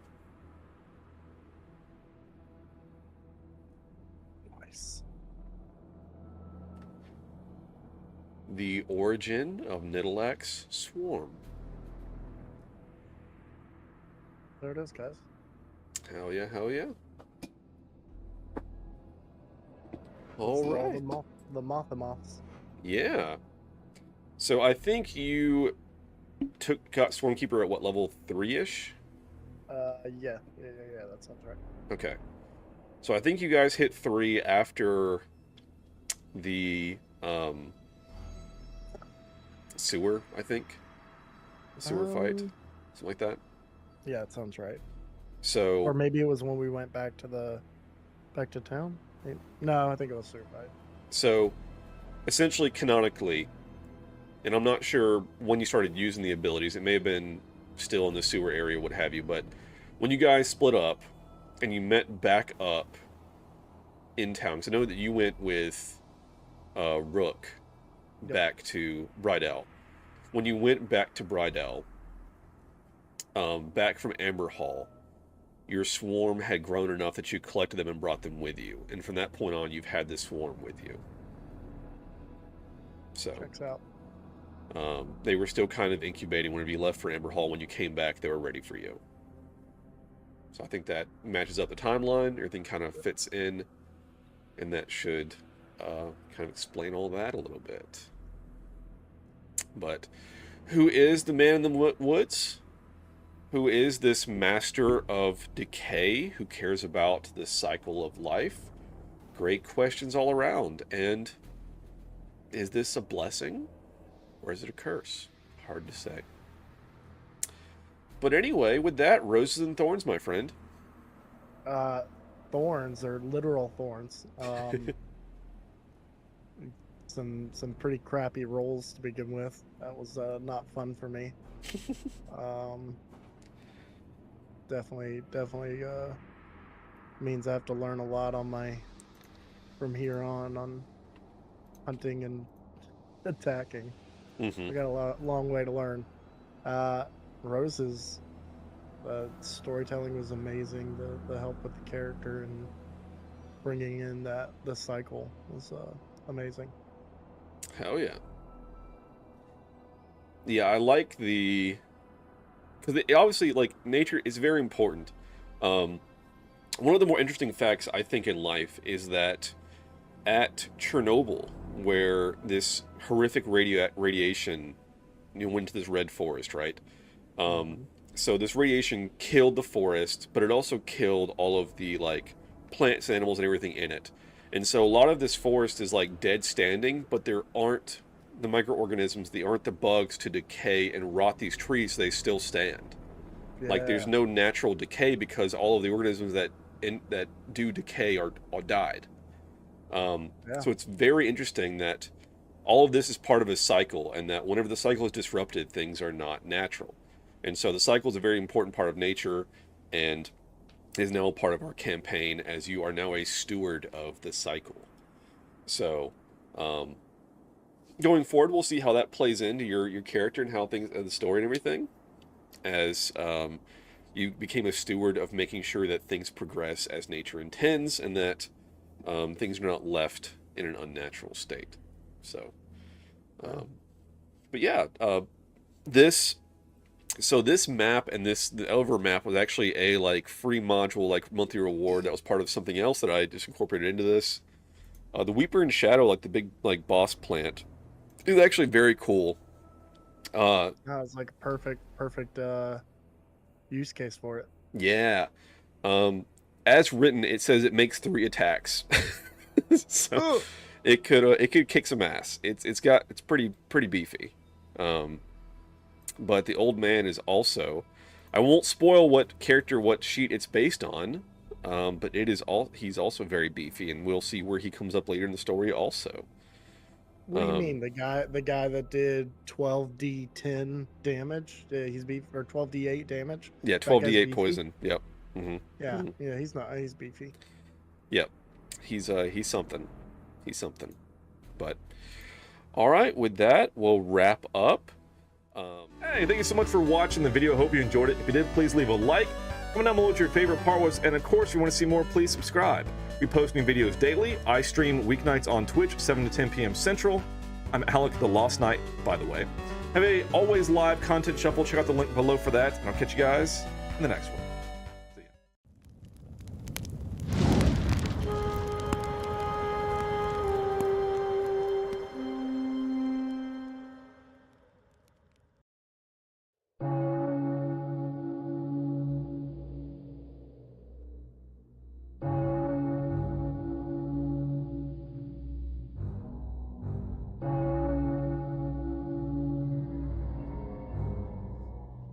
You stand here before me, facing the torrent of fate.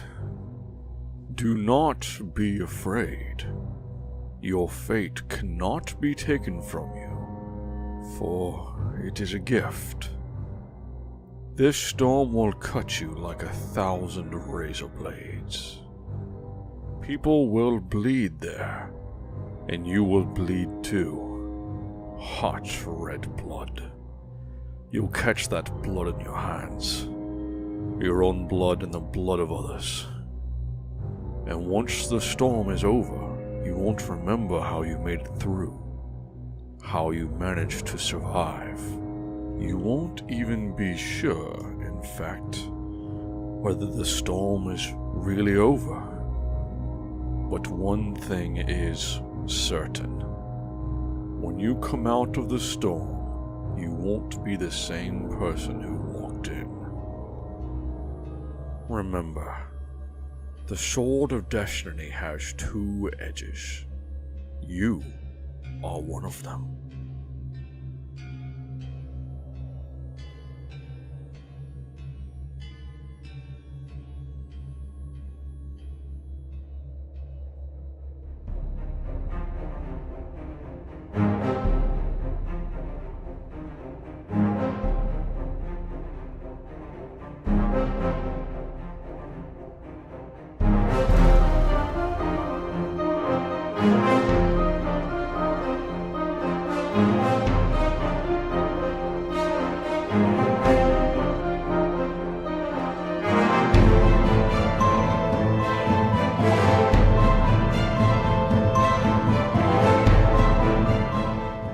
Alright, what's up guys, this is Alec the Lost Knight, but tonight, it's Keeper Alec. We're playing D&D. We're playing the feud, but it's D&D. But it's D&D.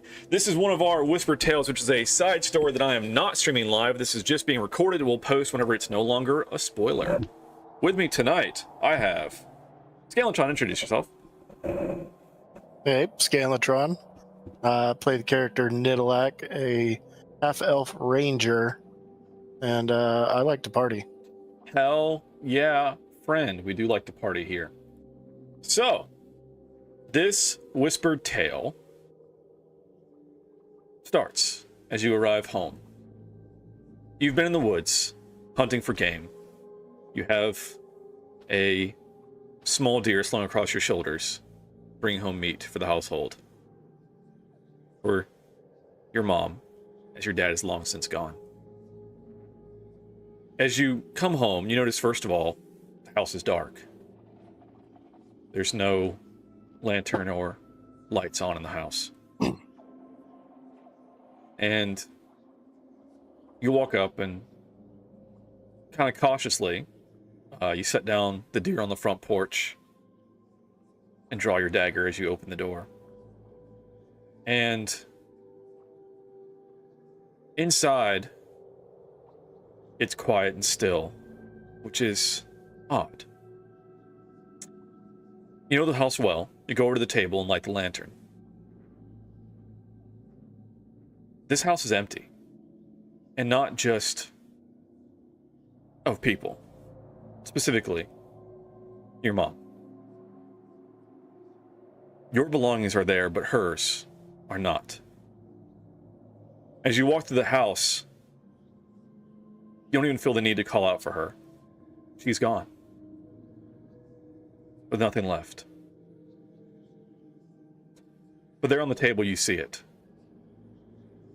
Here's a note. A very simple one. With just a few words in your mother's handwriting. It says, "I'm sorry. I tried my best." And she's gone. This leaves you parentless. But you do have someone you can go to. And so, you head back out to the woods. And if I may read a quick legend here. Legend says that deep in the woods, in a clearing bathed in moonlight, lives the Forest Mother. Her abode cannot be found by looking, for never will it appear unless she wishes. Only those she calls to may find her. Only those with the mother's touch may come home. She'll never appear while looking, but the trees carry words to her. Words spoken to the bark of a tree are quickly requited. For with a turn her abode shall be standing behind you, in a clearing, bathed in moonlight. You merely need call to her, Mother, I wish to come home. Or so says the legend. Who's to say if it's any truth to it or not? But as you head off into the woods, you know of a clearing. And this happens to be a rather moonlit night.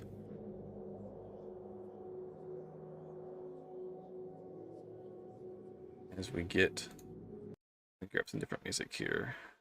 Like this, maybe? Let's see what this one sounds like. I'm sorry I didn't test this ahead of time. I like that, that's good. All right, sweet. It's a little twilighting. Oh, yeah.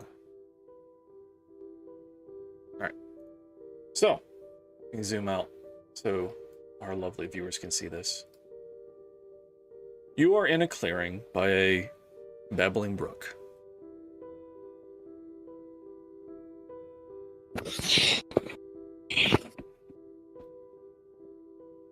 What would you like to do? Let me zoom out so I see myself as well. Be good to do. No, yeah, for sure. I would like to ease towards the brook to cross it. Maybe to this downed tree, it seems. Mhm. To cross the downed tree to head towards the clearing. Certainly. You may move your character.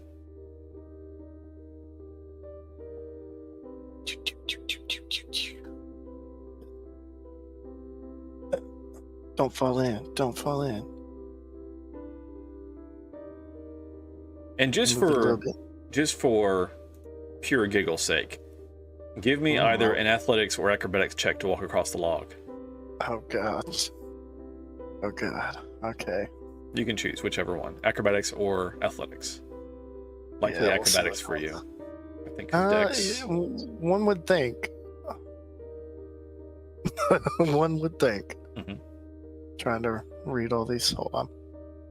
Because I have terrible. Yeah, we going with athletics because it's higher. Ooh. Nice. For some reason. All right, 16. You managed to cross. No big deal. Okay.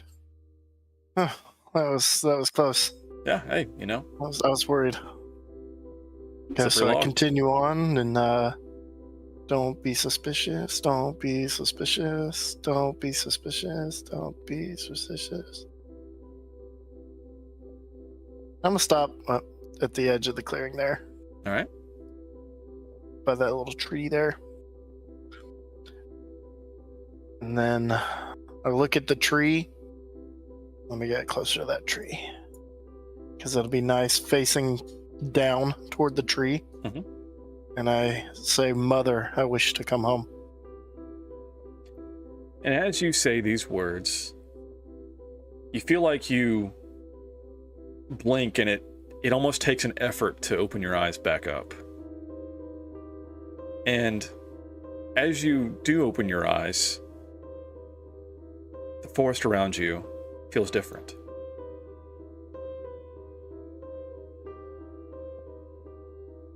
And as you turn around, you see Mother's house. That's kind of cool. That was swifty, bro. I would like to approach the door now. Okay. And knock. Mm-hmm. And It's a cool looking house. do you repeat your? I don't feel like I need to, but I will say, Mother, I'm home. Okay. And again, you seem to kind of blink, and it just feels like it takes a bit to get your eyes back open, honestly. And as you open your eyes, you're no longer standing in that clearing.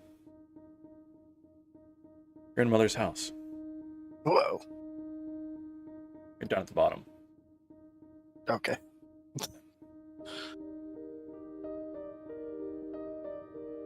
Who turned all the lights out?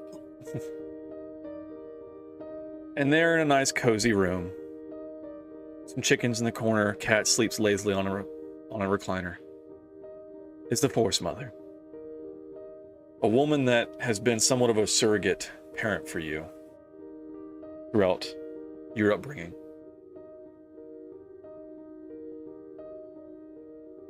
Says, my dear Nidalak, welcome home. Mother, I'm troubled. I'm confused. I have questions. Speak your mind, child. I just returned home from a hunt and found my mother gone, saying she was leaving, she wasn't coming back, and that she tried her best. And it brought up memories of things she said in the past, and I just have questions.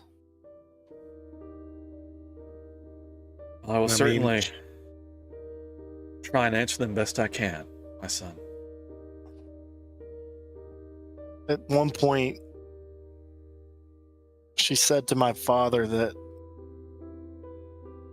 I was basically not her son, that I was his son and not hers, and I was confused by that. I didn't really understand at the time what she meant. Yes, that would be certainly confusing and unpleasant to hear from your mother. My dear son, Nidalak, though it is often said we cannot choose our family, sometimes our family did not choose us either. Your parents did the best they could with a terrible situation. Your dad gave you all the love he could muster. Your mom was not perfect, but did not hold back either. She did try. Such is the only condolence fate could afford you. It is why I revealed myself to you that day in the forest. I could feel your pain. And such emotion should not be unrequited. As to your questions, at times your father was an unkind man. He and your uncle disagreed often, and this led to conflict. Your uncle has always felt a certain possession over you, and did all he could to claim you as his own. Your father rebuked him, and wanted your mother for his own. Such strife can destroy the strongest of families, and often with children casualties. It is no small matter that their conflict has ended. By your own hand, no less. Still, I can feel you longing for answers. You will find him in the city of Amber Hall. I cannot see beyond the walls, but I know he is therein. He may not welcome your arrival. Seeing the face of your father in you will undoubtedly cause concern and strife.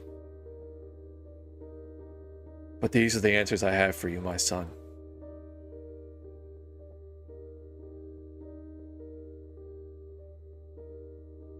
And I can say that though your mom is gone, she is safe. I can afford you that.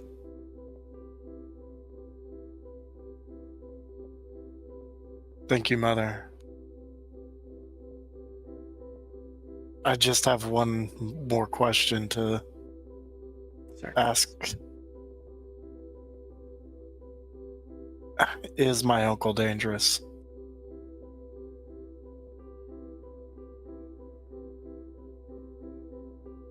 Man you are looking for in Amber Hall is a dangerous man.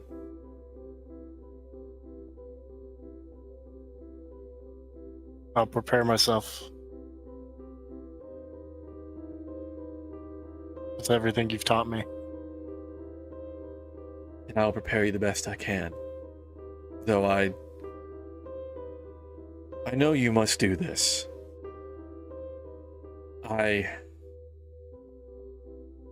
You may not yet be ready to face him, but I know you must. I would beseech you.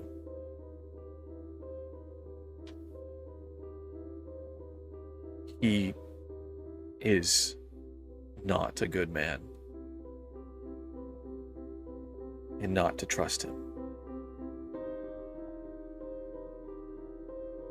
I have no plans on trusting him. Only on getting answers. He is a sort of man that usually answers with violence. I guess it runs in the family. I taught you better than that. Do not let your anger blind you. Those strong emotions of yours have always been present.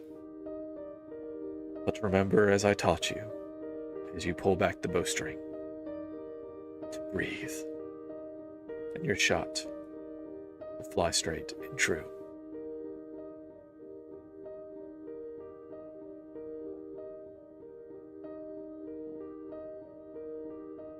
Thank you, Mother. Anytime, my son.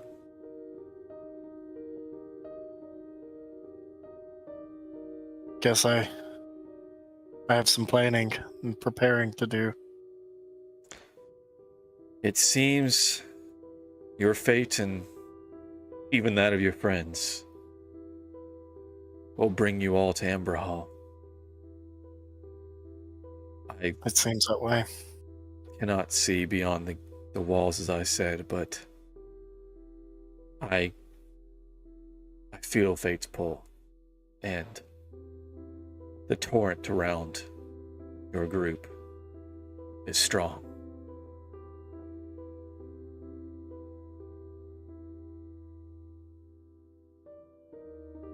It is not often a man can choose his own fate. Often fate chooses for us.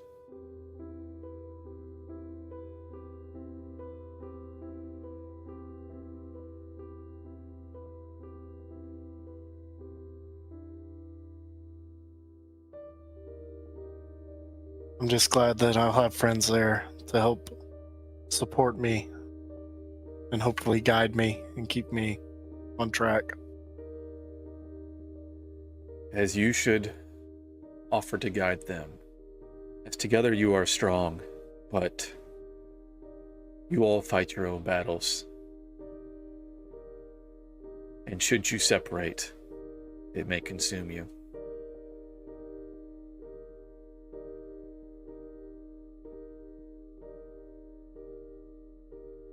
Well, let's stay together then.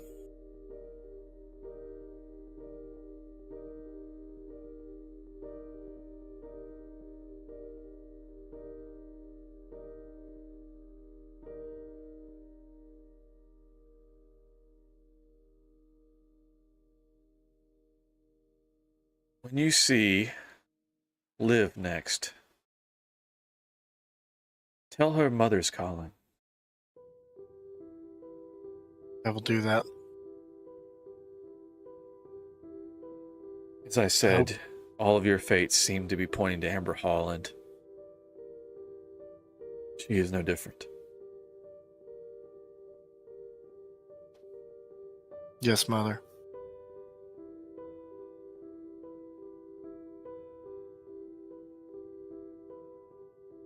Now come here and to a cookie. They're fresh baked.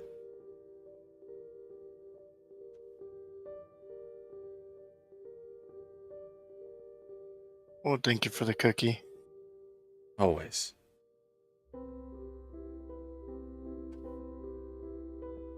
A cookie that somehow always tastes just like you want it to taste.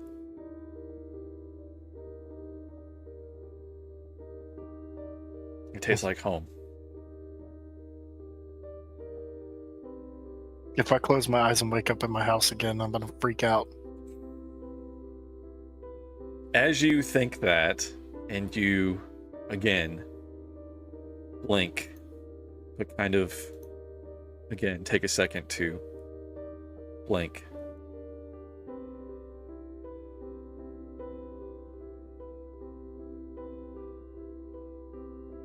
You once again find yourself in moonlit clearing.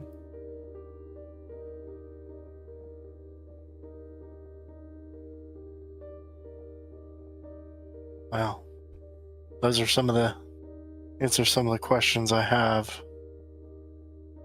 But it kind of brings up more to get answered. I guess Amber Hall really is the next step for me.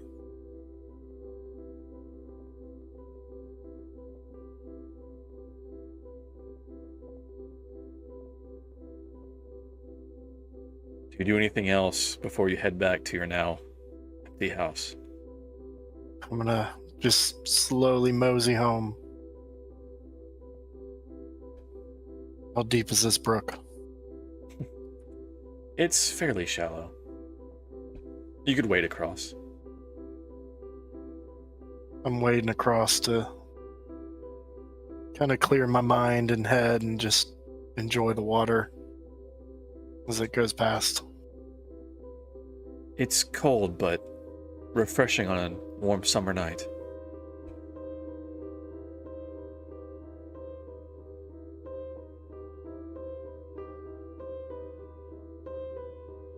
I'd just return home after that.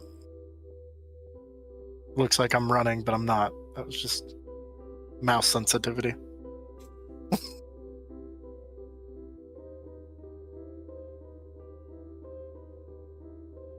And so your story continues, and soon enough, you and your friends head off to Amber Hall.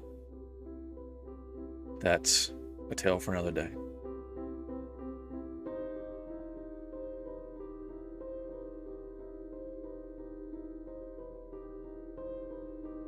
All right, man. What you think? It was good. Real good. Turn that house back on. You like that? That thing looks sick. Yeah. Also, the woods look sick in that orange, Yeah. purple. Yeah. But this freaking bird with the bird feet. Yeah. Holy crap. It's a chicken hut, dude. It's a little chicken. It's a chicken hut. Mm-hmm. a chicondo, if you will. Condo, dude. Hell yeah. No, that was awesome. Hell yeah, dude. I know it's a quick session, but roses and thorns. Roses. Roses is this freaking chicondo here. That thing looks awesome. The whole scene here is awesome. The color. Thorns. No real thorns about this sesh, man. That's beautiful. Thank you for putting in that storyline and that thought and dialogue. It was awesome. Hell yeah, dude. Slight rose to myself for on the spot making up all this shit about your house being empty. No shit, dude. That was I mean, like 10 seconds. Yeah. Man, on the fly. Oh, hell yeah. But hell yeah.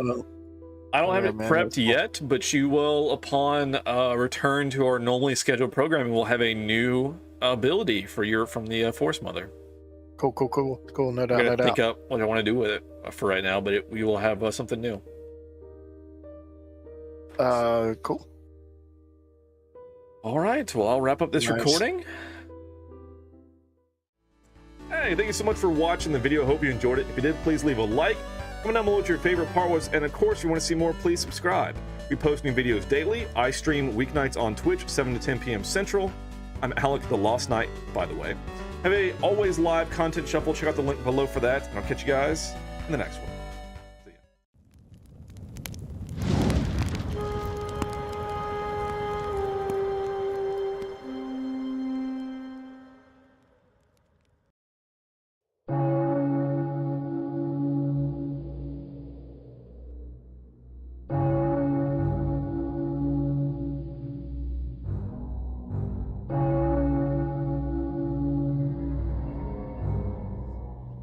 You stand here before me, facing the torrent of fate. It was the only way. What do you mean the only way? I am the one who killed him so that the robots that we created would not ever know human bloodshed. They will not harm you. I don't fully know where you're going, but I know that you'll be safe. Well, I certainly don't want to be lost to infinity. So be it then. If you must break my legs, break my legs. I can't bring him back. No. You can't. Ruck instantly takes something from his table and throws it. It goes straight through her. He just goes right under the table. You can't just keep dropping these like cryptic little sayings and then be like, peace, and leave. Yeah. Super sketchy, my dude. And you now know the fate of the little girl.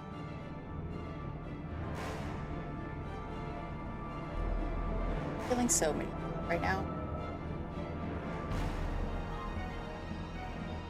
I'm like so upset. Liberate tutte me ex inferes.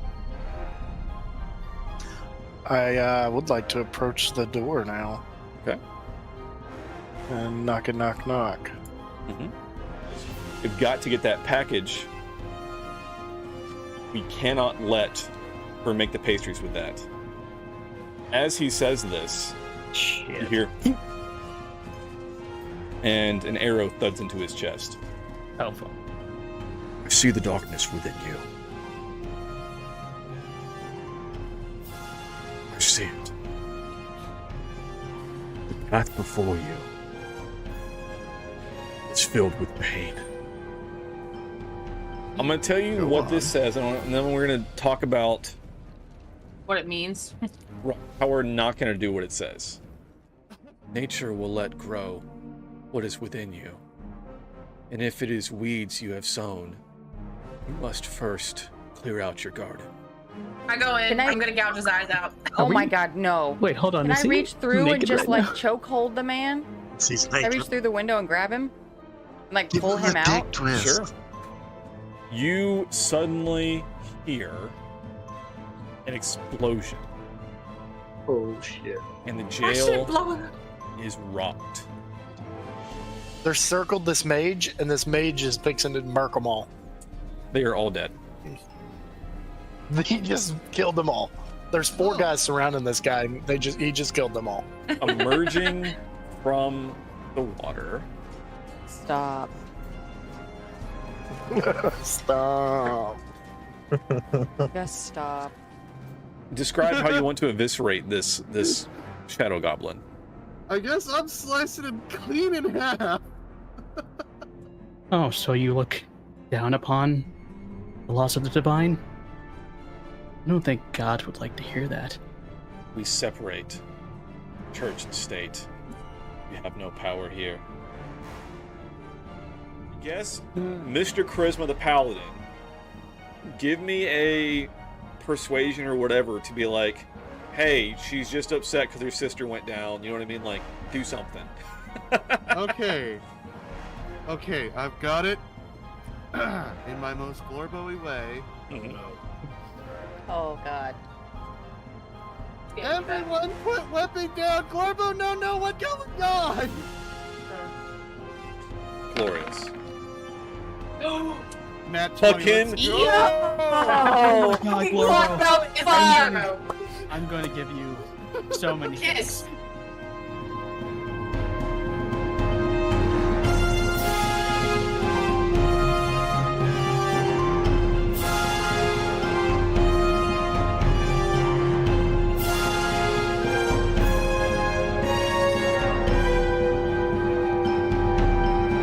Remember, the sword of destiny has two edges.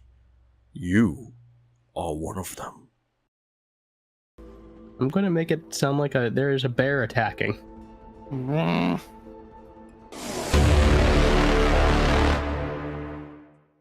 Well, hello, it's me, Alec the Lost Knight, but tonight, it's Keeper Alec. We're playing some D&D. Welcome in, friends, welcome in. So, before we get going, I know I'm a little bit early tonight, but we have a lot to cover in a short amount of time.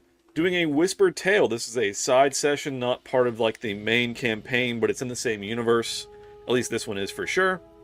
And we're going to start out tonight with two of our friends before the rest of them join in, as a little bit of a preamble here. But joining me for the first portion, what's up? Than, what's up, dude? Oh, hi. Hello. Where am I? I am Solbrook, but today I might be playing someone else. Do we need to make a fun fact about last time, or? What last time? We haven't had a last time. Yeah, you really haven't had one Aren't for this you? character, to be fair, so... Yeah, I was about to say, so should we just go to I like to party? Yes. Hell, yeah. Okay. I like Are to we in party. the wrong... We are in the wrong voice chat. I was like, why is it not capturing? You guys hopped in a private party, not nighttime. Oh, Well- whoops. Let's swap real quick, and then we'll fix that. Okay. This should fix it. I was like, why is it not capturing on stream? Oh, it's for the wrong window. I blame everyone else. It's all good. I just wasn't in there first this time, so Ah. it's fine. Okay, now we have cam up on stream. I was like, why do I not have anybody's face cam up? With my awesome D&D shirt. Fuck yeah, Hell dude. yes. Hell yeah. All right, sorry. Loves to party, right? Yeah, loves to party. Loves to I'm party. Solbrook. Hi. Perfect. Excellent. Love notes. Everything's going off without a hitch, guys. Love to see it. DC, Without a what's up, hitch. dude? Hi, I'm directionally challenged. I'm playing Glorbo! Hell yeah. I do have a fun fact, though, kind of. Mhm. Because the last time I played Glorbo was an adult. It is true. It is true. And now he's a child. And I like to party. Loves to party. So, real quick, we always try to do a timeline update. The Oh, ring! shit! Gifted sub! What? Thank you. Good! Thanks, Anik. Hell yeah. I'm not taking any shots tonight, just so you know I work tomorrow. Anyway, moving on. So, tonight's timeline takes place. This is going to be somewhere, but it's between the events of Session 0 and Session 1. So, this is well enough after the events of Session 0 and the Sidonia timeline that Rook has begun building his lizard lair that we see in later episodes. It's, probably a few years in. You guys are kind of probably like the more like mid-teen range, considering that I think Session 1 was like 10 to 12, and like Session 1 was like 20s almost, somewhere in there.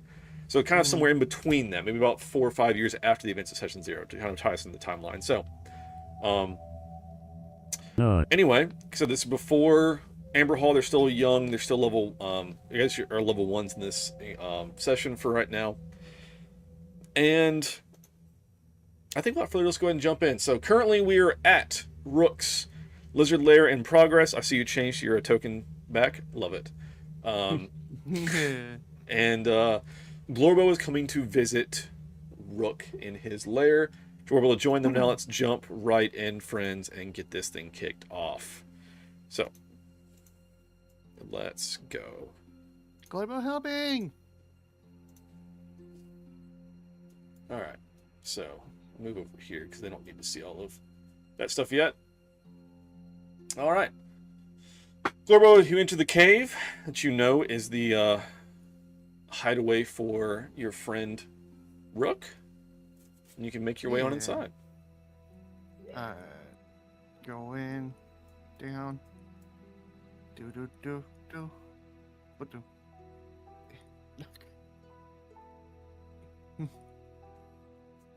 I will knock. The door is locked. Rook, you hear a knocking at your outer door. He's going about like trying to use like a sort of like monkey wrench tool to try to get this lug nut in, but as soon as he heard the knock, he just kind of pulls all his force back and he falls backwards. Son of a... Who is it? Hey, Glorbo! Oh. Okay. He just kind of runs to get like a blanket, and he covers like one of his projects up as he goes up to the door. Nice. So it's this way, Rook, for the record. Ah, that way. Ah, gotcha. I guess I should have unlocked your doors for you, but I can do it when we get rolling, so. There we go. It's because I don't have dark vision. That's why. Yeah, I guess the lighting is fairly sparing in this environment. I'll give you dark vision for the scene because it doesn't make sense for you not to be able to see your own fucking lair. There we go. Thank I you. haven't installed all the lights yet. Yeah, I haven't gotten out Okay, all the... there you go. All right, so you walk over and unlock the door. If I can click on the right thing, because you guys, fuck, shit balls. I'm gonna save you a step. Oh, okay, there we go. Sorry, I couldn't click on the door. All right, it's now unlocked. Okay. Okay. Bingo. Hey, Glorbo. Glorbo, come help! Oh, great. Well, I don't really need much help right now, Glorbo. I'm busy with a very important project right now. What project? Project This project? No, it's please don't touch that. It's White goo on floor. very important. Let's just say that. Important goo? We're not going scavenging today. Oh. I don't need any materials at the moment. I'm too focused on what I'm working on at the moment. But Get through here? No, it's not through there. Just come Not back through here, Glorbo. What Okay. over here? I just need to sit still. He just kind of grabs your shoulders and sits you down. Okay, Glorbo, today I kind of just need some time to myself. Okay, it's a really important project, and I don't really need any more materials from that wreck site. For now, maybe you can gather some other materials for me. Maybe some mushrooms or some sort of leaves, ivy, anything. I could use that for more of my... Glorbo could, but Glorbo never get to see all of Rook Place. Like, what circle? It's a work in progress. It's all this is for our benefit. It art project? Yes. It's an Glorbo art Mom- project. Glorbo Mom got mad at Glorbo for making art project. Well, did you do it on paper? Glorbo didn't have paper. Well, Glorbo had floor. how about this? Next time you come by, I can give you some paper. Will you make art project on floor? It's a different art project. And also, I'm not doing it in my house. That's why Mother isn't upset with me when I do that. This not Rook House? No. You think I live here? Oh god, do I just stay in here so long that you think I live here? Yes. He just kind of looks down at the ground, rethinking his life choices a bit. And then he starts to remember why he's here, and he shakes it off. Okay, not the point. Glurbo, It feel like this Rook House. could you please just take a break today? Just, it's a day off. Think about it like that. You can go out and do your own adventures around the lair, just not inside at the moment. But everyone get mad when Glorbo go take on adventures. They Well- say, Glorbo, no! Glorbo, you get Glorbo nap. But Glorbo don't feel tired. I don't think that's what they meant, buddy. Glorbo only know one meaning of nap. Listen, just remember the line that I set for us, the little line that you can't go past. Just, if you see that One line... over here? Turn around. No. No, Glorbo. Listen, I really appreciate you helping me with everything, but I really need some time to concentrate. Glorbo can be quiet. I know you can. I would much prefer being by myself, if that's okay. Okay. We can hang out after, okay? And who knows, maybe I could make that little portable oven for you to make your pastries with, like I promised. That good. Glorbo mom got mad last time because Glorbo almost burned down mom house. Well, it was a work in progress. Yeah, Rook should told Glorbo not put log in there. Yes, I should have. I really should have. You say use wood fuel. It's, well, not that much. That what Dad used in fire? It's small. It may be magical, but it doesn't need... not the point. Listen. You can just go on. I'll call you back when I'm done, okay? Okay. And we can hang out. Glorbo, go explore around Rook's secret hideaway. Don't explore too much. He's already gone. Explore a lot? What? Okay, he's back. No, don't explore. I'm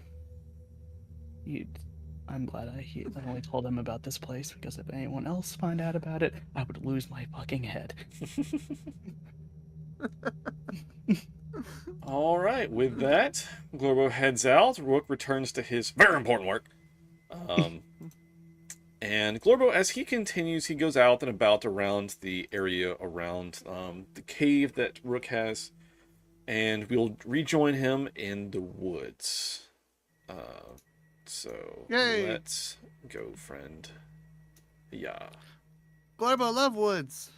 All right. Let me change music scene. Why do I feel like I made a mistake? All right. Glorbo, as you're out trekking through the woods, having a grand old time, you see this small fairy up the road ahead of you, kind of flitting around. Butterfly! Glorbo will rush over to the butterfly. And as you begin running to it, begins kind of just keeping out of your grasp, kind of flying, continuing down the path. Glorbo will keep running after it, kind of giggling to himself, just like, ah, butterfly! And it just continues to kind of just kind of kind of Tinkerbell-esque, kind of wispy, kind of just staying just out of your reach. You just can't quite grab it as it continues flying. Not hard. Glorbo's small. And you notice these giant mushrooms that you really haven't seen before. But Glorbo will get those after he get butterfly. Rook will be so happy for giant mushroom. and as you continue chasing this butterfly, it leads you into this little grove that is just surrounded by mushrooms. Rook did say go get mushroom. And butterfly!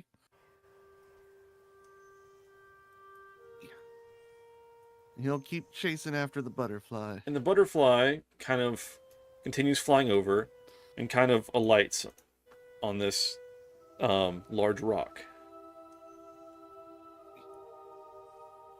Alright, Glorbo What are you will doing? try. Sorry. Okay. Anyway, as you run to the Glorbo will- rock, Yeah. you kind of like trying to reach up and kind of trying to grab for Yeah. the butterfly that's kind of up on this rock. Try and climb the rock and Yeah, as you're Yeah. trying to climb the rock and all, and as you're touching it, it begins to kind of softly glow, which you really don't notice because you're kind of preoccupied. yeah. And as it continues to glow, you suddenly just feel really, really sleepy. Oh no. Rook right. Glorbo get Glorbo nap. And you kind of sink down and kind of lean your back against the rock and just fall into a slumber. Glorbo nap. And as you are sleeping, you begin to dream. And suddenly in this dream, you're underwater. Well, And as you try to kind of like, you can't breathe, you're underwater. Yep, And you flailing. start flailing around, you're trying to get your bearings, and you kind of, there's some diffuse light coming from above. Swim.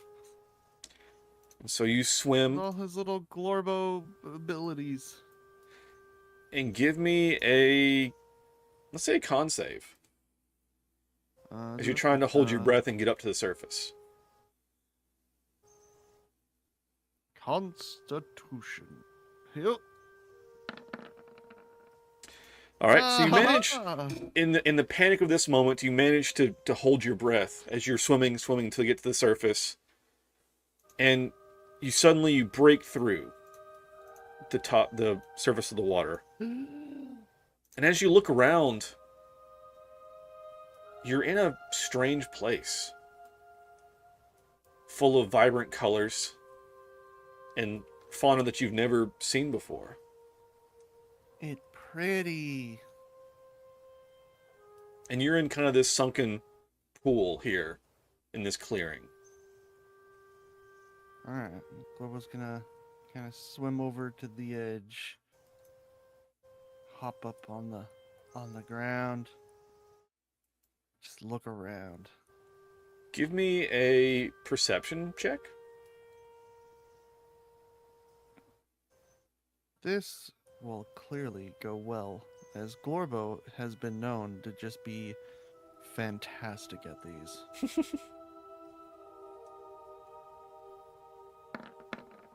Yep. You don't know where you are. This just is a very pretty place. Just, you know. That tracks. Glorbo's gonna go wandering around. All right. Oh, what this? What that? Blue tree. And so you begin wandering till you come across. Let's see.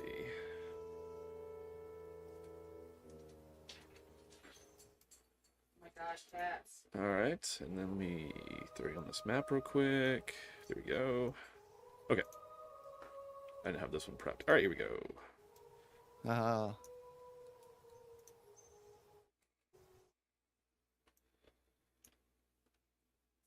and you come across, and you're in this beautiful place, and you just have no idea where you are, and that nothing here seems as if you've ever seen this before. This is totally wild and just foreign to you. When did Rook plant all these? He always busy. Ladder. Alright, Gorbo's gonna take the ladder down. Okay. And So you climb down and you continue, and just keep kind of wandering. Give me I don't know, you want to do like a nature, like a survival check, whatever works. Yep, again, these are all things that Right, I'm sure you're great I do at. have a survival. I do have survival.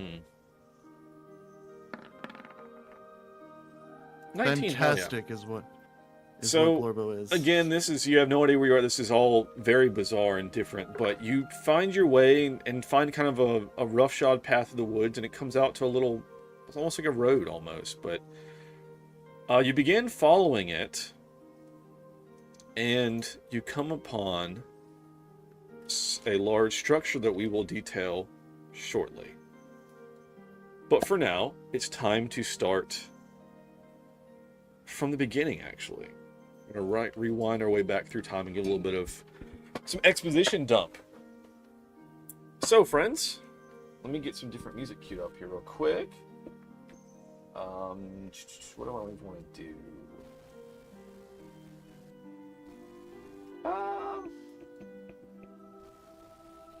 This one sounds interesting. Okay. So, let me pull up an image real quick. Okay, create new image. Those that are joining us, the rest of the party can now hop in if you would like. Yeah, buddy. Yeah. What if I don't? Then fucking don't. Do what you want. Alright, Just so... don't tell me what to do. Don't tell me what to do. Tell me what to do. That's what I said. Okay, there we go. Alright, so, have the map pulled up. This is the map of our D&D campaign world. Wow. Wow. Oh, and wowson. Camera is messing up. Sweet. So before I introduce the rest of our party, I'm going to give... I'm just going to do a little bit of exposition here, guys.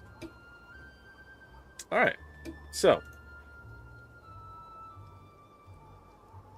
Our story today begins long before the children of Brydell ventured forth to Amberhall, before the conflict in Cydonia led to an aerial calamity, before even a group of peacekeepers found themselves facing fate in a green chapel. I'll move this where I can see a little better. Alright. Before the kingdom of Encore was forged by the concord of the city-states, the map looked very different. The one you see before you now. The might of Ironvale served as warden of the frigid north. At the foot of the...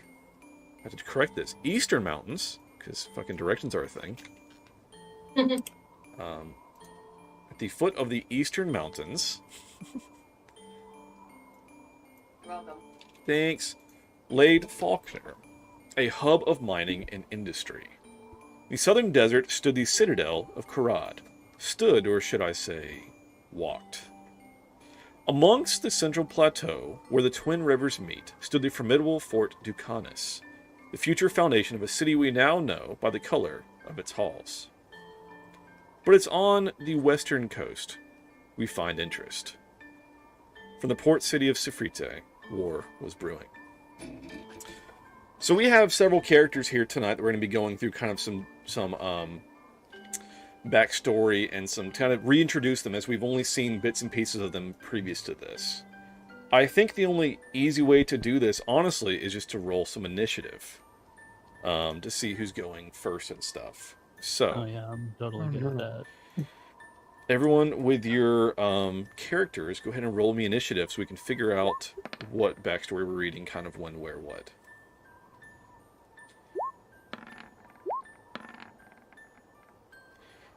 And I will do one for Ragnar as well. He's the only one we're missing, right? Everybody else here? Token, are you here? I see you're muted and deafened or whatever. Everybody else is here, I think. Did you see my int roll? I guess because nobody clicked on tokens, they're not Tokens. popping up in chat in the thing, which is fine. I don't have a token to click on. Yeah, that's fine. I'll just keep track of it. As long as it's in chat, I'll keep track of it. We don't need the tracker. That's fine. Okay, I'll close that then. We don't need that right now. Okay, so that one's for Ragnar, and then I need one for Token's character. So I need to change to. Oh my God, they're so okay. There we go. Sorry guys, real quick. I had this kind of, I didn't like write it all into one. I still have like 7 different storylines. So let me, I think initiative's the easiest way to do this. Not one on initiative. Sorry, buddy. Actually, you know what? That's actually perfect because they're the last one to be introduced. So it's actually perfect. Okay. So who goes first? It's going to be Brienne, looks like. That's me. Yeah. Hell yeah. Brienne goes first. All right. So let me pull up Brienne's storyline. Alright. It's changed me to a different Google account. So let me pull this back up on the right one. Alright. So, on the map, we move it over just a touch so you guys can see a little bit better. To the northeast, kind of the top. I'm so sorry. Am I supposed to be able to see this map? It's on stream. I see it on stream. I just want to make sure. Yeah, I can't put it in Roll20. I could, but it'd be effort, so it's on stream. You guys have it in chat. What are you talking about? Anyway. Alright. To the northwest lie the Starry Isles. The archipelago contains many islands, as well as the great central isle known as Tarver. The isles are called home by the people of a Goliath size, known by their strength and martial prowess. The chivalry of Tarver served as an elite of the elites, with their legendary blades made of a metal so sacred that none outside the order and its blacksmiths could touch the blade and live. For years, the greedy venture company of Ironvale had harassed the Isles, attempting to claim a foothold and mine the precious metal. Foolish though that endeavor seemed, as the metal was so dense, only a giant could wield weapons forged from its construction. These blades could cut through softer blades, and create impenetrable, if not extremely heavy armor. The secret of its metallurgy was closely guarded by the chivalry, and none had managed to defeat them. Still, the nation took no chances and actively worked to bolster its ranks of warriors. Perhaps the smallest island of the nation was called Garth. Its inhabitants more livestock than shepherds. Yes, just more animals than people. You got it. Anyway, every year, those that came of age would be given the trials of the Isles. The best of the best would be granted a stewardship on the Isle of Tarver under a member of the chivalry. For young Brienne, this had become a dream she intended to pursue relentlessly. She came of age alongside 2 others, both males, larger and stronger, and she vowed she would not fail. The trials were hard, the tests of strength, dexterity, and cunning taking all she had to prevail. The last competition was a head-on brawl, the only one able to emerge victorious. Brienne bided her time and rushed in just as her 2 opponents were nearing a winner between them. As one struck the other down, she lunged from behind and felled him also. So she stood, victorious and the representative of her isle. With a somewhat tearful goodbye to her parents, Brienne set off to the Isle of Tarver. There, those of the chivalry without a steward would make their selections from the best the outlying isles had to offer. Brienne had never been more proud. She stood there and waited as the members of the order made their picks. And waited. Until at last only she remained. Try as she might to hide her inner turmoil, her face shone bright red. At last, a woman of average height approached her. Brienne had noticed her at the back of the group, and had seen her eyes measure each steward in turn. Without a word, she beckoned Brienne to follow. Wiping a hot tear from her face, Brienne began her life as a steward. Brienne, at first greatly dismayed over her mentor, found herself the envy of others. Her mentor was an elder of the order known as Nova, and had never taken a steward. She rarely spoke, her words carrying more weight than anyone could bear. She had never been bested in battle, and only drew her sword to send souls to the afterlife. Under her tutelage, Brienne grew proficient with a sword, becoming a warrior in her own right. Graduation from her stewardship neared, only the trials of the mind and soul remained. However, the city-state of Safrite, to the south, had made an offensive into the Kareem steppes. The rest of the continent seemed hell-bent not to let a good war go to waste. Under the guise of the conflict, the Venture Company sent a legion of their hired wardens to invade the nearest isle, known as the Isle of Barclay. The Venture Company told the Council of City-States that the Starry Isles had declared themselves allies of the Safritians, so they were doing their part for the war effort. An envoy was sent from Fort Ducanis to parley with the Isles, but the Venture Company waited for no man's permission. The chivalry acted swiftly, mounting a defense of Barclay that stopped the wardens cold on the shores. A young upstart among them, named Ragnar, broke the line and established a beachhead. The chivalry fell back to higher ground, and from there a stalemate begrudgingly formed. The Venture Company continued to reinforce the beachhead from with their hired wardens. The chivalry fortified their defensive position. A sort of killing zone formed between the lines. Finally, a yell went up from the defenses to hold fast and listen. From the lines emerged Nova, leading an envoy that had arrived from the council. Crossing to the center of the gap, she beckoned all to hear. The envoy stated that the Venture Company's actions were illegal. The Star Isles held no alliance with the Safritians, and the assault must be halted immediately lest they face the wrath of the rest of the city-states. The wardens of Ironvale stood down, began to withdraw to the ships. A Venture Company loyalist raised his sword and led a charge of 100 company men across the killing fields. Seeing it all unfold in seemingly slow motion, Brienne hopped to the defensive line and rushed to the aid of her mentor. Nova stood her ground and slowly unsheathed her sword. The blade shone black as midnight, a sight few had ever beheld and lived. Brienne felt miles away as her mentor was beset by the onslaught of men. They began to fall, but there were simply too many. A rush of wardens stormed out after them, seemingly joining in the attack. Brienne joined her mentor's side just as Nova began to fall to her knees, bleeding profusely from multiple spears still protruding from her abdomen. She slumped forward and the spears pushed out her back. As a steward, Brienne had not yet earned her sword. In this moment, all thoughts left her. More company men pushed up, followed swiftly by the wardens. Without a thought, Brienne grabbed the blade of Nova and lifted it to meet the attackers. She cut down the first, the second, and the third. The fourth took a sword to the back, and as he fell forward, the warden known as Ragnar stood holding the sword. With slow purpose, he withdrew it from the back of the company man and slowly cleaned it against his cloak before sheathing it. He said nothing to Brienne, but his gaze was one of respect. With that, he turned and the wardens returned to their ships.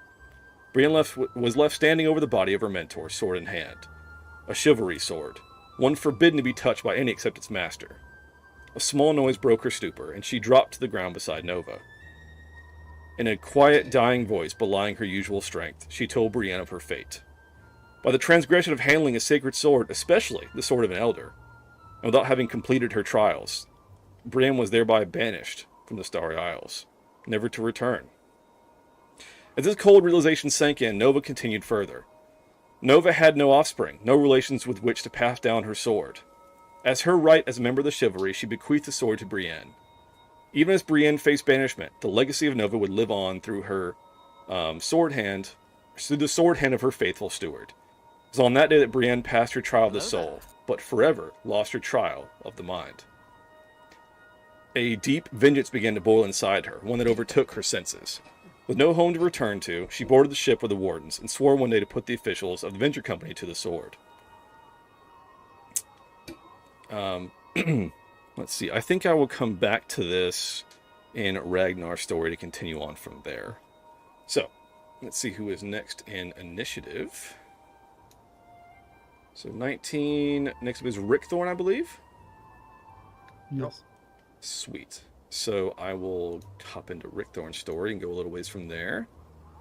Okay. Alright. In the Feywild, there was a small declining clan of Eladrin, and a pair of young high elf brothers named Rickthorn and Valethorn. The Blackbriar clan had faced hardship and loss of political standing among the Sealy court, with the crowning of a new queen from a rival clan.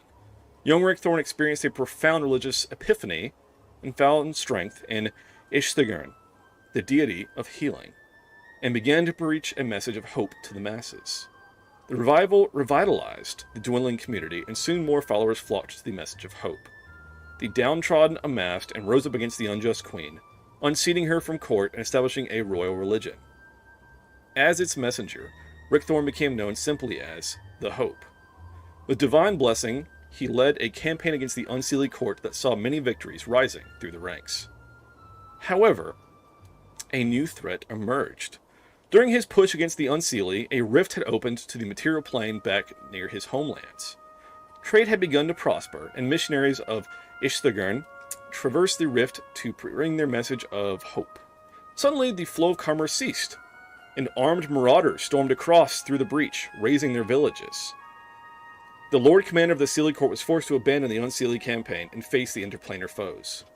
Mustering the warriors of the Blackbriar clan, Rick Thorne and Vale Thorne were given command of 3 companies between them. The Hope of the Legend found himself leading an attack through the rift. I will continue back here shortly. Let's hop back into the timeline. So next will be Silas. That's me. Sweet. Alright, so let's hop into Silas's. Alright.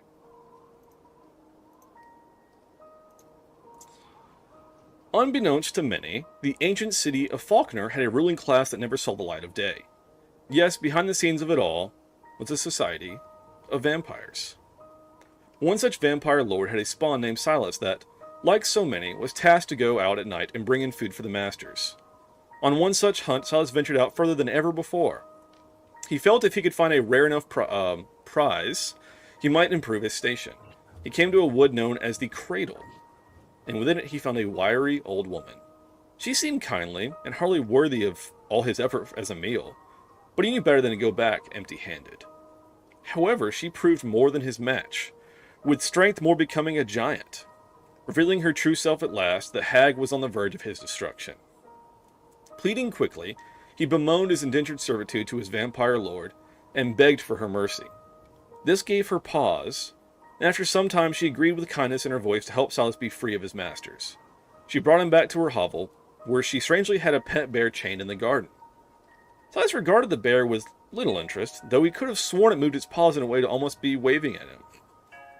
After a moment, he accepted her invitation to come inside. The hag upheld her into the bargain, waging a war against the vampires and driving them out of Faulkner.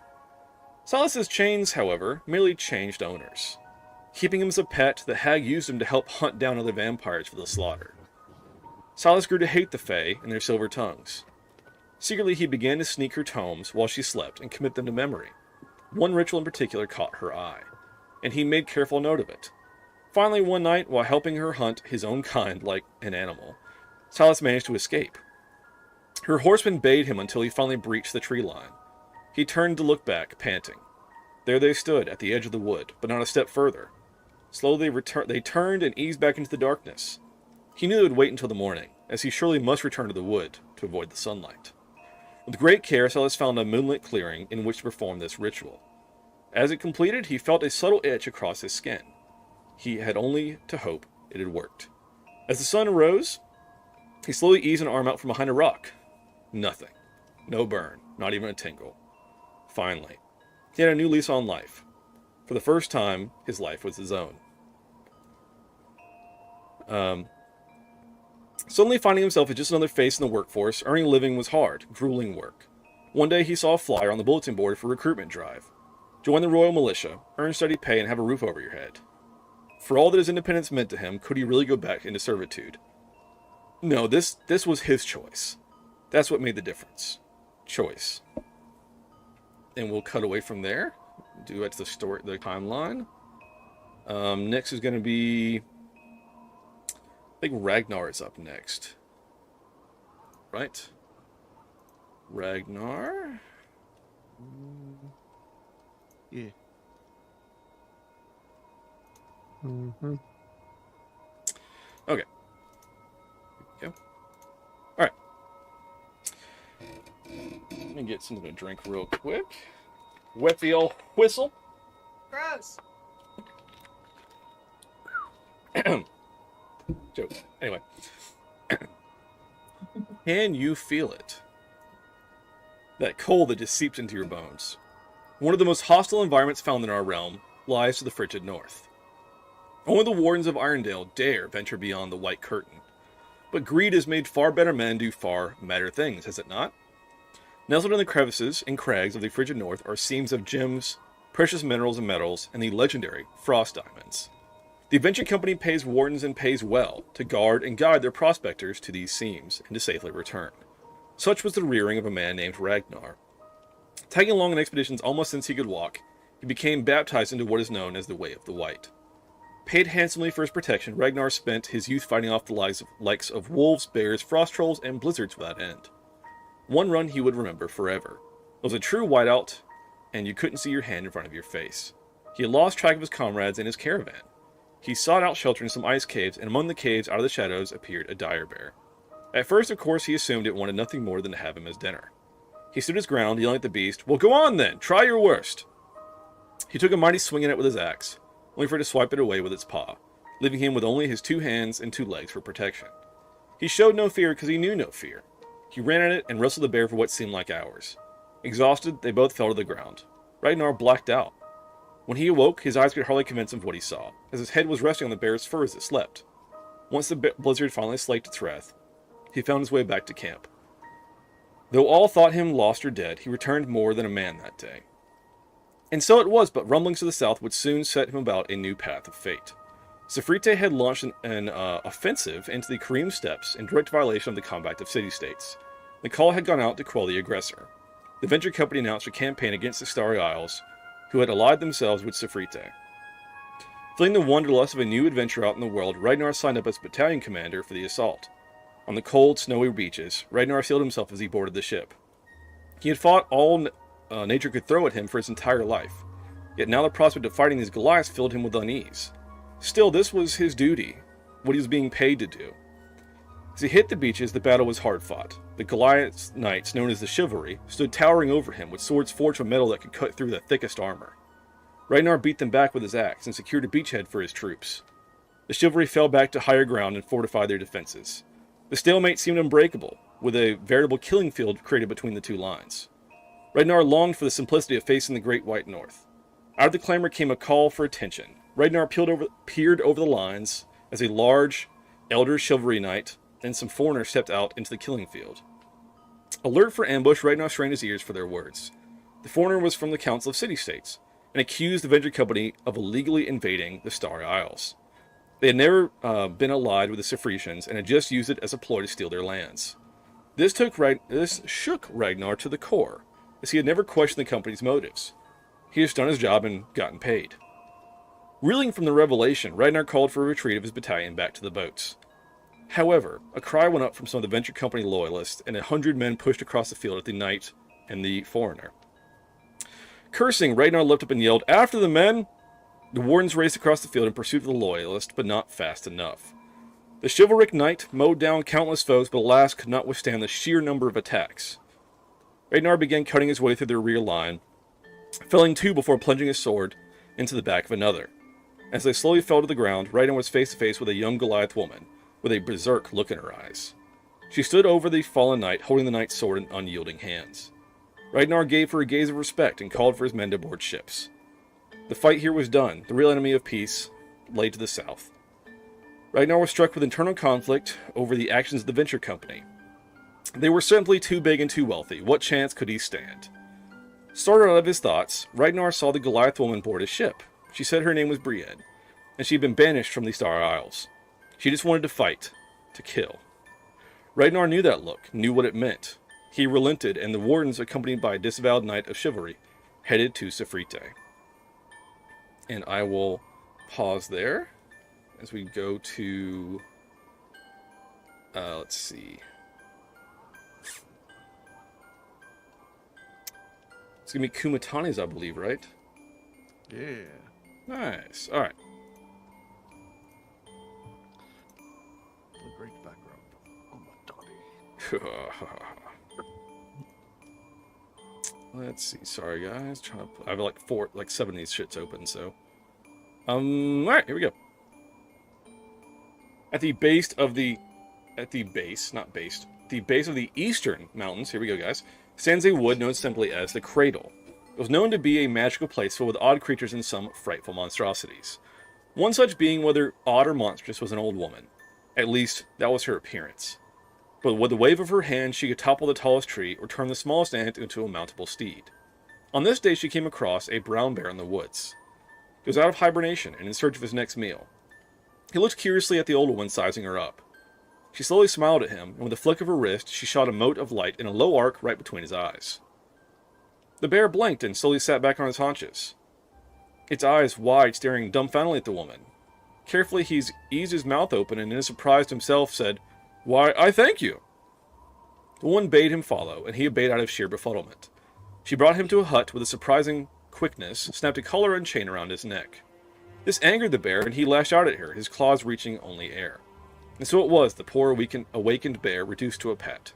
Sure, she would spend time with him and spend long hours talking with him, but he felt more like an experiment, or a subject of study.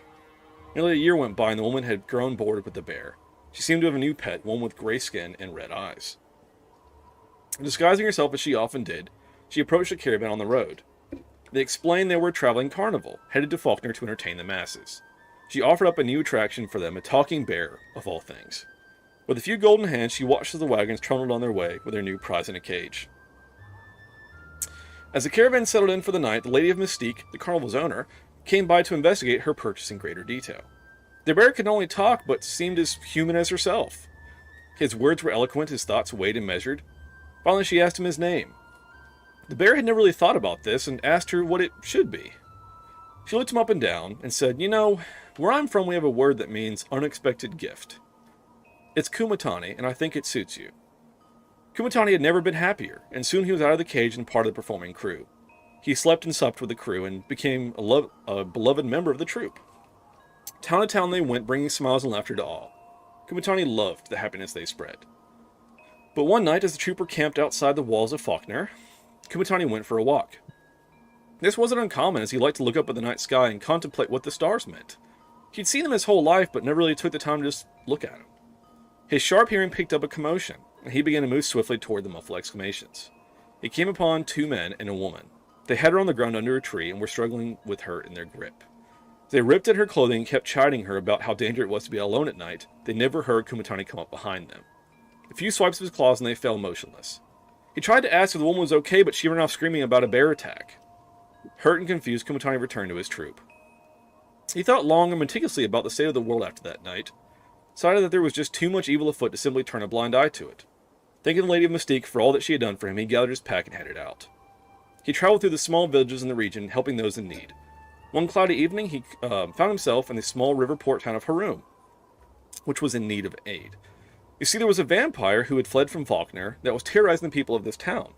So Kumatani summoned up his courage and decided to take care of the vampire. Now, not being a great warrior, Kumatani relied on his wits. He went to the manor of the vampire and as calmly as possible asked if he could come in. Out of more curiosity than anything, and regarding him as his next meal, the vampire accepted. Kumatani sat across a table from him, tea in hand, and looked the vampire dead in the eyes as he spoke. "Ah, it must be so wonderful to be a vampire." Why?" the vampire asked. "Because you don't have to look at yourself in the mirror." The viciousness of his mockery, and a few minutes of horrible kazoo playing later, the vampire swore to leave town and never return.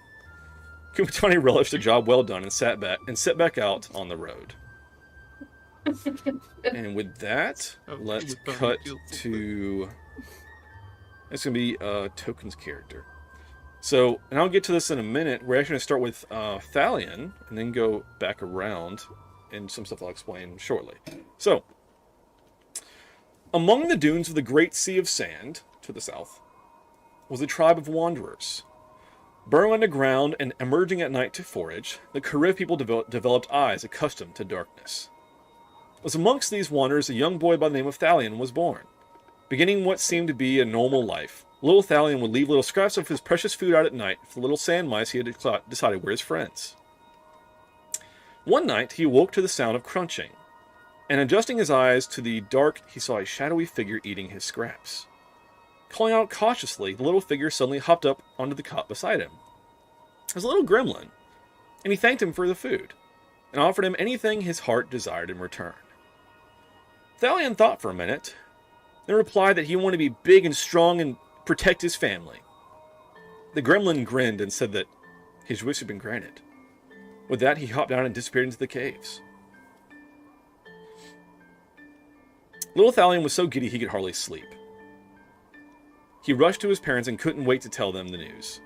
His parents' faces slowly drained of color, and they took him with haste to the tribal shaman. Inspecting him, the shaman declared Thalion cursed. "No," he shouted, "he had been blessed with a wish!" Alas, the monkey's paw of the deal had taken effect. Thalion continued to grow, surpassing the other children and even the adults in strength and battle aptitude. However, any injury healed in double the time. The merest cut could bleed for days, and a cough could last weeks. Unperturbed, Thalion set out for the walking citadel of Karad, eager to prove himself as the strongest warrior. Gaining work as a mercenary, Thalion challenged anyone who dared challenge him. One night, a commander of the Order of the Purple Dragon Knights observed Thalion in yet another tavern brawl.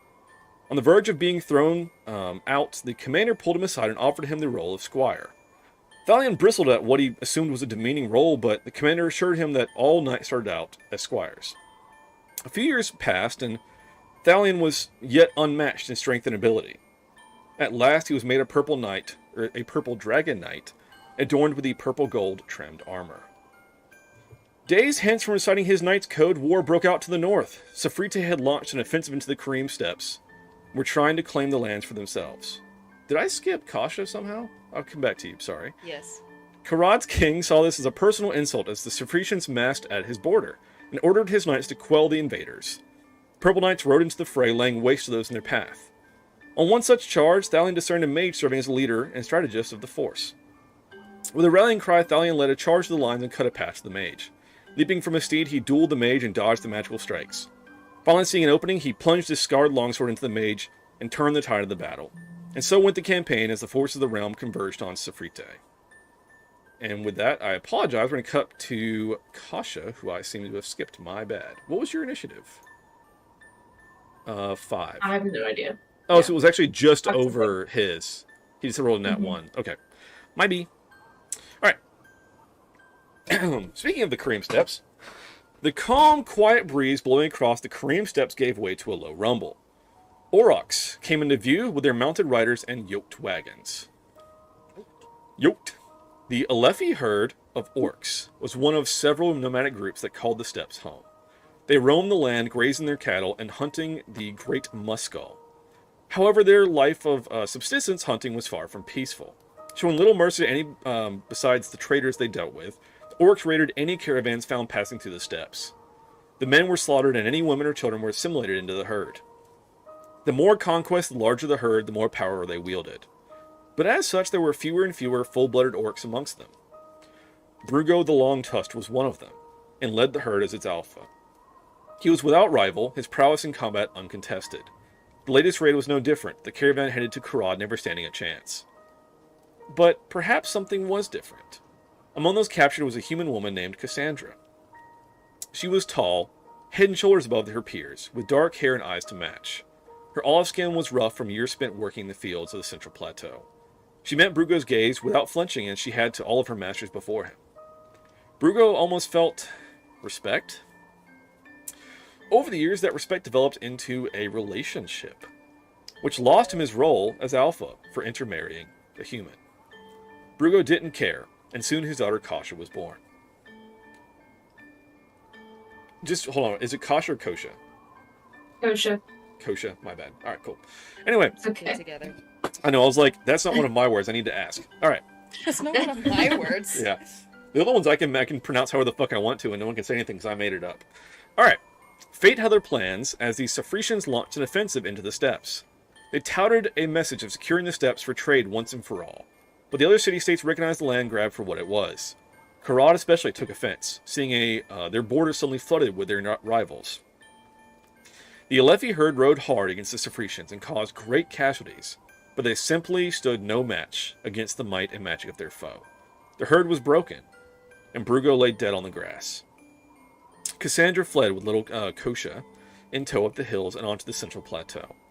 the conflict would take a great many more lives before Safrite finally submitted. And I think... Let me pop into the other story now. Okay. No, not this one. It's going to be the one with the other ones. Sorry, there's like 4 different timelines interconnecting here. Alright. So, converging to Safrite, we had the Wardens of Ironbell and one disavowed Knight of Chivalry, as well as the forces from Karad and the Purple Dragon Knights, which included Thalion, and the forces from the Central Plateau. Among which was a lord of a small fiefdom by the name of Carmine. And so the Cereals were beaten into submission, and the conflict resolved. Lord Carmine offered a battlefield commission to any that had fought alongside him to return to his lands and serve as royal peacekeepers in exchange for land and titles.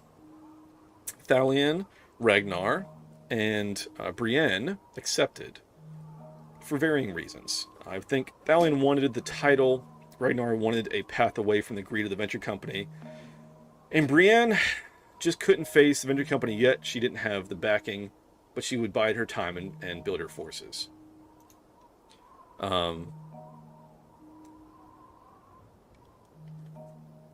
So, with that, a new concord was established, with Safrite taking the full brunt of the reparations and tariffs.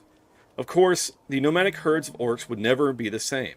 Karad quietly used the conflict to establish outposts in the steppes, and the remaining orcs were moved onto reservations. Without the freedom to roam and graze, their herds became unsustainable and many starved. Those that survived found work as laborers for the great houses of Karad, and once more the steppes grew quiet. So Cassandra and Kosha settled in a farming community near Fort Ducanis, the very fields Cassandra had worked before being sold.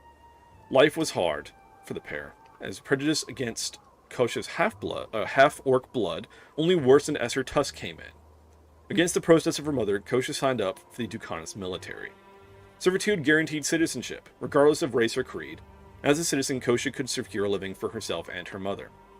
The strength of her orc bloodline saw her rise to the ranks as a fearsome warrior, though she possessed none of the quick wits of her mother.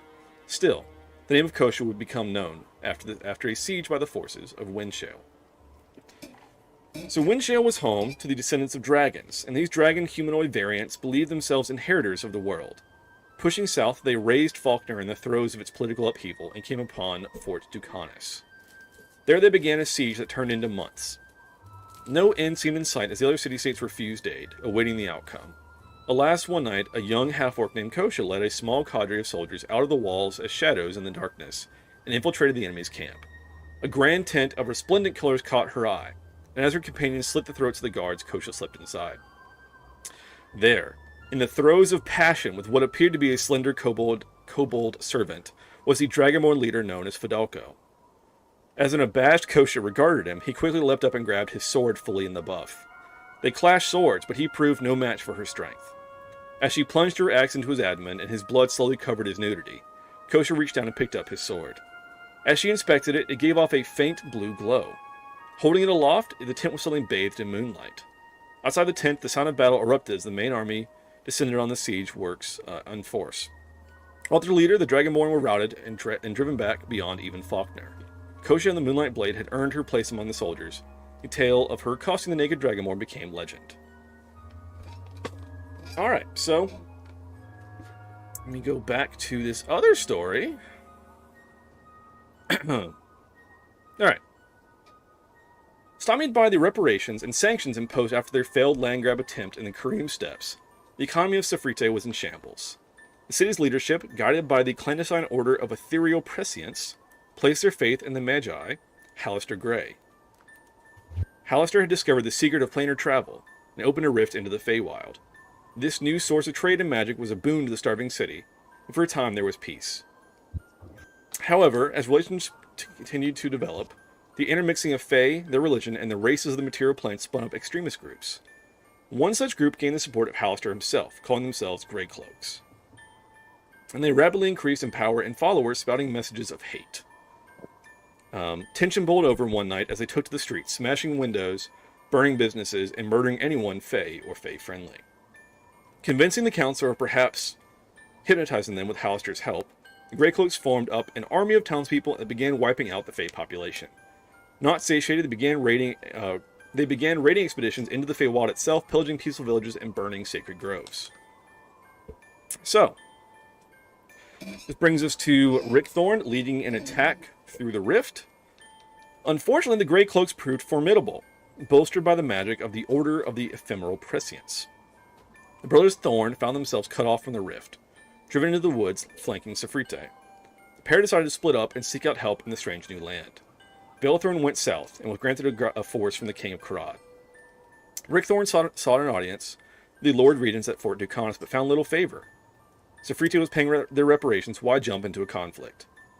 However, as he left, a lord by the name of Carmine, that presided over a fiefdom at the base of the Eastern Mountains, felt sympathy for the cause and pledged his peacekeeper forces.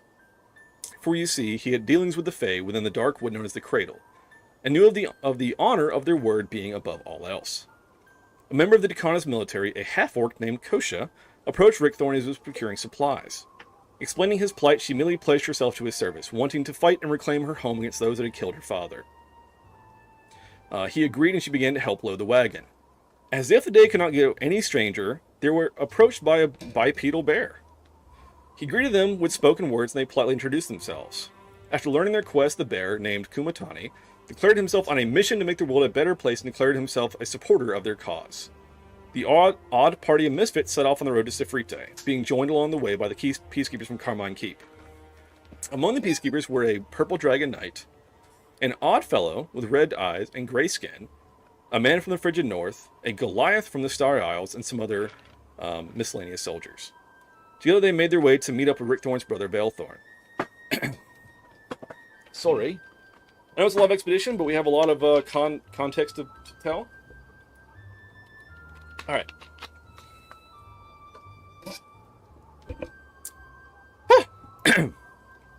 As the brothers Thorn reunited, each backed by a company of skilled soldiers, they hatched their plan.